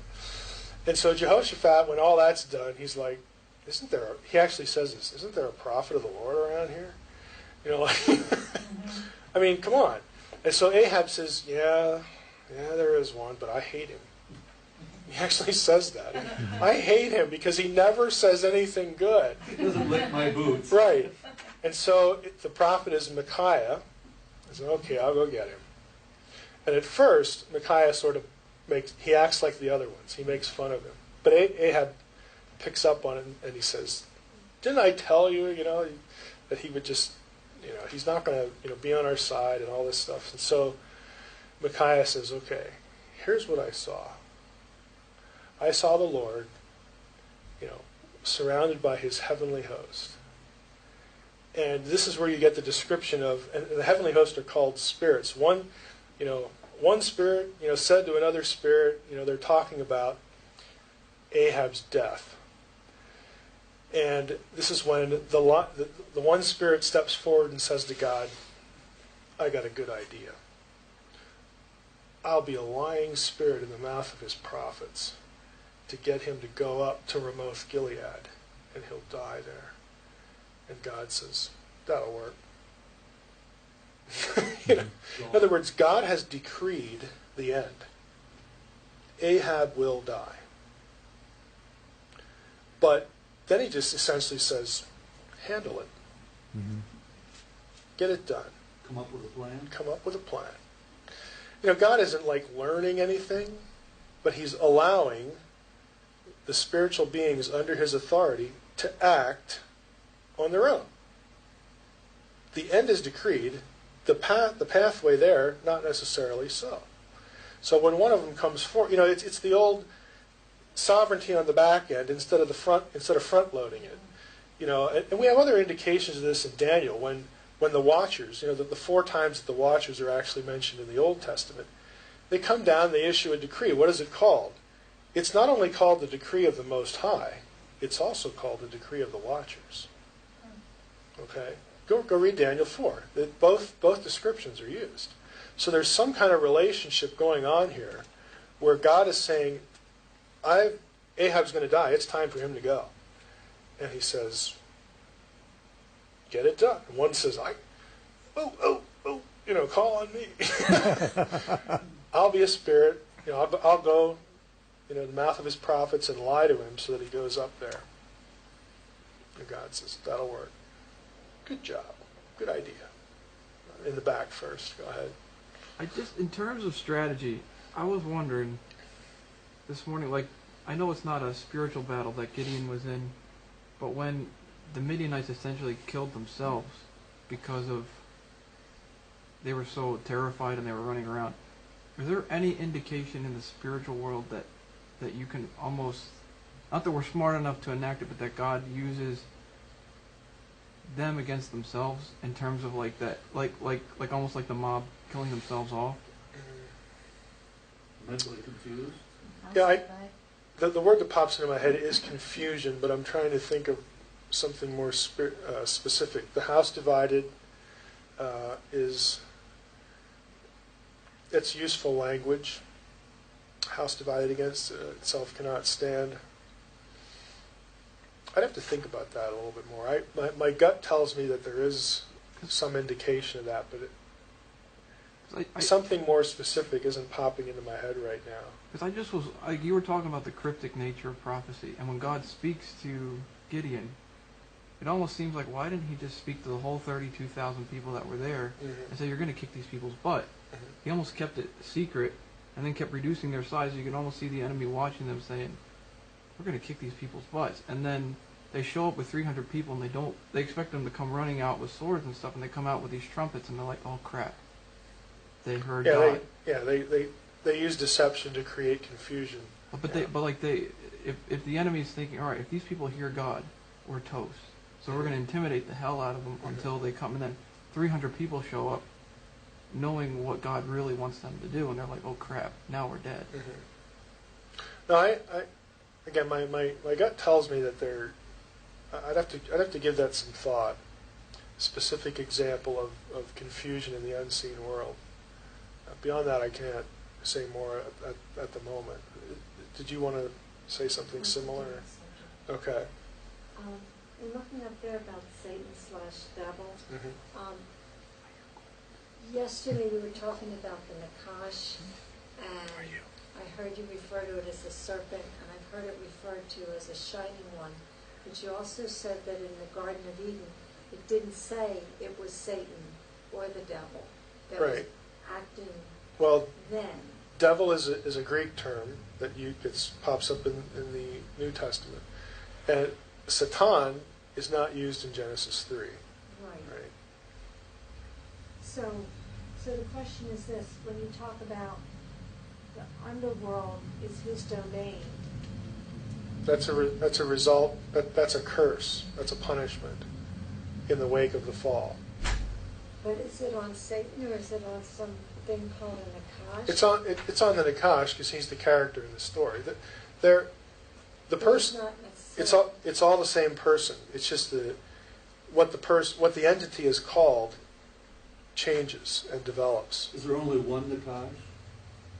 There was one enemy in the garden who is called the Nakash, and later he's going to be called Satan and the devil. It's the same person, same entity. So there's only one Nakash, There's only one of those.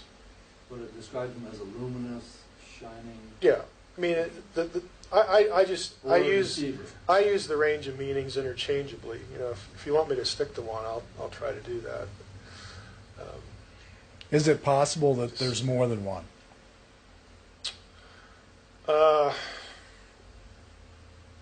I can't think of a biblical reason to think that.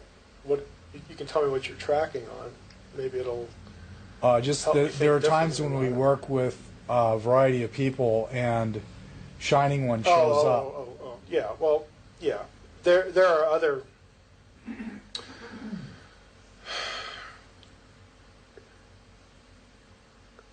I'm trying to think what the best way to say this is.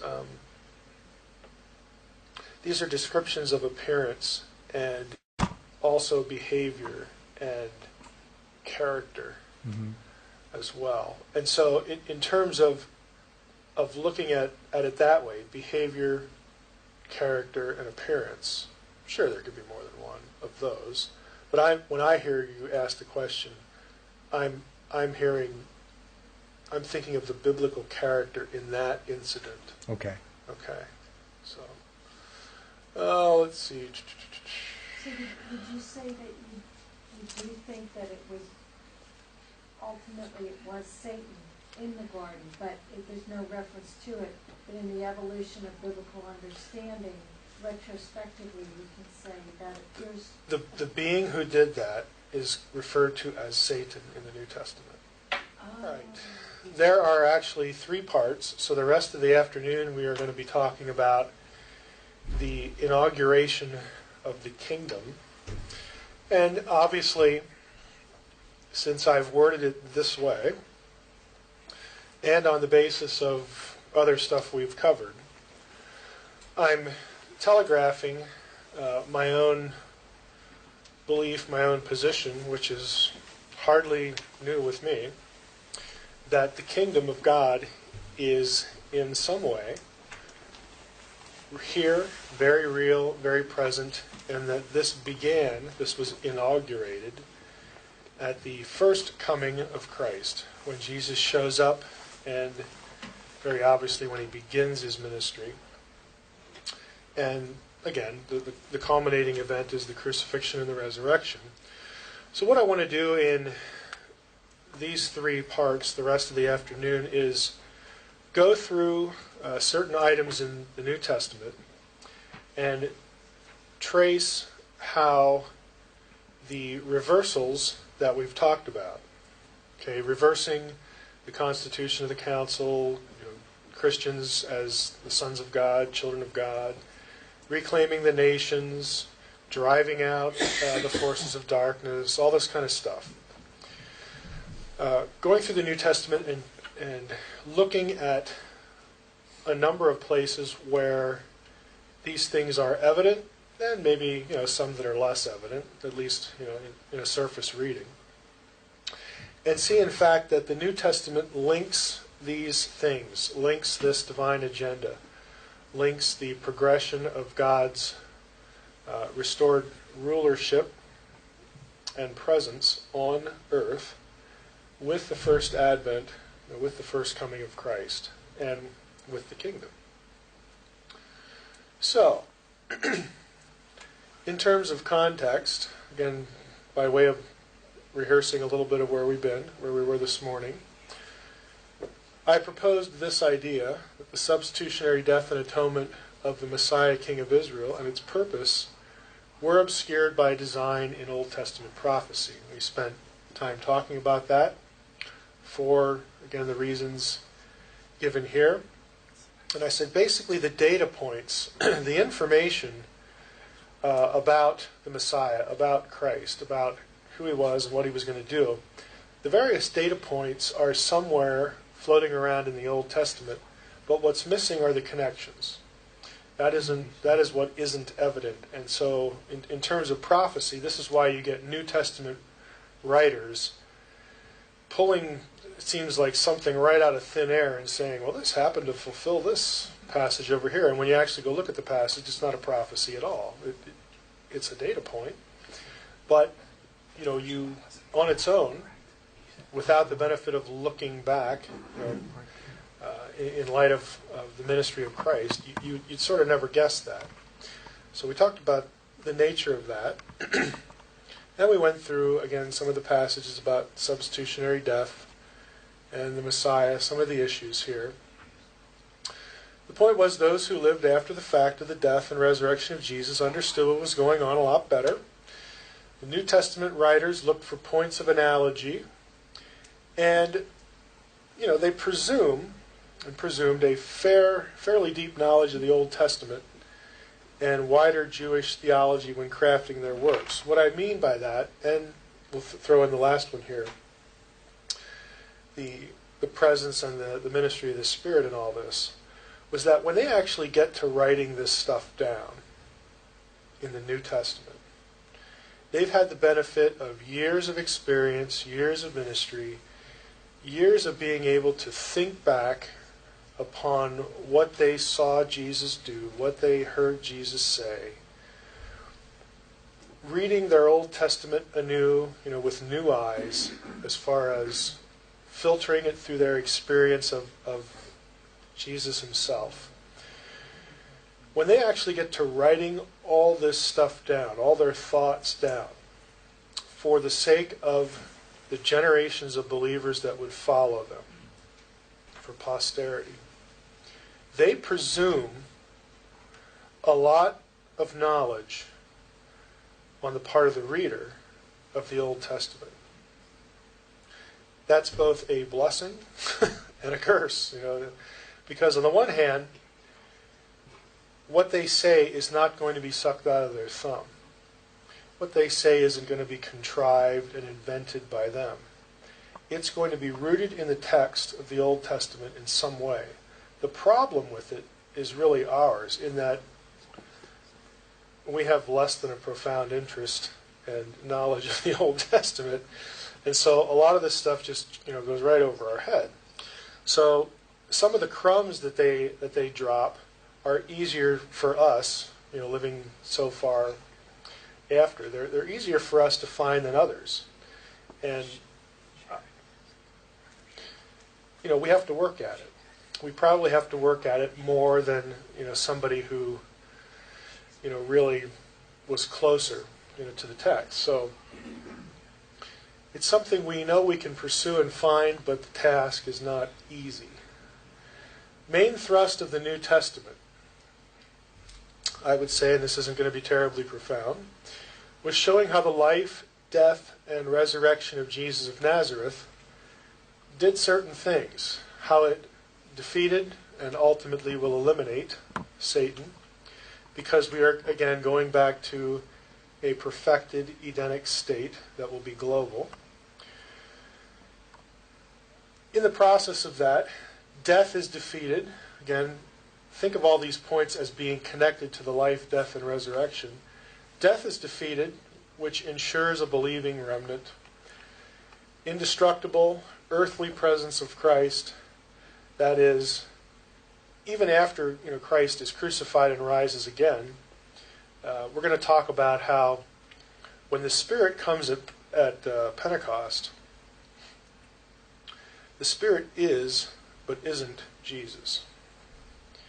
Now, I didn't spend any time in the Old Testament stuff for this trip. I did this last year, about how the Old Testament theology witnesses to two, what I refer to as two Yahwehs, one invisible, one visible, so that the angel of Yahweh is but isn't, Yahweh himself, the pure, glory spirit, and how Jesus is but isn't God. He is God, but he's not the Father. All this kind of stuff in relation to a Godhead.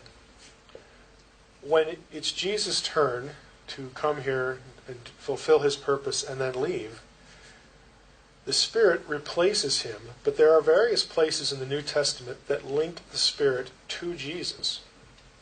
So it's not just the Spirit of God, it's the Spirit of Christ. So, this is a freebie. That's actually where Trinitarianism comes from. There is no verse that articulates, Trinitarianism or anything like that. It's the fact that in the Old Testament, we've got a visible and an invisible Yahweh. You got two that are the same but aren't. And over here, in the New Testament, we've got two that are the same but aren't, Jesus and God. And we have another two, Jesus and the Spirit, that are but aren't the same.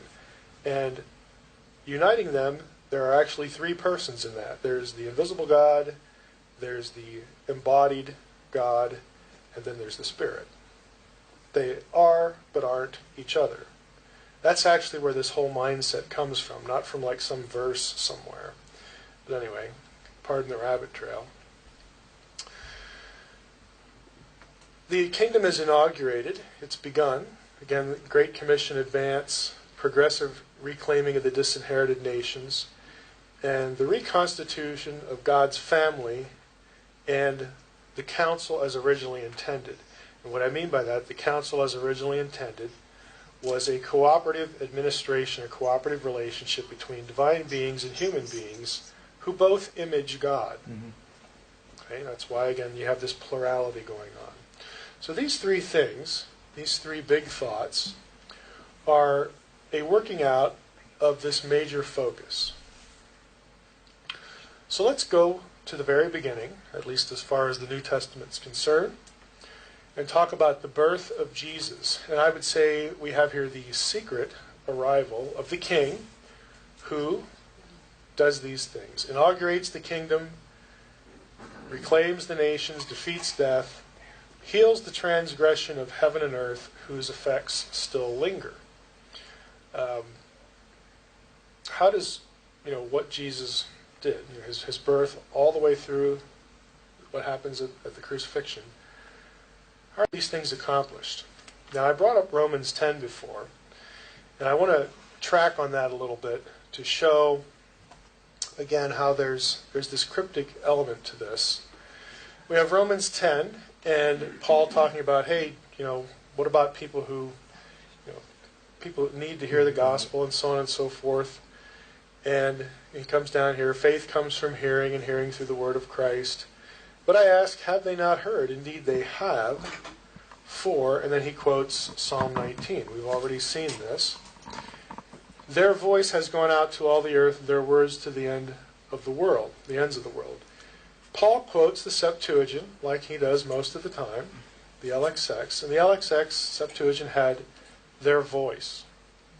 And if you go back to Psalm 19, we see where he's getting this. Here's the passage. Heavens declare the glory of God, so on and so forth.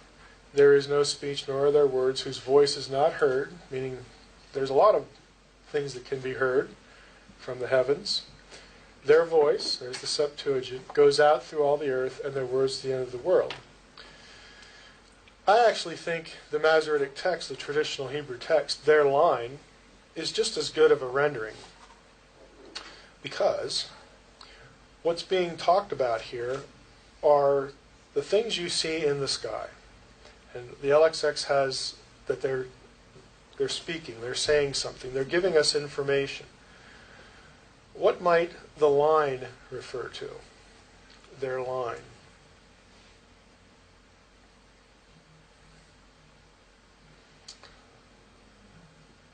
Are there lines in astronomy? In what I'll call astrotheology? There are some really important lines. One of the most important lines is called the ecliptic. The line is a path. Okay, certain stars follow certain paths annually. Some of them don't. Some of them never move. Those are the circumpolar stars. But other ones do. And so the idea of a line is when the heavenly bodies, when what we see in the heavens, if we know what their line is, their path, their trajectory, the direction in which they move and where that is and when they show up and all that sort of stuff, that can communicate things. So either way, their voice, their line. To me, it doesn't make any difference. But here's what I think Paul is talking about. Now, let me preface by saying this. I'm not in the E.W. Bullinger camp or the Seiss camp. These are two well-known,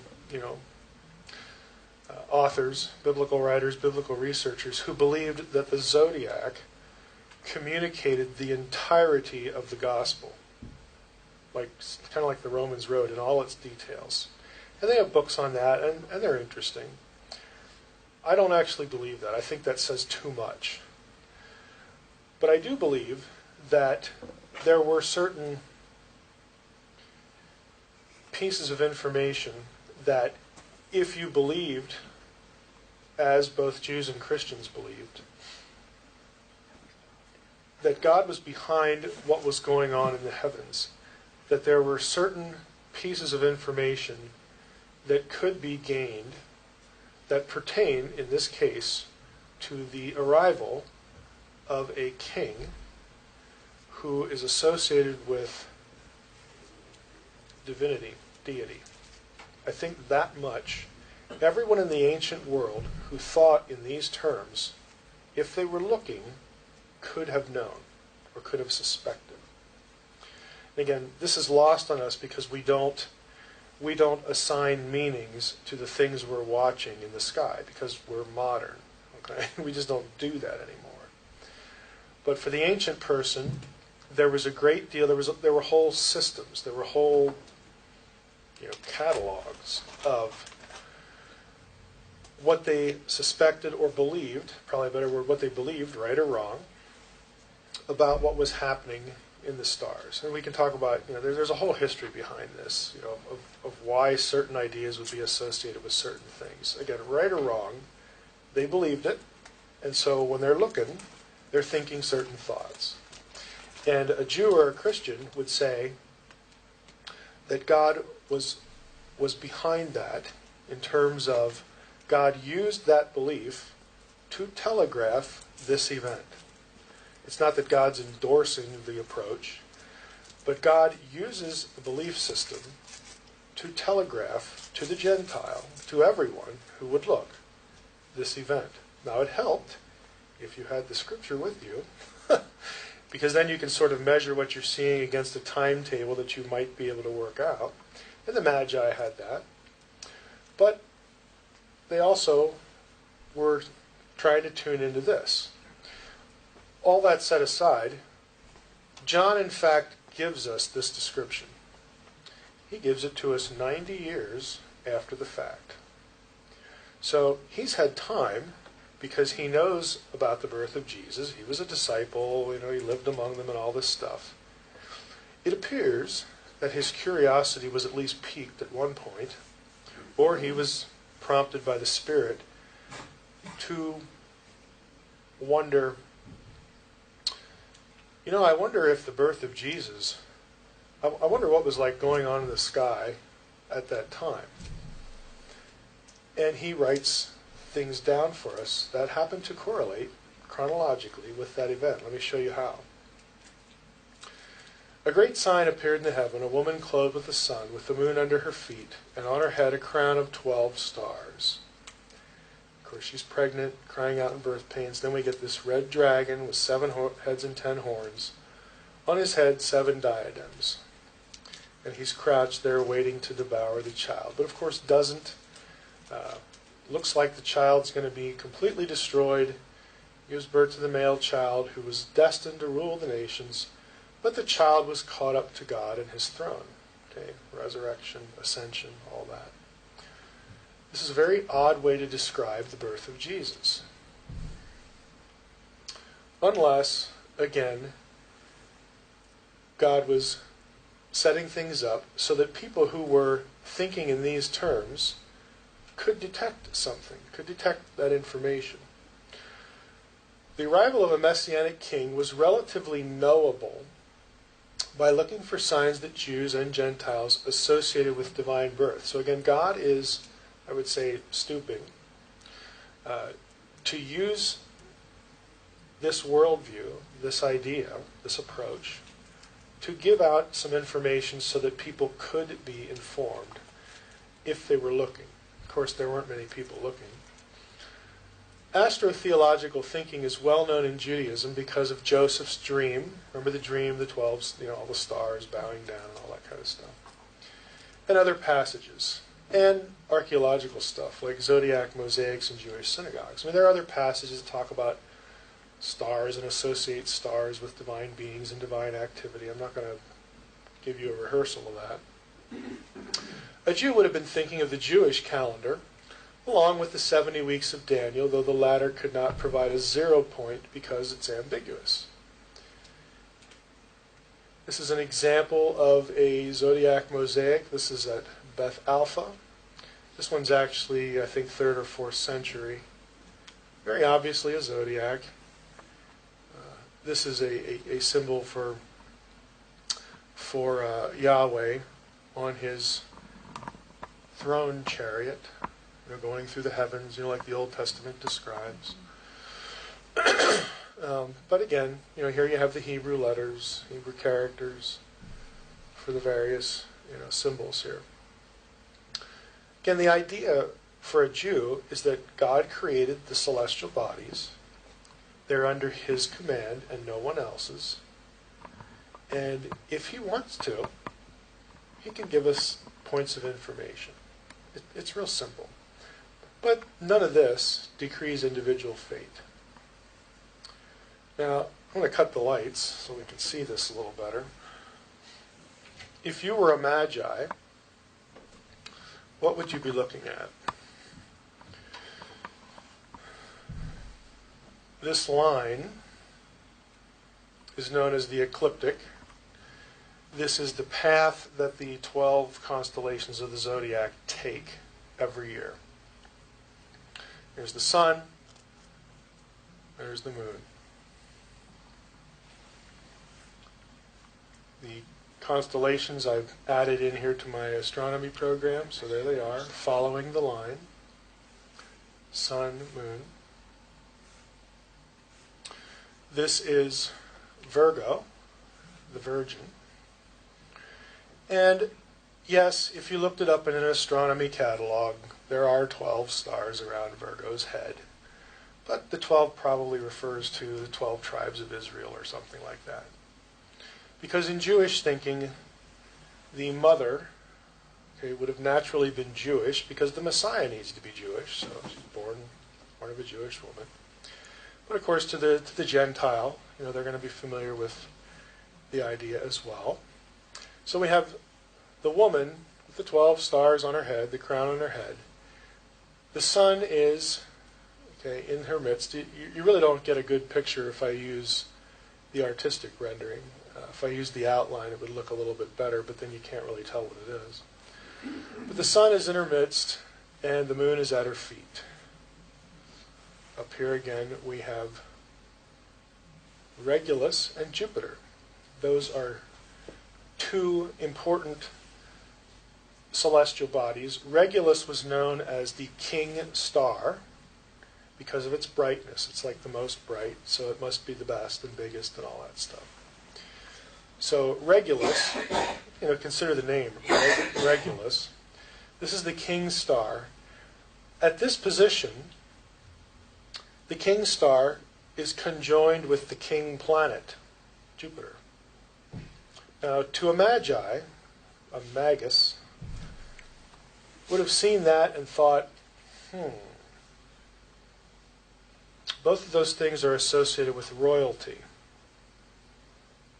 and possibly royal birth, because we have, again, the Virgin down here, the sun in her midst, moon at her feet. Kind of interesting. The constellation Virgo is the only one that represents a woman, and when you have this concatenation of events, you have a 20-day window where Virgo was clothed with the sun. That's the sun shining in her, which is, again, suggestive imagery. The sun shining in her. But the exact date, when the moon was under her feet, could only occur during an 80-minute period within that span of days. There's an 80-minute window when all these things are in place. These are the things described in the book of Revelation. And when you add this conjunction, it's really tight. You got an 80-minute window. Now, what's so important about this other than the fact that you got the king star and the king planet? This constellation, let's go back. What is above Virgo? Leo, the lion. And in Old Testament imagery, what is the lion associated with? Tribe of Judah. Judah. Okay. Which is the Messianic tribe, according to Genesis 49. Now, again, if you're a Magi who has some acquaintance with the Old Testament, that would have really stood out. We have Leo, Virgo, concatenation of events. Down here, in modern times, these constellations are separated. We have, I'm trying to think here, we have Scorpio and Libra, but in ancient times they were viewed as one. It was viewed as a scorpion figure or a reptile figure with claws, that kind of thing. It was considered a dragon. So here's how it looks in the way we divide them up. But to an ancient, you have Judah, Leo, king conjunction, woman clothed with the sun, moon at her feet, and the nasty dragon thing down here, ready to devour the child when it emerges. There's another dragon that might be associated with this that's off the ecliptic. This is Hydra, possible candidate, but I like the one that's on the ecliptic. Now the point. The birth of the child in Revelation, if you take Revelation, and this is an assumption, there's no guidebook in the New Testament that says this is how you're supposed to read Revelation 12, but if you take Revelation 12 at face value, that John is seeing the stuff or relating stuff that was seen in the heavens, if you do that, then we have here the concatenation events, and there's actually a date that you can pin this to. Remember, you have an 80-minute window for all these things to be aligned. And that date was in 3 BC, September 11th. I know that sounds kind of weird because of September 11th. That is the date. You have an 80-minute window for this to occur. Not only that, but September 11th, 3 BC, that date also corresponded to Rosh Hashanah, Tishri 1, which is New Year's Day for the Jews and the Day of Trumpets. Same day. Tishri 1 was also New Year's Day of the civil calendar. And on the civil calendar, that was the day, according to Thiel, who wrote the book Mysterious Numbers of the Hebrew Kings. It's like a primary book on chronology. That was the day that always marked the first day of the reign of every new Davidic king. So when you had a new Davidic king, you celebrated the inauguration of his rule on Tishri 1. So all of those things align at the same time. Again, if you are the Magi and you have some acquaintance with the Hebrew Bible and Jewish thinking, you see this and you probably think to yourself, this is worth saddling up the camels for. Let's just go see if there might be something to this. Yes. Would that be like a one-time event, like that'll never happen again? Or Oh, it'll happen again. It happens again? Yeah. When would that be?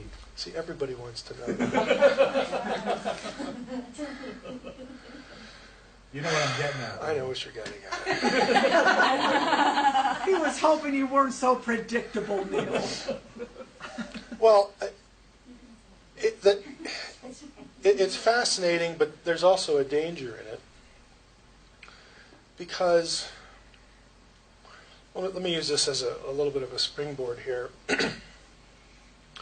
You can get a nice video presentation of this too. There's some DVDs that some people do on this that aren't quite as detailed, and the one that I really like actually messes up the resurrection as far as astronomical signage, but hey, it's still pretty cool. The problem is that these things do occur and they repeat. This set of signs, okay, recurs with a fair amount of frequency in terms of astronomical time. They're not exceedingly rare. But when you add this, okay, and again, these aren't mentioned in Revelation 12. When you add this stuff up here, and there are, if you were an astronomer and you put this into your astronomy program, if you look around, at elsewhere on the ecliptic, there are other things going on. So the more you add to mimic, to mime, to photograph the precise moment, the rarer that same arrangement is at other times. So the rarity or the frequency of this occurring again depends on how much information you think is important to look for again. You follow that? Right. Now, there's something going on the web that talks about, I guess it's this year, is it next year? It's not 2012. It doesn't overlap with December 21st, 2012. But there's something, I can't remember, it's either this year or next year, where you get this part of it, but you don't get the others. So, with all that being said, the next time all of this happens, with a few other things that I don't have in view here, is between it's 2062 or 2063, and there's a 2062 and 2069 7-year sequence that mimics other things, other elements and other astronomical events associated with the life of Jesus. And you say, well, that must be when the Lord's going to come back. There is nothing in the New Testament that suggests or calls for precisely this to be reduplicated. What you do have is you have Jesus in Matthew 24 talking about signs in the sky, specifically the sign of the Son of Man. There is no verse that calls this the sign of the Son of Man. Maybe it is, maybe it isn't. Who knows? Again, so you got a number of problems. How much of what, how much of this stuff matters, in other words, to create the picture? Does it mean anything at all with respect to anything but this event? Scripture doesn't say. And do we have, some reason to believe that this should be called the sign of the Son of Man? You got nothing for that. So I would not invest much time into plotting out your life. Again, in my case, what's left of it, I'm not going to make it to that anyway. I would not invest much time into chasing this down, but lots of people do. I think when Jesus says that we can't know the day or hour, that we should take Jesus at his word. And someone can come back and say, well, we may not be able to know the day or hour, but we might be able to know the month or well, okay. You want to go there, fine. You're going to go there whether you have this or not. You're going to, How about that let's 80-minute window? let's take a lesson from Harold Camping. How many lessons do you want to take? Yeah, how many lessons do we want to take? Again, the 80-minute window, again, associated with all these things. Which snapshot do you want? It still comes back to that. Because this in Virgo right here is not that rare. The more you add, the more difficult it becomes to reproduce it, just in terms of the cycles of time. I think this is what Paul was probably thinking about, that you should have been able to know, to people who had some acquaintance with the beliefs of the day, the way people thought of the day, their religion, of the Gentile and even of the Jew, that if you took Daniel seriously, you should have been looking for something like this, and you should have been able to tell relatively, when the Messiah was sort of supposed to show up. I think you got to draw the line there. That's not really the full gospel, but what it is it is the culmination. It is the fruition of the promise back in Genesis that someday there's going to come some human being who's going to be born, and again start filling in the pieces of the mosaic. There's going to be a human being. He's going to be the son of David. And I'll show you a few other things about divinity. Again, you start filling in the mosaic, and you can tell, relatively speaking, that, boy, it's really close. It's got to be close. We ought to be expectant here. And so you were not without warning.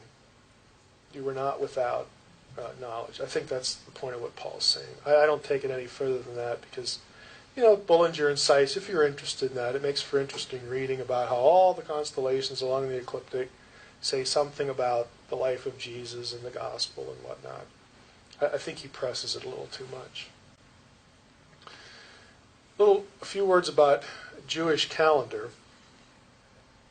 The previous correlation, the previous stuff there, of these astronomical signages follows the modern Jewish calendar, where the first month comes in the fall season. So the calendar that the Jews use today, and the Jews use more than one calendar, this is the problem.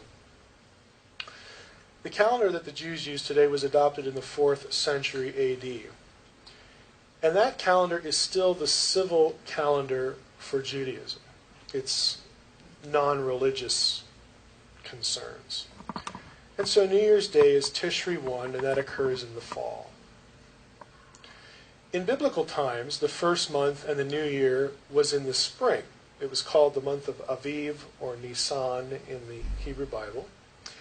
And we're actually told that was set in Exodus 12, 1 and 2. God says, to Moses, this is when, the new year, this is when you're going to do this, that, and the other thing. This will be the first month. Now, since this was done here, you have to ask yourself the question, what did they do before? What did they do before Exodus 12? This date, the Exodus 12 date, the Jews still use for their ecclesiastical purposes, for their religious calendar. So New Year's Day, religiously speaking, is Nisan 1. So they actually have 2 New Year's days in Judaism. One is religious, one is civil. Prior to Moses and the Passover, and it's logical that they would make the month of Passover the first month of the religious year. Why? Because that was the moment of the birth of the nation, or the rebirth of the nation. Again, they're trying to create a conceptual correlation with the calendar. Makes sense. Prior to that, Semitic cultures of Canaan began their year in the fall, just like up here with Tishri. And so if we assume that the old calendar prior to Exodus 12 was that they only had one of them, and that was the one that counted. Consequently, the most ancient calendar took Tishri 1 as New Year's Day, which the rabbis happened to believe, this is so typical of the rabbis. They believe that creation day 1 was Tishri 1. Now, wouldn't that make sense? That's when time starts, so that must have been the first day of creation. Tishri 1 must have been who knows? Okay, but this is what they assumed, this is what they thought. They must assume that because Tishri 1 was the first day, since the fruit of the garden was ready to eat right away. See, back here, you have the fall season when you have the harvest going on, and since Adam and Eve, when they were created, fruit was ready to eat. So it must have been the fall. Okay, kind of quirky, but that's what they're thinking. Now, it may or may not matter for a kind of interesting reason. Flood time. And of course, when we talk about the flood, the sons of God sort of mosey into the picture. If you take the statements about flood chronology, you come out, I'm not going to read the verses to you, you have them here, but Noah was 600 years old. In other words, he had turned 600 when the flood began in the month after Tishri, the second month. Tishri was the first month after Tishri.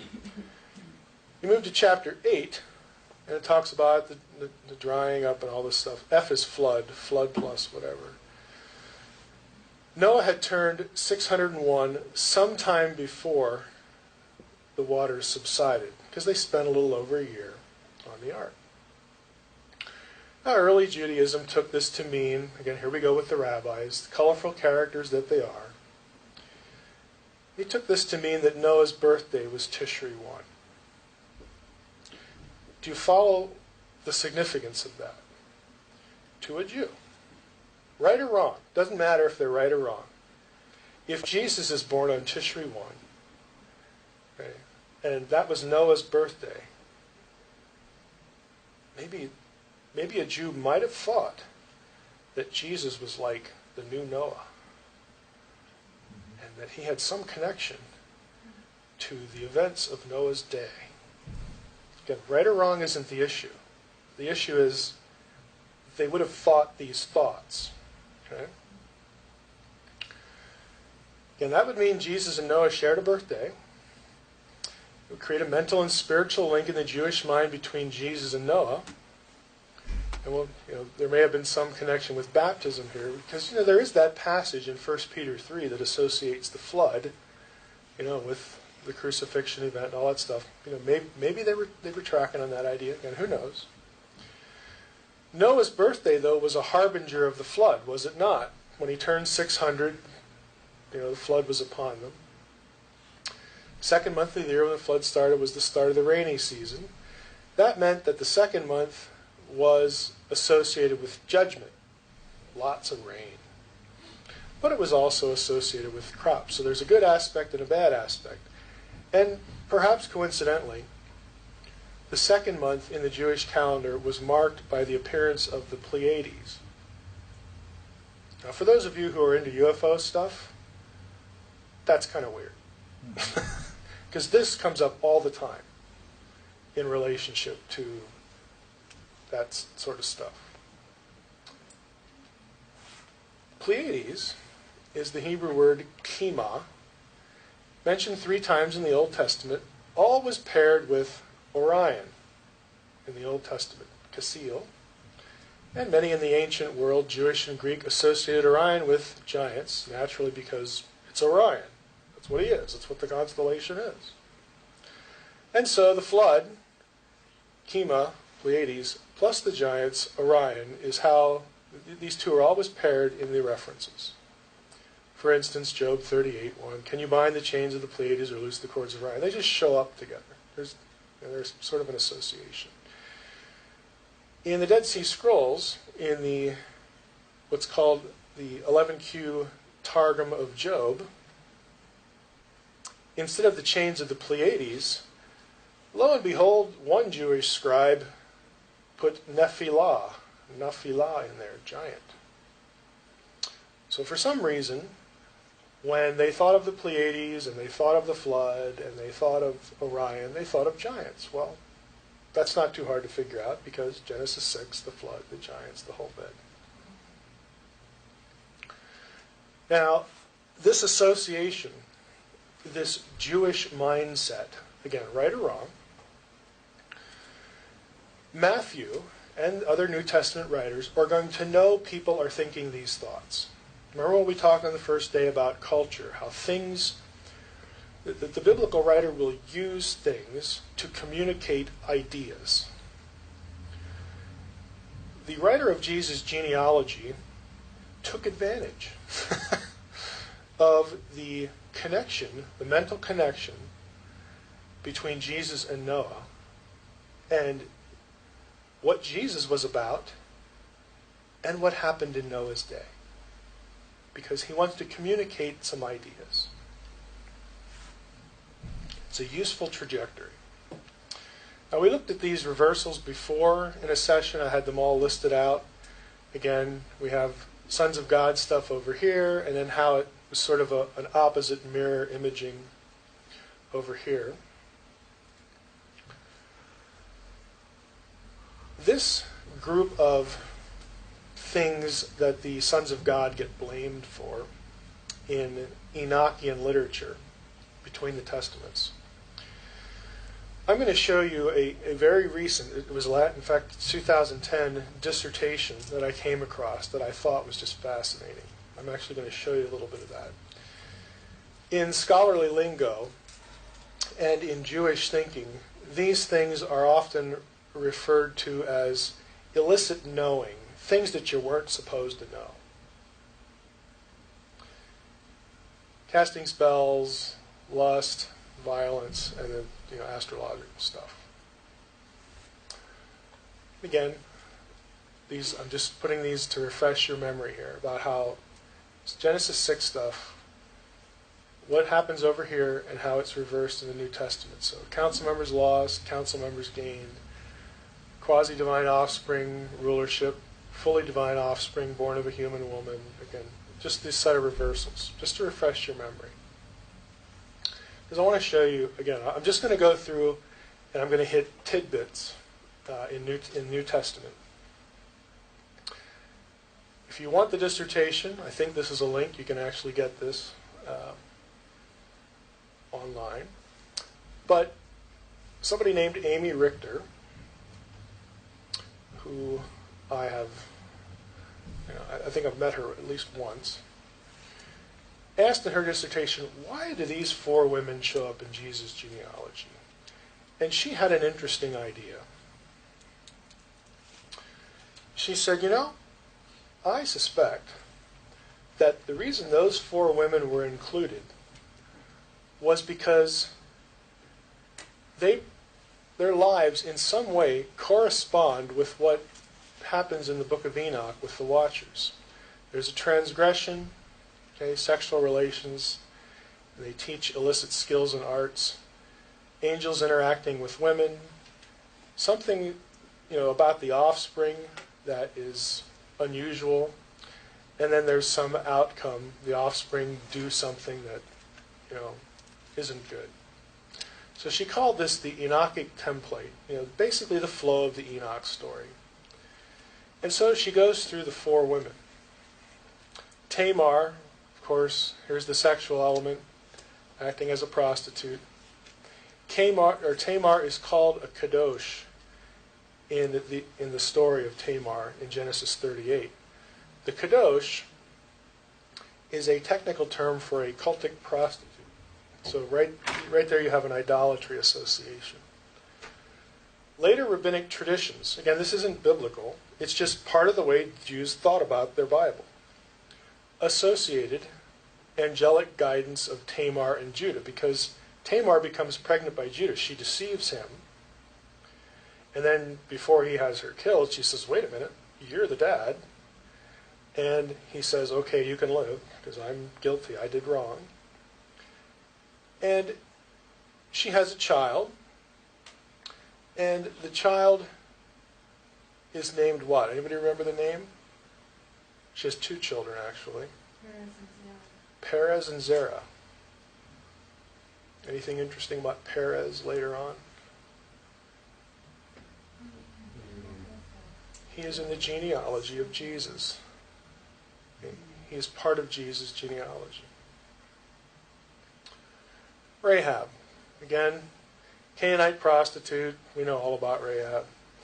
Interestingly enough, the spies that go visit her are called Malachim. It's kind of an odd thing to call them. Now, I'm not saying they were angels, but it's the same word. And so the possibility exists that when the biblical writer called them that, there might have been some attempt to create a mental connection. Something happening here that has to do with something happening elsewhere. The rabbis picked up on this, and so in their traditions, they sort of went off on this word and did in fact interpret in their later commentaries. The spies were interpreted to be angels along the same lines as angels who visited Abraham and Lot. And I'm not saying that's biblically sound. I'm just saying that's what they're thinking. No offspring are named in the story. Rahab later gets married and joins Israel. Matthew names Rahab, though, as the mother of Boaz. Boaz extends from Rahab's line, a couple generations down. And Boaz is called a Gibor in the book of Ruth. Gibor, of course, was the same word usually translated as giant, gigantes, in the LXX. And in fact, you see that in the LXX in a number of places. No, I'm not saying Boaz was a giant. He's just called by that name. The whole issue is that when writers are doing this, they want you to think certain thoughts. Let's go back here. We have, again, the template. And so here's going to be the point. I'll telegraph where it's going a little bit. We know that the story of Genesis 6, and the outcome of the story is death and destruction by the giants. Just Genesis 6:5. There's just rampant wickedness because of what they do. So this writer is suggesting that the four women are picked for the genealogy partly because the outcome of their own story is good. It's a positive rebuttal or imaging or reversal to the Genesis 6 stuff. Okay, Tamar, one of her kids, winds up in the line of Christ. Rahab, we get Boaz. And of course, out of Boaz, we're going to get David. And, Rahab was later praised by Jewish rabbis. Again, they're making it up, or they're imagining it. But it shows a consciousness, is the point. Later, she's praised for her hospitality for entertaining angels. Oh, wait, isn't that like a New Testament idea, too? That whole thing. Ruth. She is a Gentile. Again, Moabite woman, crosses the ethnic boundaries. You weren't supposed to marry them, but, that happens anyway. In preparation for her encounter with Boaz, she makes use of the illicit arts relating to seduction. Now, where this comes from is when it's not that Ruth was doing anything bad or lewd. When Ruth goes into Boaz at night, after her mom has said, you guys need to get married, so we can get out of this pitiful situation. And he's a nice man. He's treating you right, and we're kin. She goes into Boaz and uncovers his feet and lays at his feet. Elsewhere in the Old Testament, that is a euphemism for exposing his genitals while he's sleeping. She doesn't do anything. She just stays there at his feet. Now, when he wakes up, he naturally discovers that, sees her, and knows what? It's a marriage proposal. I want you to marry me. Yeah, we'll just read the story. And so then he says to her, well, I am the near kin, I'm in the line of kinsman redeemers, but there's somebody who's next in line, or first in line. And so, we have to obey the law of God, that says this person has the right to you as a wife before I do. And that's why you get the scene in Ruth 4 when they have the whole, Boaz is a little clever about it. Yeah, I got a piece of land, you want it? Oh yeah, I'd like that land. Then he says, oh, by the way, if you take that land, you got to marry Ruth, the Moabitess. Oh, come on, really? Maybe some other time. I don't need another wife. And he surrenders his right. And so Ruth and Boaz can get married. Okay? It's a pretty well-known story. Does the shoe have anything to do with it? The shoe was the sign that the transaction was completed. Because in the levirate marriage laws, if the lever, the brother, it's a Latin term for brother-in-law. It's how the story gets referred to. It's not a Hebrew term, but the person who was next in line, who was obligated by Mosaic law to marry the woman, even if he was married, he was supposed to marry her, because this is sort of like a built-in, system for taking care of widows. Because, if you're not married, you don't have property, you have a certain amount of limited rights, you're pretty much destitute. You do what Ruth did. She went out in the field and gleaned. I mean, that's how she sustains herself, and of course Naomi. So it was a manly thing. It was a proper thing for a relative to take care of widowed women in his family orbit, and that's the way you did it. You brought them into your house so that they had the status of wife. They weren't just servants or something, or concubines. She had the status of wife, and so then she had more legal rights accrue to her as far as material support and things like that. And if you refused it, then you got a sandal thrown at you and you got spit on and stuff like that, to show contempt that you're not doing what you're supposed to be doing. Now later, in the case of a willing transaction, the sandal was exchanged. It wasn't thrown at anybody and that kind of thing. So that became a sign of a binding agreement. So Ruth is the wife of Boaz, who is the Gibor. Her sister-in-law Orpah is the mother of 4 Giborim. And this is just stuff in the Hebrew text. As a Moabite, her ancestral home is the former residence of a race of giants, the Amim in particular. Does it say Orpah was the mother of Yeah. Yeah, these terms are used in the text. Giborim is a generic word that means great men, powerful men, wealthy men. It doesn't necessarily mean giant, but in some context it does. Remember, context is king. You can't just import one meaning into another passage without a justification from the context. But here's the author's point, that in telling the story, crumbs are being dropped that will make you think about the flood and Genesis 6. But in this time we get a really good outcome. Jesus reverses that.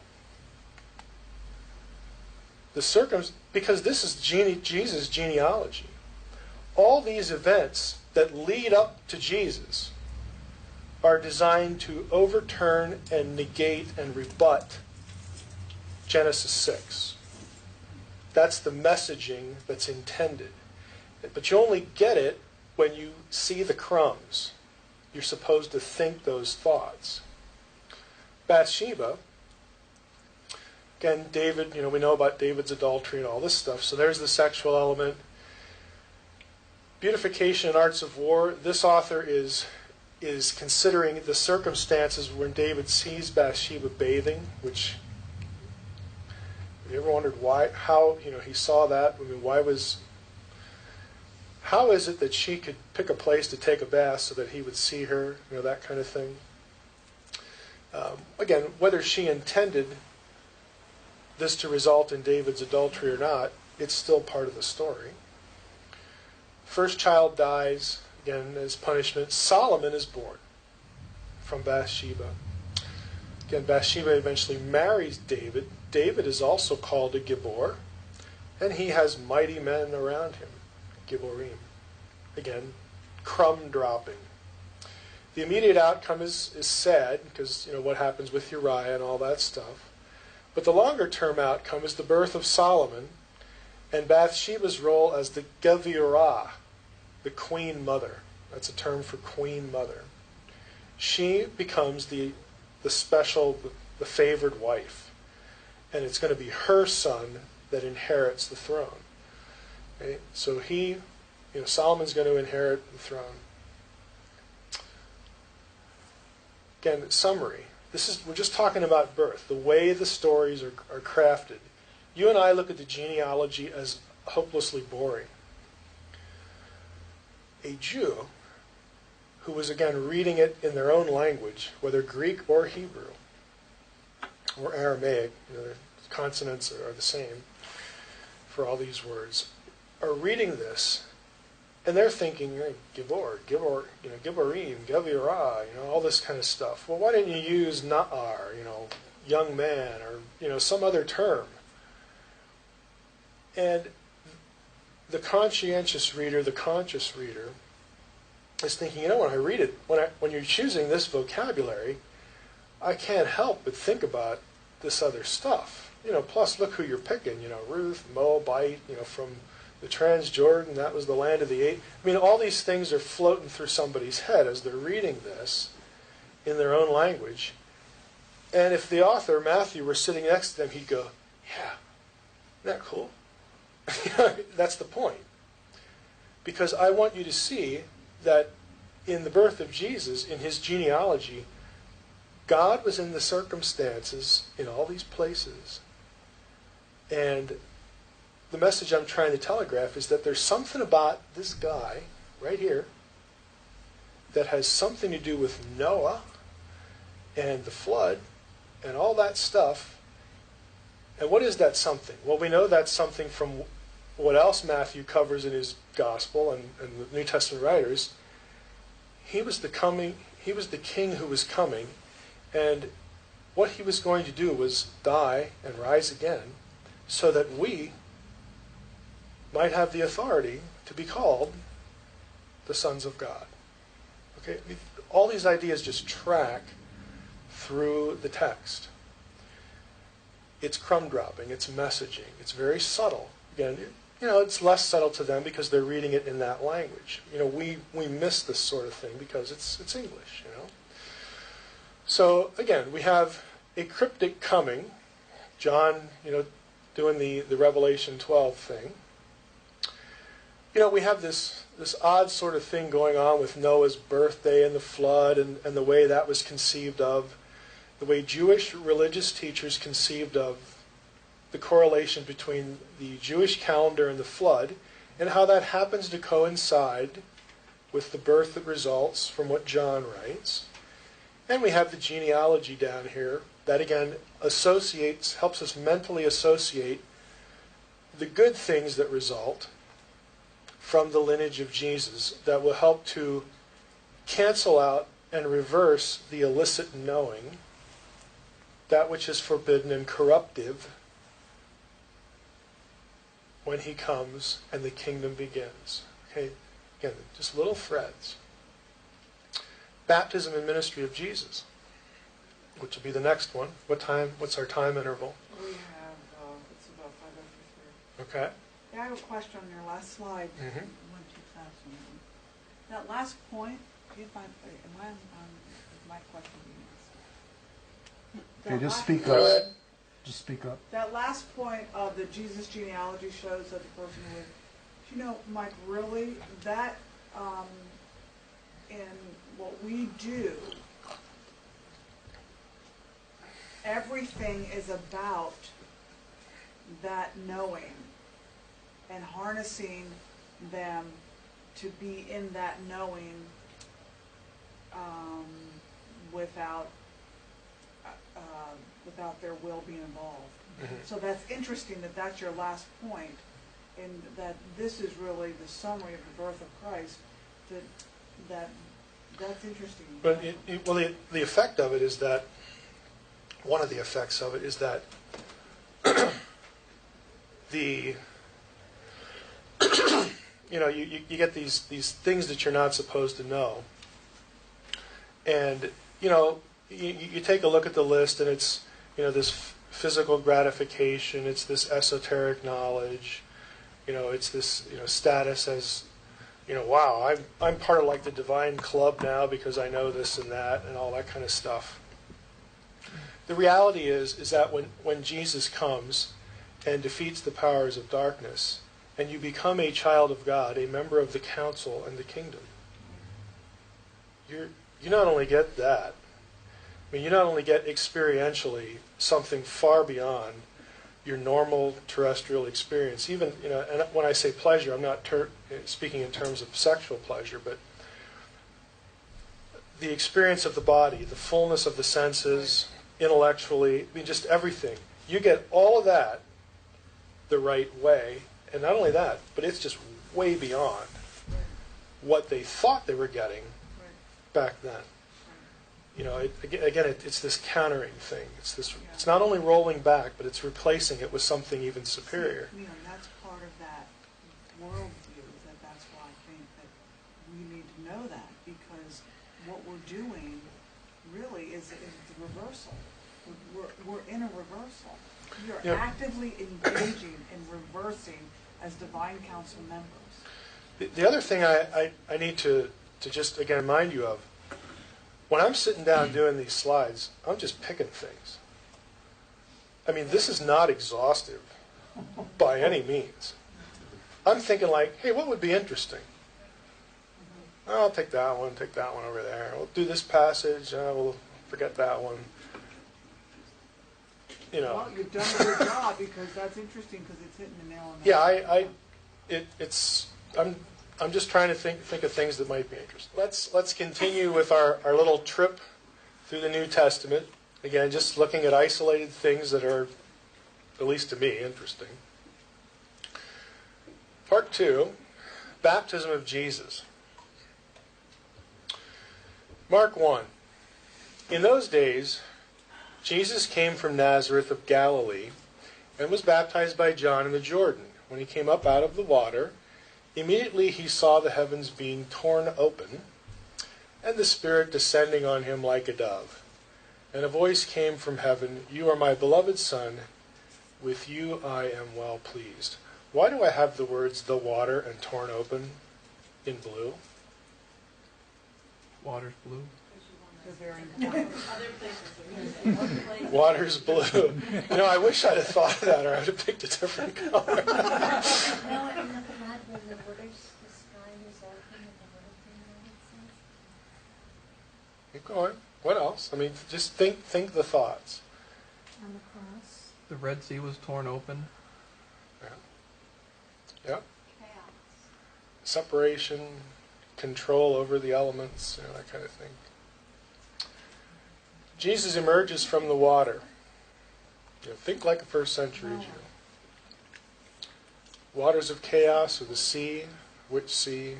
Again, different seas in the Old Testament. Heavens torn open. It's an unusual word choice, a word used only 10 times in the Septuagint. So, little hint on my method here.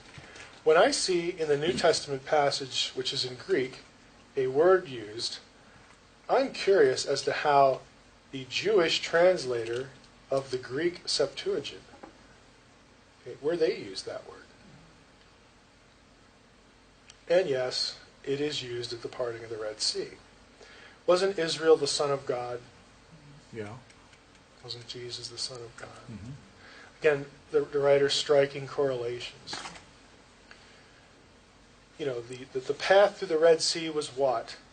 A victory over the forces of chaos and a victory over the gods of Egypt. Jesus comes up out of the water. We have this tearing asunder. This is the beginning of the end of the reign of chaos. This is the signal event, because the ministry starts here. Does it not? It starts with the baptism. Continuing in Mark, same chapter. In those days Jesus came from Nazareth of Galilee and was baptized by John in the Jordan. And when he came up out of the water, immediately he saw the heavens being torn open, and here's the rest, the Spirit descending on him like a dove. And a voice came from heaven, "You are my beloved Son, with you I am well pleased." Where in the Old Testament is the Spirit associated with a dove? This is a trick question. Noah's Ark, where the dog comes back. It doesn't come back. It's not- Hold on to the Noah image. Your question was about the Spirit in the Old Testament? Where's the Spirit associated with the dove in the Old Testament? Oh, hovering over the waters? No? No. Yeah, we've already seen these. Is that creation? There's no specific Old Testament passage that uses the dove image of the Spirit. And so the scholars have wondered about this.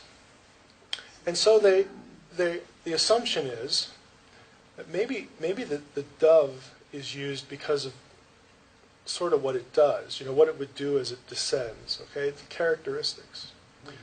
But what does the dove do?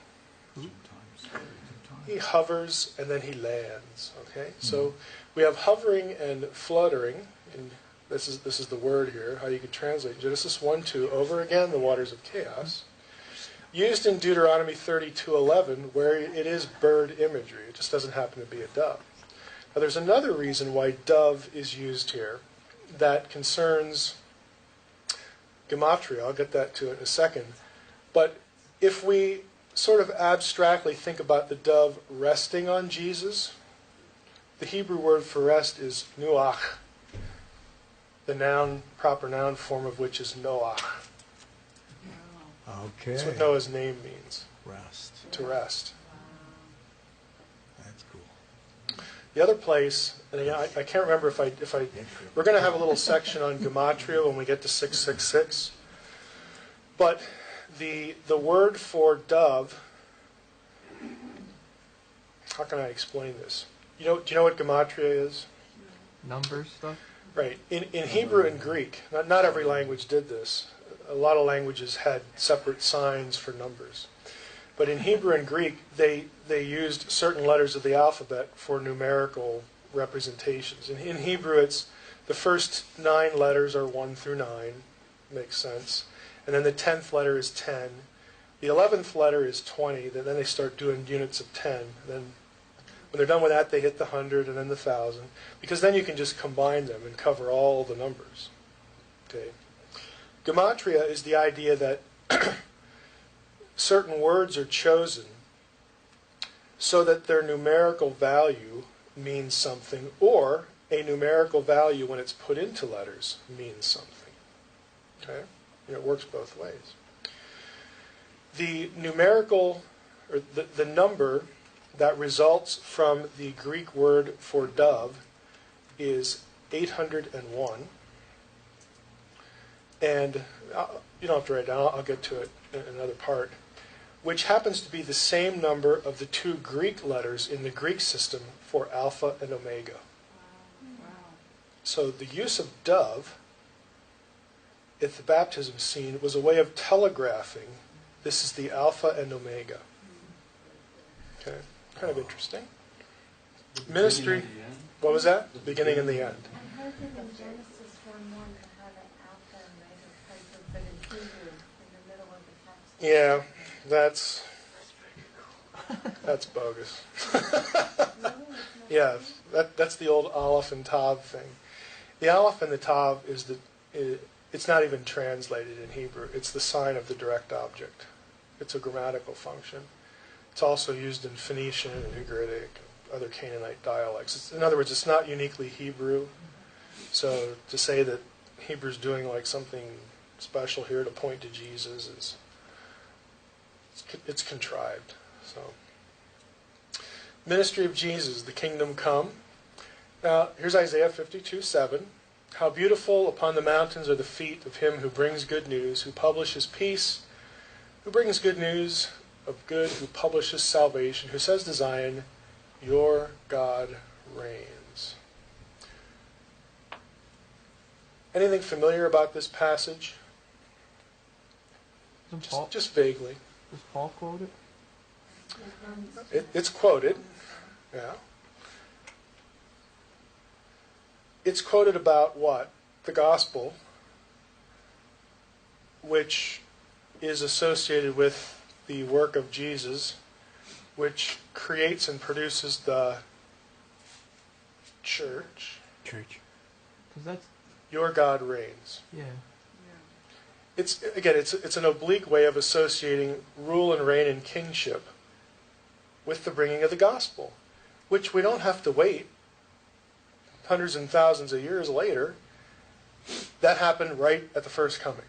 The gospel is unleashed at the first coming, and that has something to do with kingship, rulership, the kingdom of God. Again, it's just the verse. You don't even have to think sort of abstractly. The gospel, the New Testament writers use this, and they associate it with the reign of God. Exorcism in the kingdom of God. Now, still tracking with Mark chapter 1, I want you to think about the chronology of the events that Mark uses. We have the baptism. Here's what happens after the baptism. So here's the beginning of the ministry. You know, the whole, again, chaos imagery, the Alpha and Omega stuff, all that kind of thing. The next thing that happens to Jesus in Mark's gospel is he's driven into the wilderness by the Holy Spirit, and he confronts Satan there. Then he returns to Galilee after he dispenses with Satan. He returns to Galilee and announces the kingdom is come. Well, isn't that odd? No, it isn't odd. I mean, that's what, again, if you're reading the Gospels and you're thinking about all these motifs, well, what else would he do? You know, like, what else is he here for? The kingdom is announced. Luke has the same chronology. He adds specifically the rejection at a synagogue in Nazareth. The next thing is he calls disciples. Got to get some helpers here. Got to start teaching people. Because I know I'm only going to be here 3.5 years. And once he has this in place, the kingdom of God, the ministry of Jesus, commences with this act. He starts casting out demons. Again, that is not coincidental. Because as I'm taking the kingdom out there, I am going to start displacing the powers that be. You don't have one without the other.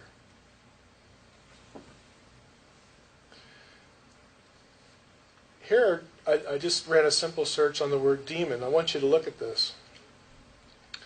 Over a third of all the references to demons in the New Testament are in Luke. So Luke is kind of tracking on this theme big time, associating demons with the kingdom of God, because he references it a lot. Just wanted you to see that, because when we get into some of these chronological events of what Jesus is doing where, the association of what he's doing and saying with the casting out of demons is going to become something that we need to be tracking on. This is Sea of Galilee, and just take a look at some of the places around here. Tiberias, Magdala, Gennesaret, Capernaum, so on and so forth. Down here is where we have the Gadarene incident.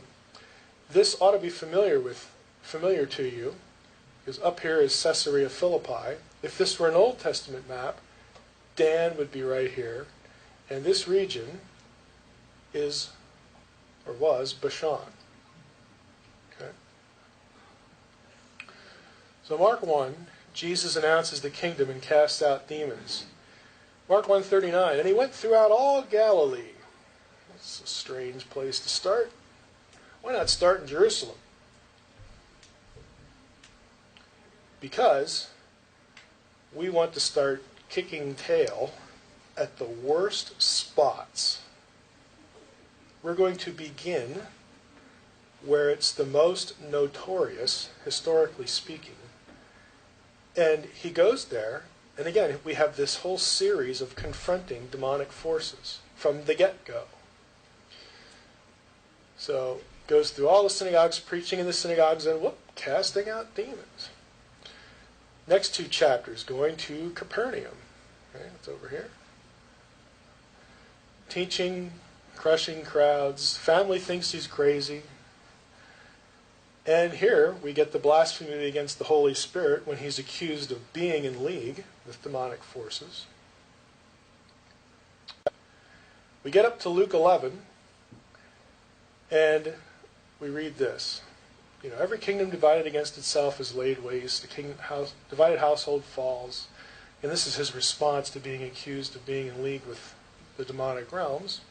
If Satan also is divided against himself, how will his kingdom stand? For you say that I cast out demons by Beelzebul. And if I cast out demons by Beelzebul, by whom do your sons cast them out? Therefore they will be your judges. But if it is by the finger of God that I cast out demons, then do the math. The kingdom of God has come. This is either true or it isn't. Okay? It's either true or it's not. Mark 4. Let's go back to where we left off in Mark. Jesus wants to cross the Sea of Galilee to the other side. Got some work to do there. And it's rough sailing. You read the passage. This is when Jesus does what? He tells the sea to knock it off. And it listens. It obeys. Again, to a Jew who is familiar with his Old Testament, the sea is not only physically scary and untamed, but it is for that reason that it is associated with untamed chaos. Okay? All the Old Testament imagery and we've only looked at 2 or 3 passages in the Old Testament. Again, they're representative. So what does Jesus do? Shut up. He commands it and it obeys. He has authority over these forces. Mark 5, he heals a demoniac in the Gerasa or Gadara. Both words refer to the same place. Again, the area here, right here, down here in Bashan territory, the lower part of it. Mark 5 and 6, he crosses the sea again, does some healings. Chapter 8, crosses to Bethsaida. So he's going back and forth across the Sea of Galilee, hitting different spots. Mark 6. Again, this is all in the same section of Mark. Mark basically lays out what Jesus is doing and constantly associates it with this casting out of demons. So here we have, he saw that they were making headway painfully. The wind was against them. Jesus is watching them struggle in the boat. 4th watch of the night, he came to them walking on the sea. They're freaked out. Again, this is the whole walking on the water thing. My point is that the casting out of the demons, the power over chaos, it all happens early in Jesus' ministry in roughly the same area. Okay, he's hitting these bases in this region. Sea of Galilee, going back and forth, up and down the Bashan, that kind of thing. Mark 8 and Mark 9, we have 2 significant events also in this region. Peter's confession and the transfiguration. So, first one here, Jesus went on with his disciples to the villages of Caesarea Philippi. He's right around in here. And then after this happened, after 6 days, Jesus took with him Peter, James, and John and led them up a high mountain. Let's put our thinking caps on.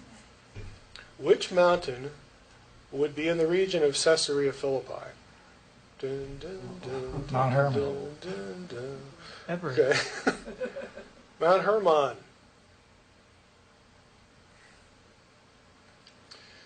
So the first one of these, the Peter's confession in Mark 8 or Matthew 16, this is where Peter says, you're the Christ, the Son of the living God, and all that stuff. And it's his confession. And Jesus says to him, you are Peter, and on this rock I will build my church. Now, they're standing at Caesarea Philippi, which is, in that region, which yesterday, when we were discussing Bashan, if you recall, was, in this region near, what was the cult center at Dan, the center of Baal worship, associated with Milcom, the child sacrifice thing. It's demonic geography. And specifically, the rock here and Caesarea Philippi are a reference to the city built adjacent to Dan, which was called Banias, which was dedicated to the god Pan, and later, under the Romans, dedicated to the god Zeus, who it just happens, just happenstance, that the Roman emperor was considered the incarnation of Zeus. Okay, so you got some friction there going on too, when, with Jesus confronting this and making these statements. Now again, Catholicism argues that the rock is, Petra. Petra here is a pun on Petros, Peter. Protestants say the rock is God or Christ because in 1 Corinthians 10:4, an Old Testament passages, God is called a rock. Okay? I don't think it's either of these. I think the rock where they're standing is, or the rock is where they're standing. Banyas, Panyas, which is at the foot of Mount Hermon. This is not only the bad region, but this is like the bad place in the bad region. So Old Testament, Bashan, again, the gateway to Sheol, the underworld, this region was considered by them, okay, rolling back into antiquity, this was the gates of the underworld. This was the gates of hell, the gates of Hades in Greek. Okay, instead of Sheol, the term was Hades. Yes. Another possible reason why Jesus is referring to himself as the rock, and upon him the church is built, and him as the cornerstone. Yeah. Of, I wouldn't exclude it. I don't think it's the primary point, but I wouldn't exclude it. This statement, the gates of hell shall not prevail against it. I made the comment yesterday that the word against here is actually not in the Greek text. It's supplied by translators. This is actually a passive verb, so if you eliminate this, the better translation is the gates of hell will not withstand it. It won't be able to hold it back. Which I think, again, is perfectly descriptive. Because the rock, everything that you associate with this place, with the cosmic demonic geography, Sheol, the realm of the dead. Who's the Lord of the realm of the dead? Well, that would be Satan. Okay, all these things that accrue to this place, guess what? It's going to be assaulted by the church, and it will not prevail. It will not withstand it. Yes, go ahead. Did these new recruits, the apostles, did they know the significance of Bashan, this area? Were they thinking that? Of course, and we're driving right dead set into their face. I think at the moment that Jesus is telling them this, they range somewhere between, I have an inkling of what you're saying, but not much more, and total cluelessness. Again, it takes them, they don't the next day sit down and write this stuff. It's a decade's work. Yes. I mean, once they see the life of Jesus played out, and you get the crucifixion, you get the resurrection, you get what happens at Pentecost, and the ministry in Jerusalem, how it expands everywhere through Judea, and then this guy Paul, miraculously gets converted. The guy who was killing us off now is like the leading, proponent of Christ. And he goes off to the Gentile, and when he comes back and he gives us all these reports, I mean, all this stuff you read about the book of Acts, they live that. They see that. They hear that. And again, they're not getting up each day wondering, what do I do now? they want to know. Now that I'm living this, I'm experiencing it. I'm going to go back to my Bible, which is the Old Testament. I don't have anything else. I'm going to go back to my Bible and look at it again and again and again. I mean, they're investing time into learning about how all of that led up to this. And they have the benefit of literally decades of doing that. They're learning things as they go. They're learning and doing, learning and doing, learning and doing. You know, the more they see it manifest in front of them, the more points, the more things fire off in their head. The more they go look. This is what Paul tells people to do. I mean, it's a cute little verse. The Bereans, we like the Bereans because they searched the Scriptures to see whether these things were so. Well, it's not like they're the only ones doing it. The disciples are able to give people that information because they went and studied it. They went and looked it up. In hindsight, was a tremendous teacher, and they have the benefit, of course, of the Spirit, who is working not only directly in the circumstances of the church, to build the church, but the Spirit knows that all of this is going to culminate in something as well. Because these guys are going to die, and if they don't figure it out themselves, the Spirit, God will prompt them to do something as intelligent as writing it down. Okay, they know they have to preserve it, because they can just look around. Now, we can say, that they thought the Lord would come back in their lifetimes. I'm sure they did. That's evident from a number of statements they make. But they still wanted the content preserved. They didn't know which of them were going to die. Okay, what if the 12 are wiped out and, it's like 5 or 10 years, later that the Lord comes back? How do people get discipled and won to Christ between then and now? I mean, they know they got to get it down while they are able, while they're living. It might only be used for a couple years, but without it, people are lost. This really Without transforms them because, except for Paul, aren't the rest of them basically blue collar? They're not in academia. Yeah, they don't have. I mean, Paul had a formal education. His formal education, makes him the Pharisee of the Pharisees and all that stuff. So, I mean, he gets the lights turned on, supernaturally. And Paul makes the comment that he spent 3.5 years in Arabia where the Lord showed up and taught him things. So, he learns that way. He just had a head start in terms of his command of the material. He still needed the Spirit to make the connections, just like they did.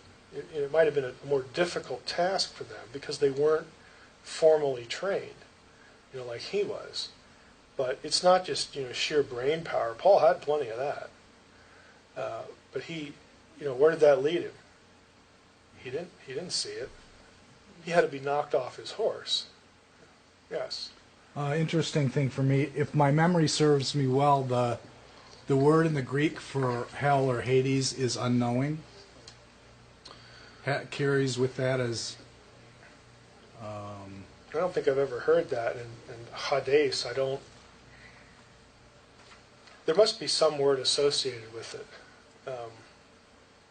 If you can find out where you heard that, let me know. It would have been my Strong's concordance. I'll look it up because there's probably some reason they're saying that. It doesn't occur to me right now why that would be. Let me just think about that a little bit. Strong might be,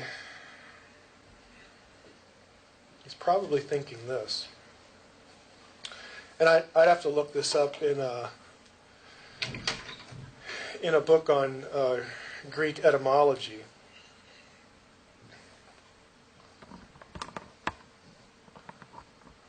This is Hades. This little mark here is called a rough breathing mark. It's the h sound. Greek doesn't have an H. Okay, it uses this when it wants the h sound. And curiously enough,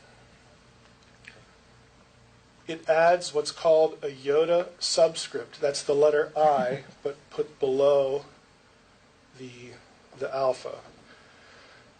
What's really interesting, and this means that if I spelled all of it out and didn't subscript this, what we would have is that, you see, I brought the iota up. And he might be thinking this word is related to that one. This is one of the words for no, oida. And if you add an alpha to this, it cancels that out. This is what's known as the alpha privative. It negates things. So that's probably where he gets not knowing. Yeah. That would be my guess. I don't. Again, I'd have to look it up in a book on Greek morphology to know how sound that is. But it's pretty interesting. That'll give me something to do tonight. You're welcome. Because he doesn't have boots. Because I don't have boots. So that's intriguing. Do you ever just rest your mind and just kind of go blank and just relax and not think about art? Yeah. When I'm grading student papers, that happens to me. Then I just sort of go numb. But see, now you distracted me. I got distracted by Yoda. Yeah, Yoda. Hell, you must go. Right. Okay. Back to the gates of hell. Sobering. Again, this is just a summary of the whole issue with Bashan and Mount Hermon. If you wanted to pursue more information on Caesarea Philippi and Banyas, or also known as Panyas, I recommend Judd Burton's website. His website's called Burton Beyond or something like that. Judd did his doctoral dissertation on Caesarea Philippi. Judd's a Christian. He's a believer. He just finished it, I think, 2 years ago. But he's done a lot of work on Banyas, and he knows all about the Bashan stuff and all that kind of thing. Transfiguration. Again, in early church tradition, the Transfiguration was believed to be at Mount Tabor, which is much further south. There's no text that says that. It is literally just the result of somebody in the 4th century saying so. I mean, there's no scriptural argument for it. Mount Hermon is considered the better choice since it's much higher than Tabor, which would fit better with the description of a high mountain by Mark, plus it's in the vicinity of Caesarea Philippi. It's just a more logical choice. And if you wanted to do any more reading on that, here are some references for it. By the way, it's interesting. This is in the Transjordan area, and Moses and Elijah appear to Jesus at the Transfiguration. They both had their lives ended. I don't want to use the word die, okay, but with Moses we could do that, but their lives both ended in the Transjordan, and their lives have other parallels as well. So, without going down that rabbit trail, there are reasons why Moses and Elijah would be significant to this event in this region as well. But at the Transfiguration, what is Jesus doing? What happens at the Transfiguration? Here he is, again, somewhere, on the slopes of Mount Hermon, at the base or whatever. And Peter, James, and John get to see what? They get to see him in his glory, as he really is, still embodied. They know who he is. What's the point of it? I'm here. In other words, I want you to understand who I am, but I also would like anyone else that might be watching, to understand I'm here. Human or otherwise? Human or otherwise. I'm here. Remember this spot, guys? Where, a long time ago, you, descended and decided to corrupt humanity, and God had to wipe things clean with the flood, and maybe you didn't intend to try to wipe out the line that would extend from Eve, that would produce me, but that was sort of the effect of it. Remember that? I'm back. I'm here. I mean, again, it's pretty much a punch in the nose. It pretty much is. Where it happens, he says, let me just take off the disguise for a few moments, okay, and just really let you see. And then, like I said, anybody else who might be watching, there it is. This is about as close, I think, as Jesus gets to poking them with a stick.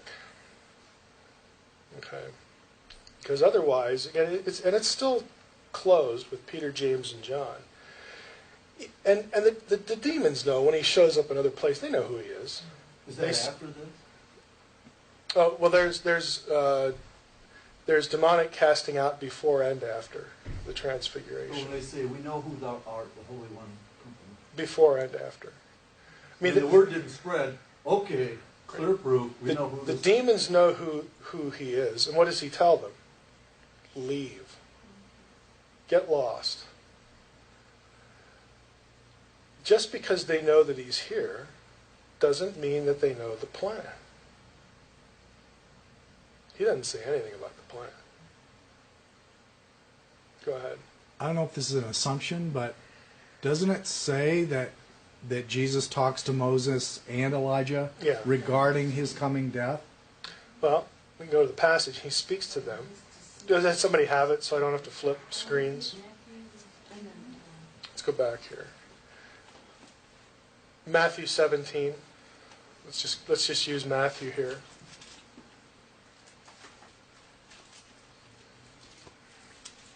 So I don't have to guess at the wording. We'll just read it. 6 days after this, Jesus took with him Peter and James and John his brother, and led them up a high mountain by himself. And his appearance underwent a change in their presence, and his face shone clear and bright like the sun, and his clothes became white as light. And behold, there appeared to them Moses and Elijah, who kept talking with him. Then Peter began to speak and said to Jesus, Lord, it's good and delightful that we're here. If you approve, I will put up 3 booths here, one for you and Moses and one for Elijah. Yeah, so the content of the conversation there isn't revealed. Go ahead. It's in Luke, chapter 9. And behold, there talked with him 2 men, which were Moses and Elias, who appeared in glory and spake of his decease, which he should accomplish at Jerusalem. Mm-hmm. Yeah. Did Moses and Elijah have like name tags on? How did the apostles know who they were? It doesn't tell us. It doesn't tell us. Google goggles. By the time Google goggles. By the time this event, remember what I said yesterday? Now Mark's gospel is short, so it's fairly compressed compared to some of the other gospels who have lots of other events, sprinkled around. Remember yesterday when I said, by the time of these events, he is going to be on his way to Jerusalem for the specific intent to die. He's going to get there in a couple days, and they're going to have the triumphal entry and all this stuff. So, things have been set in motion now that he's going to die on the cross and be raised again, and so on and so forth. In that regard, I also think that the transfiguration might have been useful to telegraph to, again, you only have 3 disciples there, but the notion of, hey, Moses and Elijah, at least with Moses, that he had died and God buried him, because the text says Moses died, Elijah's taken up, but maybe if they're still around, the Lord will be okay. I mean, that sort of thing. That there is this talk about dying and rising again. We look at them and think, well, you should have known. I mean, these 2, you thought these 2 guys were gone. They're still there. And so we might want to say that could have comforted them. Who knows? I think there's a deeper purpose to it, again, associated with the two characters. What's going on in terms of their own lives and the way their lives are described. But again, he's on his way there. Now, Luke 11, well, let's jump over to Luke here, who, again, it's more of an expansive gospel. We have the sending of the 70, and some translations have 72, and I want to show you why this is, because I get asked this question all the time.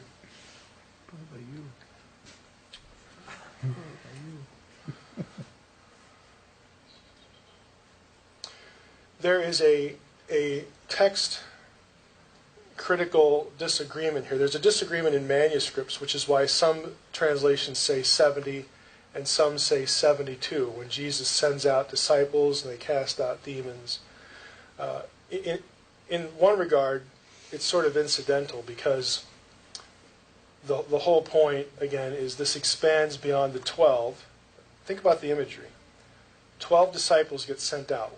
What makes, when you hear 12, what do you think of? Tribes of Israel. So again, the church, the gospel, is going to reach the Jewish people, the 12 tribes of Israel.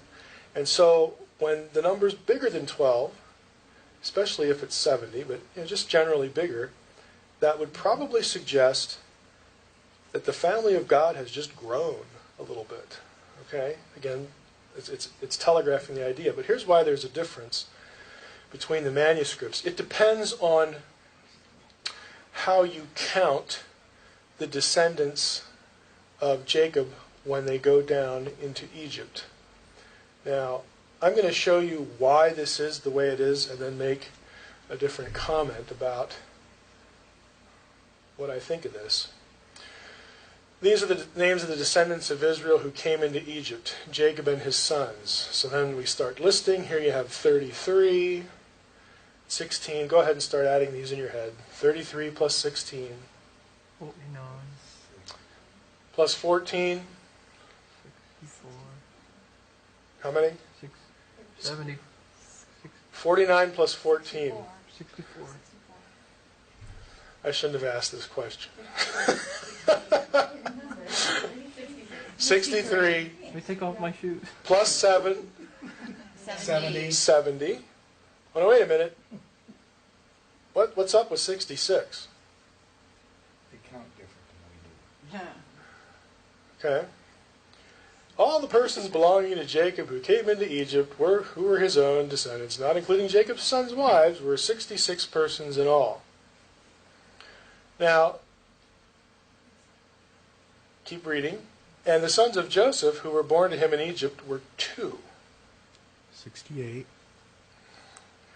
See, you're confused already, which now you understand why the scribes were confused. Well, what are we going to do with this? If you have 66, and you add Jacob and his wife, 2, and now you're up to 68, and you add the sons of Joseph, now you're up to 70, Mm-hmm. and that kind of works out. Okay, but if you take the 70 here, and you add these 2, you get 72. So it just depends which math you use. And that's why there was a confusion. You say, well, what's the whole point of this anyway? Because back here we're sending them out. Don't forget that the traditional Hebrew text in Deuteronomy 32, 8, and 9 reads sons of Israel. Okay? In Jewish thinking, they wanted to draw a correlation between the division of the nations with the sons of Israel. And so many who wanted to do that, in their teaching, again, this is all Jewish teaching, Jewish tradition in between the testaments that, people would have been exposed to. Some of their teachers taught that the number was 72. And so that when you had New Testament manuscripts getting copied, you would have the different numbers pop up, and the scribes would have to make choices. And for some, 72 would make sense based upon the passage I just showed you, because they're thinking, oh yeah, the writer of this passage wants to correlate back with the sons of Israel. I got it, so I'll go back there, I'll do the math. 72 sounds right, I'll leave it alone. Okay, and it was fine. What if it reads sons of God? Well, then you have to wonder, okay, sons of God and the nations, assigned to the nations. Well, logically, like if I wanted to know how many sons of God there were, I'd go count the nations, wouldn't I? If you count the nations in Genesis 10 that are you get 70. You get 70. And so that's where that tradition comes from. And if you're going to go again with the sons of God reading, which is the best, the number really should be 70. So that when Jesus does this, he sends out 70 disciples. What is the intended implication? To reach the whole world. Go get the nations. Go get them. Take them back. Take them back. Go get them.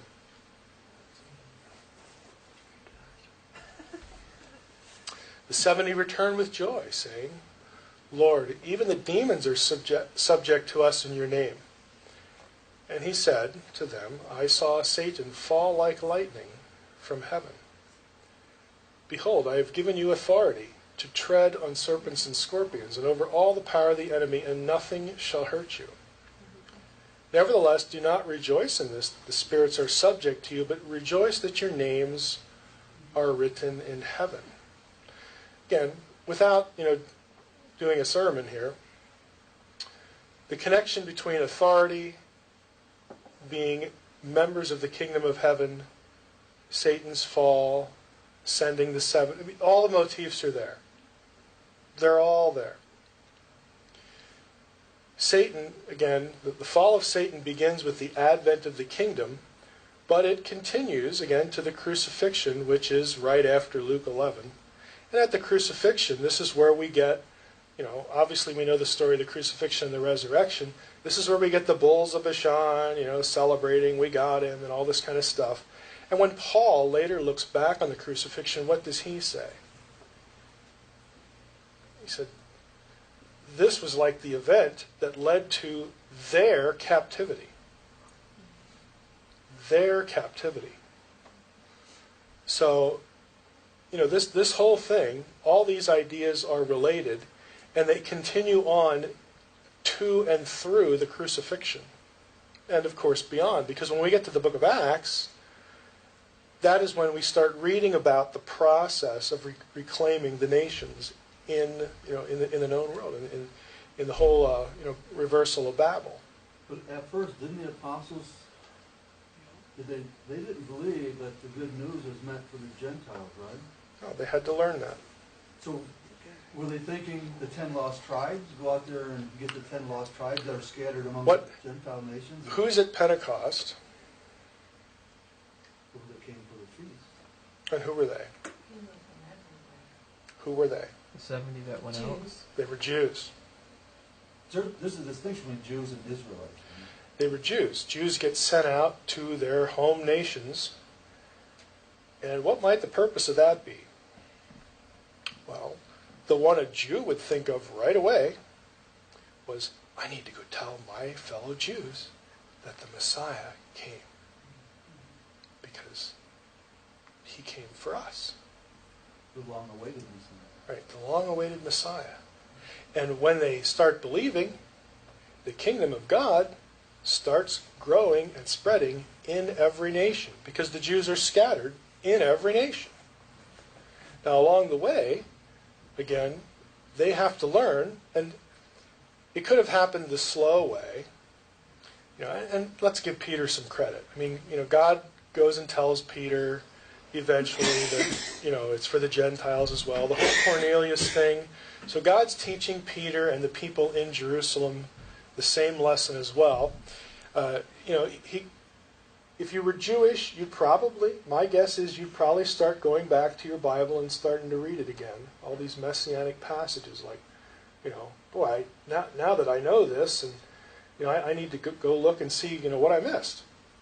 And eventually they'd come across passages in Isaiah and Jeremiah about, wow, once this happens, like the nations are supposed to turn to Yahweh too.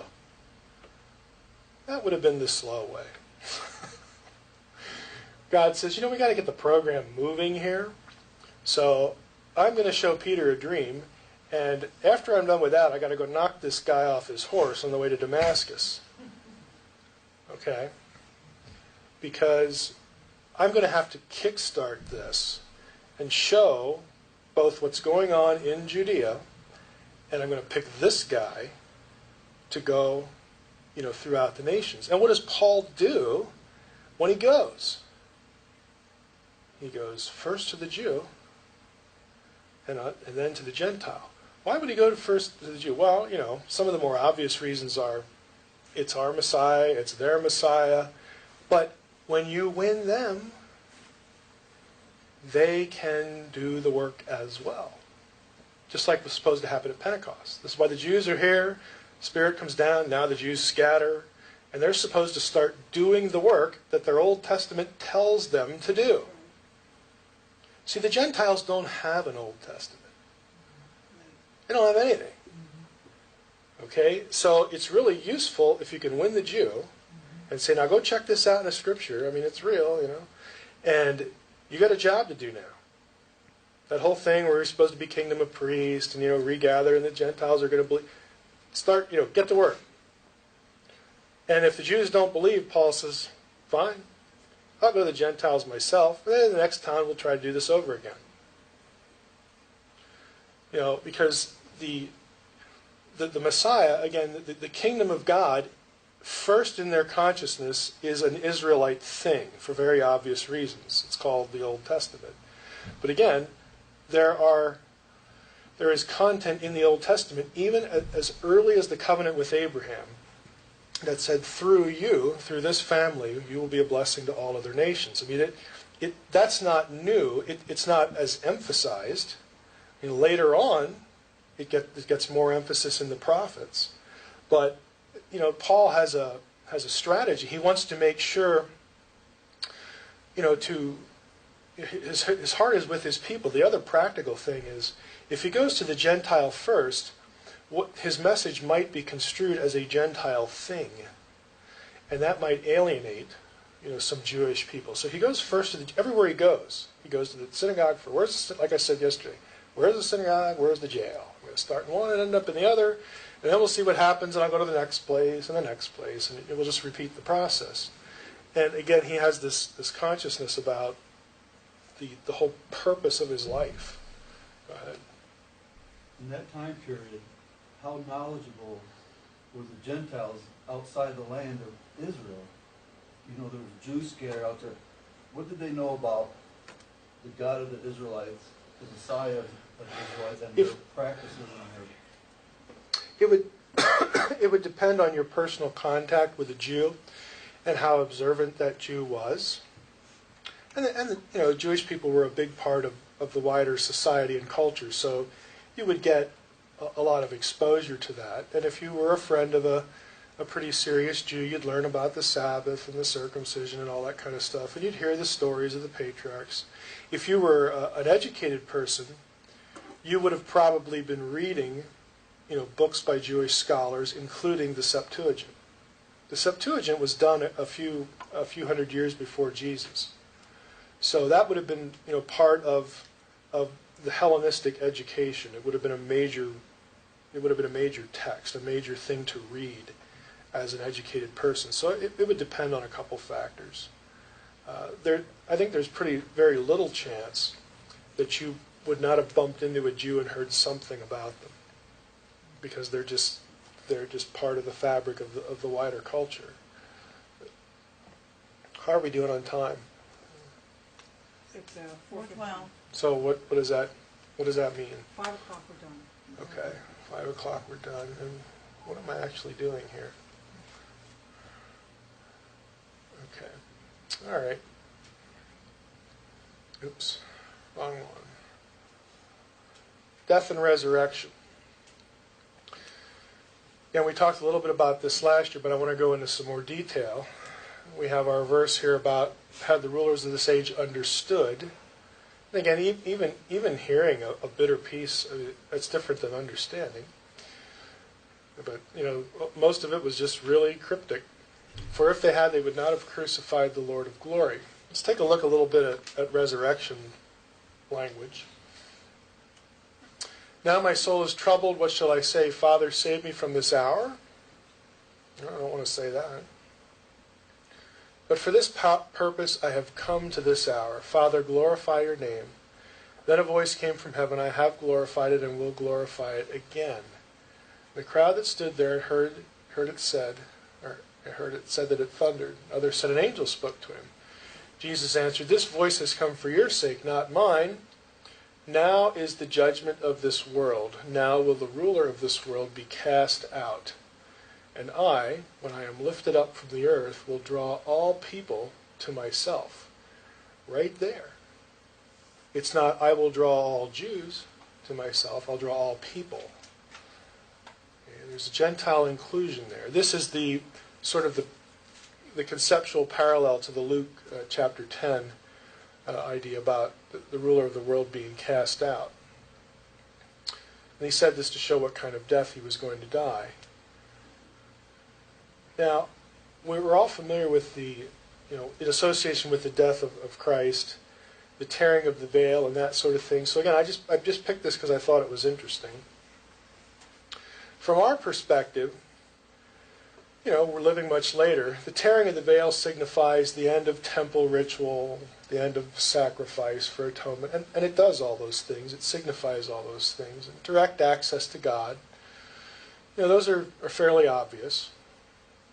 But the resurrection, which was a thing unprecedented in that, if you remember the disciples' reaction, they were frightened, they were horrified. In fact, you might want to say of Peter that he was either offended or just couldn't take it, the idea that Christ was going to die. He didn't really think, oh, okay, I know that 3 days later you're going to be alive again, so I guess I'm kind of wondering why you're dying.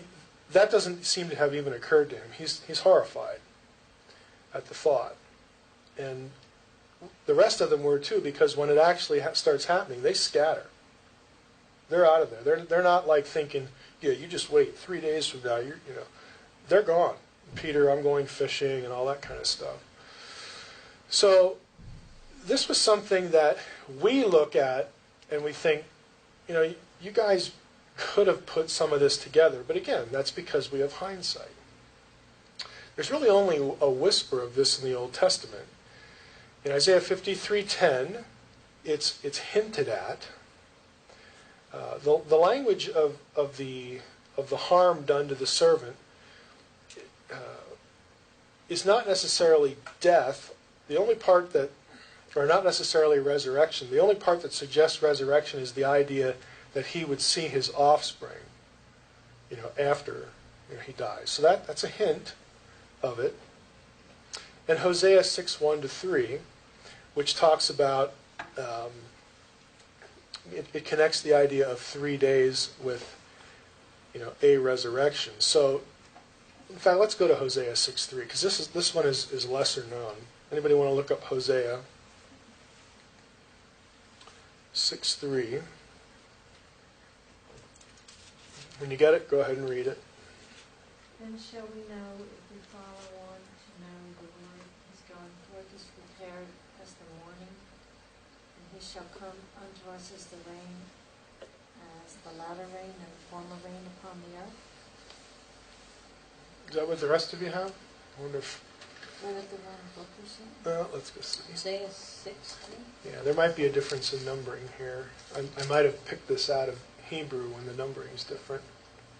Verse 2. Oh, keep going. Oh, okay, no, verse 2. After 2 days will he revive us. In the third day he will raise us up, and we shall live in his sight. Okay. Good enough.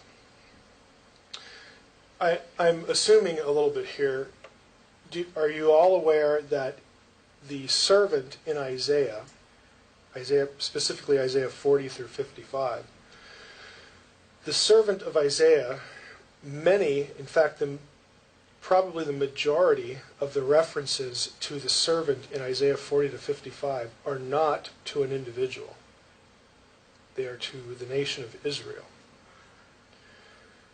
There are some that are singular, might refer to the prophet, and then the Isaiah 53 one, there's a singular. And we know that because singular pronouns are used of the servant. He, him, that kind of thing.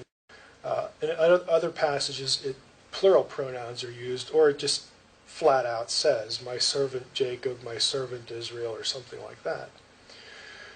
Now, we know, looking back, and again, if you have a good command of Old Testament theology, this is not strange because the servant was a representative figure of the nation.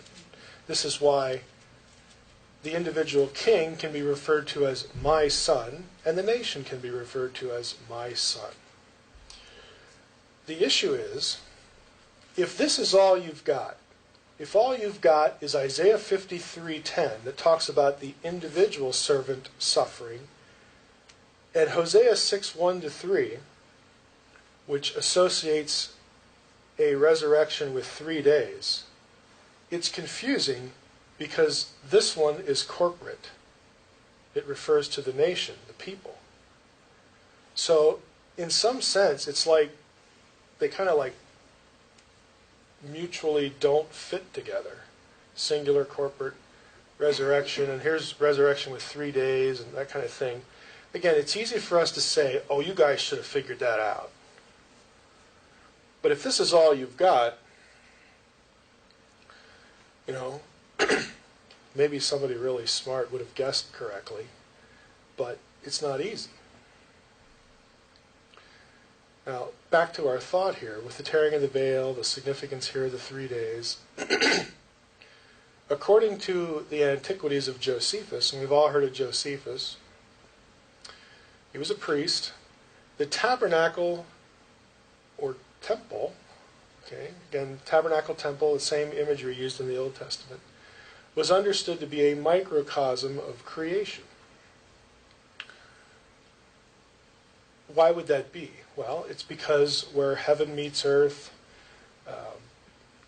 you would have things, parts of the temple and tabernacle, architecture and the furniture and stuff like that, that would symbolically, it would symbolize different aspects of the created world, the natural world, that sort of thing. We talked a little bit about that yesterday.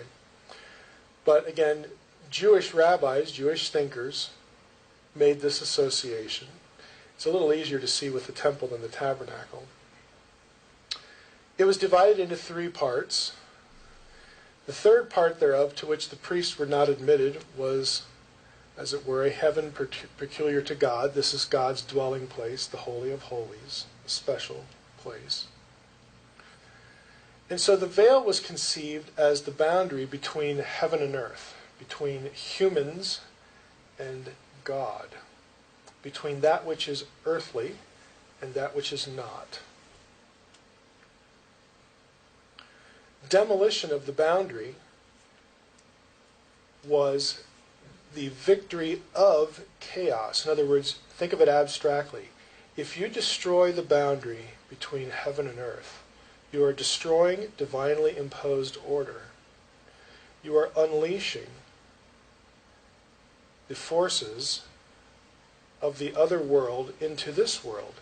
And if you are thinking that this is where everything is maintained. The temple was the center of the world. Israel was the center of the world. This is where Yahweh dwelled. Everything might be disorderly and awful and random and the realm of other gods, but everything was nice and contained and orderly, like it should be here. When this gets destroyed, so that there is no barrier between the sacred and the profane.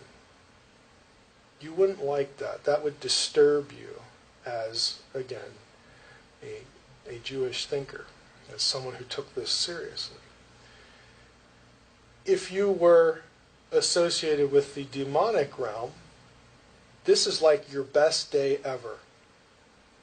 Not only do we kill off the Messiah, but lo and behold, look what happened. The veil is rent. What I'm getting at is it depends on your perspective. We look at the veil because we can have the benefit of hindsight and think, that's wonderful. They looked at the veil and thought, that's wonderful, for an entirely different reason. And it conveyed an entirely different thought. To the dark forces. Yes, to the dark forces.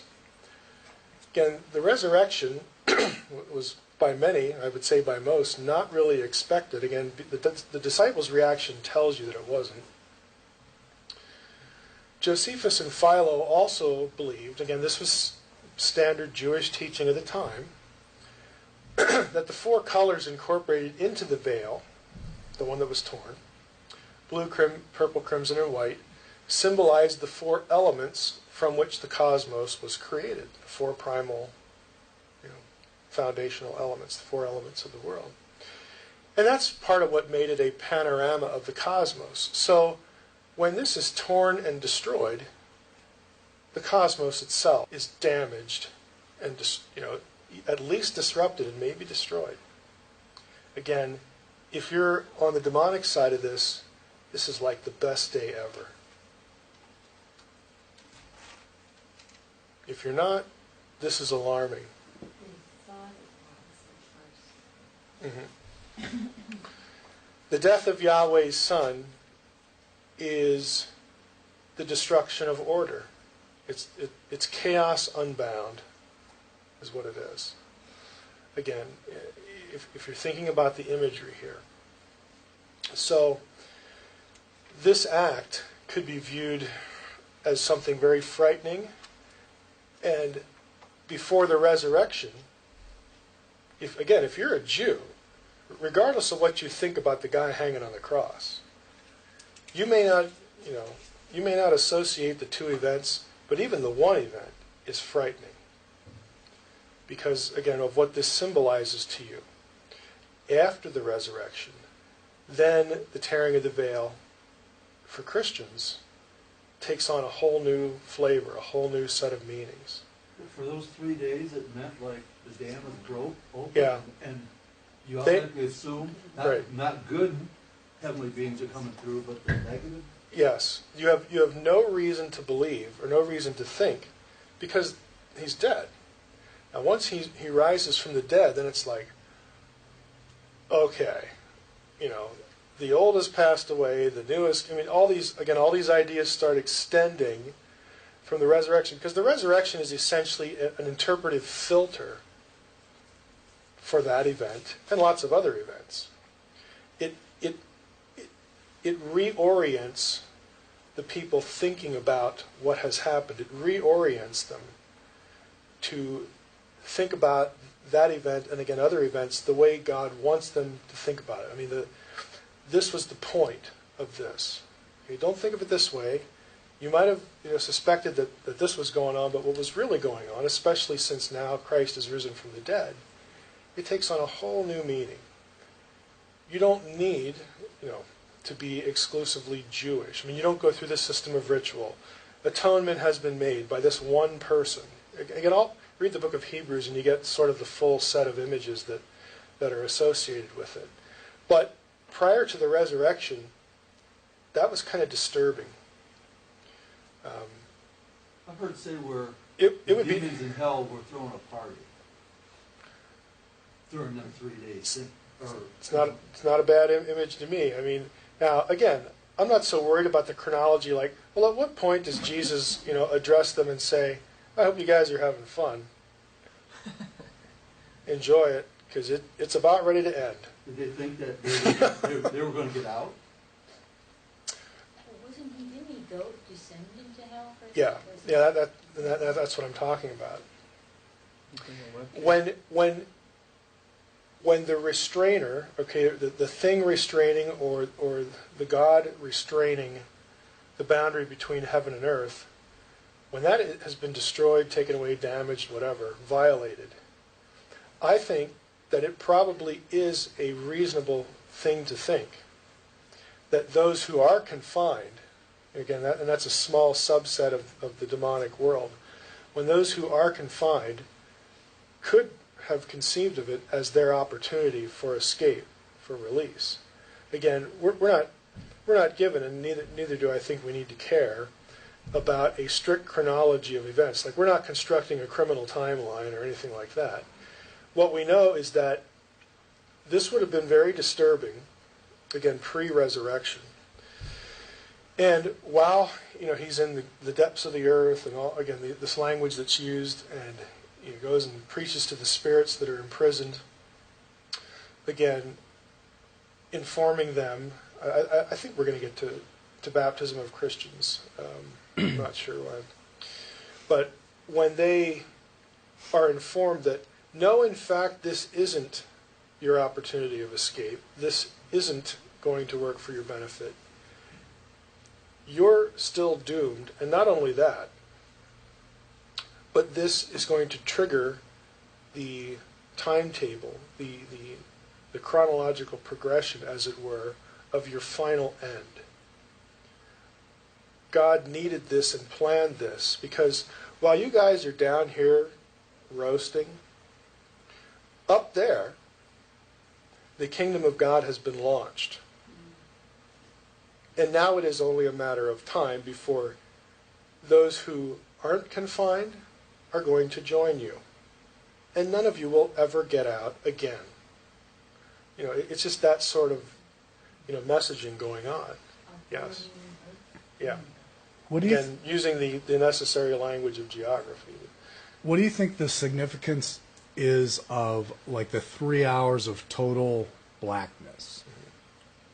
Again, I think that, I don't have to think, there are comments about this, again, in first century stuff and early church stuff. It would have been viewed as, understand when I use this term, I'm not using it in an occult sort of way, it would have been viewed as a really bad omen. That there's something wrong now with the order of things, and since God is the one who is in charge of not only the normal order of things, but controlling what goes on, up there, it kind of suggests that God really isn't happy. Again, because things like eclipses, were viewed as messaging, usually not good. I mean, they scared people. So I think that would have been an associated ominous event for that. Always a negative connotation? For eclipses, for eclipses, they were viewed with some trepidation, always. But the other thing is, in that case, there were other prophecies associated with the darkening, of the moon, the darkening of the sun, and that kind of thing, that would have also contributed to a timetable of events associated with Pentecost. Again, so it's not just one purpose, behind the author noting that. There would have been other things associated with it. At Pentecost, the quotation of Joel and that sort of thing would have contributed to it. Colossians 2, Ephesians 1.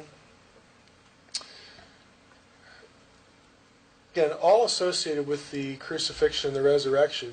You who were dead in your trespasses, the uncircumcision of your flesh, made alive together with him, having forgiven us all our trespasses, by canceling the record of debt that stood against us with its legal demands, this he set aside, nailing it to the cross. He disarmed the rulers and authorities and put them to open shame by triumphing over them in him.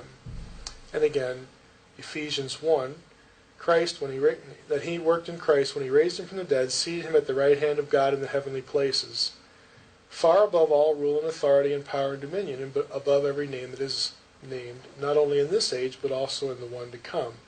Again, I wanted to show you these passages because they're very clear in that they associate the crucifixion and the resurrection with kingship, with dominion, with the kingdom of God.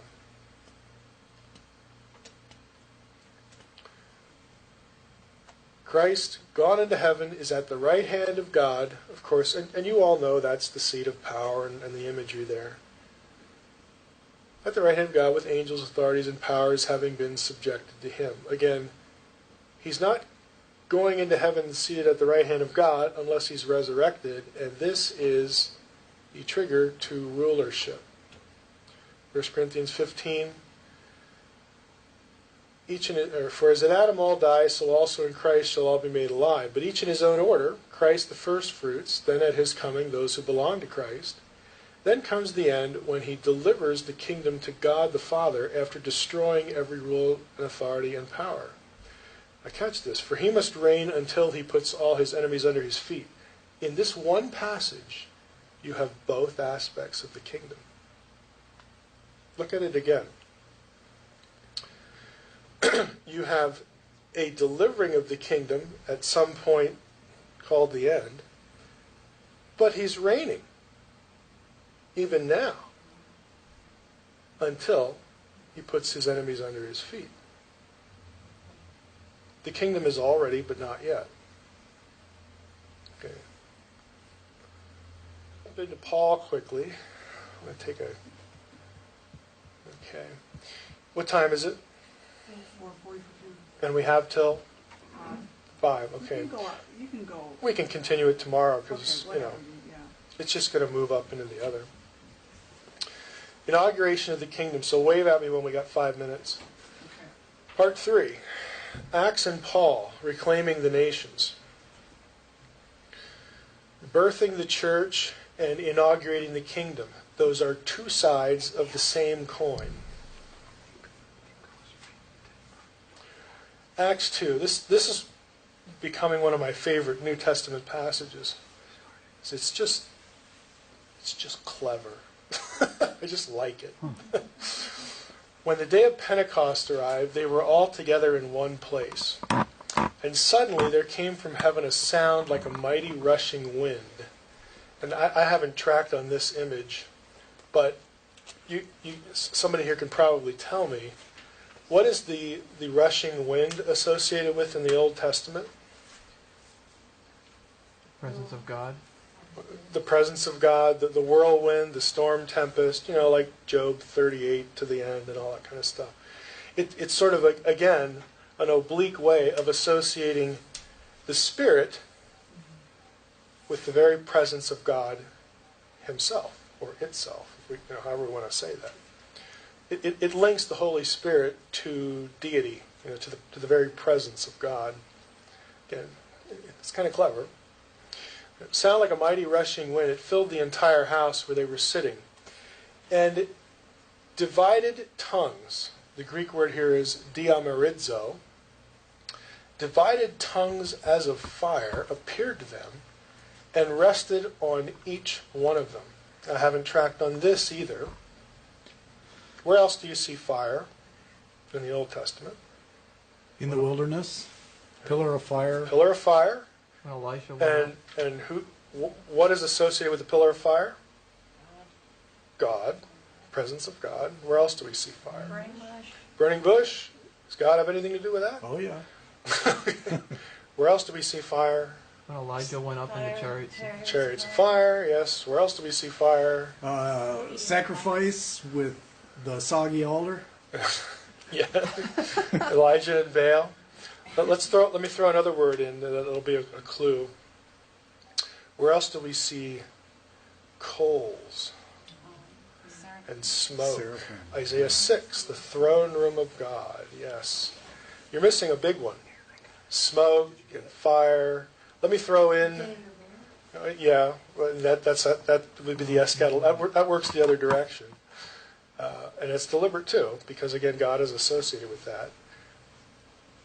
Smoke, fire,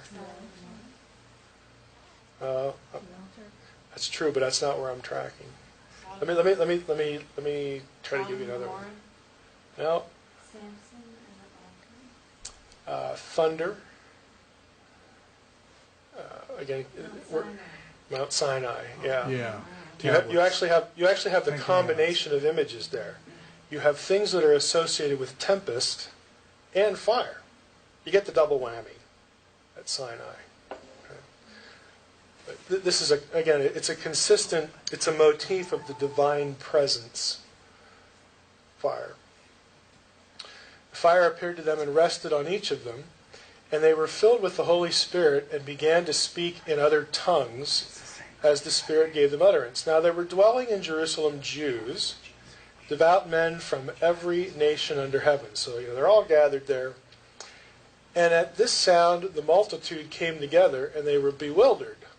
The word bewildered there is subkeo, because each one was hearing them speak in his own language. Really strange. Let's start with subkeo, verse 6. Lo and behold, if you actually, again, Greek text, I wonder if this word occurs anywhere else in the Old Testament Septuagint. The Babel. Lo and behold, go back here, right here. This verb shows up in the account of the Babel story, the Tower of Babel, the division of the nations. Oop, did I say division? Yes, you did. Yes, I did. Guess where this one's going to show up? Not Genesis 11, but what other chapter in the Old Testament talks about the dividing of the nations? Deuteronomy 32. Deuteronomy 32. Yep.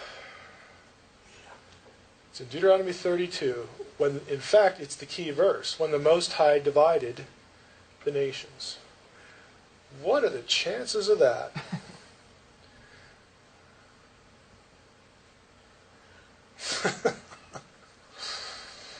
Now, here are the nations, again, known to the biblical writer of Genesis 10 and 11.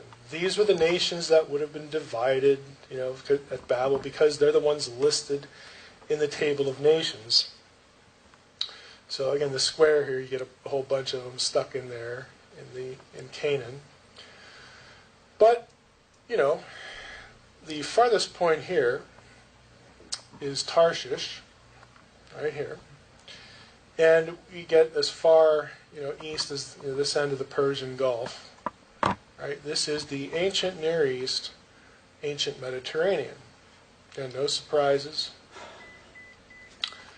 If you go through the list of nations in Acts chapter 2, if you just read it, you're going to notice right away that there's a few of the same names, but a lot of it's different. The list, though, begins in the east, Parthians, Medes, and Elamites. These are words from Acts 2, right here. Begins over here in the east. Guess which direction it's going to go? Yep. It's going to start covering the turf all the way, and it's going to work itself all the way over the listing. Now again, this listing, the one in Acts 2, is not going to represent the known nations at the time of the writer of Genesis 10 and 11. It's going to be the nations that the writer knows at the time of Acts 2. Which is, conservatively 1,500 years later. Would they correspond? Some of them, in terms of name, correspond, but the issue is not name correspondence in Acts 2. The issue is that just as there's an eastern point and a western point, and these are all nations that are disinherited, put under the dominion of the sons of God, and we have our little, what eventually will be the promised land here. By the way, in the exile and in the years following the exile, because do all the Jews come back to Jerusalem at the when they return? No, a lot of them stay. Guess what? Over here. And we know from other ancient records that they start to disperse all over the ancient world. Well, shouldn't God have judged them for not going back? Well, he could have. But God knows something. God knows that if the Jews stay here, eventually some of those Jews are going to travel to Jerusalem for this thing called Pentecost, and they're going to hear about Jesus, and they're going to go back. And then we start evangelism from one end to the other. That their long-awaited Messiah has arrived. Yes. He has, there are beachheads and there are believers in every part of the known world. All, so that when they gather for Pentecost and then they go back to their nations, we've got a built-in evangelistic system that covers the entirety of the nations that were disinherited. It's already there. The mechanism is already there. All you need is the people, the Jews living over here, they just need to know that the Messiah was here and he died and he rose again. They need to know the gospel because they're going to go home and they're going to start talking. They're going to start going into the synagogues. They're going to start talking to their neighbors. They're going to start talking to their families. And wouldn't you know it, people are going to start believing. Which was the original intent of calling Abraham a blessed nation. That's correct. And even though they didn't do it in the Old Testament, basically failed, God still accomplishes his goal. Isn't it interesting how when we isolate them here and God says, okay, now that you're in the land, now you do the kingdom of priests thing and you live right and the nations are going to notice you. A light to the Gentiles. Right, light to the Gentiles and all this kind of stuff. And that would have worked because God would have blessed them for it. But they don't do what they're supposed to be doing. In fact, they do the opposite. They engage in idolatry. And so God says, okay, I'll just scatter you. I'll scatter you. Right. In other words, like we said yesterday, the whole thing about, and even today about, there's something decreed. There's an end that's decreed. And what happens from one point to the end, God can step in and do things, and he does. Paul, Peter, all this stuff. But a lot of times he lets his kids, his children, his, dare I say, council members, just like in 1 Kings 22, except now they're on earth. Again, what a coincidence. He lets his council members decide how to get the job done. And so he disperses them knowing that not all of them will go back, but they're there, and I'll use that when the time comes. Right? God's going to get it done. He's just going to get it done. And what looks to us, and I'm not saying it isn't, but acts of disobedience, just messing up, doing it the wrong way, whatever. God obviously knows that. But it doesn't change the fact that what he wants done will get done. It doesn't really matter, the thing with the chessboard. Who's the better chess player? The guy that sits down and says, well, I've pre-programmed your every movement so that I know already now exactly where you is that guy the better chess player or the guy that looks at you and says, it doesn't matter where you move. You're going to lose. I'm going to win. Just doesn't matter. Sovereignty, predestination, this complicated stuff that he's going to accomplish his whole will. The big difference is that I'm not front-loading sovereignty. I'm back-loading it. The ends are what is decreed, and God lets his imagers obey. He also lets them disobey. And he'll judge, he'll step in. Again, he's not tied to not being able to act in a very sovereign, I'm going to step right in here, and again, I'm going to knock this guy off his horse. Because I need this guy, and this guy is critical. I have chosen him to be a messenger to the Gentiles. God can do that anytime he wants. The thing is he doesn't have to predestine every blasted act that we do to get things done. it doesn't tie God's hands. It creates, it honors the fact that we're imagers and creates a balance between God being God and God wanting us to obey. It also means, incidentally, that what we do really matters. In other words, our failures are not like programmed. That we have to take accountability. God wants us to be influencers. He wants us to do these things, and He'll actually reward us for doing those things. We help get the job done. If we don't, somebody else will come along, or God will intervene in some way, and they will get the reward that we would have gotten. I did that. Oh, you did? Okay. I'm just wondering if I should stop here, and you know what? I think I will. Okay. And then we'll just pick up with Acts 2 tomorrow. Okay. You ready? We are ready. Hopefully I'll be ready in about 10 minutes into this. Okay. Start with review. What was that? Good thing we're starting with review. Yeah. Well, it doesn't matter. I can mess up anywhere. So. We're with you. All right. We stopped yesterday. I believe it was this slide, either this slide or the next one.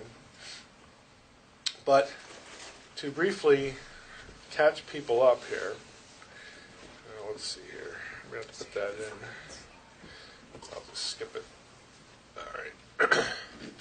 It's either the last one or this slide. I'd have to go back. But I'm going to go back here and just flip Oh, through wait a these. We were talking about Pentecost, Acts 2:11. and I made the comment that a couple of the verbs in Acts chapter 2 are interesting because they occur in Genesis 11.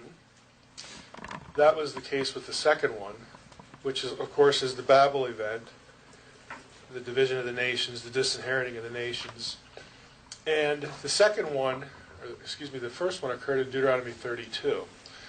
And I made the comment about the connection between this passage and the Deuteronomy 32 worldview event of the surrendering of the nations. And then we went to this picture, which is the table of the nations, because there's a connection between Acts 2 and what happens in Acts 2 and the earlier Old Testament event where the nations were disinherited and Israel became, was selected, was taken by Yahweh to be His nation. And that's right about where we stopped. And you'll notice we have, again, an eastern point and a western point. The western point, we're going to come back to this, in the table of nations is Tarshish. These were the nations known at the time of the writing, obviously, of these chapters.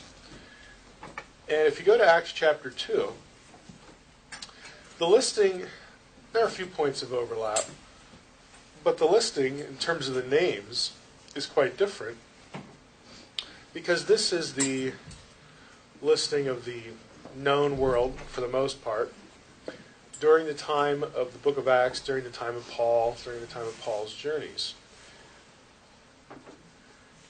The list, and what I'm going to do is I'm going to track through Acts chapter 2, begins in the east, Parthians, the Medes, and the Elamites.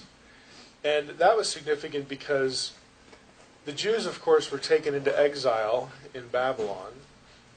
We know from the Bible that when the Jews returned to Judea, not all of them did so, and they dispersed in these areas and all sorts of areas.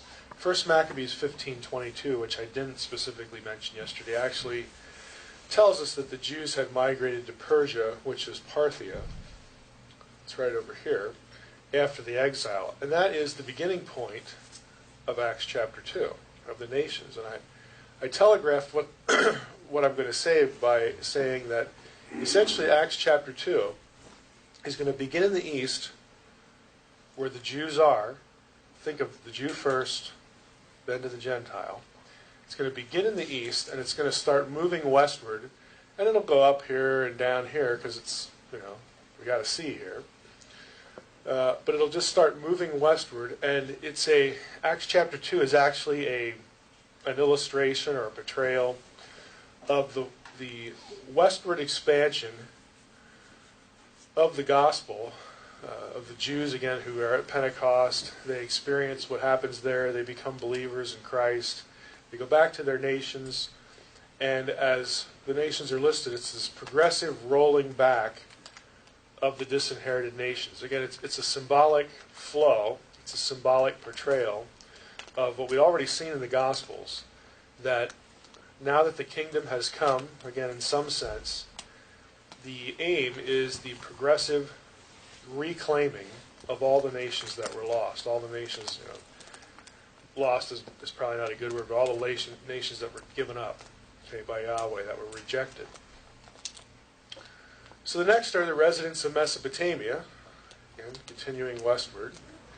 Then we have Judea, Cappadocia, Pontus, Phrygia, and of course, more widely known as Asia. Egypt and Libya, again, it just branches out from this point, and it keeps moving, rolling westward. The book of Acts ends, if you recall, with Paul imprisoned in Rome. Of course, Rome is over here. It ends with Paul in prison in Rome, and that's where Luke's list in Acts chapter 2 ends, with Rome as the westernmost progression in terms of Paul's life. Now, Paul made several comments toward the end of the book, and of course in his epistle to the Romans. Okay, it only occurs twice. Paul mentions that he wants to go to Spain, and both of those instances where he says that are in his letter to the Romans. So either he's doing that while in Rome, or he visits Rome and he goes to jail again. I mean, the end of Paul's life isn't laid out at the end of the book of Acts. He's still in jail. So Acts, is going to end with that part of Paul's life. But if you end here at Rome, you're not quite done with the westward expansion, the westward reclamation of the nations. The most westerly point in the earlier list was Tarshish. Okay, if you recall that. Here's Paul's references. I hope to see you in passing as I go to Spain. I mean, he's very optimistic that he's going to get there, despite his present circumstances. I will leave for Spain. I believe that Paul was actually conscious that his mission for Jesus involves spreading the gospel to the entire known world, which was the Mediterranean. And the end point of that was Tarshish, which in Paul's day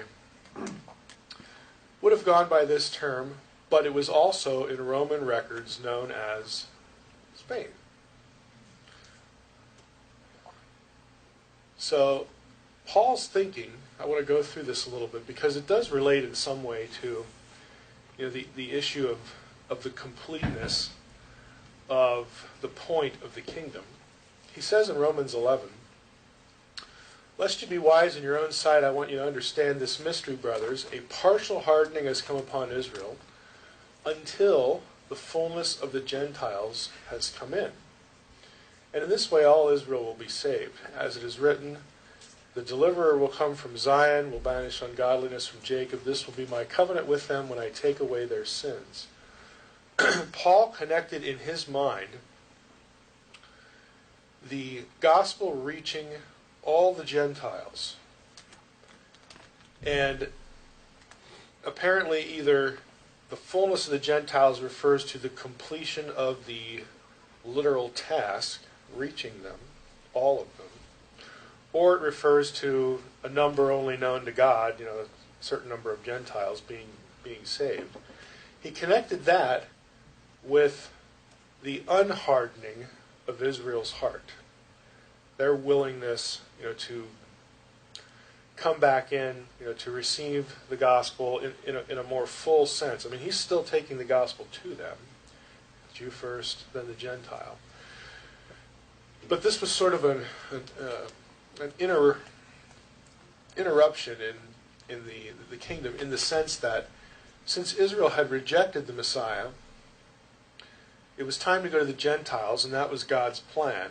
And when the Gentiles had been reached, then that would help awaken the Jews. That in and of itself is a reversal, because the Messiah comes from Israel, which would go to the Gentiles. And then the Gentiles, there's an issue there. Something has to happen there before Israel will awaken. Now, for eschatology's sake, this is a big issue because we know that the world is bigger than the Mediterranean. And so the question is, what is this fullness of the Gentiles? What does that mean? And then if you're able to come to a satisfactory answer to that, and it's difficult to know with clarity what that is, then you have to deal with, has the gospel really overspread, the earth? I mean, what's going on? How does God look at that? Is what we see in Israel, happening in Israel, or that happened in Israel in 1948, have any relationship to this?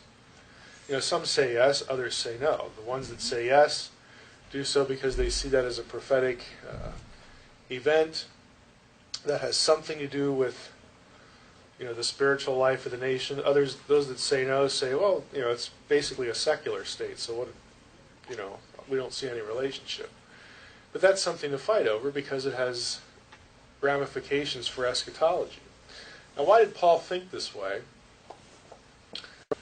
Because of Isaiah 66. This is what he has in his head.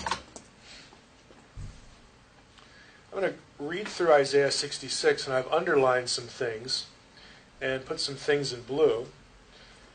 The comments in the brackets here are my own. But if you start in verse 15, "For behold, the Lord will come in fire, and his chariots like the whirlwind, to render his anger and fury and his rebuke with flames of fire."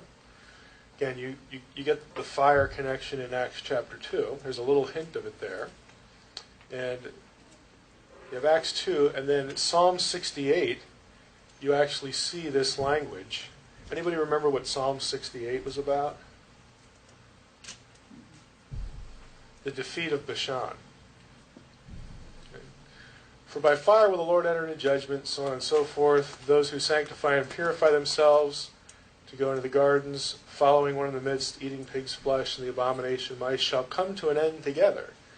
So basically saying the apostasy of Israel and the apostate status of the Gentile will both come to an end. Again, there you have that link. The Gentile is included in all this. "For I know their works and their thoughts, and the time is coming to gather all nations and tongues.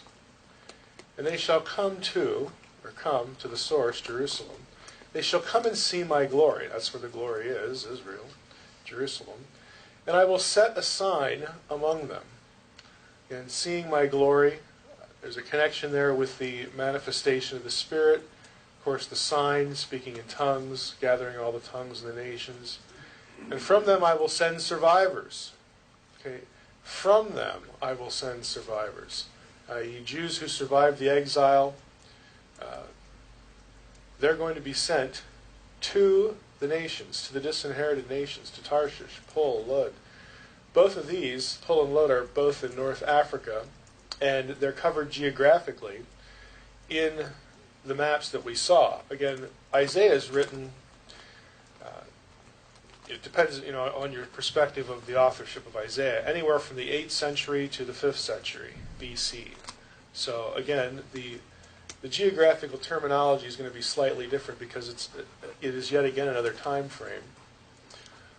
Paul knew that the gospel had penetrated this area before, and that is in Acts chapter 8. We're actually told that. So, coming to the nations who draw the bow, to Tubal and Javan, which is Asia Minor and Greece. Again, that's from the Table of Nations. "To the coastlands far away that have not heard my fame or seen my glory. They shall declare my glory among the nations." Okay, it's the built-in evangelistic system that results from Pentecost. And they, the survivors, the Jewish missionaries, shall bring all your brothers. I would say that's the believing Gentiles based on the previous verse. They shall bring all your brothers from all the disinherited nations as an offering to the Lord. So your brothers from the nations. Again, this is Old Testament, but it's very clearly suggesting that certain people among those other nations, they're your brothers. They're believers too. Shall bring them as an offering to the Lord on horses, chariots, litters, and mules, so on and so forth. Bring them to my holy mountain, Zion, says the Lord, just as the Israelites bring their grain offering in a clean vessel to the house of the Lord. For as the new heavens and new earth that I shall make shall remain before me, says the Lord, so shall your offspring and your name remain. This is a repetition of the covenant. Okay? Your name, your offspring. Again, the goal is a permanent family of all nations in a new Eden as it was before the disinheritance of Babel. So from new moon to new moon, Sabbath to Sabbath, all flesh shall come to worship before me. So Paul is thinking that his life is about doing that, making sure that happens. He is God's instrument to defeat Bashan, defeat the cosmic forces, to reclaim the nations, and all that goes with it. So the connection, Paul's reference, twice in Romans that I got to get to Spain. I know I'm going to go there. I'm going to go there. Is entirely due because that's the last spot in the original table of nations that were disinherited. He's got to get there. Because he's thinking God is using him to fulfill Isaiah 66. And God did. But again, God knows that, well, the world's a lot bigger than this. You might not know that, but I do. And so, again, there's this sense of how do we, in our time and modern times since the first century, what's the status of that program? Let's talk a little bit about Bashan again. And going back to Psalm 68, I want to focus your attention on the portion here in the gold color. So we have, O mountain of God, mountain of Bashan, many-peaked mountain. Why do you look with hatred, O many-peaked mountain, at the mount God desired for his abode? Yes, for the Lord will dwell forever. Again, it starts talking about how God is sort of claiming Bashan here. And we read, you ascended on high, leading a host of captives in your train and receiving gifts from humankind. Over here, the Lord said, I will bring them back from Bashan, I will bring them back from the depths of the sea, that you may strike your feet in their blood, the tongues of the dogs may have their portion from the foe. This is an image of an assault on Bashan by God and his forces. And Bashan's defeat is all this imagery about leading a host of captives in a train, and of course stepping in their blood, and the dogs lick the blood. This is familiar Old Testament imagery associated with and following warfare. It's just stock description. So Paul is going to reference this in Ephesians 4. So God is asking Sinai, or desired Sinai, and the psalmist asked Bashan, hey, why the envy? That would make little sense if Bashan was already under Yahweh's authority. Of course, we know it wasn't, in the sense that this is the cosmic, demonic headquarters. Bashan is cast as the polar opposite of Sinai. Again, that's not new. We've seen that already before. It's associated with Yahweh's rivals, with death, with Sheol, the underworld, and all that stuff. By extension, the devil, Nephilim, Rephaim, bloodlines, and so on and so forth. So again, we get this assault. And let's pick up on this imagery. Yahweh is depicted as leading a train of captives down from the mountain and back from the depths of the sea. And here we come to Ephesians 4.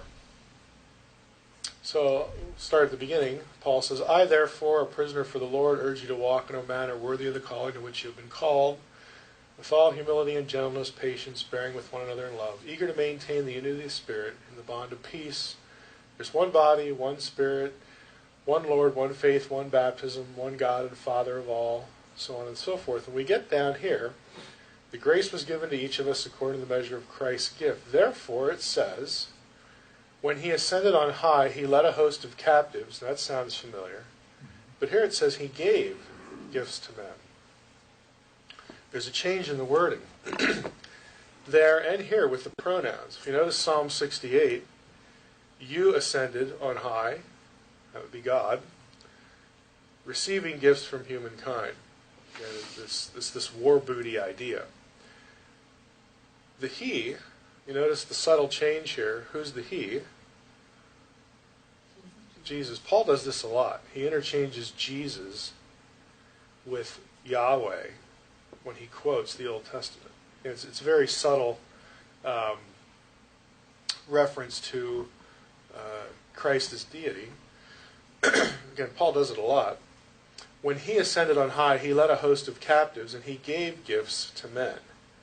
And the rest of the chapter, in saying he ascended, what does it mean but that he also descended into the lower regions of the earth?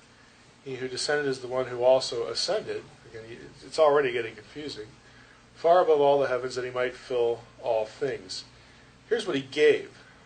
Okay, he gave gifts. Here's what he gave. Apostles, prophets, evangelists, shepherds, teachers, to equip the saints, to equip the body of Christ.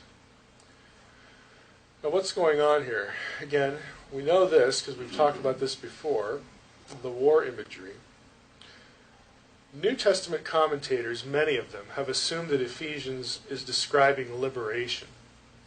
It's not. It's describing conquest, just like Psalm 68 was.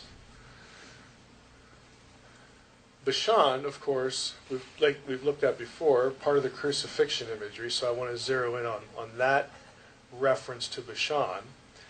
That the bulls of Bashan surround me when Jesus is on the cross. So Bashan is connected to this. The crucifixion is a conquest of ruling spiritual powers of the Deuteronomy 32 worldview. And we've taken a look at all these terms. So again, I want to connect the idea that the defeat of Bashan is connected to the crucifixion, is the catalyst or the reason for the conquest of these powers, these spiritual powers. So if we look at Colossians 2 again, these are verses we've already looked at, but we'll hit them real quickly here. He disarmed the rulers and authorities, put them to open shame by triumphing over them in him. Well, why did he do that? Again, back here with canceling the record. Again, reference to the cross. Ephesians 1, again, Christ was raised from the dead, seated him at the right hand of the heavenly places, far above all rule and authority and power and dominion. There you have those terms again. All these, again, rulership terms for divine beings. Above every name that is named, not only in this age, but also in the one to come.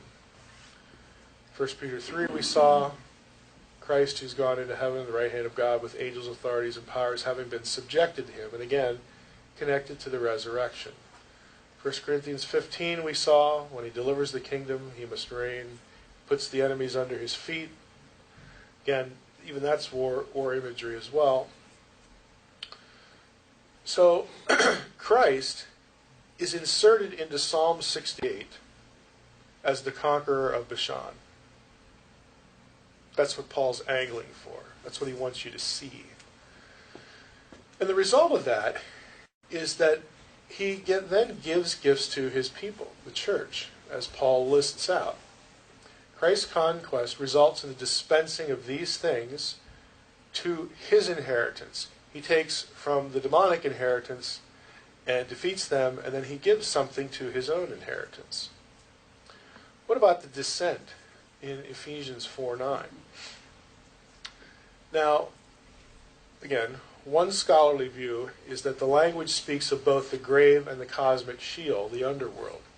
Now that's possible, since elsewhere in the New Testament we read that Jesus descended to the underworld to confront the spirits in prison. So I'll admit that's possible, but it's hard to connect that to the gifts in terms of, immediacy. I would actually say I could probably make an argument for that, but I think there's a better way to do that. So if you look here, I have things colorized. We have ascended. Okay, he ascended on high. He scales the mountain. And we know that he's talking about Jesus. The scaling of the mountain there is going to war. All right.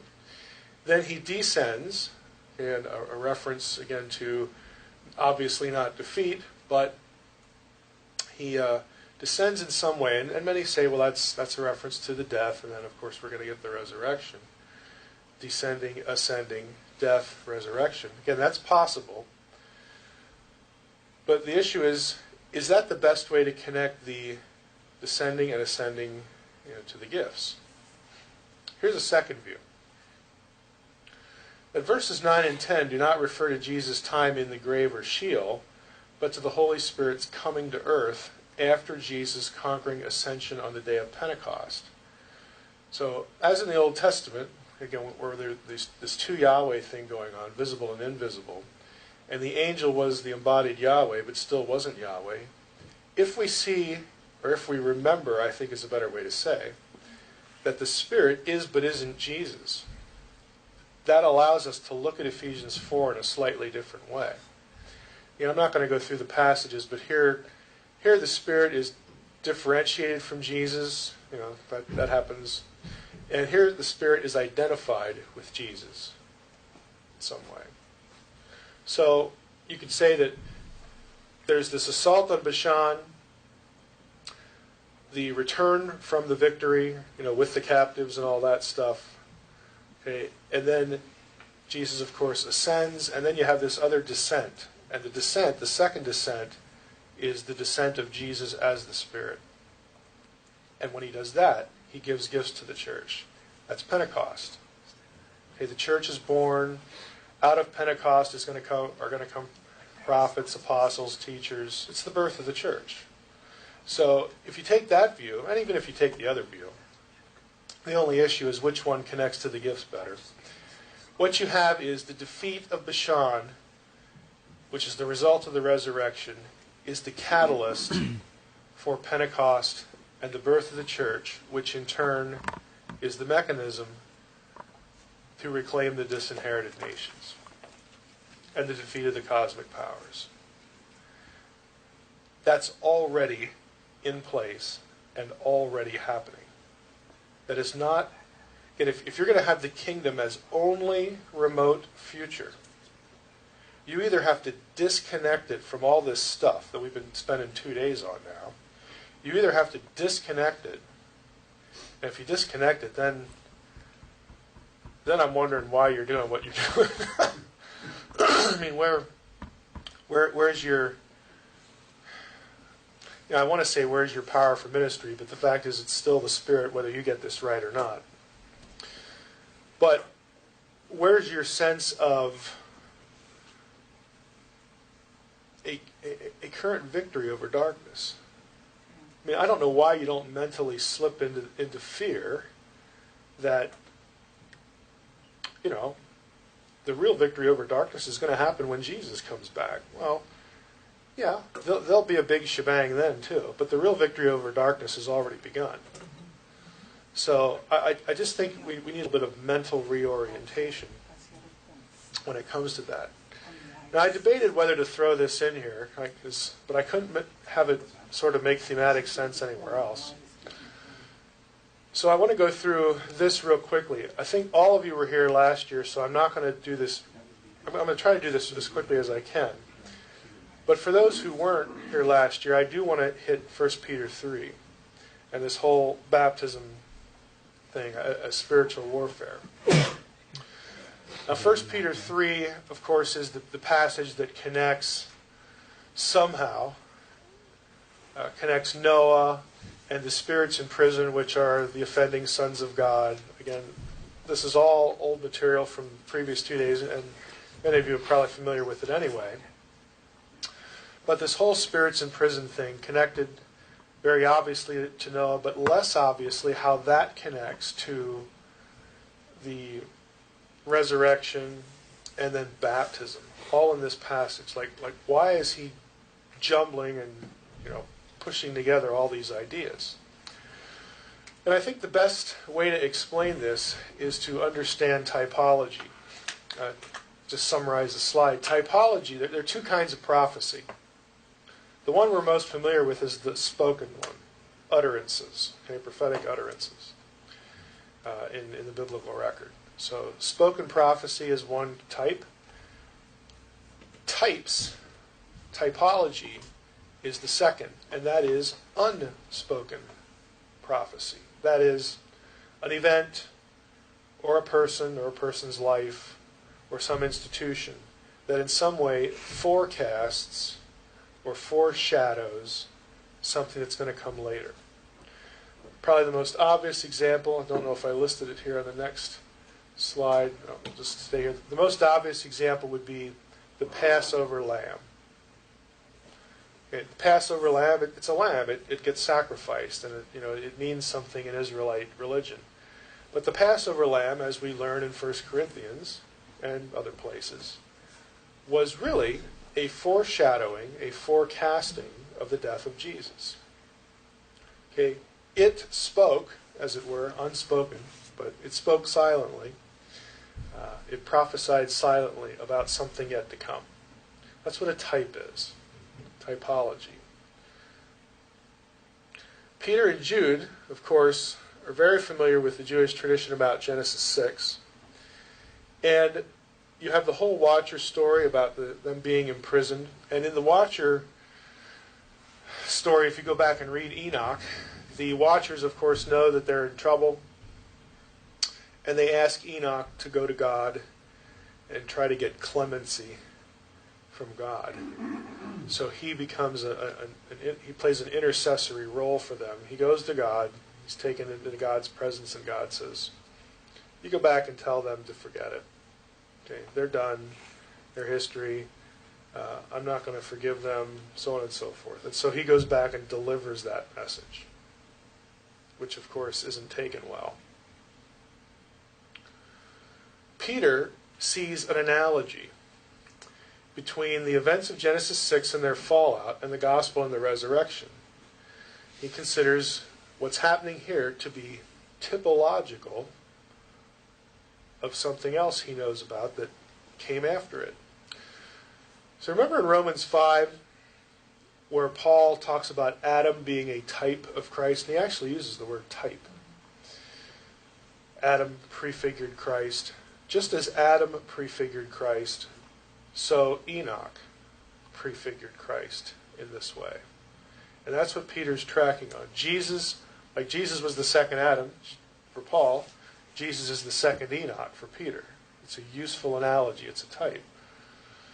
So Enoch descends and announces their doom. And in 1 Peter 3:14-22, Peter has Jesus descending to the same spirits in prison, the fallen angels, to tell them they're still defeated, despite the fact that he was crucified. He goes down there and says, you might think you're going to get out. You might think that you win now. No. Sorry. I'm out of here, and you're still going to be here. In fact, this is the worst thing that could have happened to you. God's plan of salvation and the kingdom is not only intact, but it is now being propelled by what happened. So the crucifixion actually meant victory over every demonic force opposed to God. And again, that's why 1 Peter 3:14 ends, look at the way it ends, with Jesus set at the right hand of God above all angels, authorities, and powers. Peter just, boom, at the end, he gives you the whole point of what he's talking about. Again, now this part, the baptism part, has vexed people for a long time. Christ suffered once for sins, the righteous for the unrighteous, that he might bring us to God, being put to death in the flesh, made alive in the Spirit, in which he went and proclaimed to the spirits in prison, because they formerly did not obey, when God's patience waited in the days of Noah, while the ark was prepared, in which a few, that is 8 persons, were brought safely through the water. So what's the connection with that other stuff, with this? Again, moving through it quickly. The word conscience here, synodesis, and this appeal to God, most often conscience means a sense of moral right and wrong, but it actually has other possibilities, other meanings here. The word can refer to some attentiveness to obligation or loyalty, that idea. Now, other context, if you get the slides, you could, you might be able to click on that. I can't remember where I put the link to there. But you can, again, just use do a search on the word conscience with Strong's and you'll get to the other references. So we have here this appeal to God for a good conscience on the basis of the resurrection of Christ, who's gone to heavens at the right hand of God with angels, authorities, and powers. So, baptism, in a nutshell, is not what produces salvation. It saves us in that it first reflects a heart decision, a pledge of loyalty to the risen Savior on the basis of the resurrection. You have to believe that Christ rose from the dead. This passage, therefore, makes baptism a loyalty oath. Okay? It's an appeal to God, based on this sense of obligation to trust Him, to believe in Him. And that is somehow connected with this victory over the forces of darkness. I think the best way to understand that is if you look at the passage as Jesus, again, being the second Enoch, going down and telling the fallen, the imprisoned spirits that they're still there, they've been defeated again. And that idea is connected with baptism. When a person gets baptized, when they make the decision to follow Christ, that is like an echo of Christ's message to the spirits in prison that you lose. Every person who is baptized is one less person they rule. It is an echo. Think of dropping something into a pond, the ripple effect. It's an echo of defeat for them. This is why, we don't really do this today, it'd be nice if we did. This is why in the early church, you look up some of the earliest baptismal formulas in the early church, and they included a denunciation of Satan and his angels. I was just going to Yes. say, we do include that in our baptism, where the individual literally says, I renounce Satan and all his forces. Mm-hmm. Yeah, it's a loyalty oath. Again, we've sort of diluted it in many ways today, but it was a serious issue. Michael, I never read the book of Enoch, so can you say what did Enoch do and what are the pertinent things in that book that Peter was referencing? Well, I think for the sake of this, the thing that he does after the angels sin and God says you're under judgment now, and he dooms them to this prison. They ask Enoch to run interference for them, to go back to God and ask for clemency, ask God to, hey, can't you give us a second chance? And so Enoch does that in the story, and God sends him back with a message of no. Okay, you're going to stay here. And there are little phrases about you're going to stay here until the end, or, again, some of these eschatological phrases, which I don't think is accidental either. Unto the time of the end, you're going to be there unto the time of the end, which sort of implies, and I think we're not really going to get into this specifically, but Revelation 9 to me suggests a release just prior to annihilation, the final battle, Armageddon. But for the sake of your question, the relevant part is that Enoch goes and preaches to them. He goes and announces God's verdict to the spirits in prison. And Peter sees that as a foreshadowing, as an analogy to Jesus descending and announcing to them their doom, their defeat. So he uses it analogically.